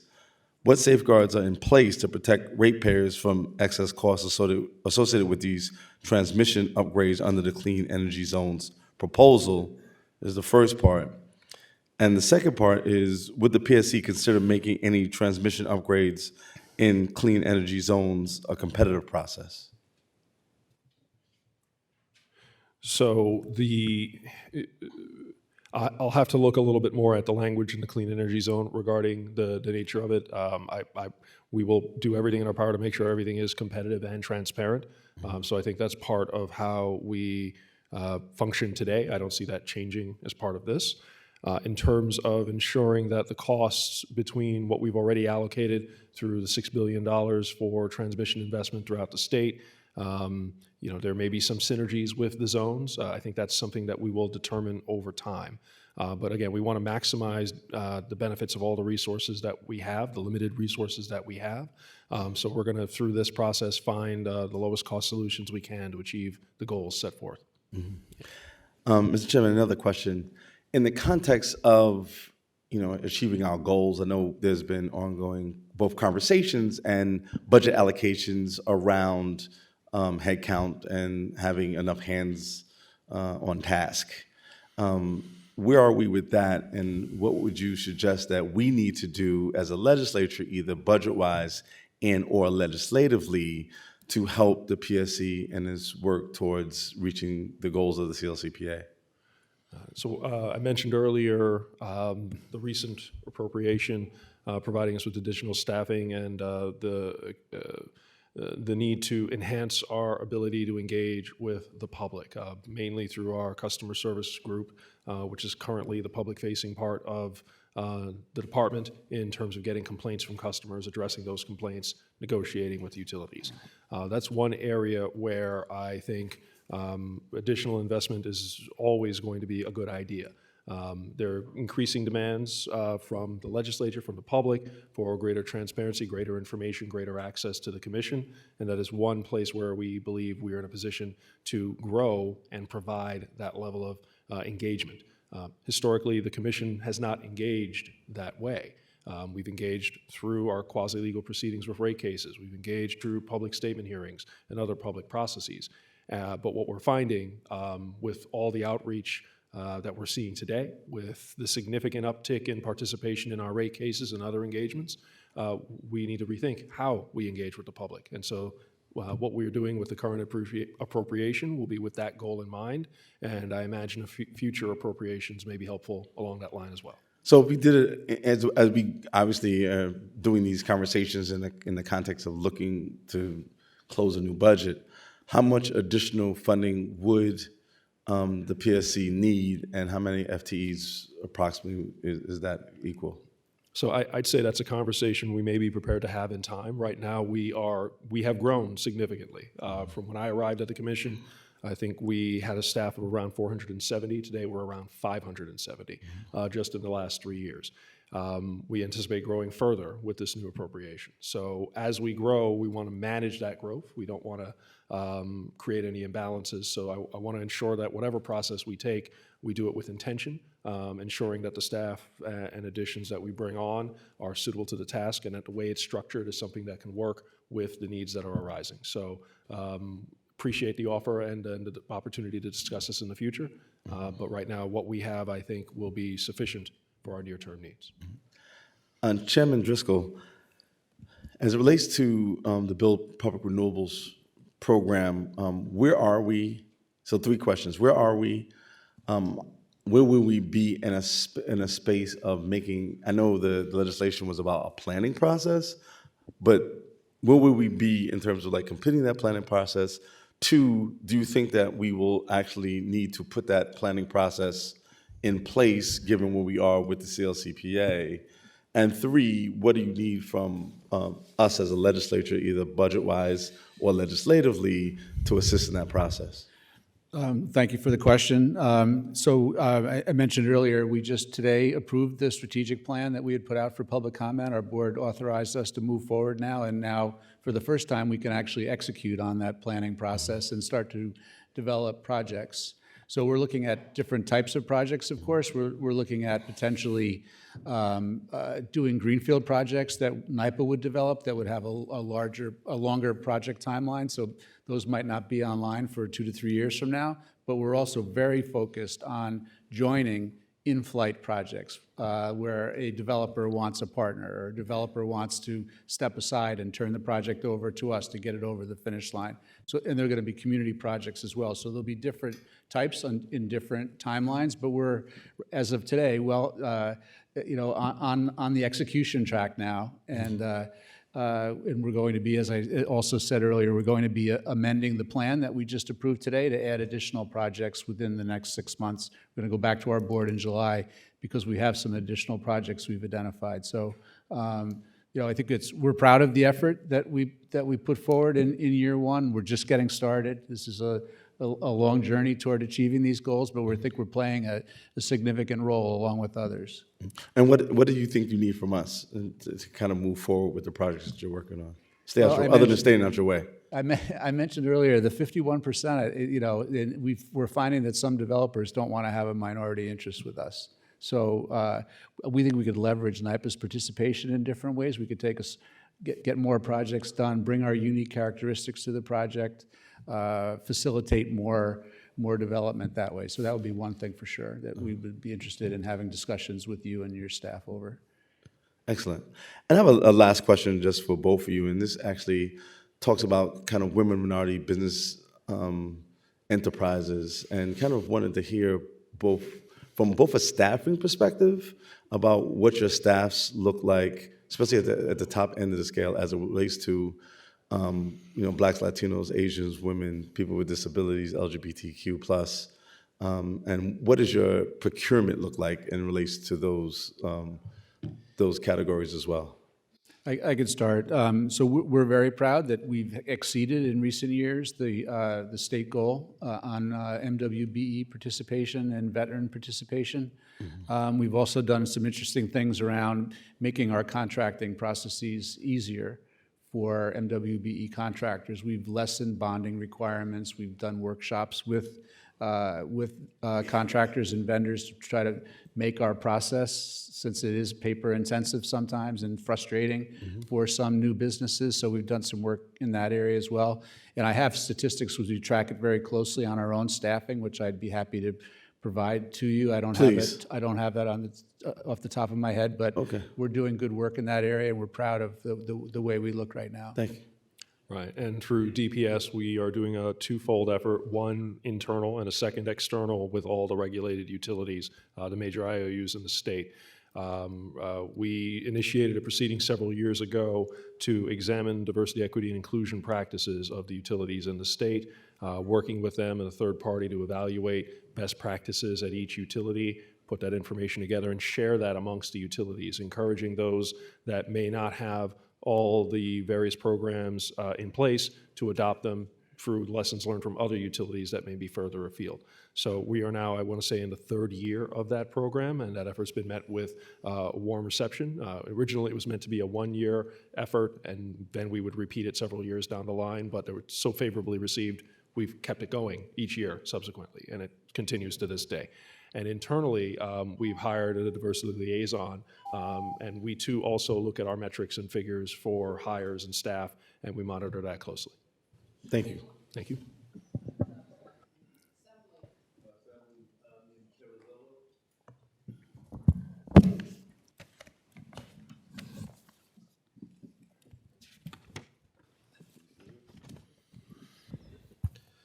Good afternoon, gentlemen. Thank you for being here today. In listening to your testimony and the conversations, I've heard the word investment constantly, if not continually. And I'd like to know, usually when I think of an investment, I invest for a payoff for retirement. So could you possibly tell me in what year New Yorkers will see their energy rates at least stabilize, if not go down, or eventually become free for everyone? Well, sir, based on your question, I can tell you, I wish that year was today. I'm not in a position where I want to say I want to raise rates. I don't. But the way the system is set up, the way we and every other state and pretty much every nation in the world works with our utilities, there's a rate case process through which the costs associated with maintaining those utilities are paid for by the I only have 3 ratepayers. minutes, sir. I don't really want to cut you off, but no year. And how about from you, sir? Is there any time frame that you could say that any stabilization or decrease would happen in all of this investing? Is that a no? All right. So then, if you could, at least in the governor's master plan for responsible advanced nuclear development, could you give any sort of idea speaking specifically about small modular reactors? Because with all the energy we're going to need, whether it's for data centers or just the increased activities that we have, I don't see any way in the future otherwise being some sort of a nuclear technology. So could you give some insight as to how that plan might talk about nuclear reactors in the future? So I'm not in the best position to talk about that plan. That's something President Harris of NYSERDA, I think, discussed in a previous session, and she's best positioned to talk about the roadmap and its current development. All right, thank you. Okay. Thank you. I think I'm the last senator. So, some of it's, excuse me? Said last samurai. Go ahead. Last samurai. Thank you. I know I've asked these questions earlier, but let's start again because we keep going over the same territory. A variety of my colleagues keep saying utility rates are going up because we're trying to move to sustainable green energy, and yet I'm looking, for example, my colleague just gave you numbers about how much energy companies try to increase their rates every year, and we all agree the rates are too high. But, for example, National Grid is asking for a rate increase that will absolutely increase New York City residents and Long Island residents' gas bills.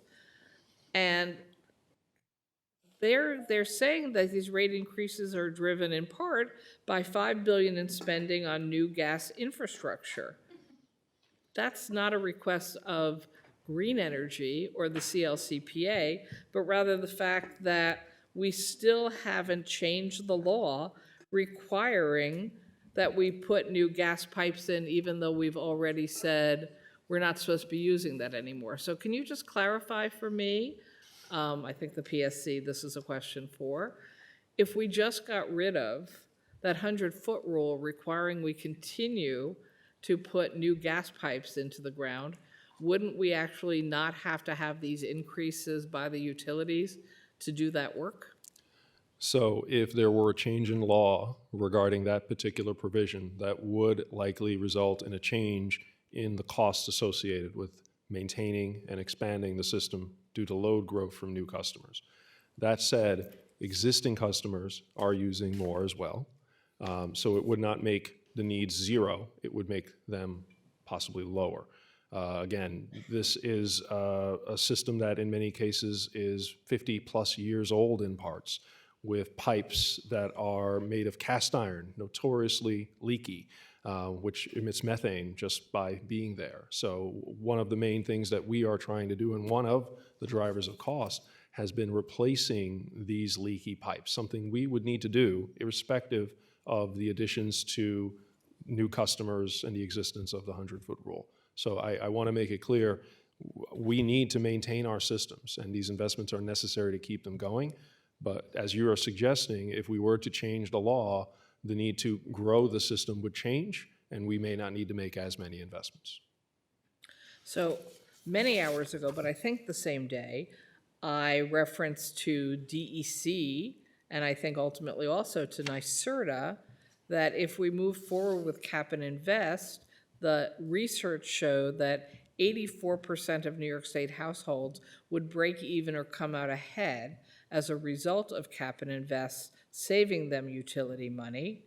And I'm curious from the PAC's perspective, because we aren't going forward with cap and invest at this moment, although there seems to be some discussion about moving sooner than later, would that not help address the growing utility costs for New York State people who are paying too much in their utilities? As I understand your question, if it is structured that way, then yes, it would benefit ratepayers by lowering their costs, yes. And do you have another idea that would actually lower ratepayers' costs besides that at this moment? We are exploring every tool available to us at this time. It's challenging for me to elaborate on what and where we are exploring, in part because these are parts of ongoing proceedings. But what I can say is, throughout every rate case, we, again, review every filing to ensure that what we do ultimately approve is absolutely necessary for the safety and reliability and the continuity of the systems. In addition, we also seek out opportunities to recover funds for ratepayers.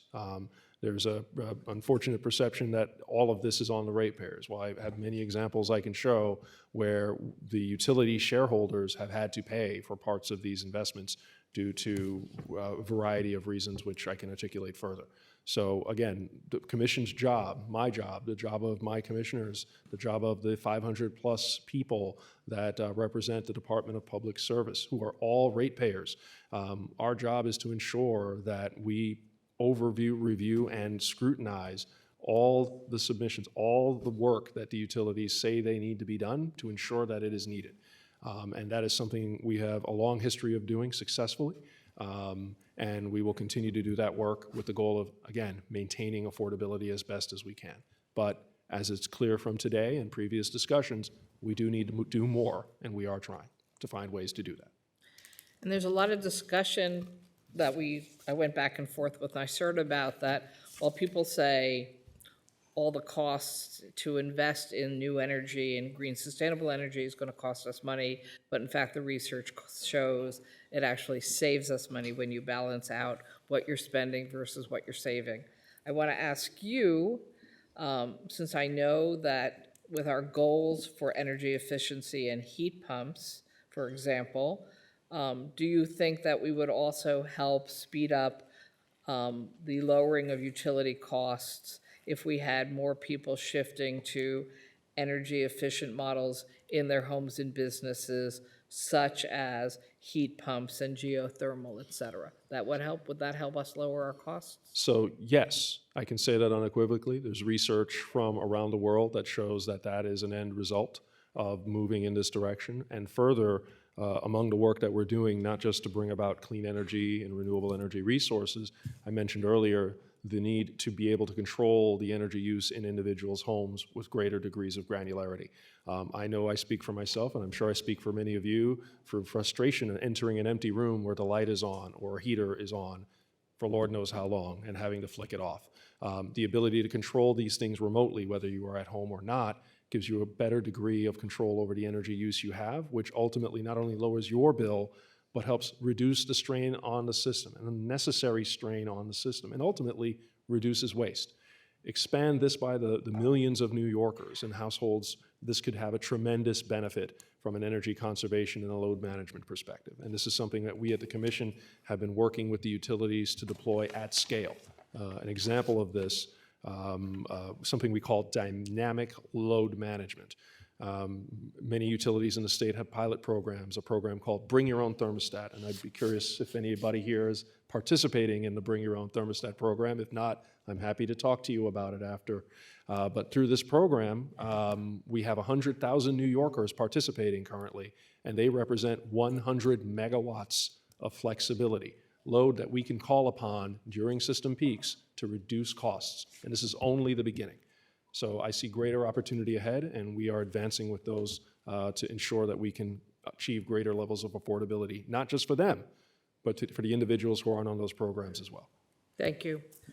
And President Driscoll, you referenced several times that you're revising your strategic plan for building public renewables later in this year to add up to 3 more gigawatts of renewable energy. Do you plan to revise that plan annually on a regular cycle to continue to add generation in the future? I mean, that seems like a reasonable idea. Yeah, the answer is yes. We think this is going to be at least an annual process. We think probably more than annual, probably twice a year we'll be taking a look at it. Of course, it'll be dependent upon projects that we've identified and so forth, but we're definitely going to go back to the board in July, and we look to continue that process in the coming years. Great. And then this is a question for my colleague, Senator Chris Ryan, who had to leave. So he's pointed out that the executive budget allocates funding for 50 additional full-time staff for the PSC. He would like to know, and maybe you can follow up with him afterwards, but I'll take the info back. How many staff does PSC currently have responsible for monitoring and investigating safety and quality of broadband construction? And how many of these additional 50 staff will be assisting with that assignment? Because he's very concerned about quality and safety for broadband workers and the general public as we continue to move to construct broadband across the state. Thank you. We can follow up with that. Okay, thank you. I think the Senate is done, just taking a quick look. Okay, Assembly, it's yours. Assemblymember Gray. Thank you, President Driscoll. Nice to see you. Thank you for being here. Thank you for your insights today. So I just want to talk about your battery storage, because NYPA standards for currently compared to the private sector are much higher. I have witnessed or seen your Chateauguay storage facility. I also have a storage facility in my district that was the site of a fire. And I will tell you there's night and day between the two facilities. One is very primitive. The private sector is very primitive, and the other, your facility, is very high quality. So do you think there should be storage, there should be standardized measures for storage facilities, both to ensure safety, consistency, and efficiency? Well, we're always a big fan of standardization because it lowers costs. So to the extent that there can be standardization across certain sizes of batteries. It probably would vary between, capacity factors for the various systems, but we're always, obviously, being NYPA and having the responsibility we have for the state to own and operate critical infrastructure, we're excessively good on safety and taking extra precautions. There's always a balance between costs and how much you're doing. But having seen what excessively good is, that is good, and having seen the alternative, should private sector be held to the same standards? Well, I mean, I think it's a fair point, and I think our view would be that we would be supportive of something like that, but it certainly wouldn't be in our remit.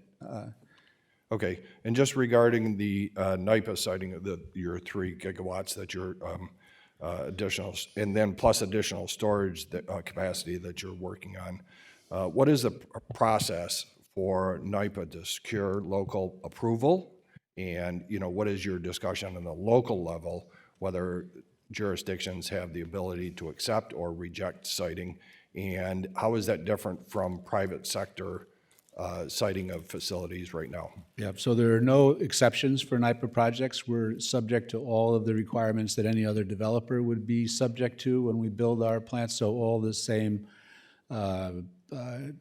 regulatory processes at the Public Service Commission and in the communities. We're already very active in the community. We've built out a real estate function within NYPA. They're out, talking to landowners and in the communities.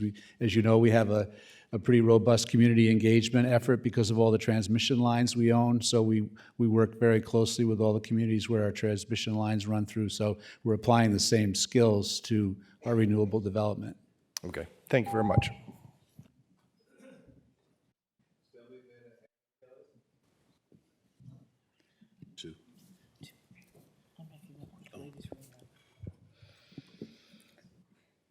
It's been very strange sitting here for the last 9 hours in this surreal environment federally where our insanity is happening and we're still having conversations between, should we fight for the horse and cart or should we use spaceships to get to work?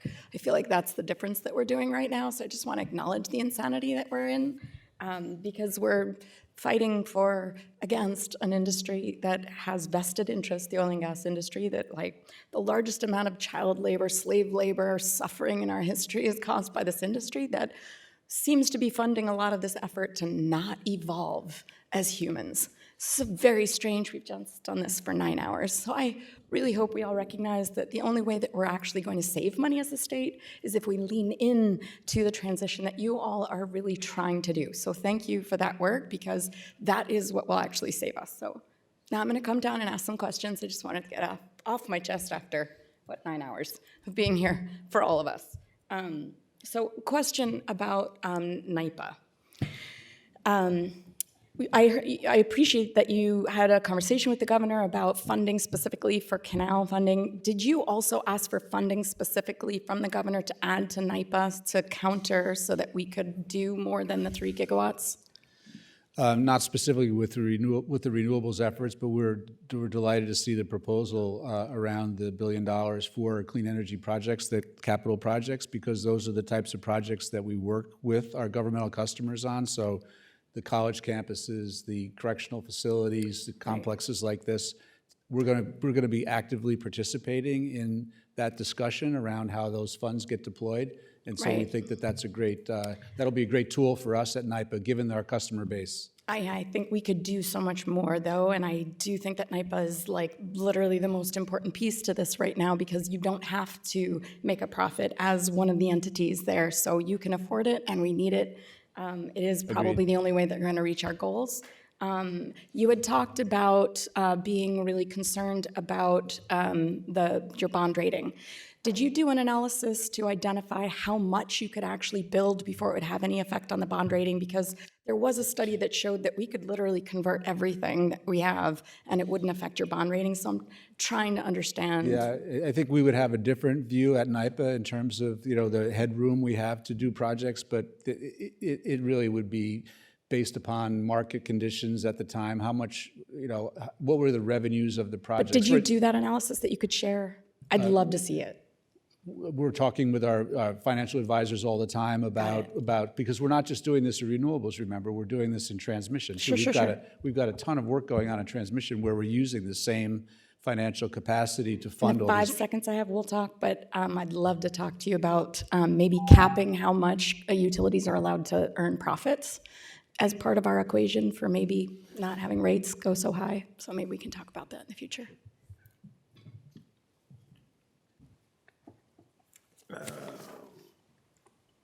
Assemblywoman Bailey.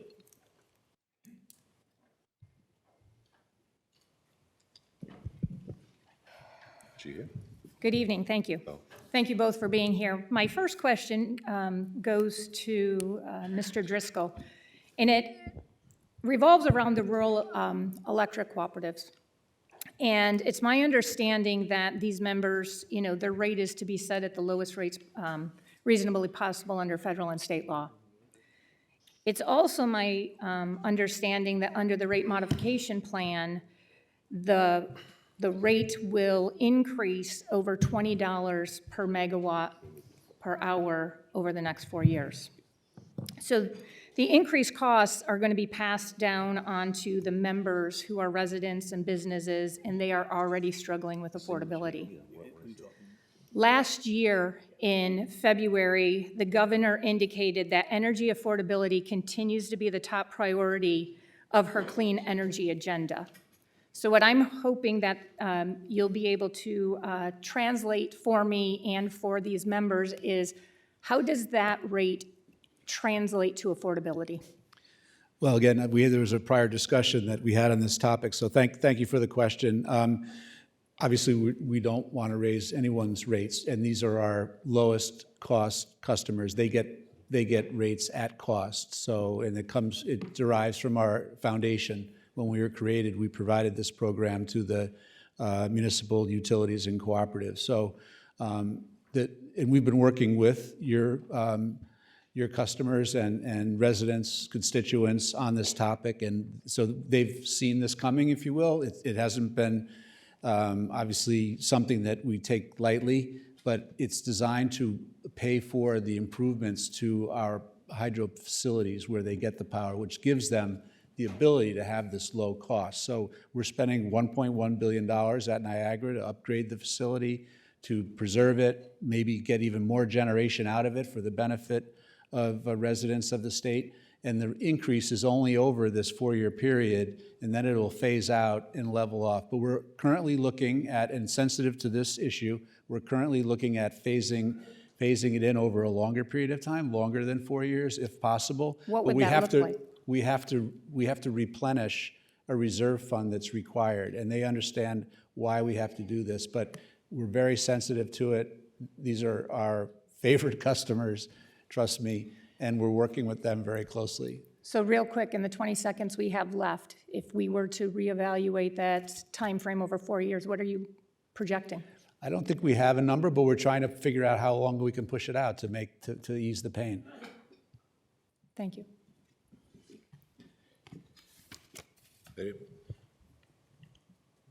Let the bell ring because it's just getting Assemblywoman Kassai.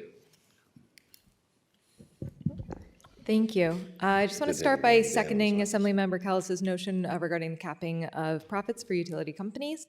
But mostly I want to talk about or ask about the structure of billing. So in addition to moving forward with green energy production, we're also looking to reduce energy use where possible.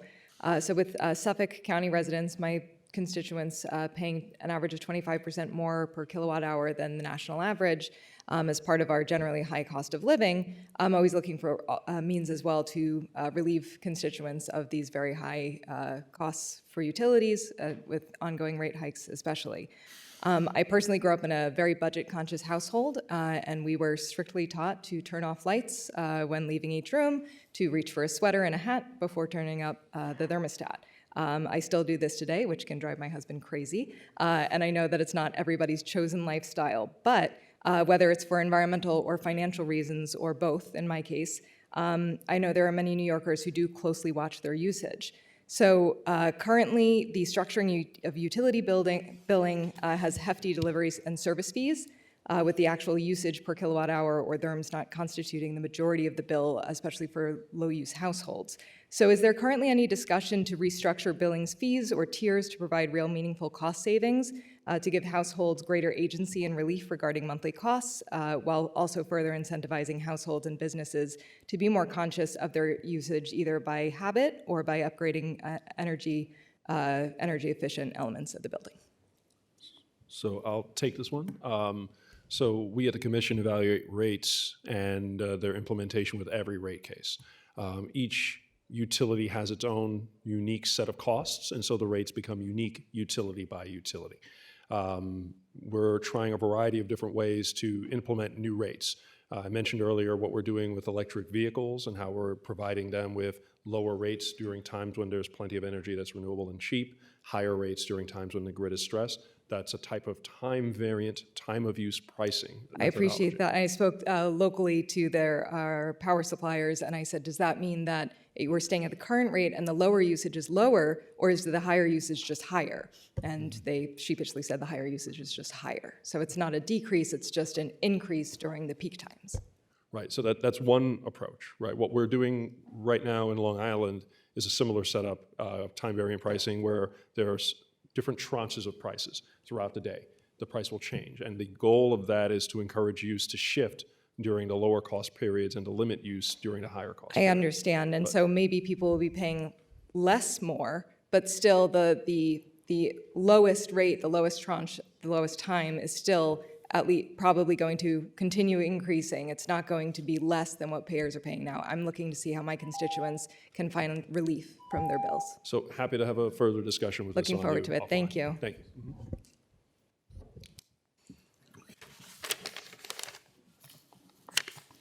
Thank you. Tommy John? Something, I forgot your last name, sorry. Giovanni. Good evening. Thank you. I have a question about community choice aggregation and the advantages of the opt-in version versus the opt-out version for municipalities. This is something that is in place in a number of communities throughout the state, particularly Westchester, and we've been floating that on Long Island as well. So if you could kind of give us the 2-minute primer on opt-in versus opt-out and the advantages and disadvantages of each. Sure. So the basic premise between community choice aggregation, it allows people living in a particular area to subscribe for access to renewable energy. So they can power their homes, all their electricity use would come from a dedicated renewable energy source developed to provide them with electricity. And the best way to do this is to ensure that the developer, from their perspective, they need to ensure they have a large number of people who are actually going to sign up for this. And so this brings us to the point you're raising about opt-in versus opt-out. Yes. In the opt-in regime, you have to go house to house and get everyone to deliberately want to do this. They have to affirmatively sign on. So it takes time to get a large number of people, and in many cases, you never exceed a particular level, a threshold of people signing up. It becomes incredibly challenging to get to the point where it can be a financially viable project. Opt-out is a very different story, where in a particular area, everyone is automatically assumed to be in, and they have the opportunity to leave.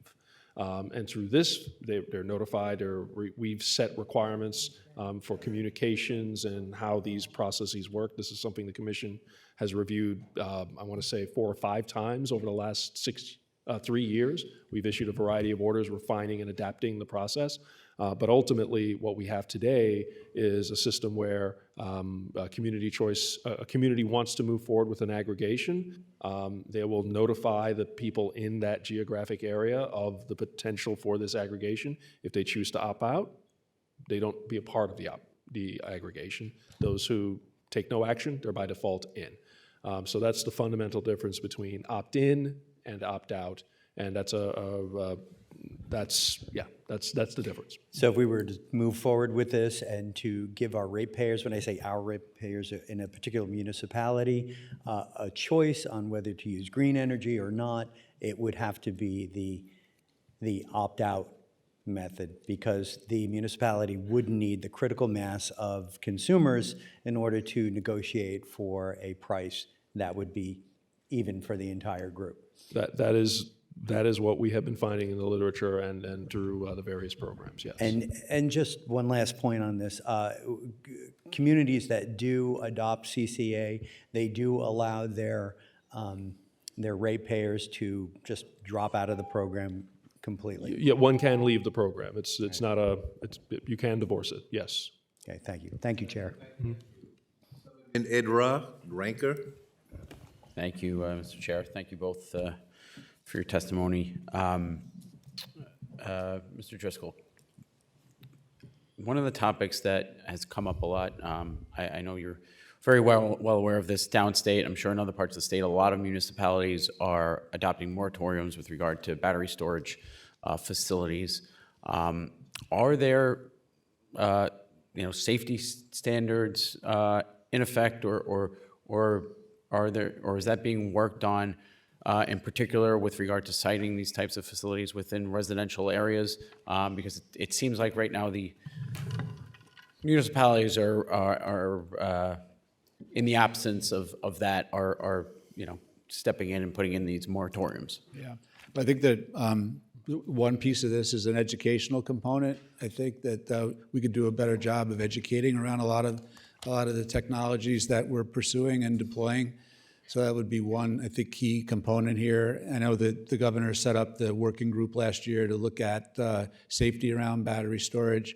I can tell you that we're piloting a utility scale battery in the North Country. In fact, it's online now, 20 megawatts. We've done a lot of learning around that. We spoke earlier with Assemblymember Gray around some of the work we've done up there. We also have a battery outside of our building in White Plains that we're testing, which is a new technology that sort of islands the interior components of the battery so you can't have a thermal runaway situation which causes the fire. So I mean, there's a lot of work being done. Obviously, battery storage is critical. Obviously, looking at other technologies other than lithium ion, which we're doing with some of our R&D partners and with the Electric Power Research Institute. So I think that safety standards can always get better. We're doing our own learning for the benefit of the industry and the state at NYPA. And are first responders part of that conversation work group so that they, because obviously I think they have concerns with regard to having adequate resources and equipment. Right, and we're working closely with the FDNY and some of the potential solutions at our peaker facilities in the city too, and they'll have a big say about what can go where, as will the communities. Thank you. All right. Well then, we have perhaps not all asked every question, but we've all run out of time. So we want to thank you very much for your participation tonight and for your work on behalf of the state of New York. And you may hear from some of us afterwards. And again, like all the government panels, if you now please leave us as quickly as possible. And if people need to grab you, they should grab you in the hallway, not in the hearing room, except for my friend Pete Hercom, who's always very genteel with everyone. So thank you. And I'm going to call up, for those of you who thought it would never happen, we're now on panel D, the beginning of the, all right. Are you applauding them or that we're finally getting to you? I'm not sure. Both. All right, good. So, first panel, National Resource Defense Council, Environmental Advocates of New York League of Conservation Voters, and Beyond Plastics. You each get 3 minutes. And just a reminder, people I know may have to run for trains. They may have already left. Please let us know up front. Unless you already left, and then you won't be hearing me. Who wants to go first? And it's 3 minutes for each of you, and none of us are allowed to take more than 3 minutes to ask you questions. Okay. Go first. Okay. Ian, do me a favor, take the dirty cups there, just throw them away. You will? Thanks. So you'll go first on the list, and you're the first.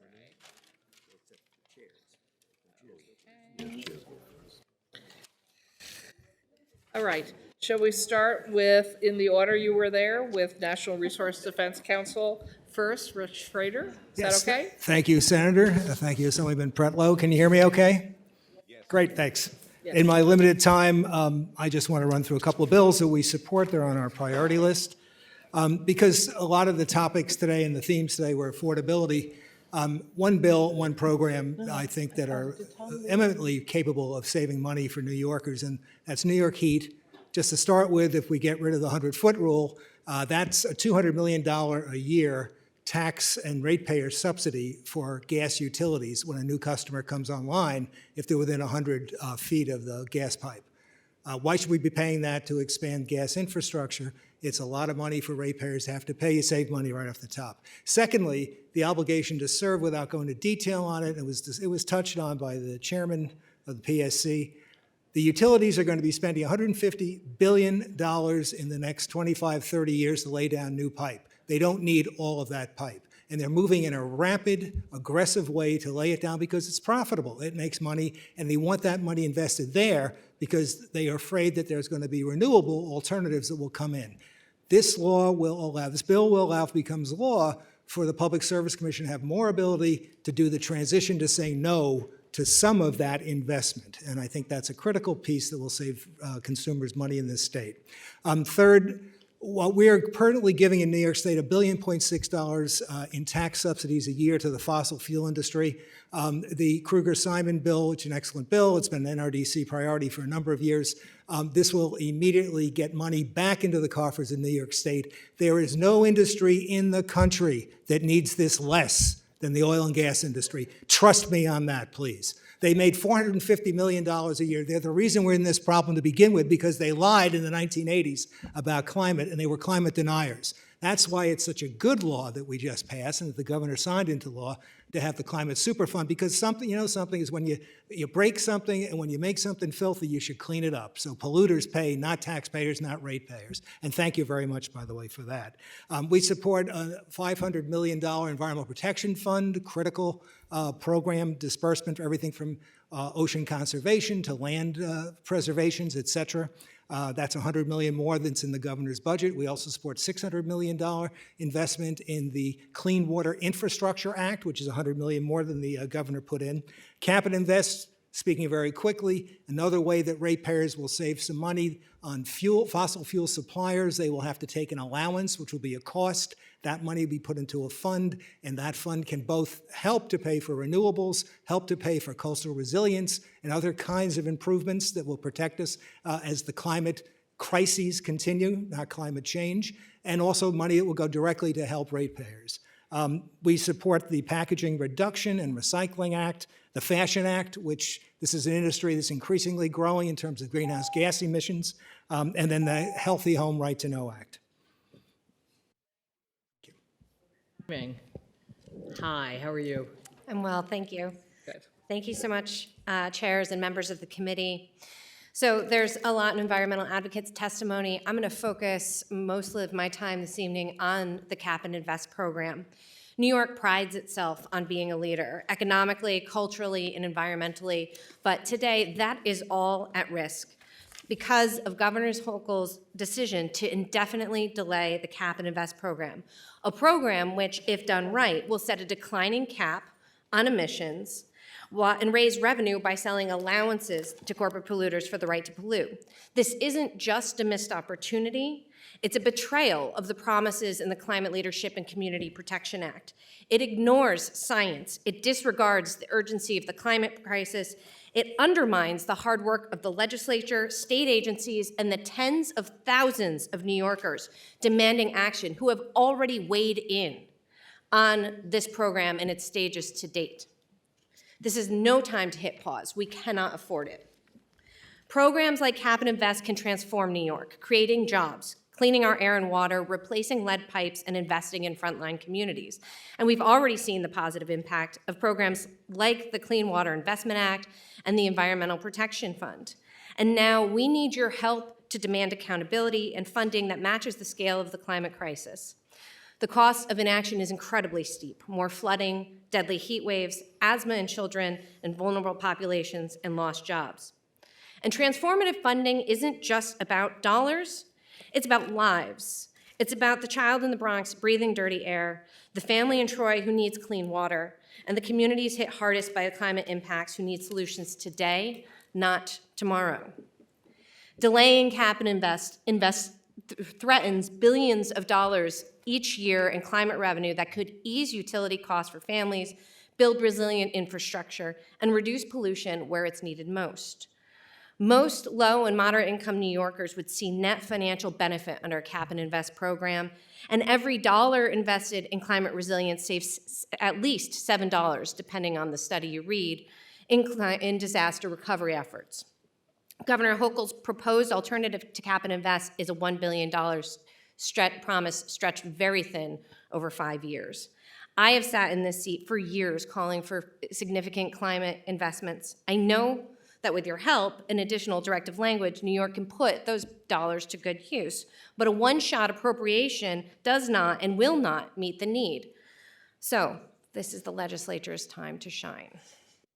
In the face of an all-out assault coming from Washington, D.C., we need your help. Demand that cap and invest move forward without delay. Push for $600 million in clean water infrastructure. Pass the Packaging Reduction and Recycling Infrastructure Act. Enact bans on PFAS. Safeguard private well owners. And pass the New York Heat Act. Thank you. Thank you. Beyond Plastics? Good evening. I'm Judith Hank, the president of Beyond Plastics. I previously served as Deputy Secretary for the Environment for 2 governors, and it was my greatest honor to be appointed by President Obama to serve as EPA Regional Administrator. Congrats, Assemblymember Pretlow, on your new leadership position here. We all know the serious problems, environmental and health problems associated with plastic pollution, but I'm here tonight to point out that plastic pollution is also a very significant fiscal problem. In New York, we generate about 34 billion pounds of waste every year. That is staggering. Only 19% gets recycled, 39% buried, 15% burned, and 27% exported to other states. The burning and the burying mostly happens in low-income communities and/or communities of color, whether it's the Finger Lakes, which hosts the Seneca Meadows landfill, or the Covanta garbage incinerator in Newark, New Jersey, that burns Manhattan's trash. There are huge taxpayer expenses here and a real opportunity to reduce cost by adopting Assemblymember Glick and Senator Harkin's Packaging Reduction and Recycling Infrastructure Act. I can drone on and on for hours on the importance of that bill, but I'd rather just demonstrate to you what this bill will do. I have a friend who's very environmentally conscious when she makes purchases.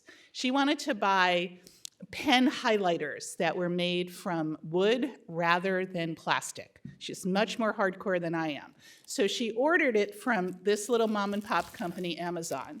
It came in this, then it came in this, then it came in this, and then she got her eco highlighters. Amazon has no skin in the game to solve the problem. We as taxpayers have to pay to get rid of all of this. We also pay with our health in terms of microplastics in our bodies.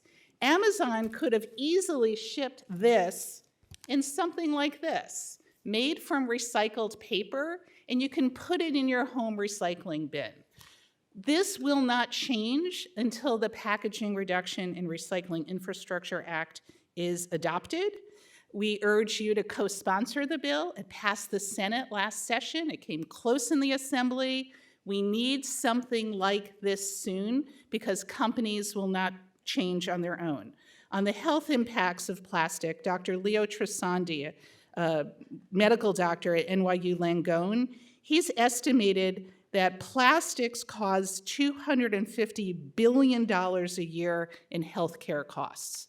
So we have an opportunity to do something to save tax dollars and improve health. Thank you.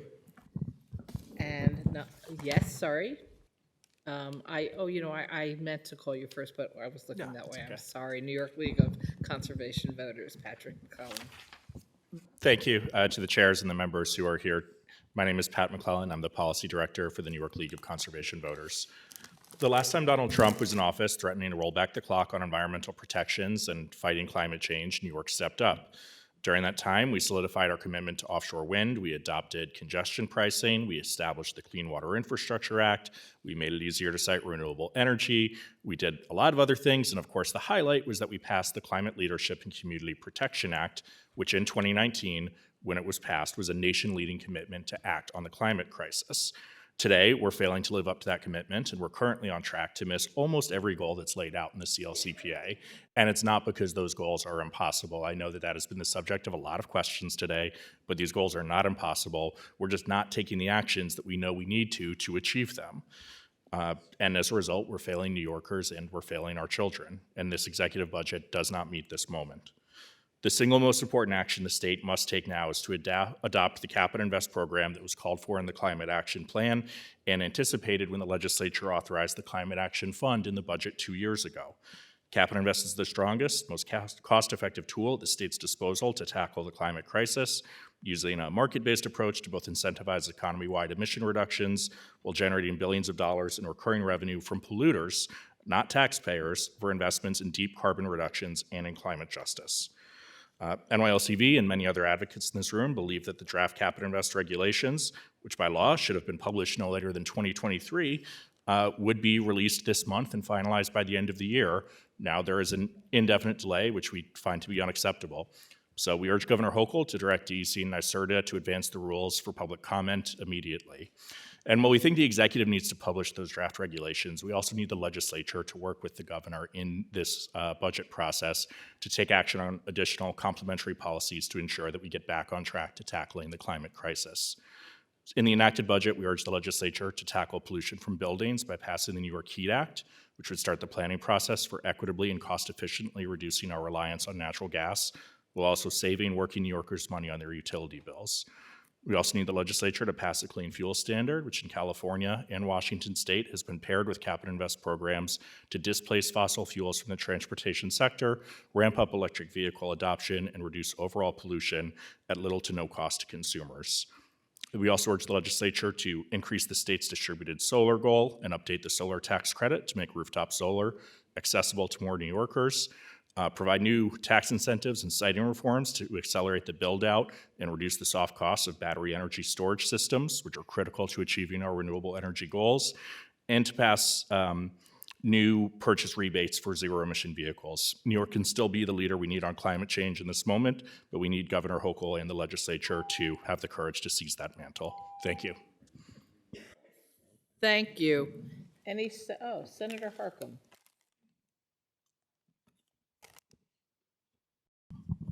Thank you, Madam Chair. Thank you all for being here. First, I want to take a second just to thank all of the NGOs and nonprofits for waiting it out. It's been a long day. We want to hear from you. Your testimony is important, so I'm not going to ask a lot of questions of all of you so I can hear from you. But just because the timing worked out that Beyond Plastics had your lobby day today, the Chemistry Council had their lobby day today. For every action, there's an equal and opposite reaction. I just wanted to ask you a quick question for the record, Judith. What is your opinion on advanced recycling or chemical recycling? So advanced recycling is neither advanced and it's not recycling. It's basically using high heat to take waste plastic and attempt to turn it into low-grade fossil fuel, the last thing we need.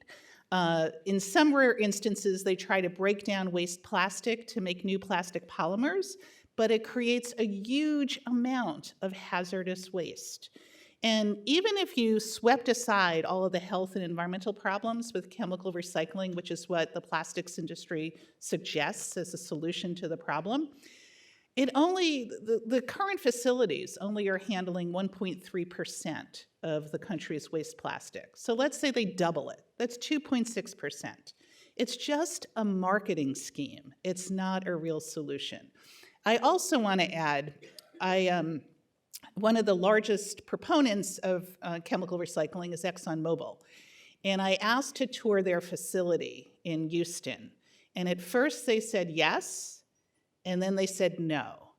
And I want to know why ExxonMobil, would not allow Beyond Plastics to have a prearranged visit to their chemical recycling facility in Baytown, Texas. If it's really that clean, they should open their doors to journalists and advocates and let us take a look. It's not new. It's relying on a technology called pyrolysis or gasification or solvolysis. And companies have been trying this for decades. So not surprisingly, chemical companies and fossil fuel companies do not want to turn off the tap on plastic. They just want to keep inventing new pseudo-solutions that leave taxpayers with this mess. So I'm opposed to chemical recycling, in case that wasn't clear. Thank you very much. Thank you, Madam Chair. Thank you. Yes, let me also join Senator Harckham in thanking all of you for not just being here today, but being here, you know, year in and year out, trying to move the ball forward. Just briefly, we've heard today from a lot of different people that maybe we can't do this or maybe we can't do that because it's too expensive or it's going to cost everybody something. Are there costs associated with not doing things? And if in the instance of plastics recycling or plastic, trying to reduce plastics, do we have other examples of industry making changes when they see that there's an economic benefit to making a change? So would that be like maybe you can't make the fuel-efficient cars unless you're, you know, forced to, something like that? Anyone? Lots of examples. If you look at the auto industry, one of my favorite things doing when I was EPA was to meet with companies that were impacted by changing regulations. And after EPA amended the Clean Air Act to require better fuel efficiency, so you and I pay less at the pump, I met with auto dealers who said, oh my gosh, we can never achieve these requirements. Are you really serious about promoting electric cars? And I said, yes, we actually are, because of air quality concerns and health concerns. I think the lesson with the Clean Air Act, the Federal Clean Water Act, is that voluntary change doesn't work. We need laws and strong enforcement of the laws to make that change. And as Patrick mentioned, the federal government is just not going to be there for us. I'm extremely concerned about the future of the EPA, which includes a lot of federal funding that comes to New York for clean air, for drinking water, for sewage treatment plants. And so in the context of this budget, New York needs to plan for this reduction in EPA's role at the federal level. If I could respond to Chairwoman Glick, and thank you for that question. 2 points. One, the entire Clean Water Act created an industry that has gotten increasingly and evolved increasingly in terms of its sophistication, dealing with drinking water and wastewater. You know, I've been around long enough. I lobbied for the Clean Water Act in 1972.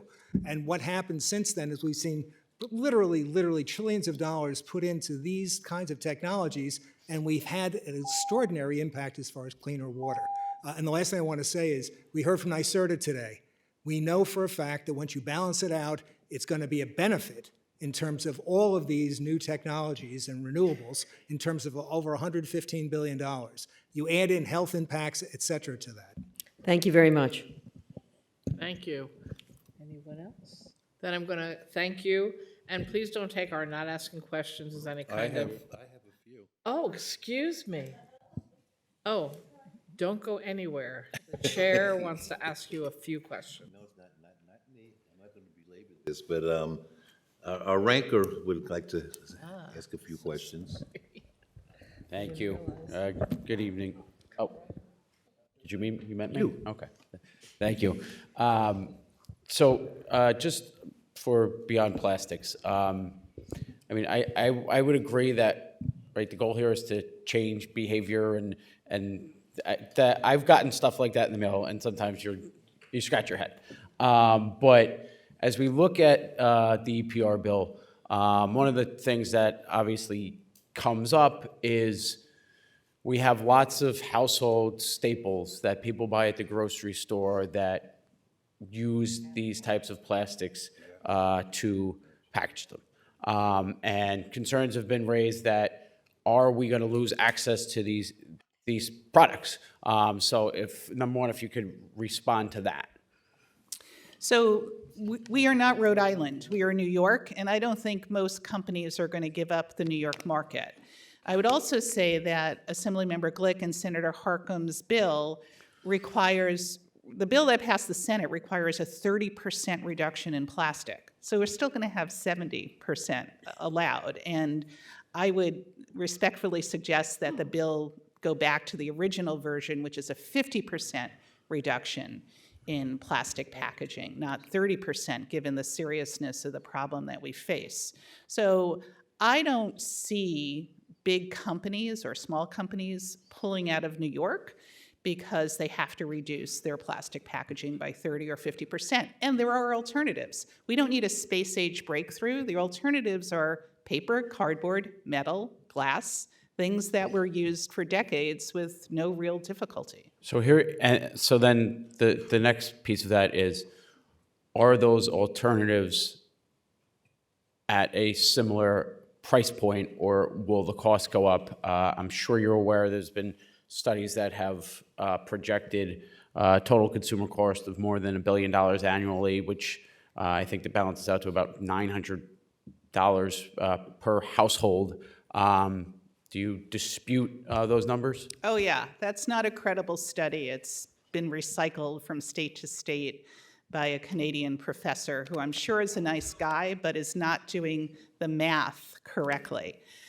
The nice thing about the Packaging Reduction and Recycling Infrastructure Act is we often hear from companies, don't tell us exactly what to do, just tell us the goals and let us comply, and that's what this bill does. Some companies will just reduce their use of packaging and save money. Others will shift away from plastic. I think the benefit to taxpayers for having to pay for all of this will far exceed any potential increase in price, which I don't think is going to be significant. Thank you. Thank you. First, thank you for those of you that talked about clean water, emphasizing the need to add $100 million. Since we started doing $500 million a year since 2017, we've had an increase in need to address emerging contaminants, increase in need to address lead pipes and other issues. So it's about time we get an increase there. Question for Judith.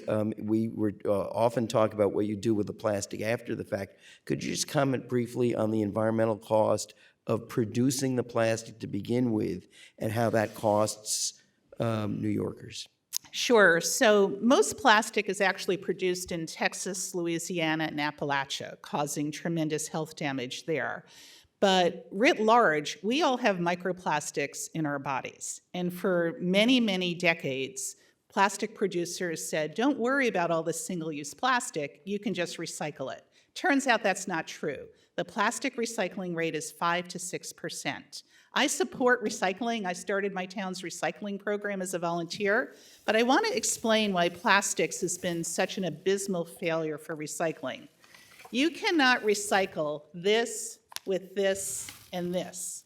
There are 16,000 different chemicals used to make plastic, all different types of plastics and different colors. It cannot be recycled together. That's why the plastic recycling rate is so low. I wish it was higher. It's never been high. It hasn't been double digits, even when we exported so much plastic to China. China closed its doors. I would recommend that everyone look at the lawsuit filed by California Attorney General Rob Bonta. He sued ExxonMobil for deceptively trying to fool the public into thinking that plastics can be easily recycled, which is not true. Again, keep recycling everything else, but not, let's be honest about the failure of plastic recycling. And the Attorney General of California also sued ExxonMobil for their deceptive statements involving chemical recycling or advanced recycling, what Senator Harkam just asked me about. Thank you. I yield the rest of my time back. Assemblywoman Kassai. Oh, boy. Okay, good evening, and thank you all for hanging in. These are incredibly important topics, and I'm going to pick up on where two speakers left off as far as costs go. We know that in the long run, environmental sustainability is fiscal responsibility.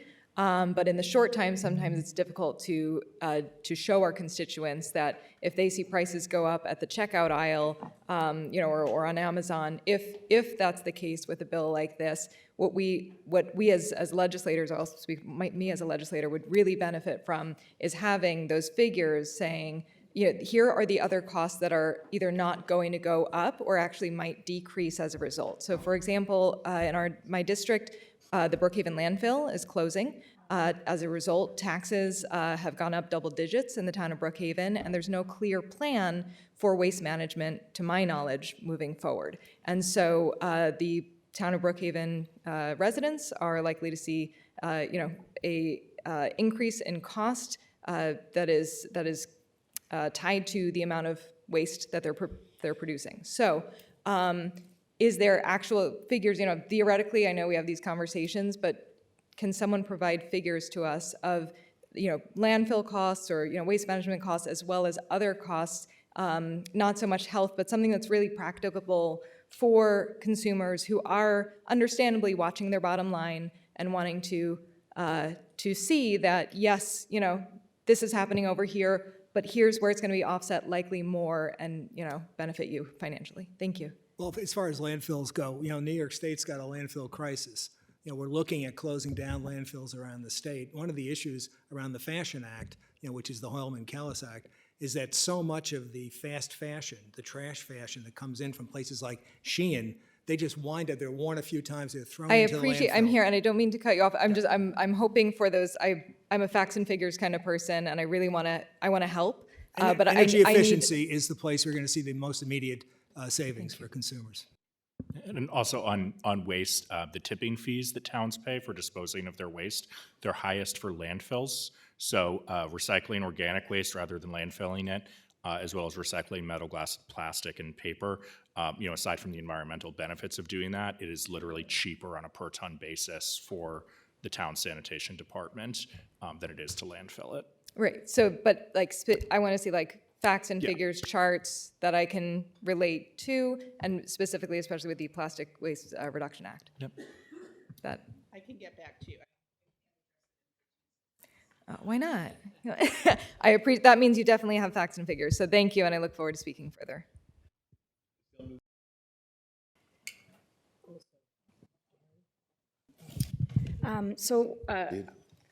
Couple data pieces on plastics. How much, I'm just curious, how much money does, at this point, does the oil and gas industry make on oil and gas versus plastic? Right now, the oil and gas industry is making more money on electricity generation and transportation. However, plastics is plan B for the oil and gas industry. They know that there's going to be reduced demand for fossil fuels for cars and trucks and electricity generation. So the companies that are really investing in plastic production are companies we've all heard of, ExxonMobil, BP, Shell. They want to keep drilling in order to shunt it into plastics. To just keep going. Now, most plastics these days are made from chemicals, and not oil, but ethane, a byproduct of hydrofracking.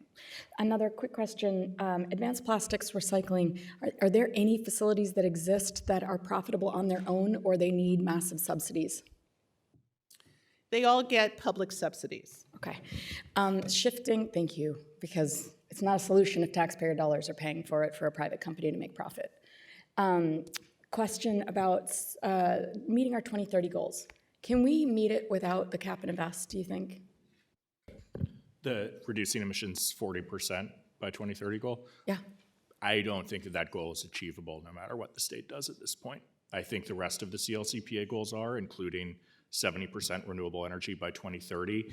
But the year-over-year reductions we would need to have in the next 5 years to cut emissions 40%, I don't think we've even hit double digits yet in the amount of greenhouse gases we've reduced from the 1990 baseline. So it's hard for me to imagine what combination of state policies could actually achieve that. And do you think we could green and decarbonize our own system as a state government without cap and invest? It would take tremendous effort and leadership, but yeah, and the governor can right the ship on cap and invest at any moment, right? These are her agencies that have this draft regulation sitting on the shelf ready to go. So the opportunity is there, and we're calling on her to lead on this.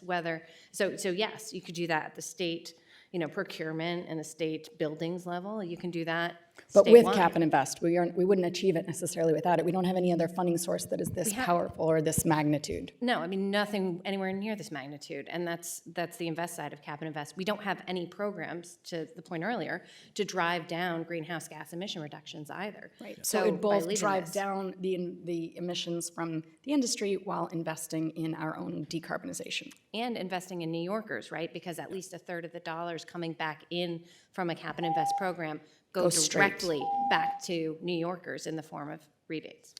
I think that's so important. Thank you. Thank you. This is taking off a bit from the conversation that you just had with Dr. Kellis. And if you could very briefly just say, what 3 actions can we take to get on track for meeting the CLCPA? Just like in single words or so. Go ahead. Advance cap and invest, invest in decarbonizing state-owned buildings through thermal energy networks, pass a clean fuel standard. Good. Yes? Pass the Packaging Reduction and Recycling Infrastructure Act, because plastics is a climate change Okay. issue. Second? Oh, was that everything? Go ahead. We're just going to build on each other. New York Heat, right? That's the other place where we've got a ton to gain there, and invest in climate solutions. Yeah, I think cap and invest is the critical piece to this. And the point that was just made by Catherine, a third of the money is going to go back as rebates. So it's yet another place, along with New York Heat's getting rid of the 100-foot rule, where consumers will benefit. Great. Thank you. Assemblywoman Joanne Simon.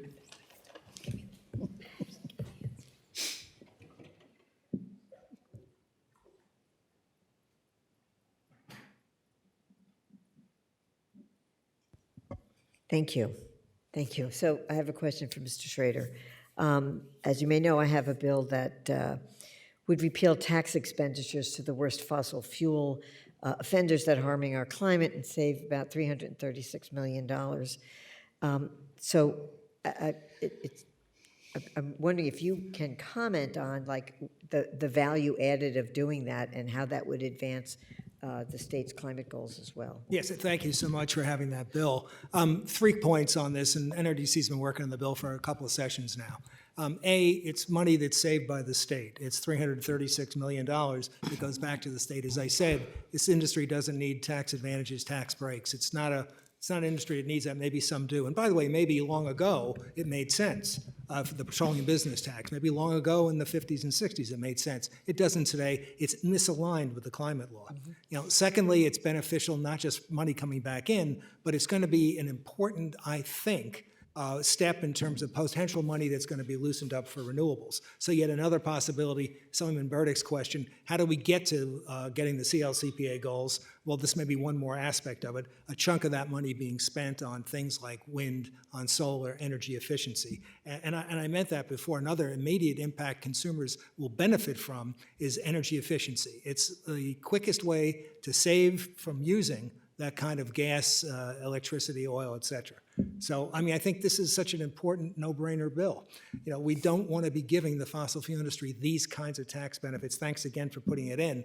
And it's misaligned with our climate plan and the climate law. Thank you.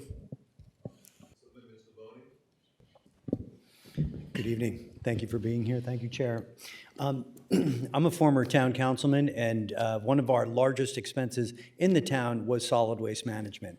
And you take that in one town of 923 towns throughout the state of New York, 62 counties, it's really difficult to quantify the amount of money that our taxpayers are paying just for solid waste management. Forget about the cleanup and everything else. It's just a comment, and I had to get it out. Thank you, Assemblywoman Kassai. Also, is it possible to quantify the effects of microplastics in the human body? You mentioned $250 billion. From my understanding, we really don't quite know just yet the effects of microplastics inside of human body. Would you speak to that I if you teach a could? class on plastics, and when I started teaching it, I was looking for the health data, as what you mentioned. And 4 years ago, it wasn't there. Today, it's there. Microplastics have been found in our blood, in our lungs, in the human placenta, both the fetal side and the maternal side, in breast milk, in testicles. It's been found in our heart arteries. So not our heart and our brain, thank you, but the heart arteries. And I would direct you to New England Journal of Medicine, not exactly a radical rag. They said that because of microplastics attaching to plaque in the heart arteries, we are seeing a significantly increased risk of stroke, heart attack, and premature death. They didn't put a number on that, but it's those studies that allowed NYU Langone to say that plastics are damaging public health to the tune of $250 billion a year. We are in early days of quantifying this, but I would argue that knowing all the parts of our body where we have microplastics and nanoplastics, it's not helping our health. Plastics, they do break down, right? Sunlight, the polymers will break down. And then They are not biodegradable. well, it just gets into a smaller particle is what it. Yeah, into smaller pieces that, Right. the way it gets into our body is we inhale it or we swallow it, but it doesn't break down in our bodies. Thank you. And now we're going to excuse the four of you. Thank you very much. And I'm going to call up the next panel. Earth Justice, Liz Moran, New York City Environmental Justice Alliance, Connor Bambrick, and We Act for Environmental Justice, Annie Carforo. And since the room is getting emptier, the rhythm I would suggest, if you see her on the panel after this one, please move towards the front so you can get to the table more quickly. Thank you.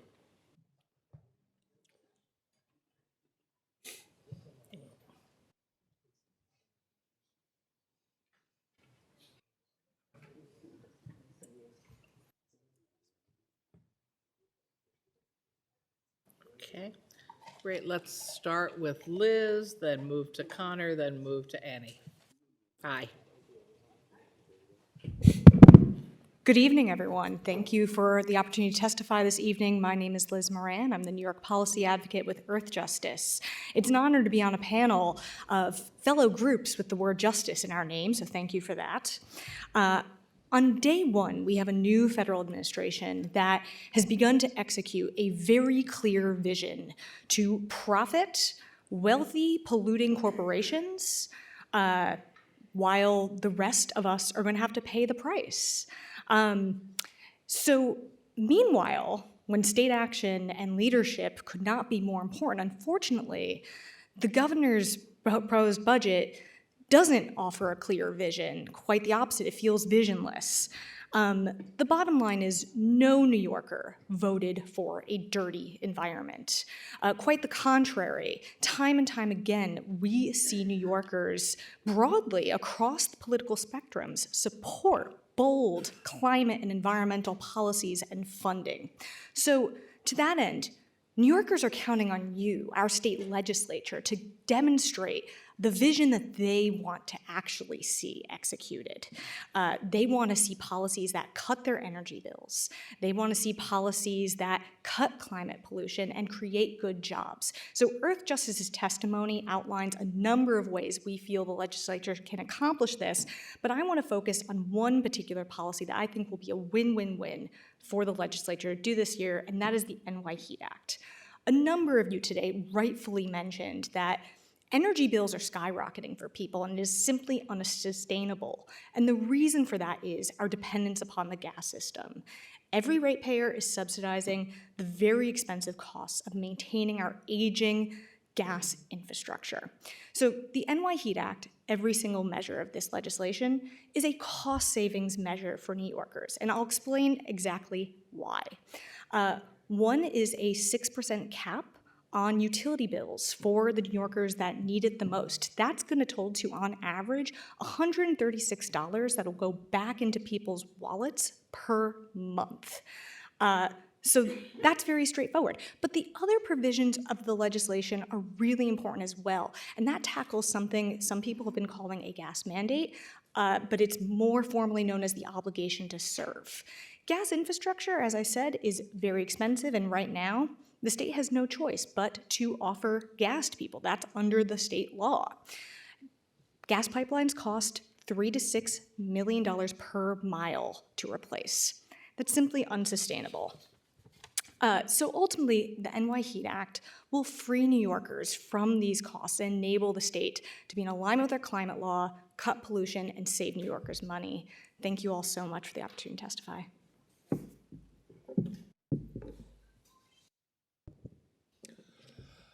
Thank you, chairs and members of the committee, for the opportunity to testify here today. My name is Connor Bambrick. I'm the Senior Climate Advisor for the New York City Environmental Justice Alliance. I want to start off with CLCPA implementation.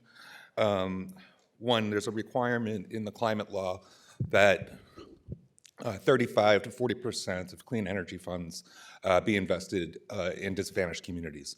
Those funds, it's unclear to us that all state agencies are paying attention to that requirement, but to date, thus far, only NYSERDA and DEC have issued guidance on that. We would encourage a more uniform guidance, one that directs these funding streams to be invested directly into communities rather than measuring the benefits. Secondly, on cap, trade, and invest, we've heard a lot from the previous panel. Certainly support the sentiments that the governor should be releasing these regulations, but the suggestion that is still a possibility doesn't really hold water for me, given that there was no funding anticipated in the proposed budget.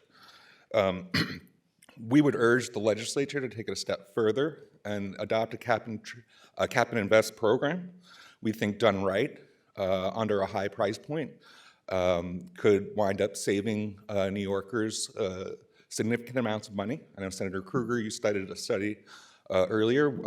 I believe it was a study that we had conducted with Resources for the Future that demonstrated with a high price point, we can save New York households that are $200,000 and below.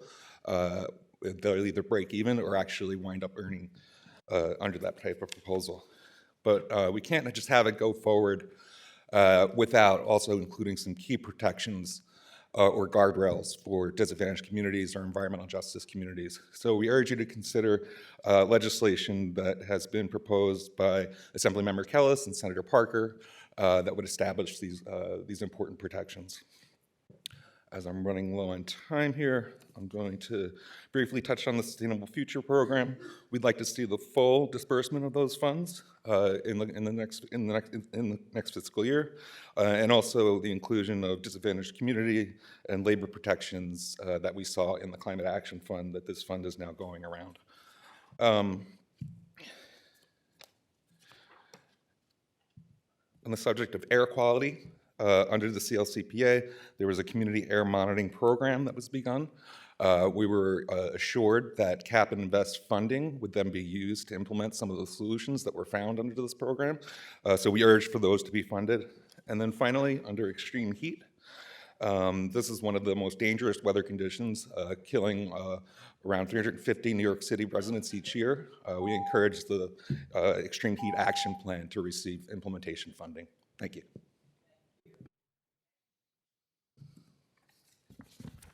Hi, everybody. Thank you so much for the opportunity to testify today. My name is Annie Carforo. I'm the Climate Justice Campaign Manager at We Act for Environmental Justice, which for over the past 36 years has been combating environmental racism through community organizing and policy advocacy at the city, state, and federal levels. It's clear we're living through unprecedented times with a changing federal landscape that rebukes science and devalues public investment. And the governor's executive budget is a paltry response to the urgency of this moment that leaves low-income communities and communities of color overburdened and underserved. We urge the legislator to show ambition and vision in the final budget by including proposals that move us closer to our state's climate goals, recommit to environmental justice, and lower costs for New York households. Namely, we need to see a $200 million investment in a green affordable pre-electrification fund to address deferred maintenance issues and eliminate legacy environmental hazards like lead, mold, old roofs, and poor ventilation, which are well-documented boundaries to barriers to energy efficiency programs for low-income households. We've heard multiple times today how energy efficiency is one of the best ways to reduce costs, and there's millions of households that are being locked out of these programs. We need a robust cap and invest program, period. But in its absence, we also ask the legislator to direct the Sustainable Futures Fund to investments that create tangible impacts in disadvantaged communities, avoid false solutions that fail to address the root causes of climate change and environmental injustice. And most urgently, we need the legislator to include the New York Heat Act in their final budget. A written testimony goes into detail on these 3 priorities, but I want to use the rest of my time to talk about energy affordability. Last week, when temperatures dipped into single digits across the state, the Home Energy Assistance Program, also known as HEAP, a critical lifeline for low-income New Yorkers, ran out of funds. The depletion of HEAP this early in the heating season is indicative of the broader energy affordability crisis New Yorkers are grappling with. Ratepayers are contending with double-digit rate hikes, while a quarter of low-income households in New York City are already paying over 17% of their monthly income on utility bills. Utility arrears have climbed to $1.8 billion in December, burdening over 1.3 million households with ballooning debt. So if the state is serious about tackling the affordability crisis, legislators cannot ignore the spiraling costs of the status quo, maintaining an aging and outdated gas system that is driving up energy costs, leaving 1 in 4 households with energy bills they cannot afford.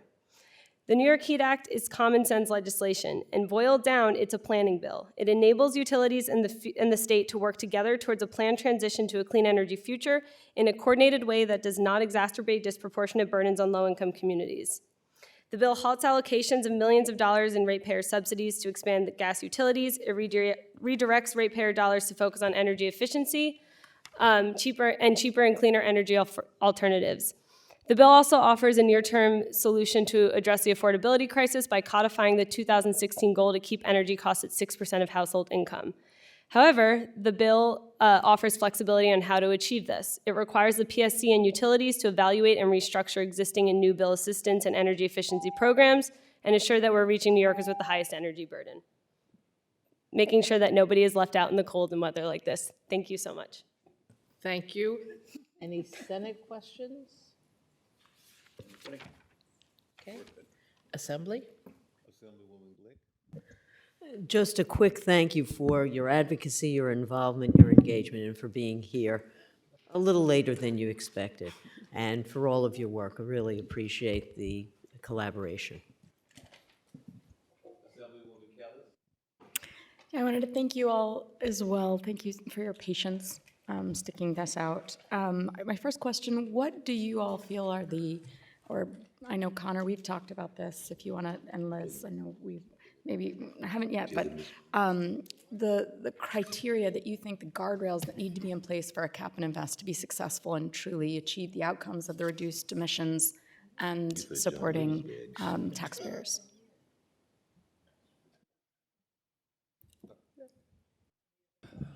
So in terms of the guardrails and protections that we would use as examples, would be no trading.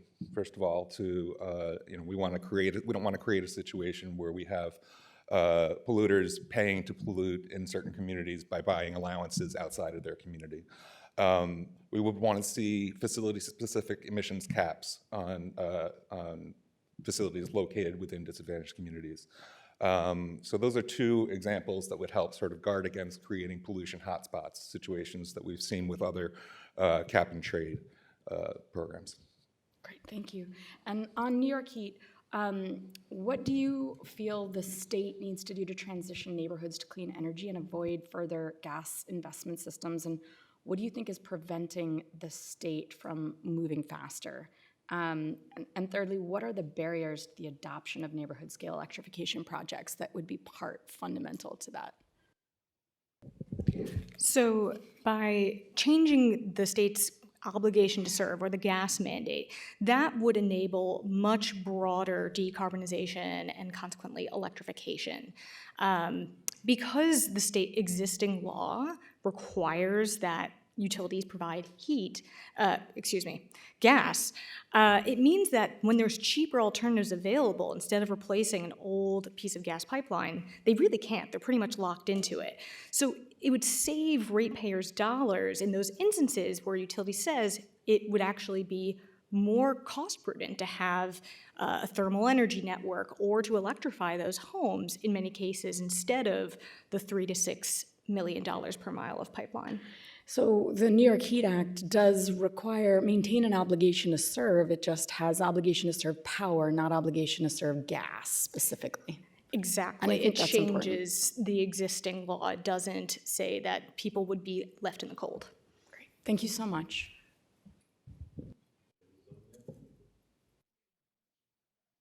Thank you then very much for your testimony tonight. Thank you all. Appreciate it. Calling up the next panel, Rewiring America, New York Solar Energy Industries Association, New York Clean Power, and the Public Utility Law Project. New Yorkers for Clean Power, excuse me.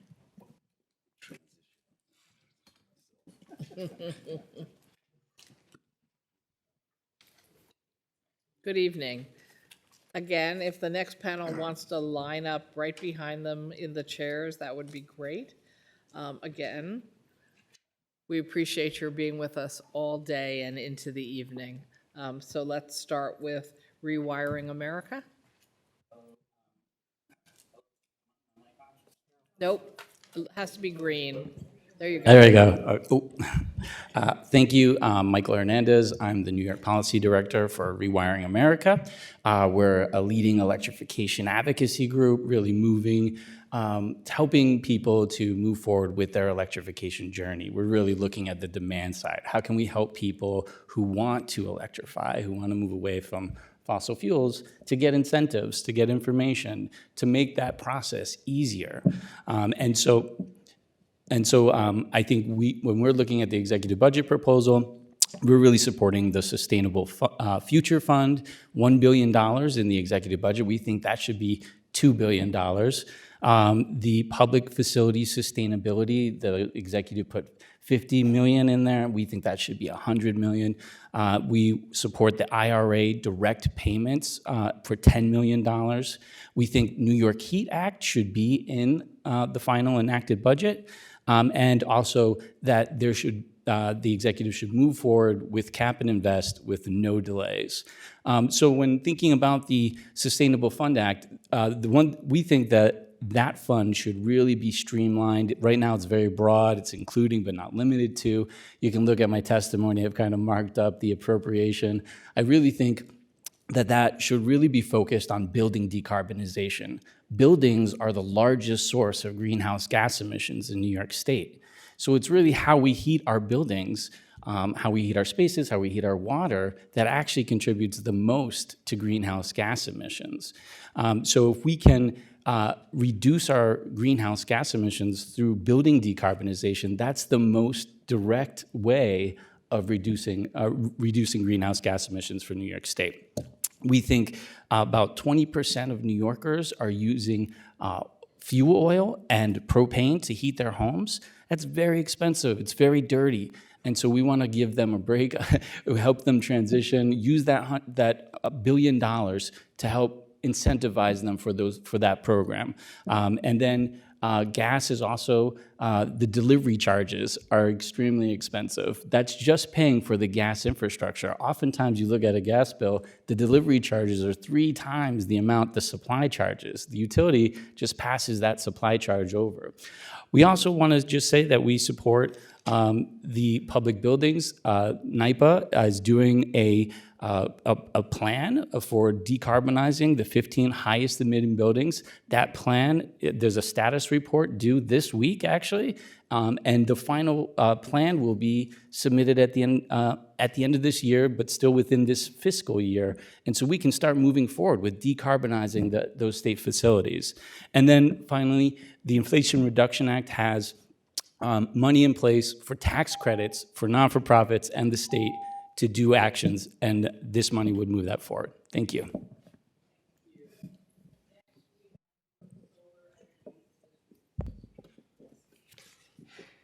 Good evening. My name is Noah Ginsberg. I'm the Executive Director of New York Solar Energy Industries Association. NYSEA is a trade association that represents New York's rooftop and community solar industry. We have 230 member companies across the state. Just to give you a sense about the distributed solar industry, there are 800 solar companies in New York State. We have more than 15,000 workers in this sector. I'm going to talk, there are two main types of distributed solar. There's solar on the rooftops, on homes and businesses, and there's community solar, which are small-scale ground mount solar projects that serve folks who can't put solar on their own rooftop. Some of the benefits of distributed solar: we can deploy it quickly and cost-effectively. It can deliver direct bill savings to New York homes and businesses. It provides revenue to rural landowners and municipalities. It creates good jobs and supports economic development. It lowers system-wide costs by generating power during times of peak demand, lowering energy prices not just for the folks who are participating, but for all ratepayers. And finally, improved land use. By putting more solar on the built environment and installing solar in smaller increments, it can be co-located with agriculture and be developed in a way that aligns with New York's other priorities. Distributed solar really is New York's clean energy success story. We're ahead of schedule and under budget. There are more jobs in this sector than any other renewable energy sector in the state. Last year alone, we deployed 1.24 gigawatts of distributed solar. So that's a new record for New York State. Despite all of this success, we're really at a crossroads right now. There are some very serious challenges. Restrictive local laws and moratoria are stopping solar projects in their tracks. The DEC's red tape and the expanded jurisdiction and the lack of clear guidance is causing layoffs in this industry where folks are not developing new projects. Rising interconnection costs and the lax oversight of our utilities are driving up the cost to build clean energy projects. And finally, inflation and high interest rates are really impacting demand for solar for homes and for businesses. And to top it all off, the Trump administration is going to be reducing federal support for our industry.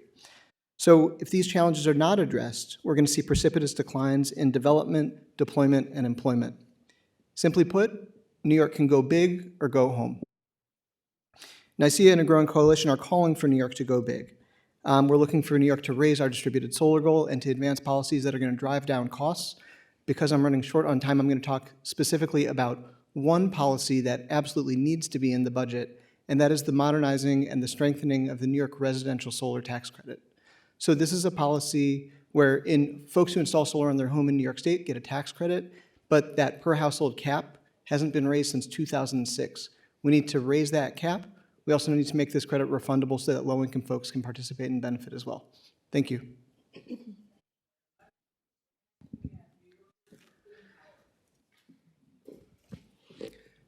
Good evening. My name is Anshul Gupta. I'm the Policy and Research Director at New Yorkers for Clean Power, a statewide collaborative campaign to rapidly shift to a clean energy economy. Thank you for this opportunity to speak today. The energy affordability and climate crisis, the health impacts of oil and gas pollution, the principles of environmental justice, and the mandates of the climate law all demand swift, powerful action by the legislature at this time. In 2023, Governor Hochul announced an economy-wide cap and invest program as her preferred mechanism for funding the CLCPA and enforcing its statutory greenhouse gas emissions limits. After missing last year's statutory deadline to finalize these regulations, the governor now abruptly shelved the program, just as agency staff completed their work on developing the full regulatory package. These delays in the program's rollout not only deprive New Yorkers of critical investments in cleaner infrastructure to reduce pollution in our homes, workplaces, and schools, but also increase future costs of reducing climate pollution. We urge the legislature to call upon the governor to immediately release the full cap and invest regulations. However, as critical as cap and invest is, it is one of the tools in a broader policy framework for reducing climate pollution. It will require synergistic legislative and regulatory actions to be successful. And the single most effective piece of such legislation, which also meaningfully addresses energy affordability in the state, is the New York Heat Act. Each key provision of this popular, long overdue legislation explicitly or implicitly seeks to reduce New Yorkers' energy burdens while rectifying costly incongruencies between the state's climate law and the public service law. Every bit of delay in passing this bill locks in irreversible ratepayer liabilities and corresponding rate hikes from wasteful investments in new fracked gas pipes, while missing opportunities to redirect those investments into improving our built environment, enhancing health, comfort, and safety, reducing climate and air pollution, and removing a key statutory barrier to the adoption of thermal energy networks at scale. We urge the Senate and the Assembly to include the full New York Heat Act in their respective one-house budgets. And finally, I'd like to remind the committees that the fundamental reason why climate change has become the climate crisis now is because of a well-documented, decades-long campaign of lies and deception by the oil and gas industry to delay action. This was one of the premises behind the recently passed Climate Superfund Act. So please help us stop perpetuating this problem by stopping to give credence to gas company lobbies, their front groups, or National Fuels flyers full of falsehoods about New York heat that was circulating in this building yesterday. Thank you.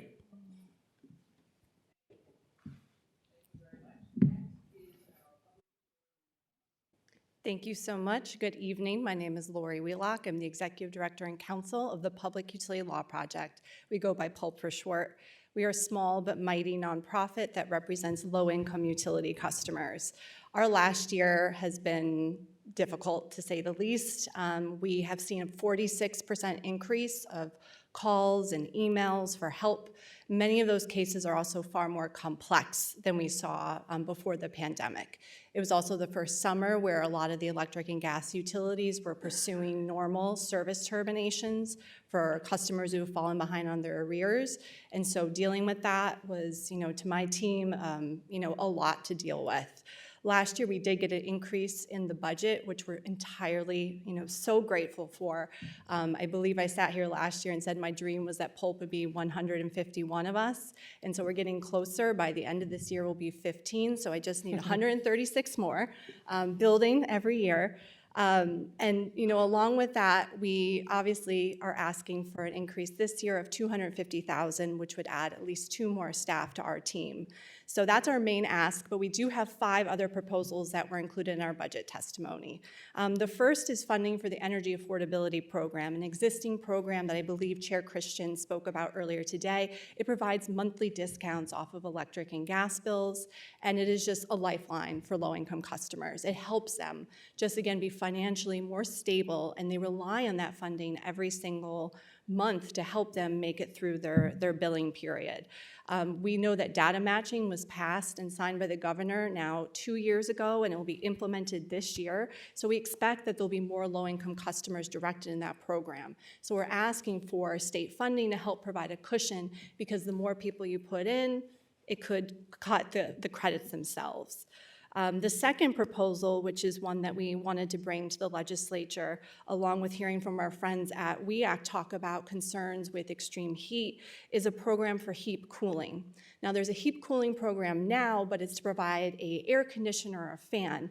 We hear from constituents, consumers, every single summer who are terrified to turn that air conditioner on. They're nervous. We have one woman who gets on the subway early in the morning to go to her senior center. She goes the long way, so she doesn't have to turn that AC unit on. And so we want to see state funding put into the budget to help create a program that actually will provide cash assistance to pay for the electric bills.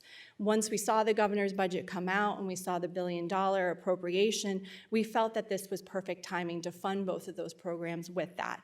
Energy affordability, energy burden was discussed by the Climate Justice Working Group, so we feel that they fit very well together. Again, we had 3 other proposals, but I'll save my time for that, and just thank you for having PULP be here again this year. There we go. Any senators with questions? Thank you. Good job. Shelley Mayer, thank you. Thank you all, and I have to say a special thank you to you, Lori and PULP. Correct me if I'm wrong, but is PULP the only New York State not-for-profit whose mission is to intervene in rate cases on behalf of consumers? Yes. And we've worked so closely with you during very difficult periods, and you continue to be just a fantastic asset.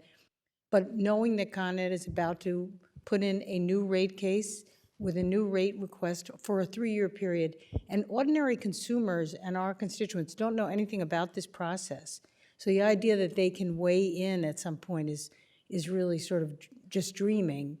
We are reliant on you, am I correct, to be the voice for our constituents in making the only case possible against these rate increases. Yes, and we do get involved with all the major rate cases. You know, before the pandemic, 2 a year were a lot, but because of the pandemic, everything slowed down, and we had 8 this year. We had 2 water, we had 6, I can do math this late, 6 energy cases, and we were very successful in those water cases. We fought for low-income customers and actually saw the creation of the first water affordability programs in this state. We're getting ready for Con Ed to file before the end of this week. We'll be in touch with the members, and again, just looking to get in there and just try to fight for stronger consumer protections while trying to cut costs as much as possible. The last question is just, I'm very, of course, sympathetic with the focus on low-income consumers, and it's perfectly fair. But the fact is the rates have become unaffordable for middle-class consumers as well. Someone earning $55,000 in my district in Westchester cannot afford current utility rates, and I appreciate that you're willing to work with us on trying to expand these benefits so that the middle-income consumers are not paying the price for a benefit that we rightly want to give to low-income consumers. And I hope that there can be a change of thinking about that. Really, at the end of the day, these utilities should be affordable to everyone as much as water and other services are. And I really just want to thank you all for your advocacy on these issues of equity in the utility space, which I think we've lost sight of. Thank you. Yeah, go ahead, Assemblywoman? Michael. Did you have an answer? I'm sorry. Oh. So first off, thank you, Senator. You know, some of the legislation that you carry, Senator Parker has one on fixed charges. We really believe not only are we fighting the rate cases, but we have to have a much bigger discussion in this state about the way that the rates are set.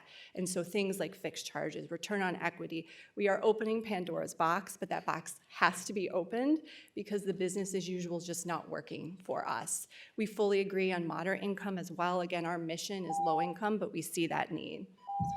Thank you. Assembly. Assemblywoman Barrett? Thank you. Thank you all for your advocacy and for being here and hanging in with us. I just want to go back to Lori for a second. And we had a big scare last week with when the funding was dried up basically for HEAP 2 months sooner than people expected it to. And I know, I wrote a letter, you wrote a letter. What is your, with a little bit of hindsight now, any reflections on what we could be doing to address this, what we learned from that situation? The governor put in $35 million. Is that going to take us through through the next 2 months? How do we know? So could you just share some thoughts on that, please? Absolutely, and first and foremost, thank to all of you. Thank you to OTDA, DPS, the utilities. We reached out to everyone under the sun after we got that news on Tuesday. I think that morning it was -3 degrees here in Albany. When I got the text message from my staff while I was at the Senate Energy Committee that HEAP closed, I thought this has to be a mistake. This doesn't make any sense. It's January 21st. Last year, HEAP closed March 31st, before that in May. So what we were hearing in, the kerfluffle of just everyone running as quickly as possible to find out what was going on, there seemed to be some sort of shortfall, and then there also seems to be an increase in applications. We know that the benefit amount went up slightly. It had like a COLA. So it seemed to be a lot of this all at once, but also in reaching out to fellow advocates in other states, it doesn't seem like our cold weather neighbors were having this issue either. So at these points in time, we always stop and reflect, what can we do better? We have to have more notice. Our people had 2 hours to call and tell our consumers that HEAP was closing. We need OTDA to tell us more. And then I think as a state, we have to have a conversation with our federal partners. Last night, there was an executive order. I'm sure you all saw that news about the low-income programming. HEAP is part of that. And so I believe as of 5 o'clock this evening, there was a federal judge that has since blocked that. But I think honestly, as a state, we need to take these moments and say, if there isn't any federal funding next year, how can we help the people who rely on this as a state? We need to shore up our programs and make sure that they are safe while we do and continue to build and grow as a state as well. So I think it was a good, I'm trying to think positive. It was a really rough week, but we all jumped in together. We all worked together, and we were able to see that outcome, but we have to learn from it, and I think we have to grow from it. Thank you, and thank you for your leadership and helping us navigate the difference we could make. Thank you. Thank you. And can I just mention one thing is the LMI households in New York State make up almost half of the households in New York State. That's what. Thank you. Michelle Hinchy. I really want to give you space, but I have a question if there's time. Finish that thought. 2 questions. Lori, I'll start with you. Thank you, ditto, for all of your help and support for our constituents. I want to switch gears a little bit on to small water authorities and small water companies, because their bills, especially the small ones, are not regulated. And we talk about affordability. That is a big cost for a lot of people, especially in smaller communities and rural areas across the state. We have 2 bills, as you know, one that would create audits for small water companies, and one that sets up an authority to oversee those small water companies. Without commenting on the legislation specifically, can you talk about the need for something like an authority and why that exists, why the need is there? Yeah, absolutely, and thank you, Senator, for taking on this issue. You know, there's over 230 small water companies across New York State. Many of them were family-run. Families would pass them along, and, you know, Junior would take over. They have sometimes 25 customers, maybe 400 at max. And the truth is the infrastructure is breaking down.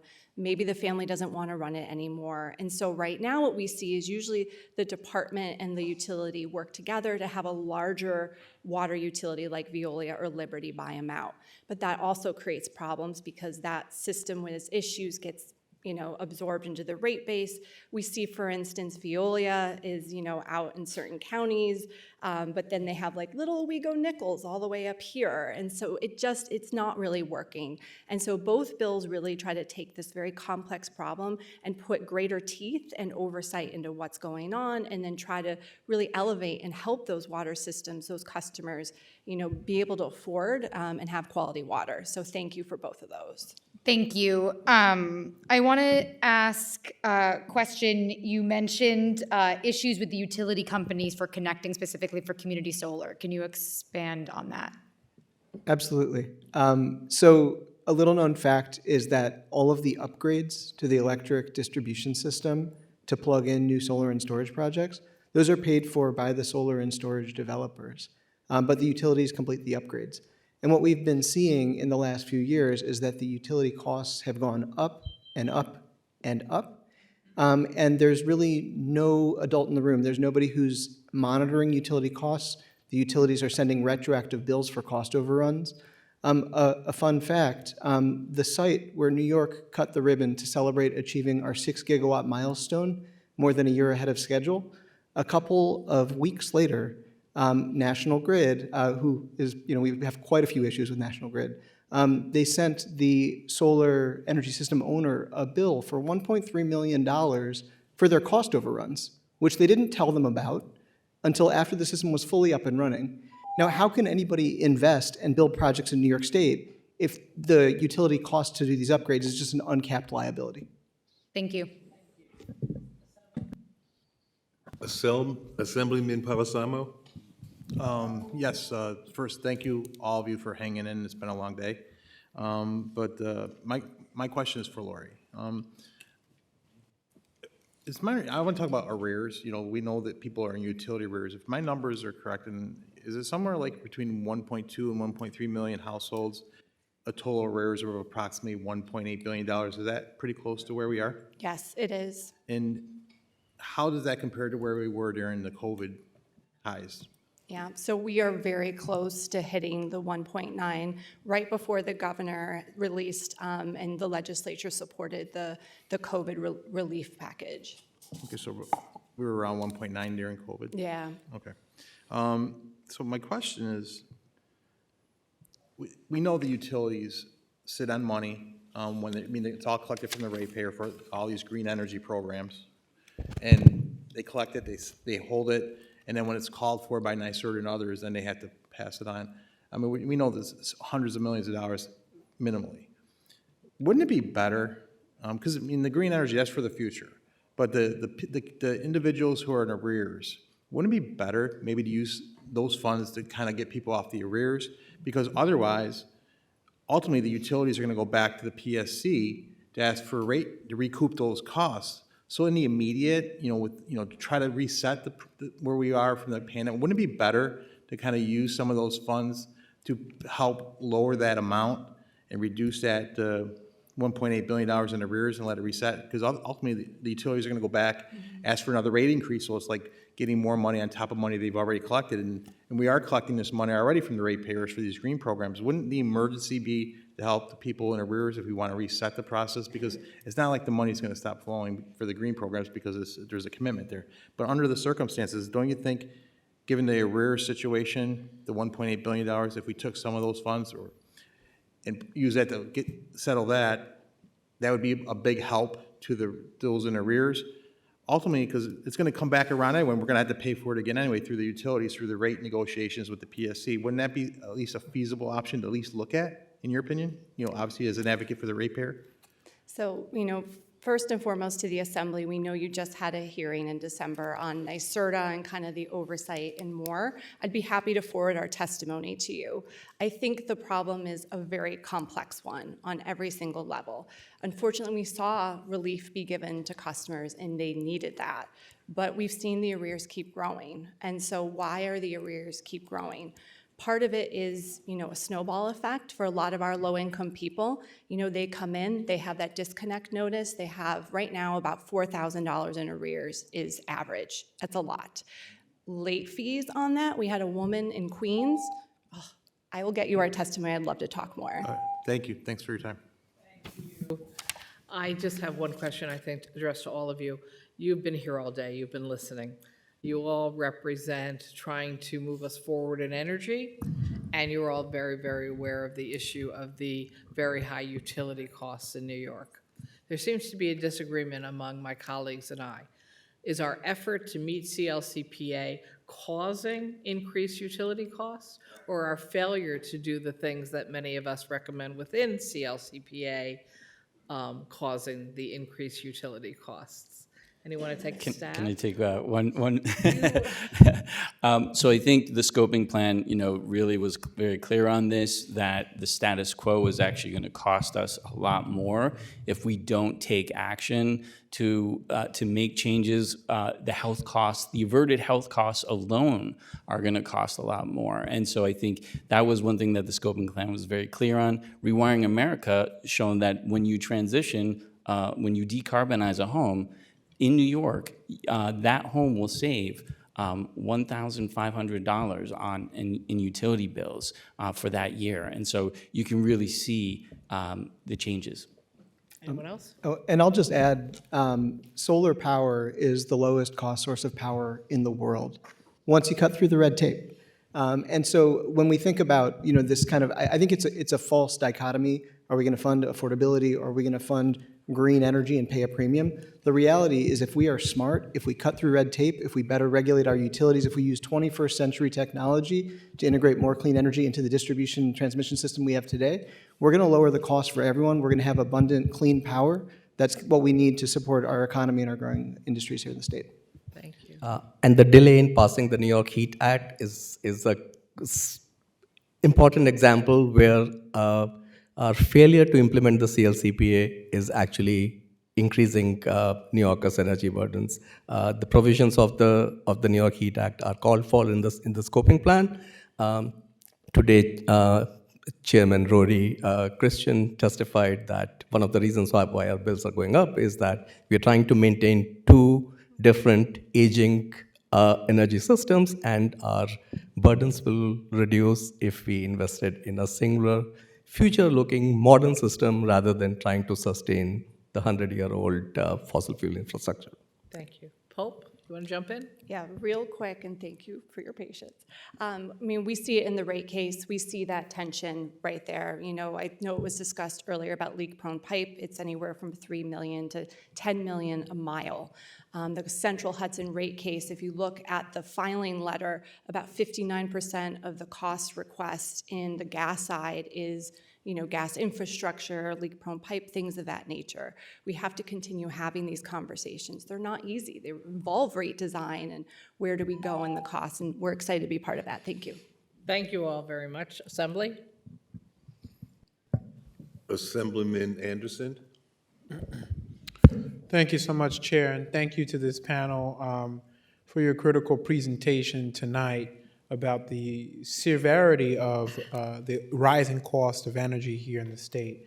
My question is sort of piggybacking off of the question I asked back in December at the energy hearing that was held here in the Capitol. And I think it's directed towards you, Lori, at Pulp, which is always good to see you. Section 32 of the Public Service Law says that between November 1st and April 15th, there's supposed to be a cold weather period moratorium. I'm just wondering, one, how our utilities are actually engaging with that statute, and two, what are some resources that the state can provide to ensure that our utility partners are following that statute? Yes, thank you so much for the question. So New York does not have a legally mandated moratorium on shutoffs in the winter. There's additional notice. So there is a 72-hour notice where the utility has to make a call or make the knock at the door, and then also at the time of shutoff. That alone can be very difficult. You know, we have individuals call us every day who, I was at work, I was picking up my child, they come home, the power's off, they didn't know they were at risk of shutoff.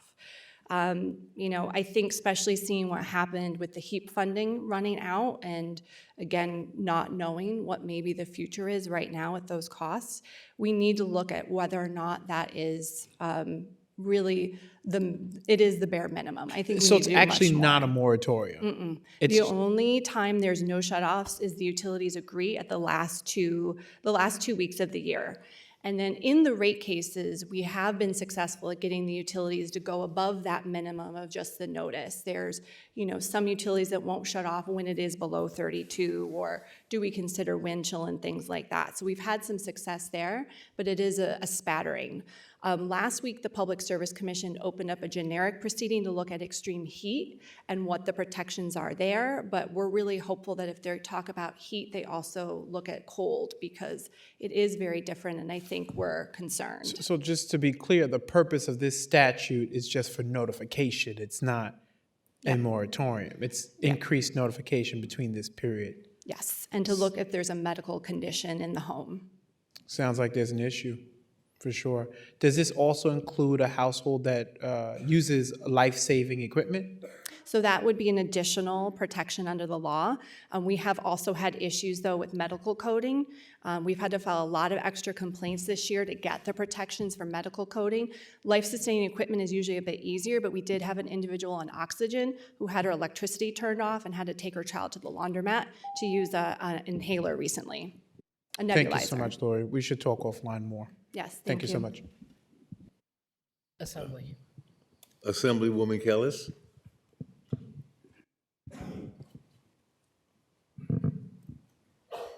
Yeah, Michael, I wanted to follow up on one thing that you said. You were talking about gas customers and their energy bills are going up. At the same time, gas supply costs are low, which, you know, there seems to be a technical piece missing. And that those low costs, the rising costs then are not due to the supply, but rather, I think you mentioned two things that I wrote down. Gas infrastructure is being one of them, right? Investments in gas infrastructure, and then the regressive nature of the gas tax. So can you talk a bit about what the current gas delivery rate structure is that would allow for that discrepancy? Thank you for that question. I think really what we see, the PSC showed that if you look at gas supply costs right now, they're at a pretty low from where they had been recently since the pandemic. But really, they were anticipating this winter to see gas prices increase, customer bills increase by 18%. And that's due to the delivery charge, which is specifically for the infrastructure costs. And the way that it's regressive, and for the infrastructure costs aren't spread out evenly, it's a regressive rate. So the first 3 therms that you consume during the year, during the month, are the most expensive. And then the next tranche are slightly less expensive, and then the next tranche are even more less expensive. So actually, it's incentivizing more use instead of, evenly playing that out. So the even smaller consumers of the gas are paying greater for the infrastructure So costs. to guarantee their profits. That's right. They have to, when they go for their rate, they're in the rate cases, they are saying this is how much it's going to cost for us to put this replacement infrastructure in. And the PSC, because of the public service law, mandates that you have to replace old leaky gas pipes with new gas pipes, and you have to expand gas, and the ratepayers have to pay for that. That's the law right now. If we change that through the New York Heat Act, it would allow some discretion to the Public Service Commission so they could say, oh, well, maybe there's an alternative. Like Or maybe, networked geothermal might be cheaper and long-term, and the capital cost would be spread out over savings with operating, for example? Exactly. There's alternatives, and then also they could look at that rate, because the New York Heat Act caps household burdens at 6%. So they could look at that rate that's regressive and move that around so it's not as regressive. Thank you. Okay. Thank you. Thank you. Assembly? Assemblyman Otis. Thank you. A couple of quick questions. Mr. Gupta, nice to see you. In your testimony, you proposed that we increase the geothermal tax credit maximum from $5,000 to $10,000. Do you have a number of what that would be state budget cost-wise? And if you don't have that today, you can get that to us after the fact. Yes, I don't have that number right now, but I believe New York Geothermal Association has that, and we can forward that to your office. That would be grateful, just so we could put a price tag on it. That would be very Right, good. and it is our belief that this sort of a small investment on part of the state will really pay back in terms of reduced energy costs, and that advancement of the geothermal heat pump systems that will reduce the future infrastructure investment costs in the electricity generation and delivery system, because what geothermal heat pumps do is that they would dramatically cut our peak wintertime electricity demand. And in about a decade, our electricity system is expected to become winter peaking. So but we need to start planning for that now by incentivizing geothermal heat pumps and directing the home electrification sort of more towards thermal energy networks and geothermal systems as much as possible. That's great. Thank you very, very much. And Lori, I have a question for you. In your written testimony, you had some detail about the sharing of tax data information. And in the testimony, you expressed a concern, so long as we're not increasing burdens on consumers, and I'm not sure what that alludes to. Is that a personal privacy piece that you're concerned about, or is that more burden for signing up for benefits? Yeah, so we're very interested in data matching in all forms. So what our hope is seeing that Department of Tax and Finance, which has all of our tax records, or we hope, if we can get, a pathway where they are able to start sharing data with agencies, I think that will help with many of the different programs the state is picking up and looking at now. For instance, when we did our 3 rounds of comments on, New York Cap and Invest, one of the things that was really important for Pulp was the choice in how benefits be received. The people we help don't fit into cookie cutter spaces. They may want it to help with rent. They may want it on their EBT card. They may want it as a tax credit. They may want it, on and on and on. So I think in so many ways, seeing that's a big positive. Let's follow up further on that because I have some more questions about those concerns. Thank you. Assemblywoman Joanne Simon.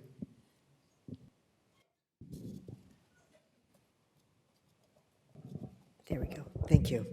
Thank you all for staying so late, and the rest of you.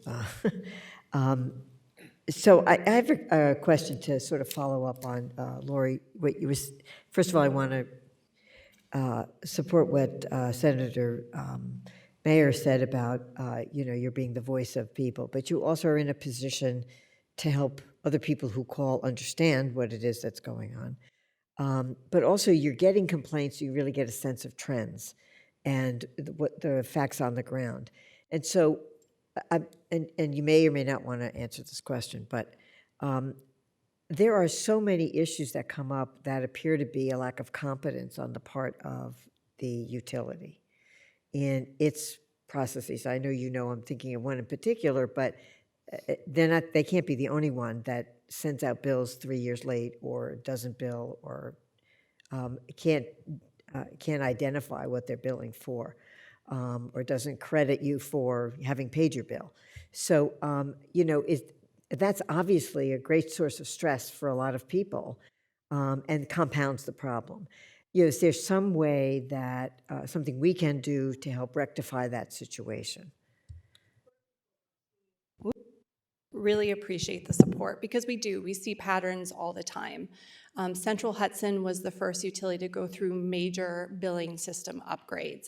And again, the department, they got in there, they investigated, there were hearings, they have 5 different case numbers watching them. If anything, it's kind of hard because there are 5, but they also made sure that those lessons learned went to every single other utility. And that's extremely important, making sure in those moments when things go bad and we see it as a state, making sure that then there is consistency. I think we do have to look at that. IT systems, cybersecurity, those are all things we need these utilities to do, and they need to do it well. People want to get their bills, they want to know it's accurate. They don't want to have to call me and be like, I can't handle opening this, Lori. Tell me how much it says I owe. Do you think it's right? We do that for people still, and it's heartbreaking. So I definitely think there's a way to create standards, but also consistency. I think it would help the department, and I'm really excited to hear that they're upping, staffing there because I think the accounting and whatnot is needed. The credits, making sure people's credits from solar are done accurately. These are all those areas that, again, if it affects the customer experience and they're not having a good experience, then no one is happy, and that's not good for any of us. I don't know if you want to add. Well, because you called out solar crediting, I'll just mention that community solar customers, and actually even net metered customers, have had over the last several years major issues with the utilities issuing timely and accurate credits on customer bills, which has really undermined and eroded trust in the program.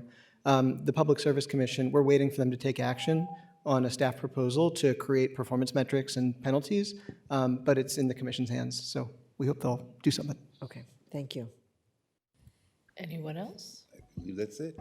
All right, then we want to thank you very much for your being with us and your work every day for us, and excuse you and call up, we're on panel G, Citizens Campaign for the Environment, Riverkeeper, Finger Lakes Land Trust, and Save the Sound.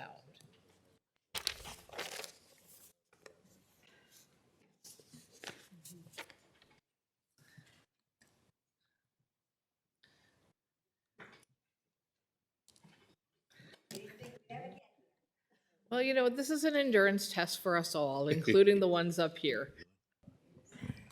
All right.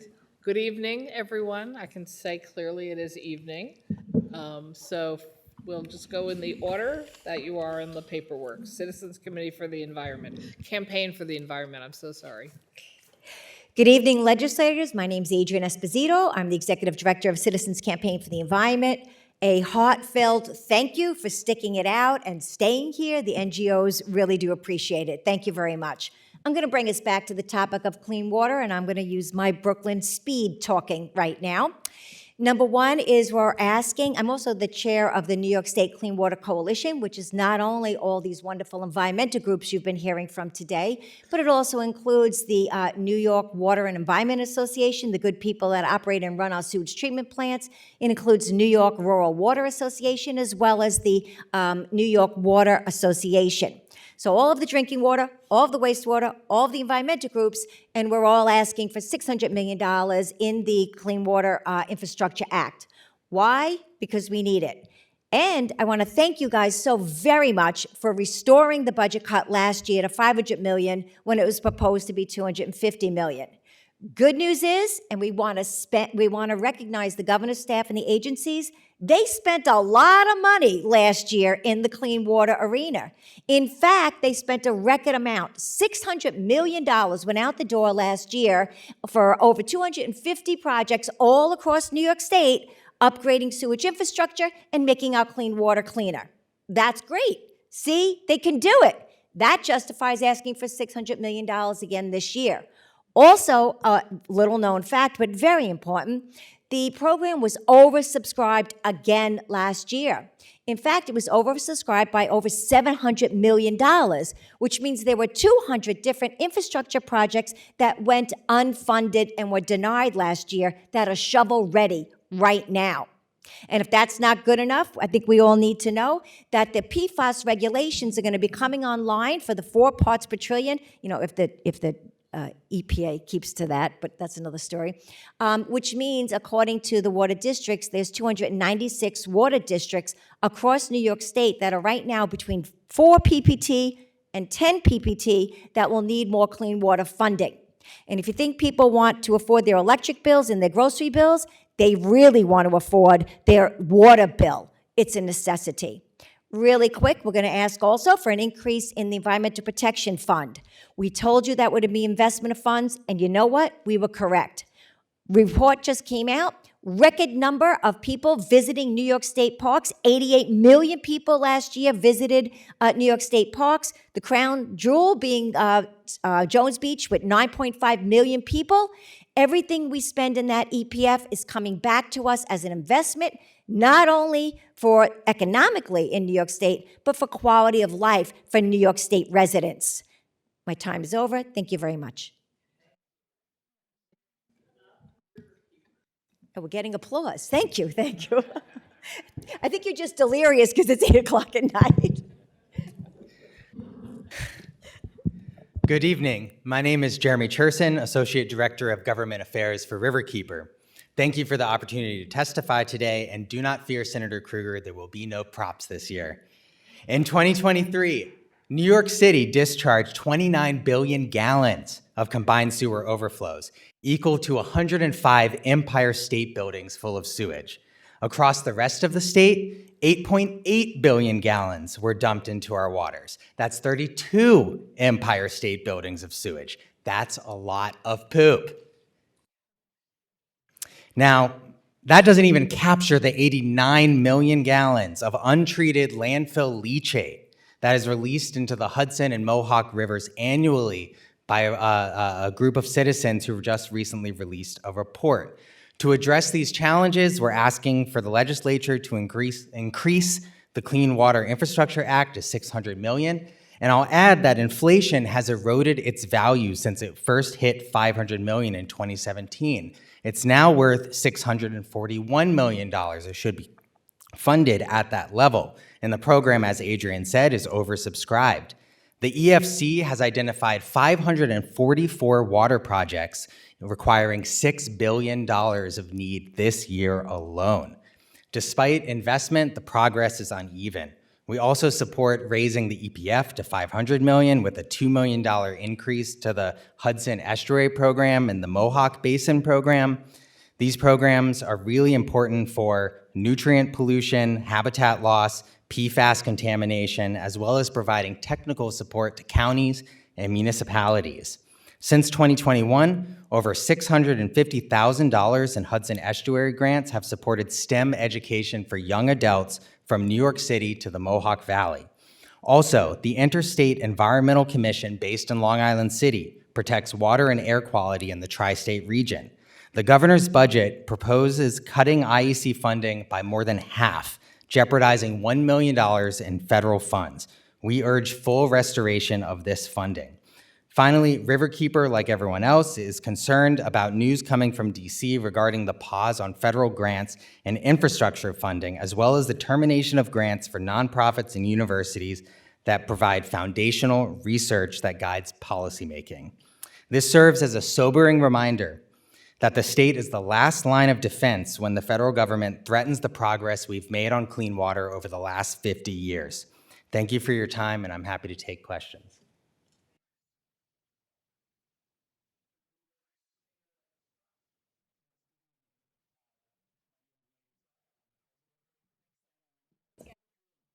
There we go.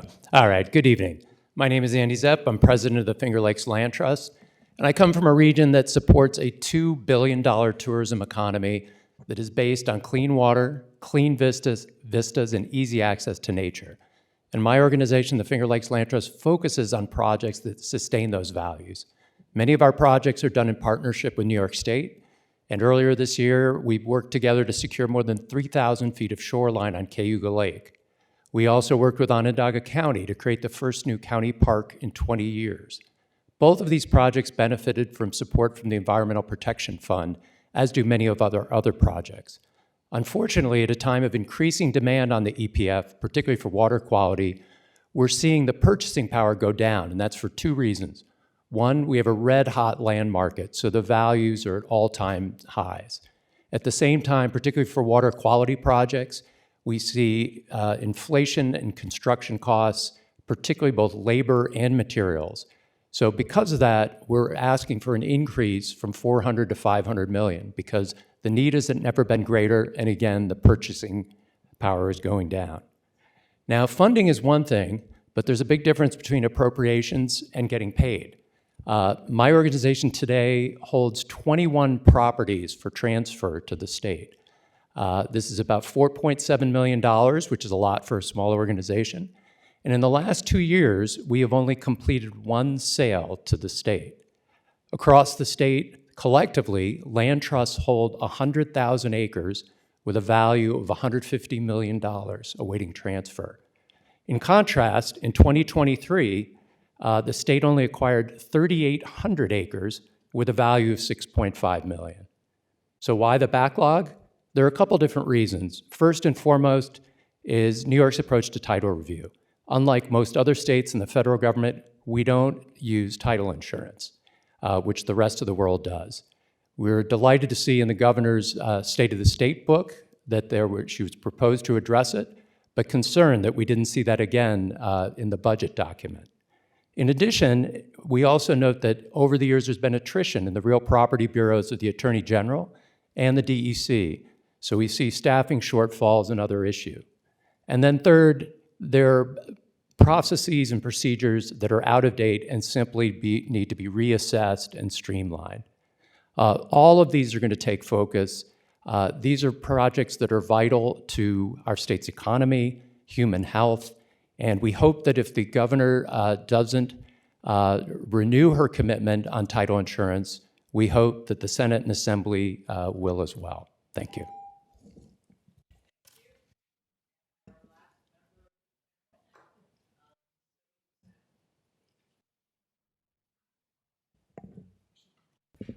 Thanks, Adrian.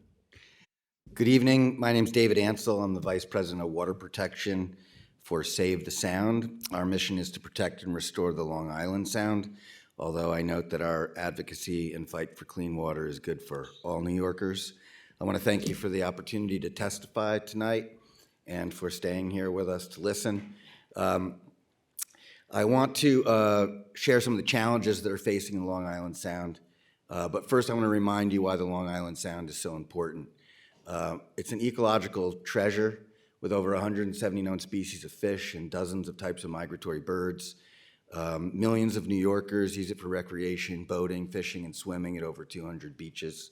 And it's an economic engine. Clean water, we know, is good for the economy, and it provides hundreds of thousands of jobs and billions of dollars of revenue to the state of New York. The challenges that we're facing are many. I won't be able to list them all. I have a big three, because I have 3 minutes. One is wastewater pollution. The second is stormwater runoff pollution. And the third are the effects of climate change. And climate change is, in and of itself, a triple threat because it exacerbates wastewater pollution by overwhelming outdated infrastructure that can't handle the amount of liquid coming in from the rain events that we're having. It exacerbates stormwater pollution because we don't have enough green infrastructure and too many impervious surfaces.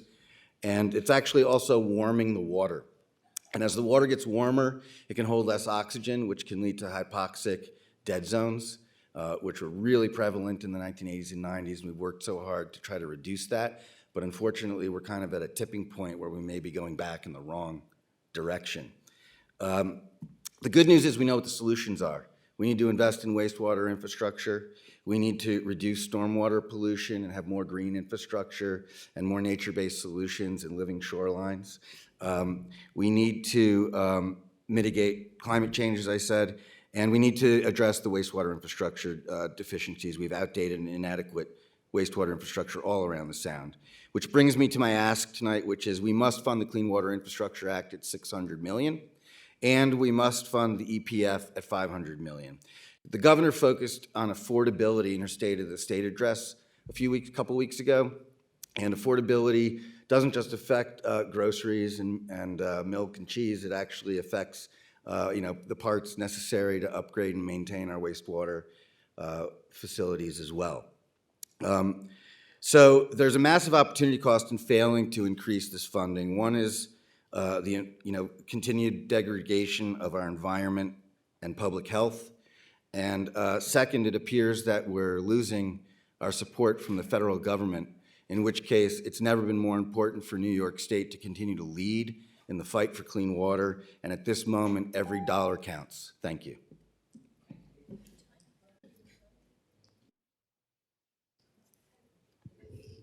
Senator Hinchey.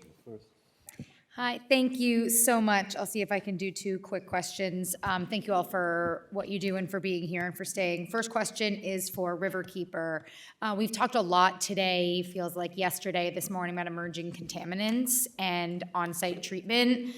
You're very familiar with the situation that we're experiencing in Ulster County. Could you elaborate a little bit on the importance of funding for on-site treatment of those contaminants before they get to a wastewater treatment plant? Right. So the leachate from landfills contains heavy metals, toxic organic materials, and PFAS and other PFAS-related chemicals. It's all of our garbage, and it's all the liquid from the garbage, the sludge, that is required to be collected. And if there was a direct discharge from these facilities, they would have to treat them.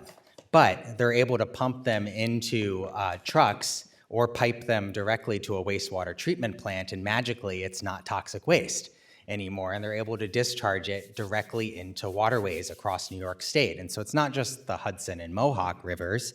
And so DEC has been looking at issuing regulations to require on-site treatment. They have not released those regulations yet.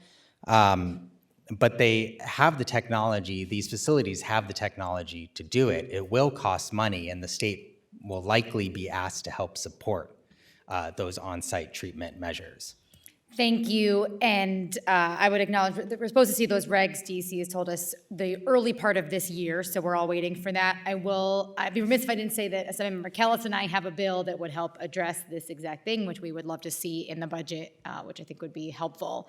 I'd like to switch over to Adrian with your hat with the Clean Water Coalition, with everyone, including the rural water crew and our wastewater treatment plants. I know one of their priorities has been working with us to both increase the Clean Water Grants funding, but also create other programs to make sure that the money's getting out the door in a more reliable way.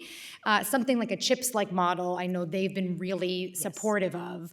Would you agree with that, and would that be helpful? Yes, in fact, that is part of the Clean Water Platform, which you will be receiving very shortly via email, and then we have our Clean Water Lobby Day in February. So yes, we've been supportive of that model. That's been part of the water suppliers and the wastewater treatment operators' input, and we agree with them. I mean, look, we need a reliable, sustainable funding stream, right? And so that is one way to get it. And unfortunately, our sewer infrastructure needs are so massive and so expensive, and they're not going to fix themselves. So to have some type of reliable financial income is better than doing it year by year. Thank you very much.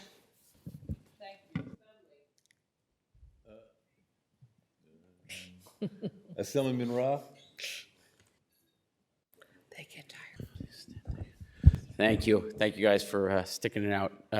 Adrian, Keith Brown actually asked me to ask this because he had to leave, but I know you may have heard it discussed earlier as well, the Stony Brook situation and that funding. The answer I got earlier was, they have adequate funding to continue their work. I know you mentioned it in your testimony. What are your thoughts? Yes, thank you so much for asking that. I do think there was miscommunication between the DEC and Stony Brook. I can tell you I met with Stony Brook on Friday, and they were aghast that the money was not in the budget for them this year. They do not have adequate money. That is not correct information. They are in the middle of a 5-year study. They're in the 3rd year. It's a study New York State asked them to do to look at phosphorus for all of the freshwater bodies around the state of New York, because the DEC needs to create TMDLs for phosphorus going into those freshwater bodies. Stony Brook is geared up the first 2 years, so they didn't spend all the money, but now they're in full gear. They have 7 PhD scientists, and they're moving on this, and they want to complete the study, and they don't want to fire their team. So they need to get the $1 million back. Okay, thank you. And for anybody who wants to comment on this, I know we're talking about trying to increase with regard to clean water infrastructure. I had talked about earlier that so many people are now learning about their service line situations and stuff. So I'm just wondering if your thoughts, if we could increase that, if we could finally put I think we've only over the years put like maybe $5 million into the lead service line replacement program. So if that would be one of the places that we could invest more in if we were to increase that funding. Yes. In fact, our coalition is asking for $100 million for replacing those lead service lines. Again, this is part of the big need and why you need a sustainable, income for fixing infrastructure. Lead is a pretty serious pollutant, and it needs to be addressed. So thank you for asking that question. Thank you.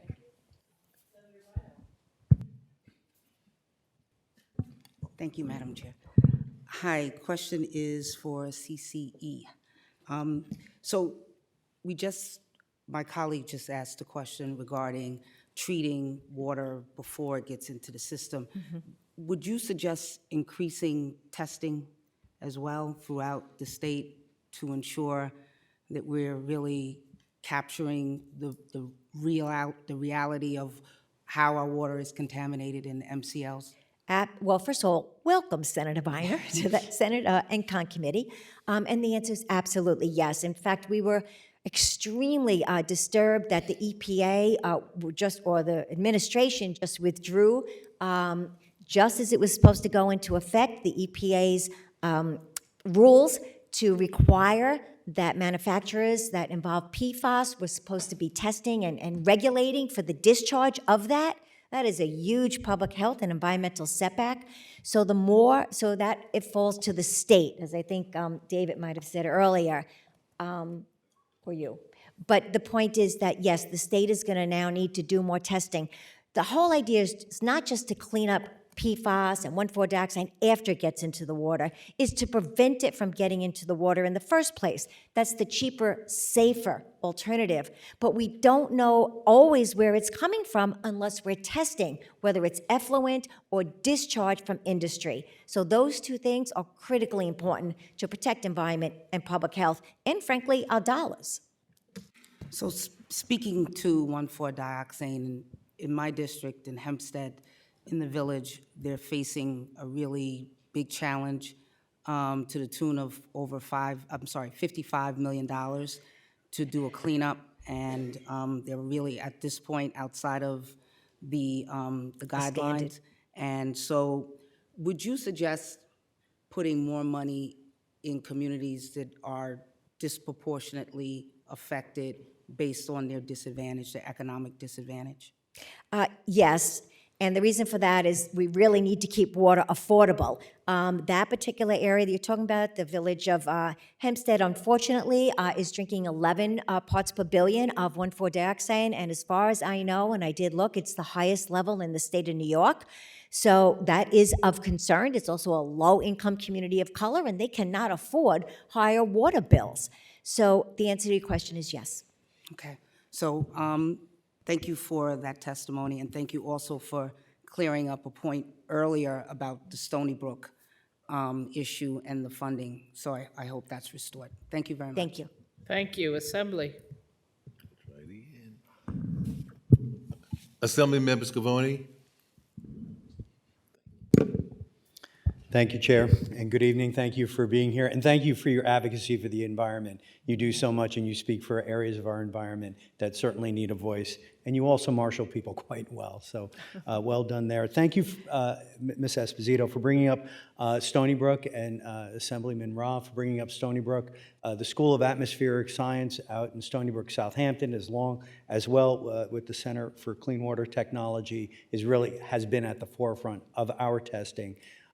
And our remediation as municipal government. So, I certainly appreciate that and your work. My question, Ms. Esposito, you mentioned shovel-ready projects. Could you give us some examples of some of the shovel-ready projects on Long Island that...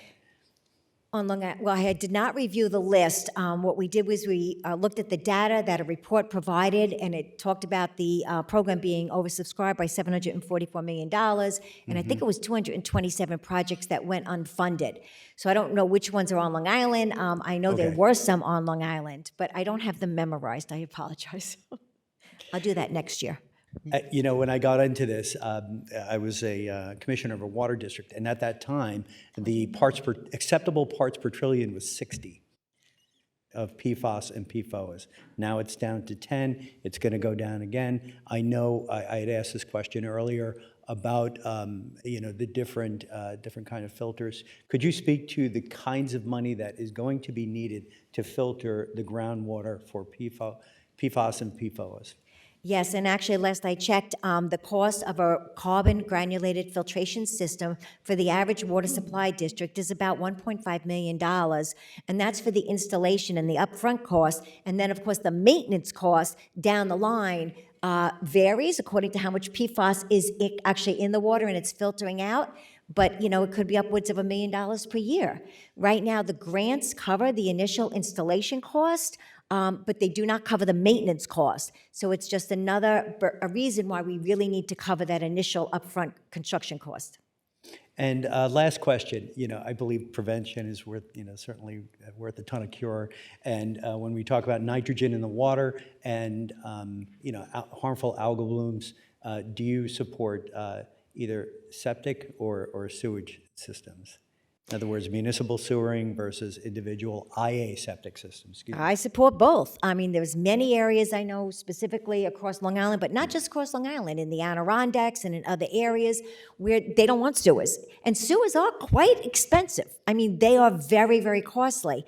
It's actually cheaper in many areas to replace old septics and cesspools that are failing with these new innovative alternative technologies that filter out nitrogen and other pollutants. Thank you.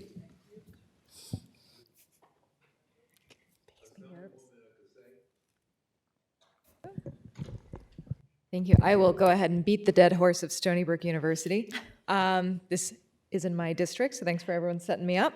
I will further ask a different question then. So in your testimony written, it's they're in the 4th year. They were asked to study phosphorus in water. I know off the top of my head, nitrogen, dioxins, PFAS, medicine and hormones in water. There are so many more issues to study in water and to develop clean water technologies and hopefully cheaper technologies that can be put in, because I know for PFAS it's very expensive to put these filters in. So for me, I would hope to see funding not just for the 5-year program, but to continue building. Is that part of a conversation right now? Yes, it should be. I mean, as we increase, which we hopefully that you will do, the funding for the Environmental Protection Fund, I would urge you to add funding for the Center for Clean Water Technology. The state created this center. They have been wonderful in the cutting-edge research they've done on nitrogen's relationship to harmful algal blooms, phosphorus now relationship to harmful algal blooms. They're developing new IA systems that can be used all over the state for less, actually 1/3 the price of the conventional ones right now that are on the market for about $25,000. Theirs are less than half price that'll do the same filtration level. So the science that's being done there is being deployed all over the state. It's really important. And I'm a big supporter of them because not only do they do the science, but they share the science. And good science and good common sense make for good public policy. Absolutely, thank you. So it is really an investment, that a small investment, especially with the cesspool systems. They're incredibly expensive, and so to have an alternative being proposed, not only does that bring prices down for homeowners, but also for the state if they're offsetting costs. So we're getting our money back tenfold. It's an investment of funds, not an expenditure of funds. Very good. I appreciate that. I would ask you about sewers, but out of respect of everyone's time, I know we can talk crap all day. So,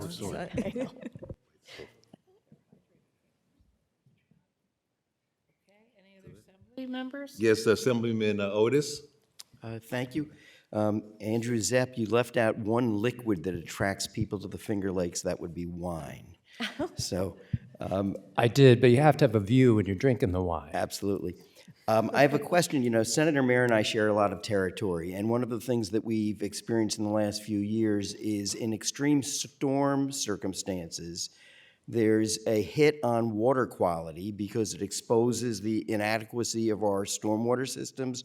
It damages and overflows our sanitary sewer systems. So I'd say to any of you, if you could feed in and amplify the impact of extreme storms on water quality and why that's another reason we need to increase the amount of money for the clean water pot of funding.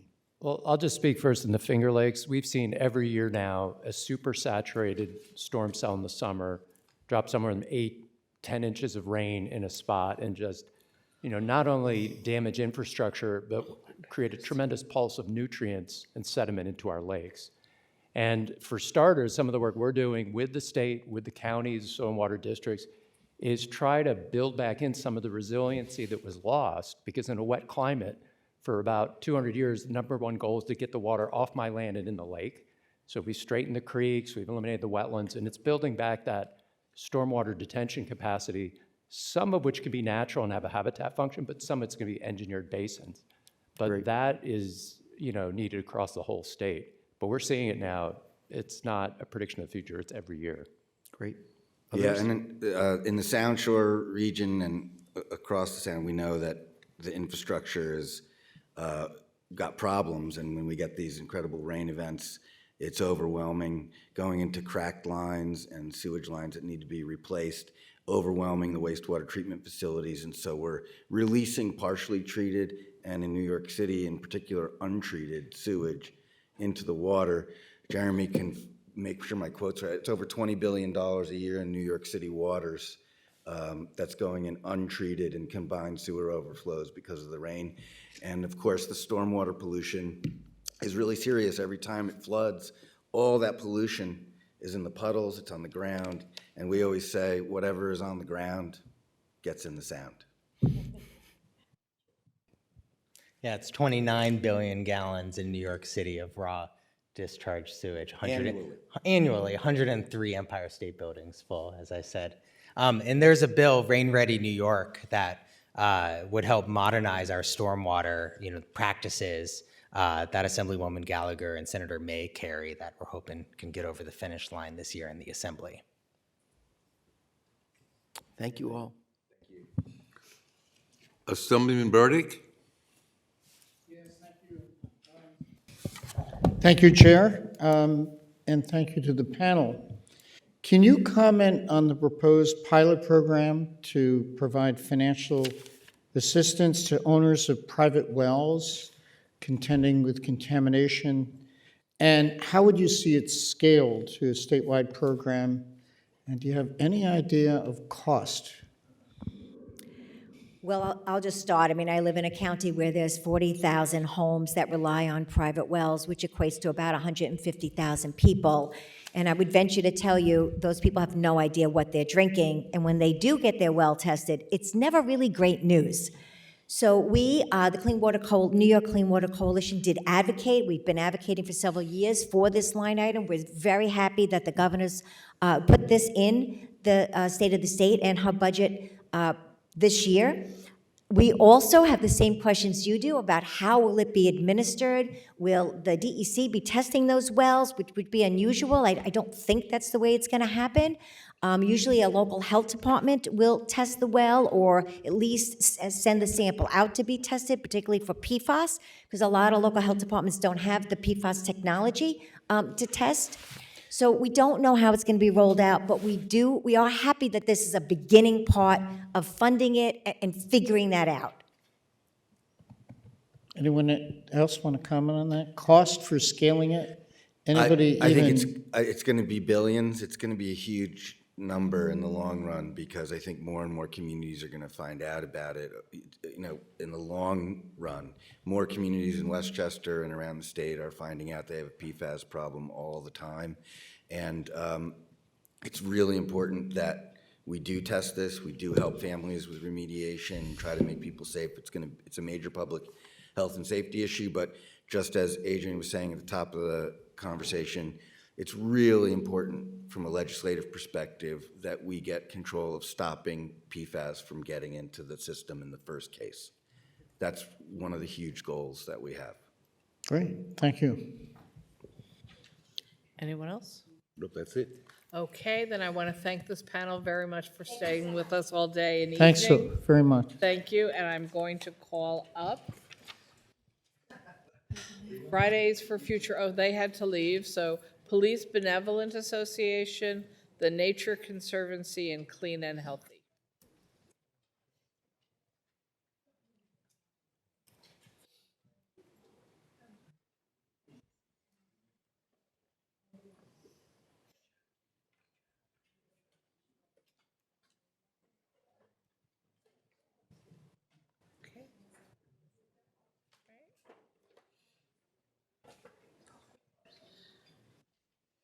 Okay. Pardon, you got a question? Good evening. We're going to start out with, I assume while I see 4 people, I have 3 groups. Am I right? Is Fridays for Future not here, or did they stay? You did stay. Thank you. Okay, let's start with Fridays for Future, and we'll just go down the list from there.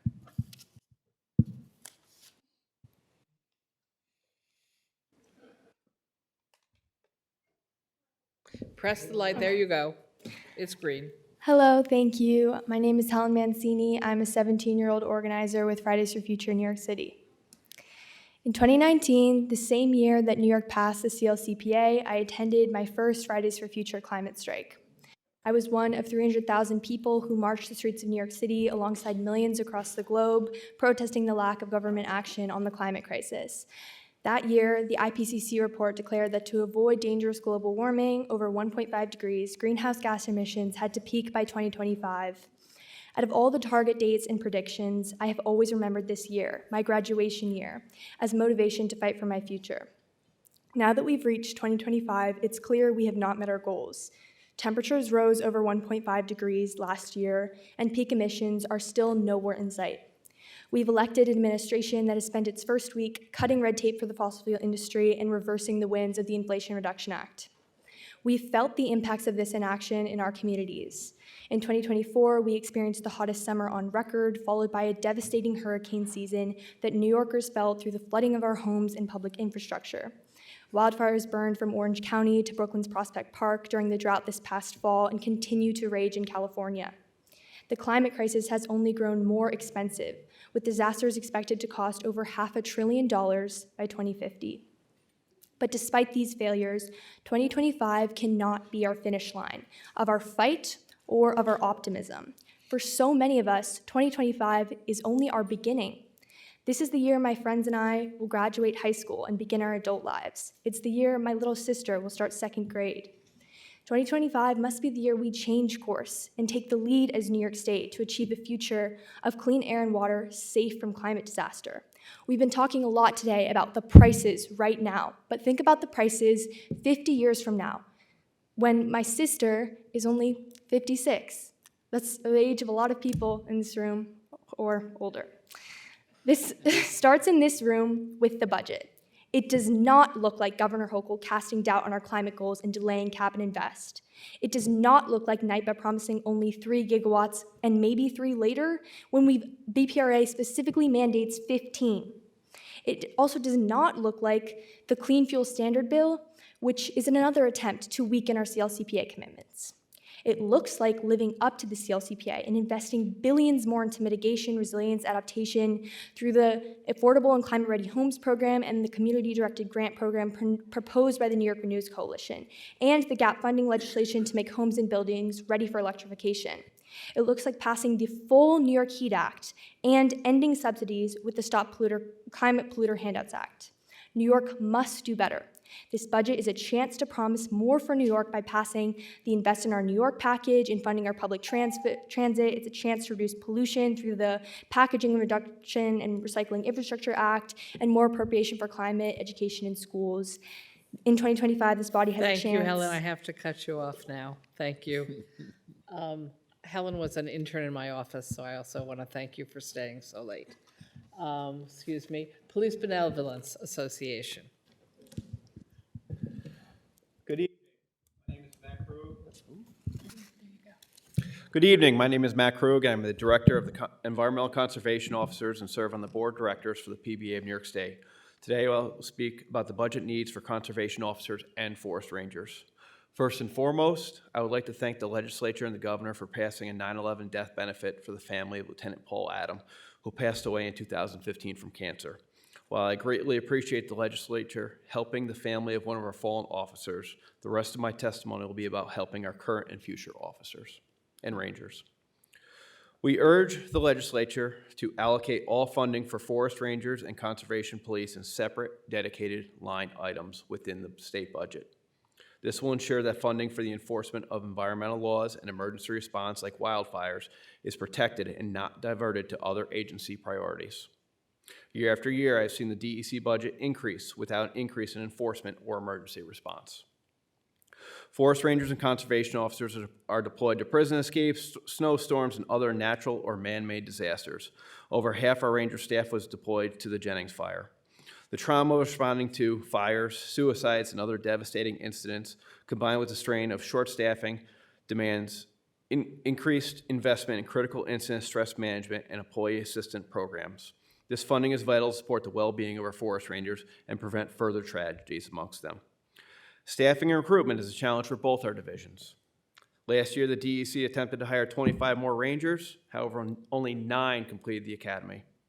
Of the 45 spots for conservation officers, we only had 26 graduate our academy.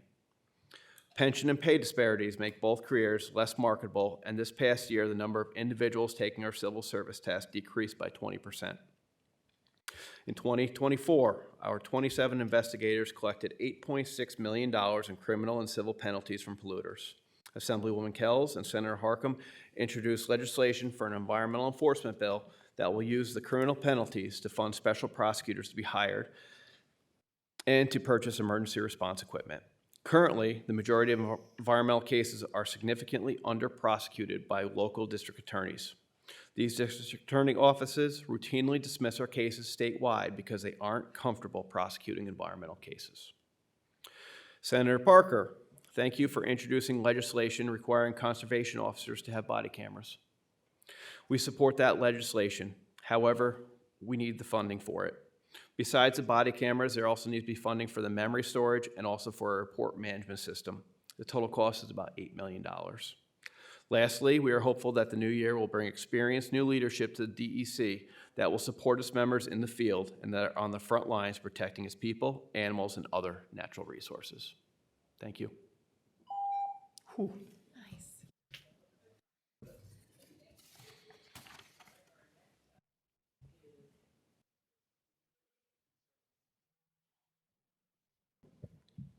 Hi there, thank you. My name is Jessica Atni Mahar, and I'm the State Policy and Strategy Director for the Nature Conservancy. We're the largest conservation organization in the world. We started right here in New York, and our goal is to protect the lands and waters on which all life depends. No short order. I wanted to start out by just reflecting on a trip I took earlier this month to a global leadership conference for the Nature Conservancy, where I was around about 250 of our leaders for work going on around our country and around the world. And I wanted to let you know that there was a lot of praise for New York, a lot of eyes on New York, a lot of curiosity about New York, and the incredible work that you all have been doing here to really set a high standard for environmental funding and environmental policy. People are watching New York, and they're watching the incredible work you're doing and that we're doing together. And what we need to do now is to realize the potential of the legislation that we've passed, the climate bill, our funding programs. We've heard about a quarter of the Bond Act is already out the door. These are really exciting things, but they need to actually happen. Implementation matters. And given what we've all been talking about today with what's been happening in Washington, it matters more than ever. And the work that you're doing here matters to places around the world. So I wanted to say thank you and to urge you to keep going. On the budget itself, I work heavily with a coalition called New Yorkers for Clean Water and Jobs, which is focused on environmental funding.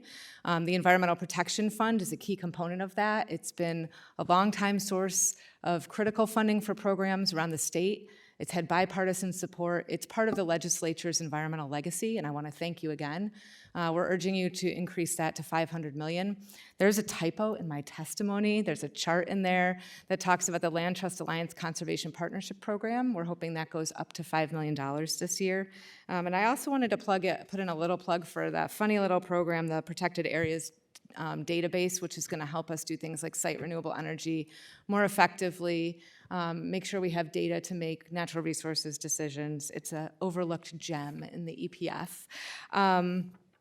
I also wanted to talk about the changes to the state's land conservation program. Those are of critical importance, and we're urging you to support what's in the budget. And if by the 30-day amendments there isn't a new proposal from the governor for title insurance or an agreement reached, to please work on legislation to address title insurance.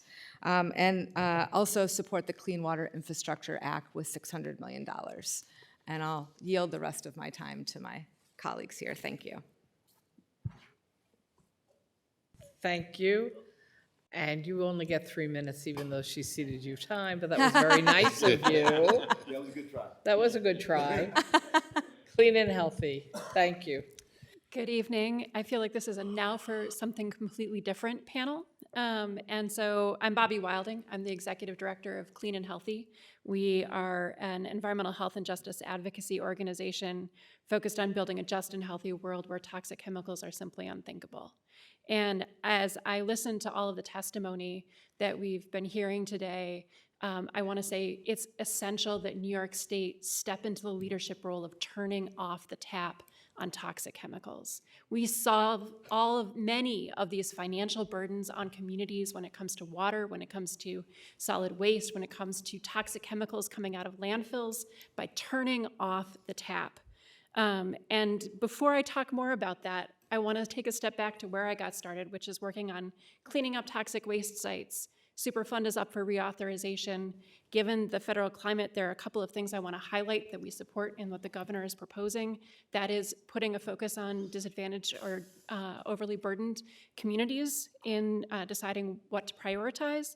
And the other is making sure that the court considerations of how Superfund is adjudicated move to the state. Given the Chevron deference being taken away at the federal level, this is an important move to protect New York State and moving forward with cleaning up toxic waste sites. I also just want to note that nuclear waste is another forever chemical, and it is essential to consider that when thinking about where we get our energy sources.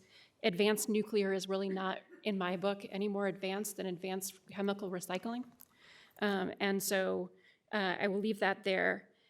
We've already heard a lot of people talk about the need for a $500 million environmental protection fund, which we strongly support. We also support increasing the Clean Water Infrastructure Act funding for $600 million, particularly thinking about dealing with our longtime legacy of one of the other original forever chemicals, which is lead, and getting lead pipes out of our environment. Two things that I want to lift up.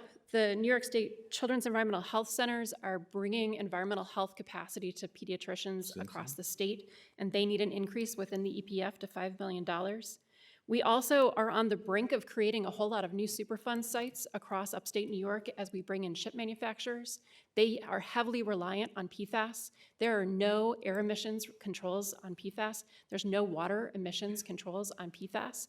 If we are not taking that, not significantly, and the EPA just is rolling that back, we need to fund solutions. The New York State Pollution Prevention Institute is looking at the solutions that are PFAS alternatives, so we could be moving away from PFAS in those manufacturing facilities. This is an opportunity to take prevention. I have many more things. I will just say in my last 5 seconds, GAP fund. Let's make sure that homes are protected and able to move into the clean energy economy. Thank you. Thank you. Any senators? Yes, Pete Harcum. Thank you very much, Madam Chair. Thank you all for staying late, and thank you for your really excellent testimony. First, a quick comment and then a question. Helen, thank you so much. You rocked it. We so need people of your generation to push this fight, and thank you for your leadership, and thank you for your passion. Really appreciate it. Couple quick questions for Matthew on the recruitment issue. We have a class of 45, 46. You end up with 25 or 26. Sounded like the same ratio on the Ranger side. What accounts for that? So part of it, we would do better with recruitment if the civil service test was offered in April or May so that we could go to college job fairs and have kids sign up when they're in their senior year of college. That would help out tremendously when they're thinking about the test. Now the test is during the summer, I think, when a lot of the kids are at the beach. So that is a big portion of it, but we also don't have dedicated recruitment officers that are able to go to college fairs and different large-scale events like the state troopers do. So out of the 2,200 individuals that took our civil service test, we canvassed all of them for our physical test. And I believe it was around 500 showed up, and a little over 200 passed the run, push-ups, sit-ups, and swim. And then after that, we go to a background check, and we lost 30% there to other agencies. We had 56 enter the academy, and our academy is strenuous. We're working in rural areas, far from backup, and we only had 26 graduate, and they're currently on FTO in the downstate area, especially New York City. And then the other thing I wanted to ask you about was when we had met a year ago, we talked about the benefits of the leadership development and the fire training that happens out of state and the desire for more fire training and leadership development in state. Has that situation improved at all, or is it still the same? I can't 100% speak for the forest rangers, but I have seen they've begun to send more forest rangers out of state. They went to the California fires recently, and then they are getting that experience, especially for our younger rangers, and bringing it back to New York so they could use it downstate at the Jennings fire recently, where most of the rangers in New York State ended up going to work. All right, great, So that thanks. is an improvement. 12 seconds, also the equipment fund, you're funding yourself. Is that still the case? That's for the forest rangers. They came up with their own equipment fund. I'm the conservation officers. We are using boats that are 30-some years old sometimes or older, and they break down a lot. My snowmobiles are older than our newest officers. Great, thanks. We'll talk more. Thank you. Assembly. Assemblywoman Glick? Thank you all for still being here. A couple of things. One thing, Matt, NTO, you said they were in New York City? Yes. For? Field training in New York City. That's where all of our new folks get sent to start with. That's where I started. I started in Brooklyn, covering that area for about 2 years, and then I transferred out to Long Island. And then we finally get back upstate. Okay. Is some of the issue that you have highly trained folks who don't have pension equity and you lose them? Absolutely. One big issue this last time around was NYPD. They did a collective bargaining, and their pay went up about 30%, and they have a 20 to 22-year retirement, and we lost dozens to NYPD right there that were looking to lateral over. Okay, thank you. I suspected that was a big problem. And thank you, and both the forest rangers and the ECOs for everything that you do, because we don't have enough of you, and so you're all doing twice as much.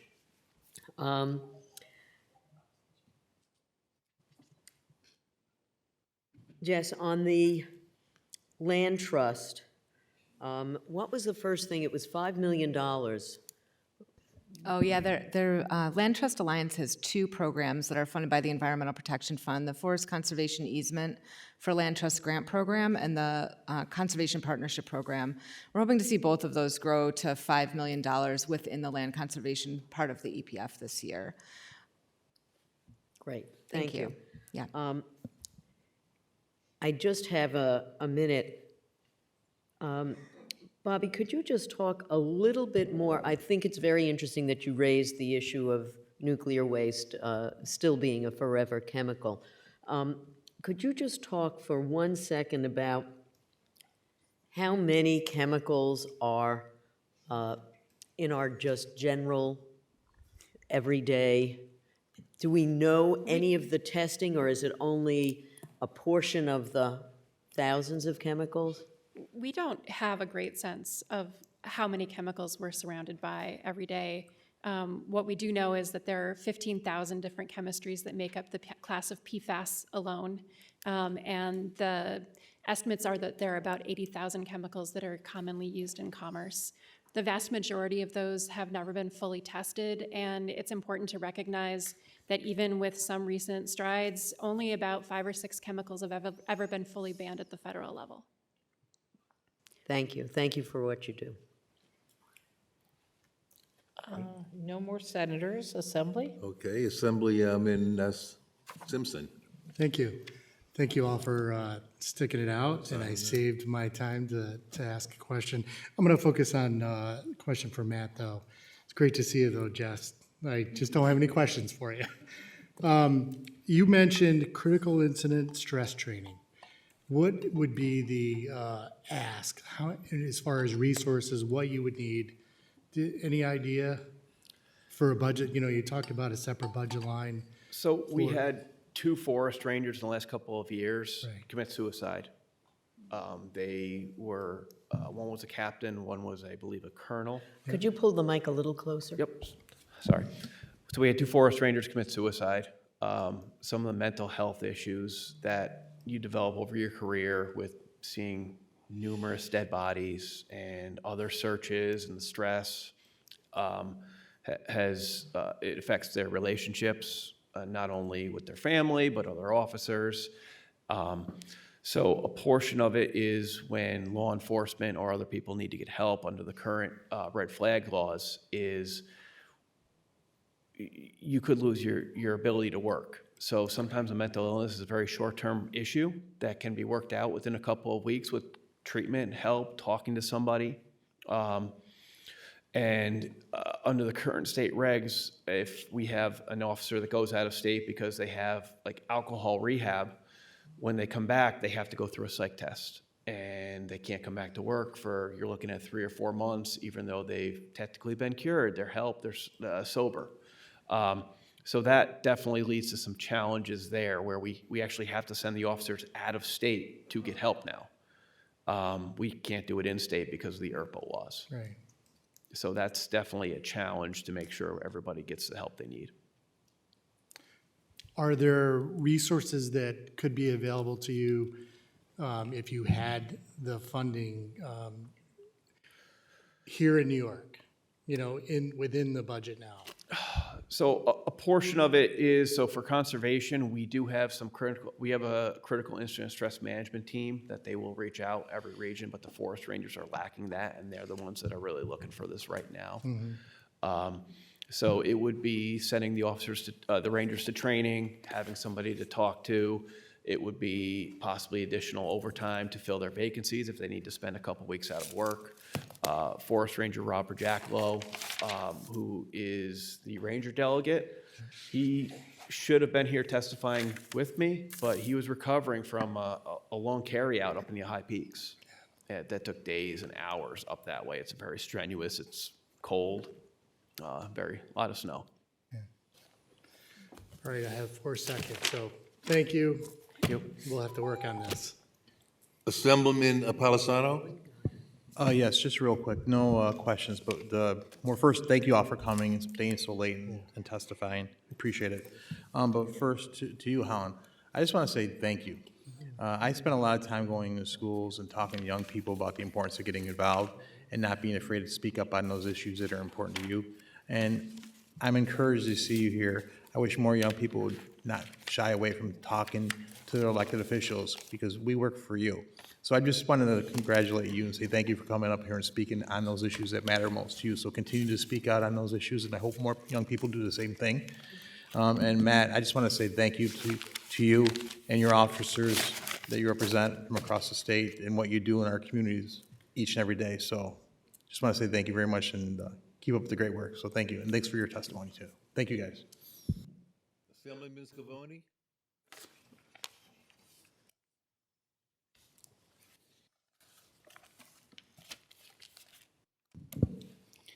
Thank you, Chair. Good evening, everyone. Thank you for being here. And I'm also thankful that, Senator Harckham, Assembly Members Glick and Simpson shared the concerns that I'm going to bring up with you, Mr. Krug, Officer Krug. Tell me about, you're having difficulties recruiting and retaining officers for environmental law enforcement. Incredibly important, and I know that we're understaffed in all parts of the states and on different levels too. How does your benefit package compare to other officers? Is that keeping, or is that too much for this particular? Oh, no, I can talk about it. Okay. How does it compare to other law enforcement communities, and why, are you having? So for New York State Troopers, they have a 20-year pension, and they make more than we do. Suffolk County, Nassau County, NYPD, they're all in the same boats. Most downstate police agencies, municipal police agencies have a 20-year retirement. They also have less of an educational requirement to be hired. For us, we either need a 4-year degree or your 2-year degree and 2 years full-time police or 2 years full-time active duty military. The majority of us all have at least 4-year degrees in that aspect. So if you are going to graduate college and you have a choice between a trooper position and our position, but you can retire sooner and make more money as a state trooper, what would you choose? That's a big portion of it, and that's where we are losing candidates. We lost 2 individuals. One individual had 6 years on, and the other one had almost 11 years on with us last year. That transferred over to state troopers. And just losing those individuals that are so highly trained it's difficult. We just lost another officer at 17 years. He quit after the peanut to squirrel incident and said, I'm done. Well, I appreciate your candor, and, you know, it's important to, obviously, to us here on this committee. As far as prosecution, when crimes are committed, does the prosecution go to the local district attorneys on the county level, or, and how is that working? So we can prosecute things a couple different ways. One is criminal prosecution, issuing someone a ticket, appearance ticket, make an arrest, and goes through the local district attorney's office. We can also what's called an administrative ticket, a notice of violation, which we do for wetlands where we need remediation complete, or for a corporation. We can also do criminal tickets and administratively settle them up. But when we send stuff to the local criminal or district attorney's offices, they specialize in penal law, traffic law. They don't have the environmental conservation law training. Thank you. Nope. Thank you very much, all of you. Appreciate your time and Thank you. hanging out with us for the day and evening. The Oh, next- I'm sorry, Chris Burdick?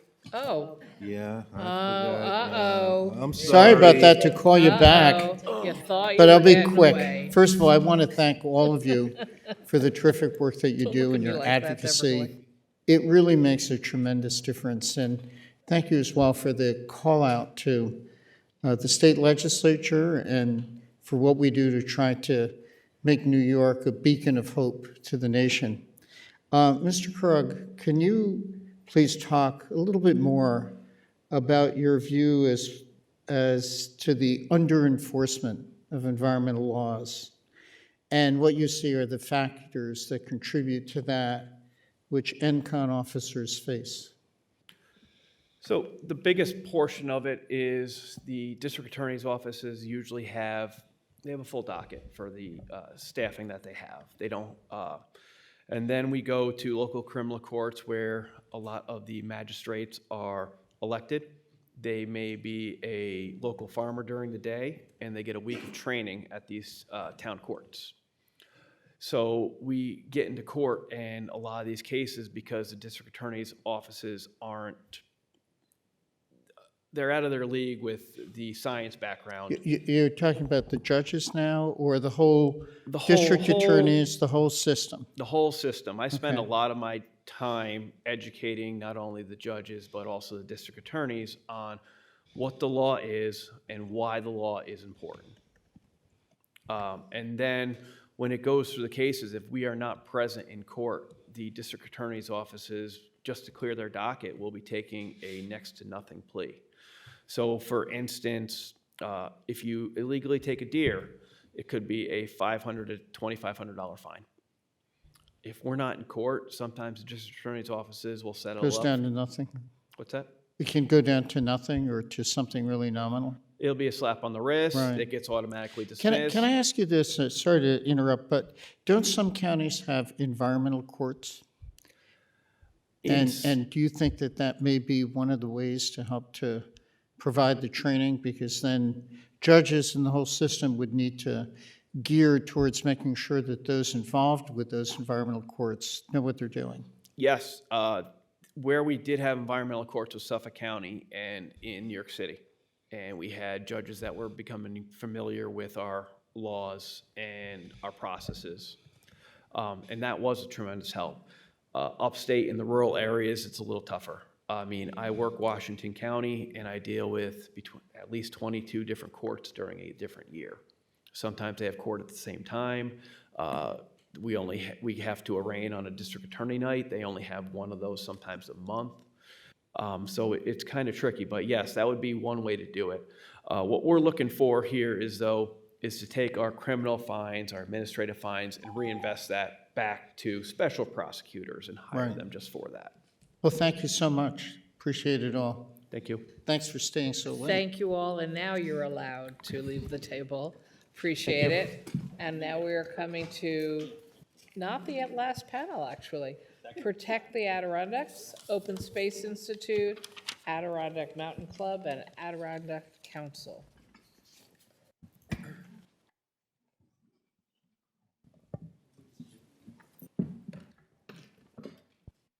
And let's start with Open Space Institute, just so the three Adirondack folks can go in a row. Great.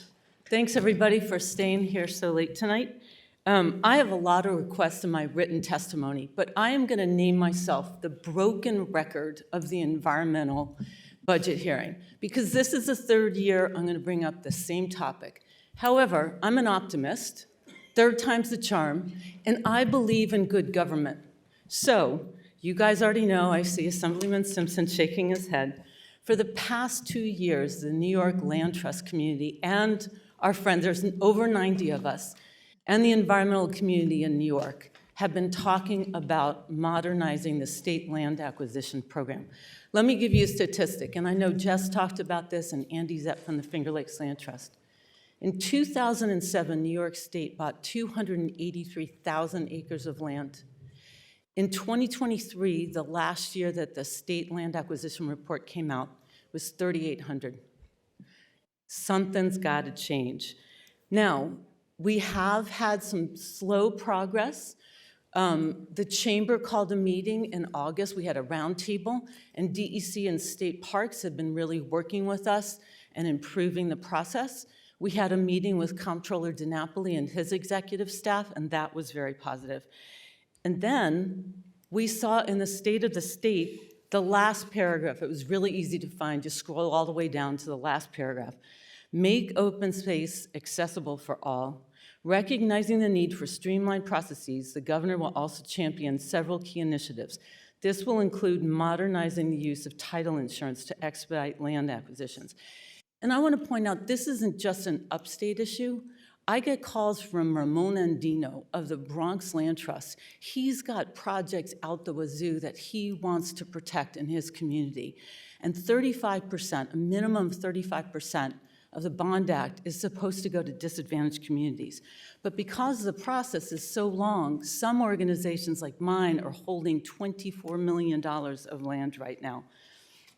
So when we saw this paragraph in the State of the State, we were pretty excited.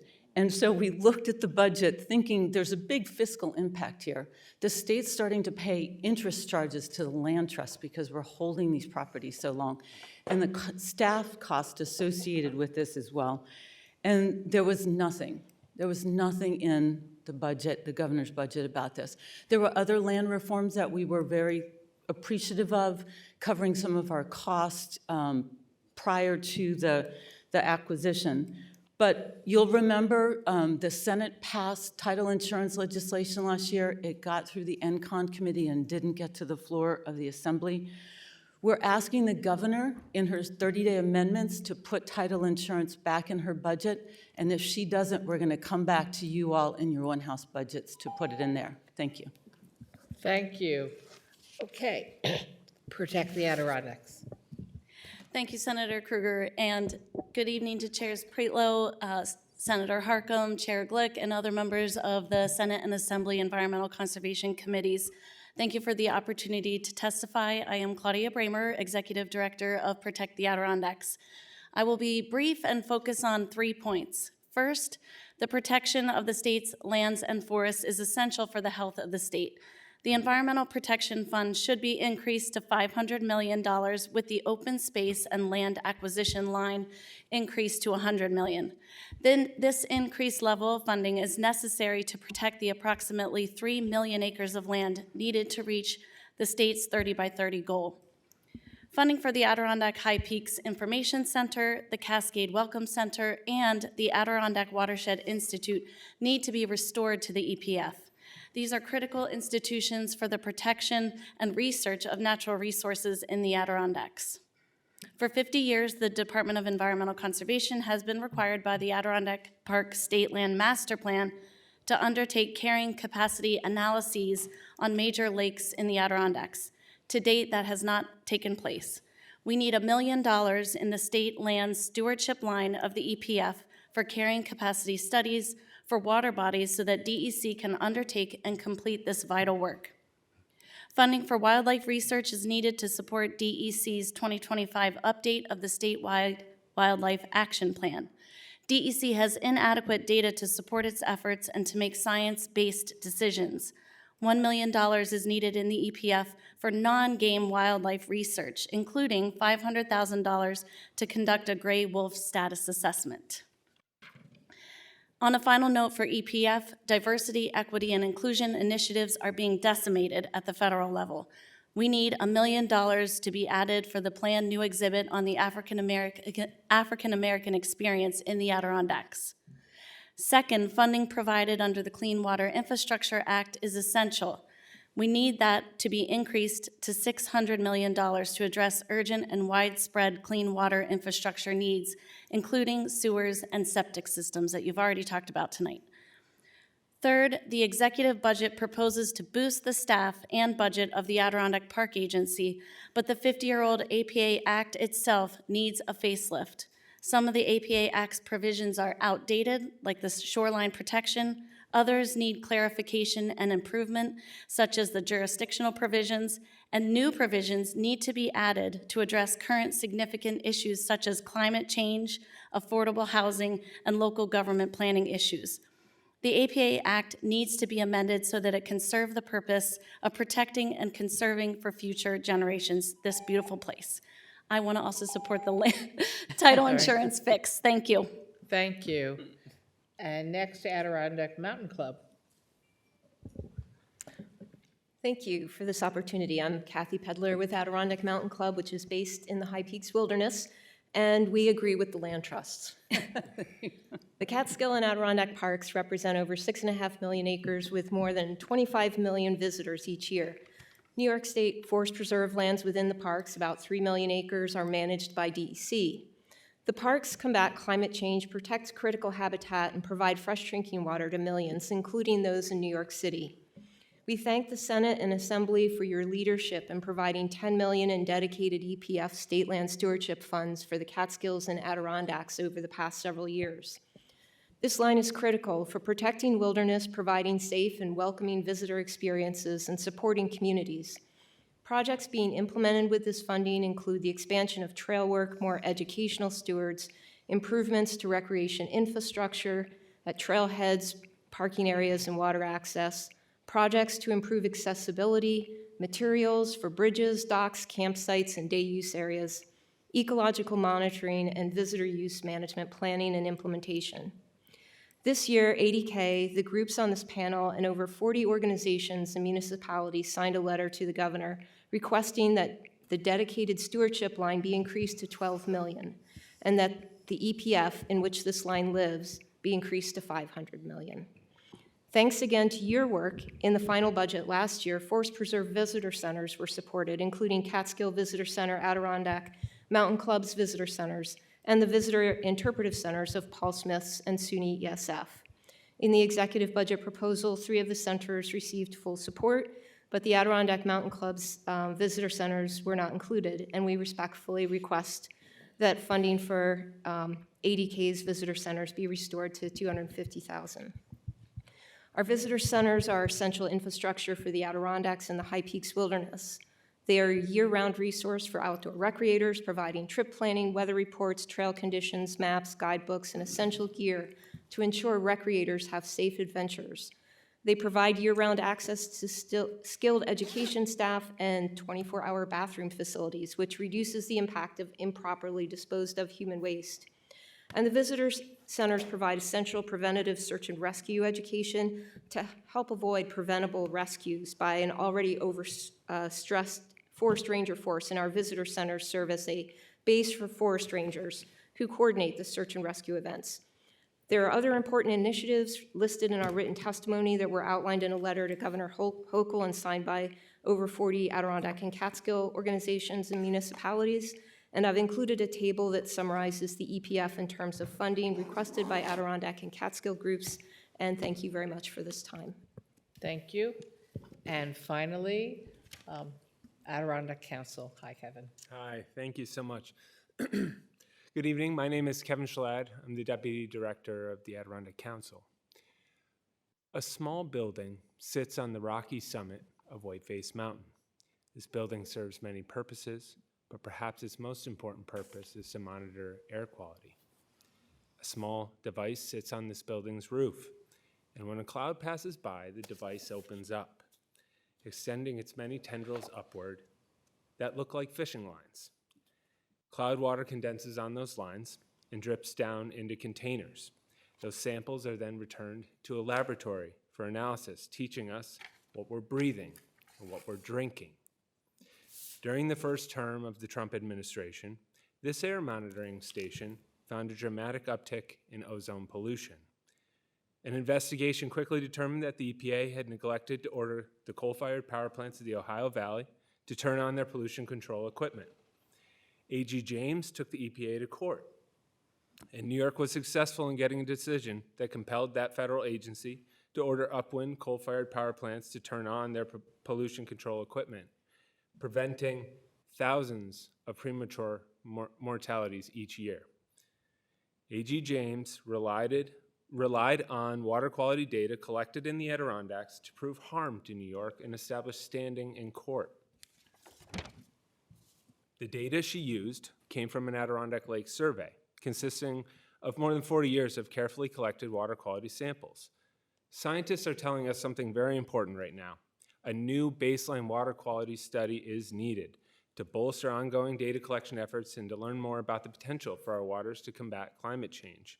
A consortium of experts in New York State have come together to design such a study, and it's called SCALE, a Survey of Climate and Adirondack Lake Ecosystems. The legislature has committed $4.5 million to the study over the last 3 years, and for that, we're truly grateful. The project is estimated to cost roughly $12 million in total. We applaud the governor for including $1.5 million for SCALE in our executive budget proposal, but we do urge the legislature to increase the final approved total to $3 million this year. That would get us past the halfway mark in funding research that really helps protect vulnerable populations from air pollution and climate change impacts. There are many other items in our written testimony that we would love to talk to you about, but you can read it there. But thank you for your time. Thank you very much. Senators? Senator Harkam.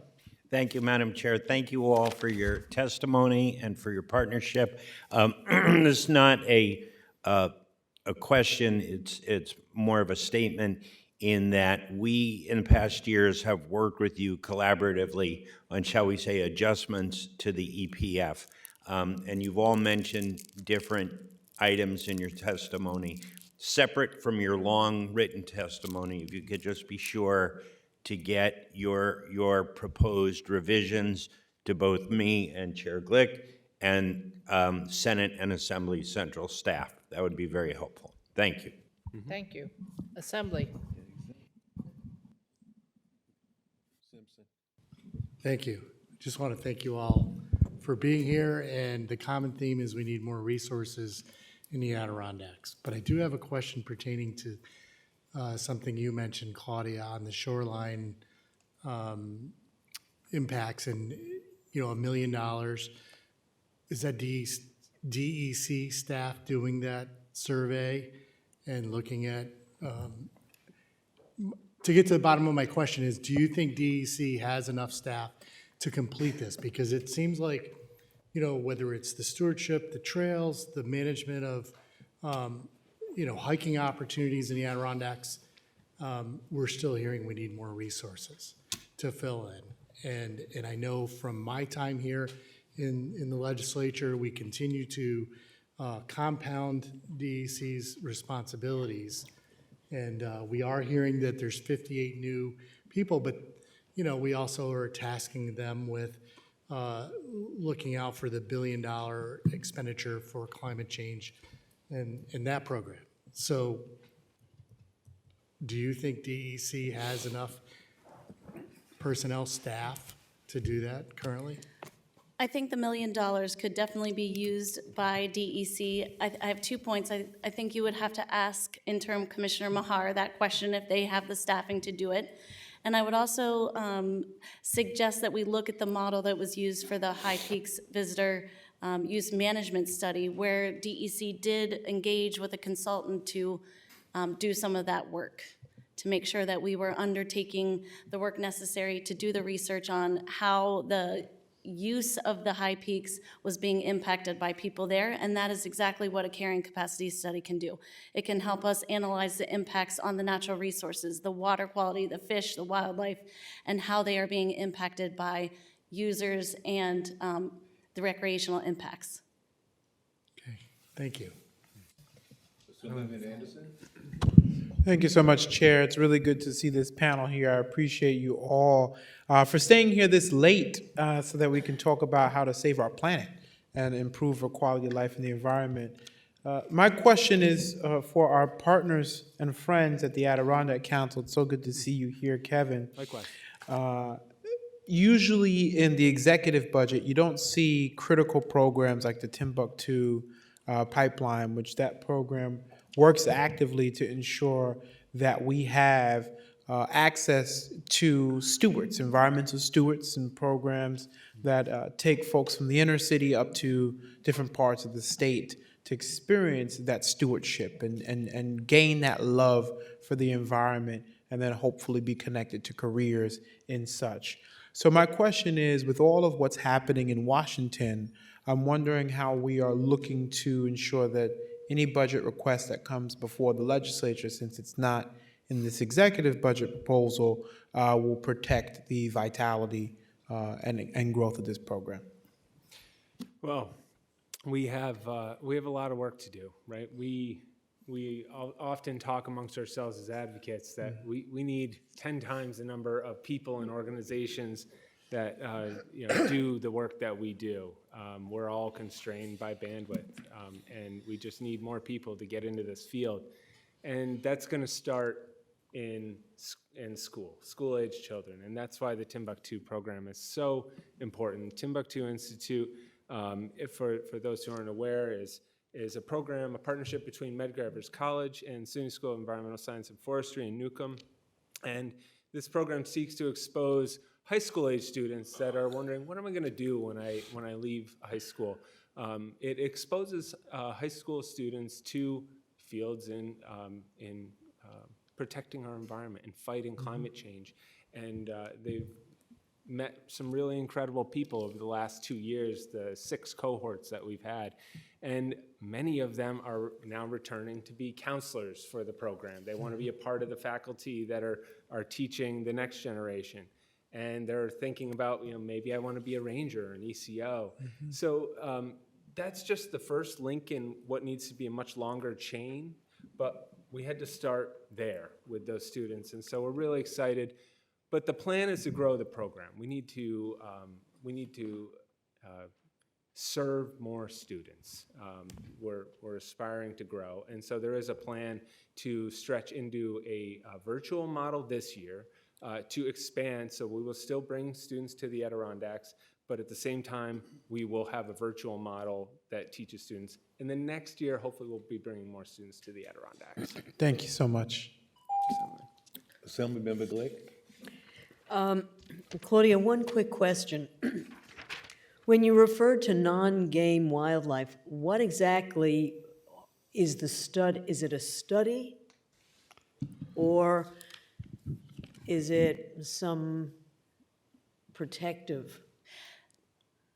Thank you for the question, Chair Glick. What we were referring to primarily is the fact that DEC bases a lot of its wildlife management decisions on research about game animals. So they will take information from hunters, or they'll take information from permits that are being issued for game animals. And what we would like to see is more research based on non-game animals. For instance, wolves cannot be hunted in New York State because they're an endangered species. So that's why we specifically pointed out wolves in the state. But that's what we were going after, some information. For instance, bobcats. We'd like to see more information, data on the species of bobcats in the state that is not based solely on, not solely, but that is expanding to other research data sets. Okay, so Like field, we do know that they are using field cameras and things like that to try to gather some more information about animals out in the wild. But it's a more targeted focus on non-game Yes. wildlife research. Okay, thank you. Thank you. Thank you all. Anyone else? Okay, then thank you very much, all of you, for being with us. And we've still got two more strong, willing people to come and testify. We have the Empire State Redemption Association and the Bottle Return Organization. I'm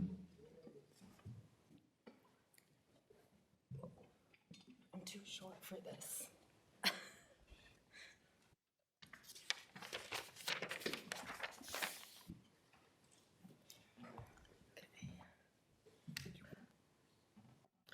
Whichever order you would wish to go in. Okay, I'll go first since my mic is already on. Okay? Hi, my name is Jade Eddy, and I'm here on behalf of the Empire State Redemption Association. I'd like to thank you for the opportunity to testify today, though I must admit I shouldn't have to be here again. Redemption centers are suffering working conditions entire labor movements were started over.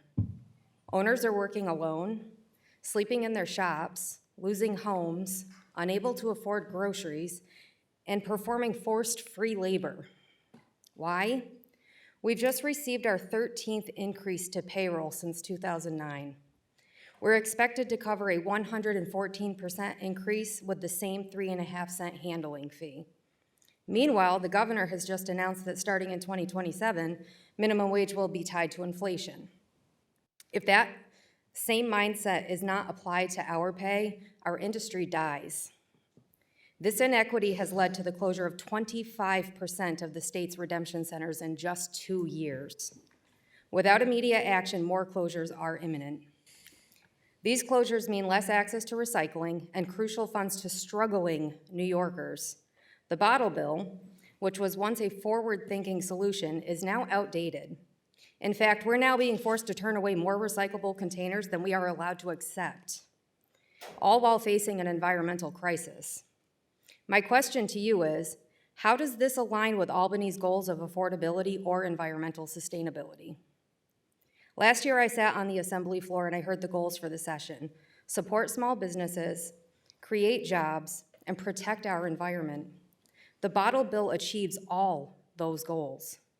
But once again, the legislature failed to act. Voters are paying attention. They see hypocrisy. They see the state raking in billions from the unredeemed fund, while my colleagues and I lose our livelihoods, and our employees lose their jobs. They see litter and waste crisis, the litter and waste crisis worsen rather than improve. This is not a partisan issue. It unites people across the political spectrum. Red or blue, everyone agrees this crisis needs to be addressed. Yet billionaire corporations who profit from the collapse of this system spread false narratives about job loss to oppose progress. But history shows the opposite.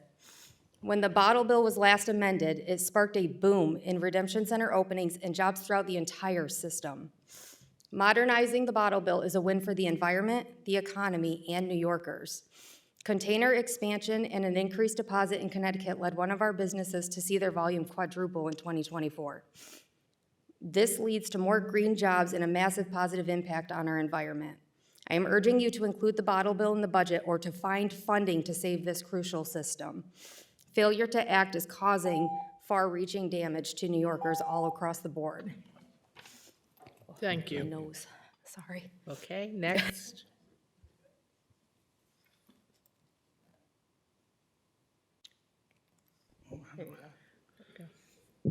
Thank you guys for allowing me to testify here today.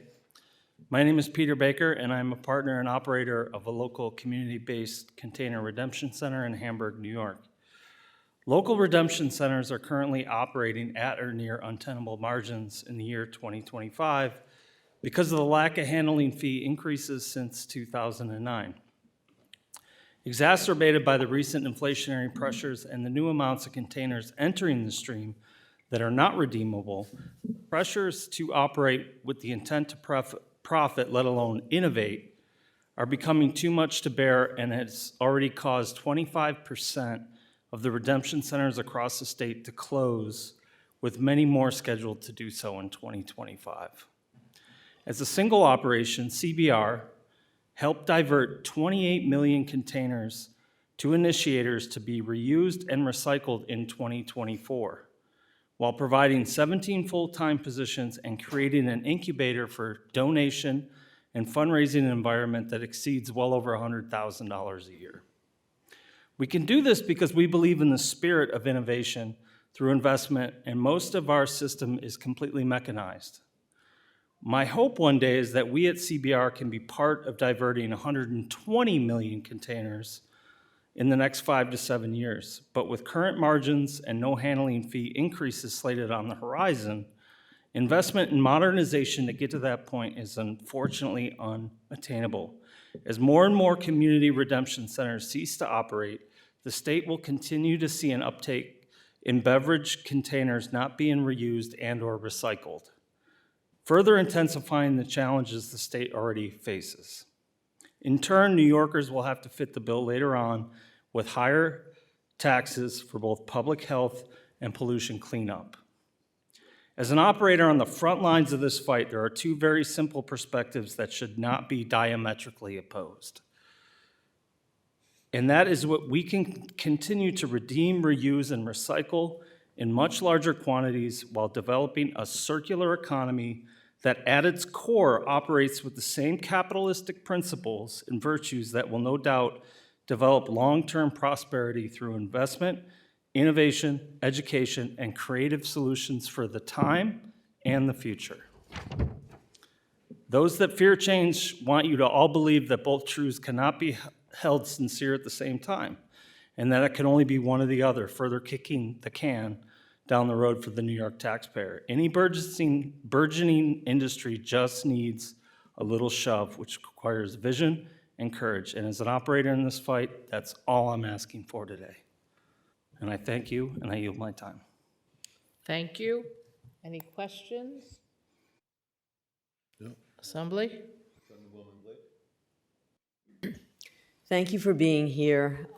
It was a great disappointment to me personally that we did not, that is sort of at the 11th hour, things kind of blew up. We are committed to raising the deposit, increasing the handling fee, and expanding the array of materials that product that should be coffees, teas, sports drinks, and the like.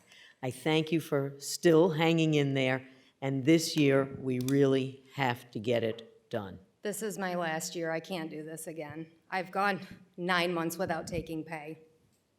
Nobody can survive under these conditions. People really need to understand that.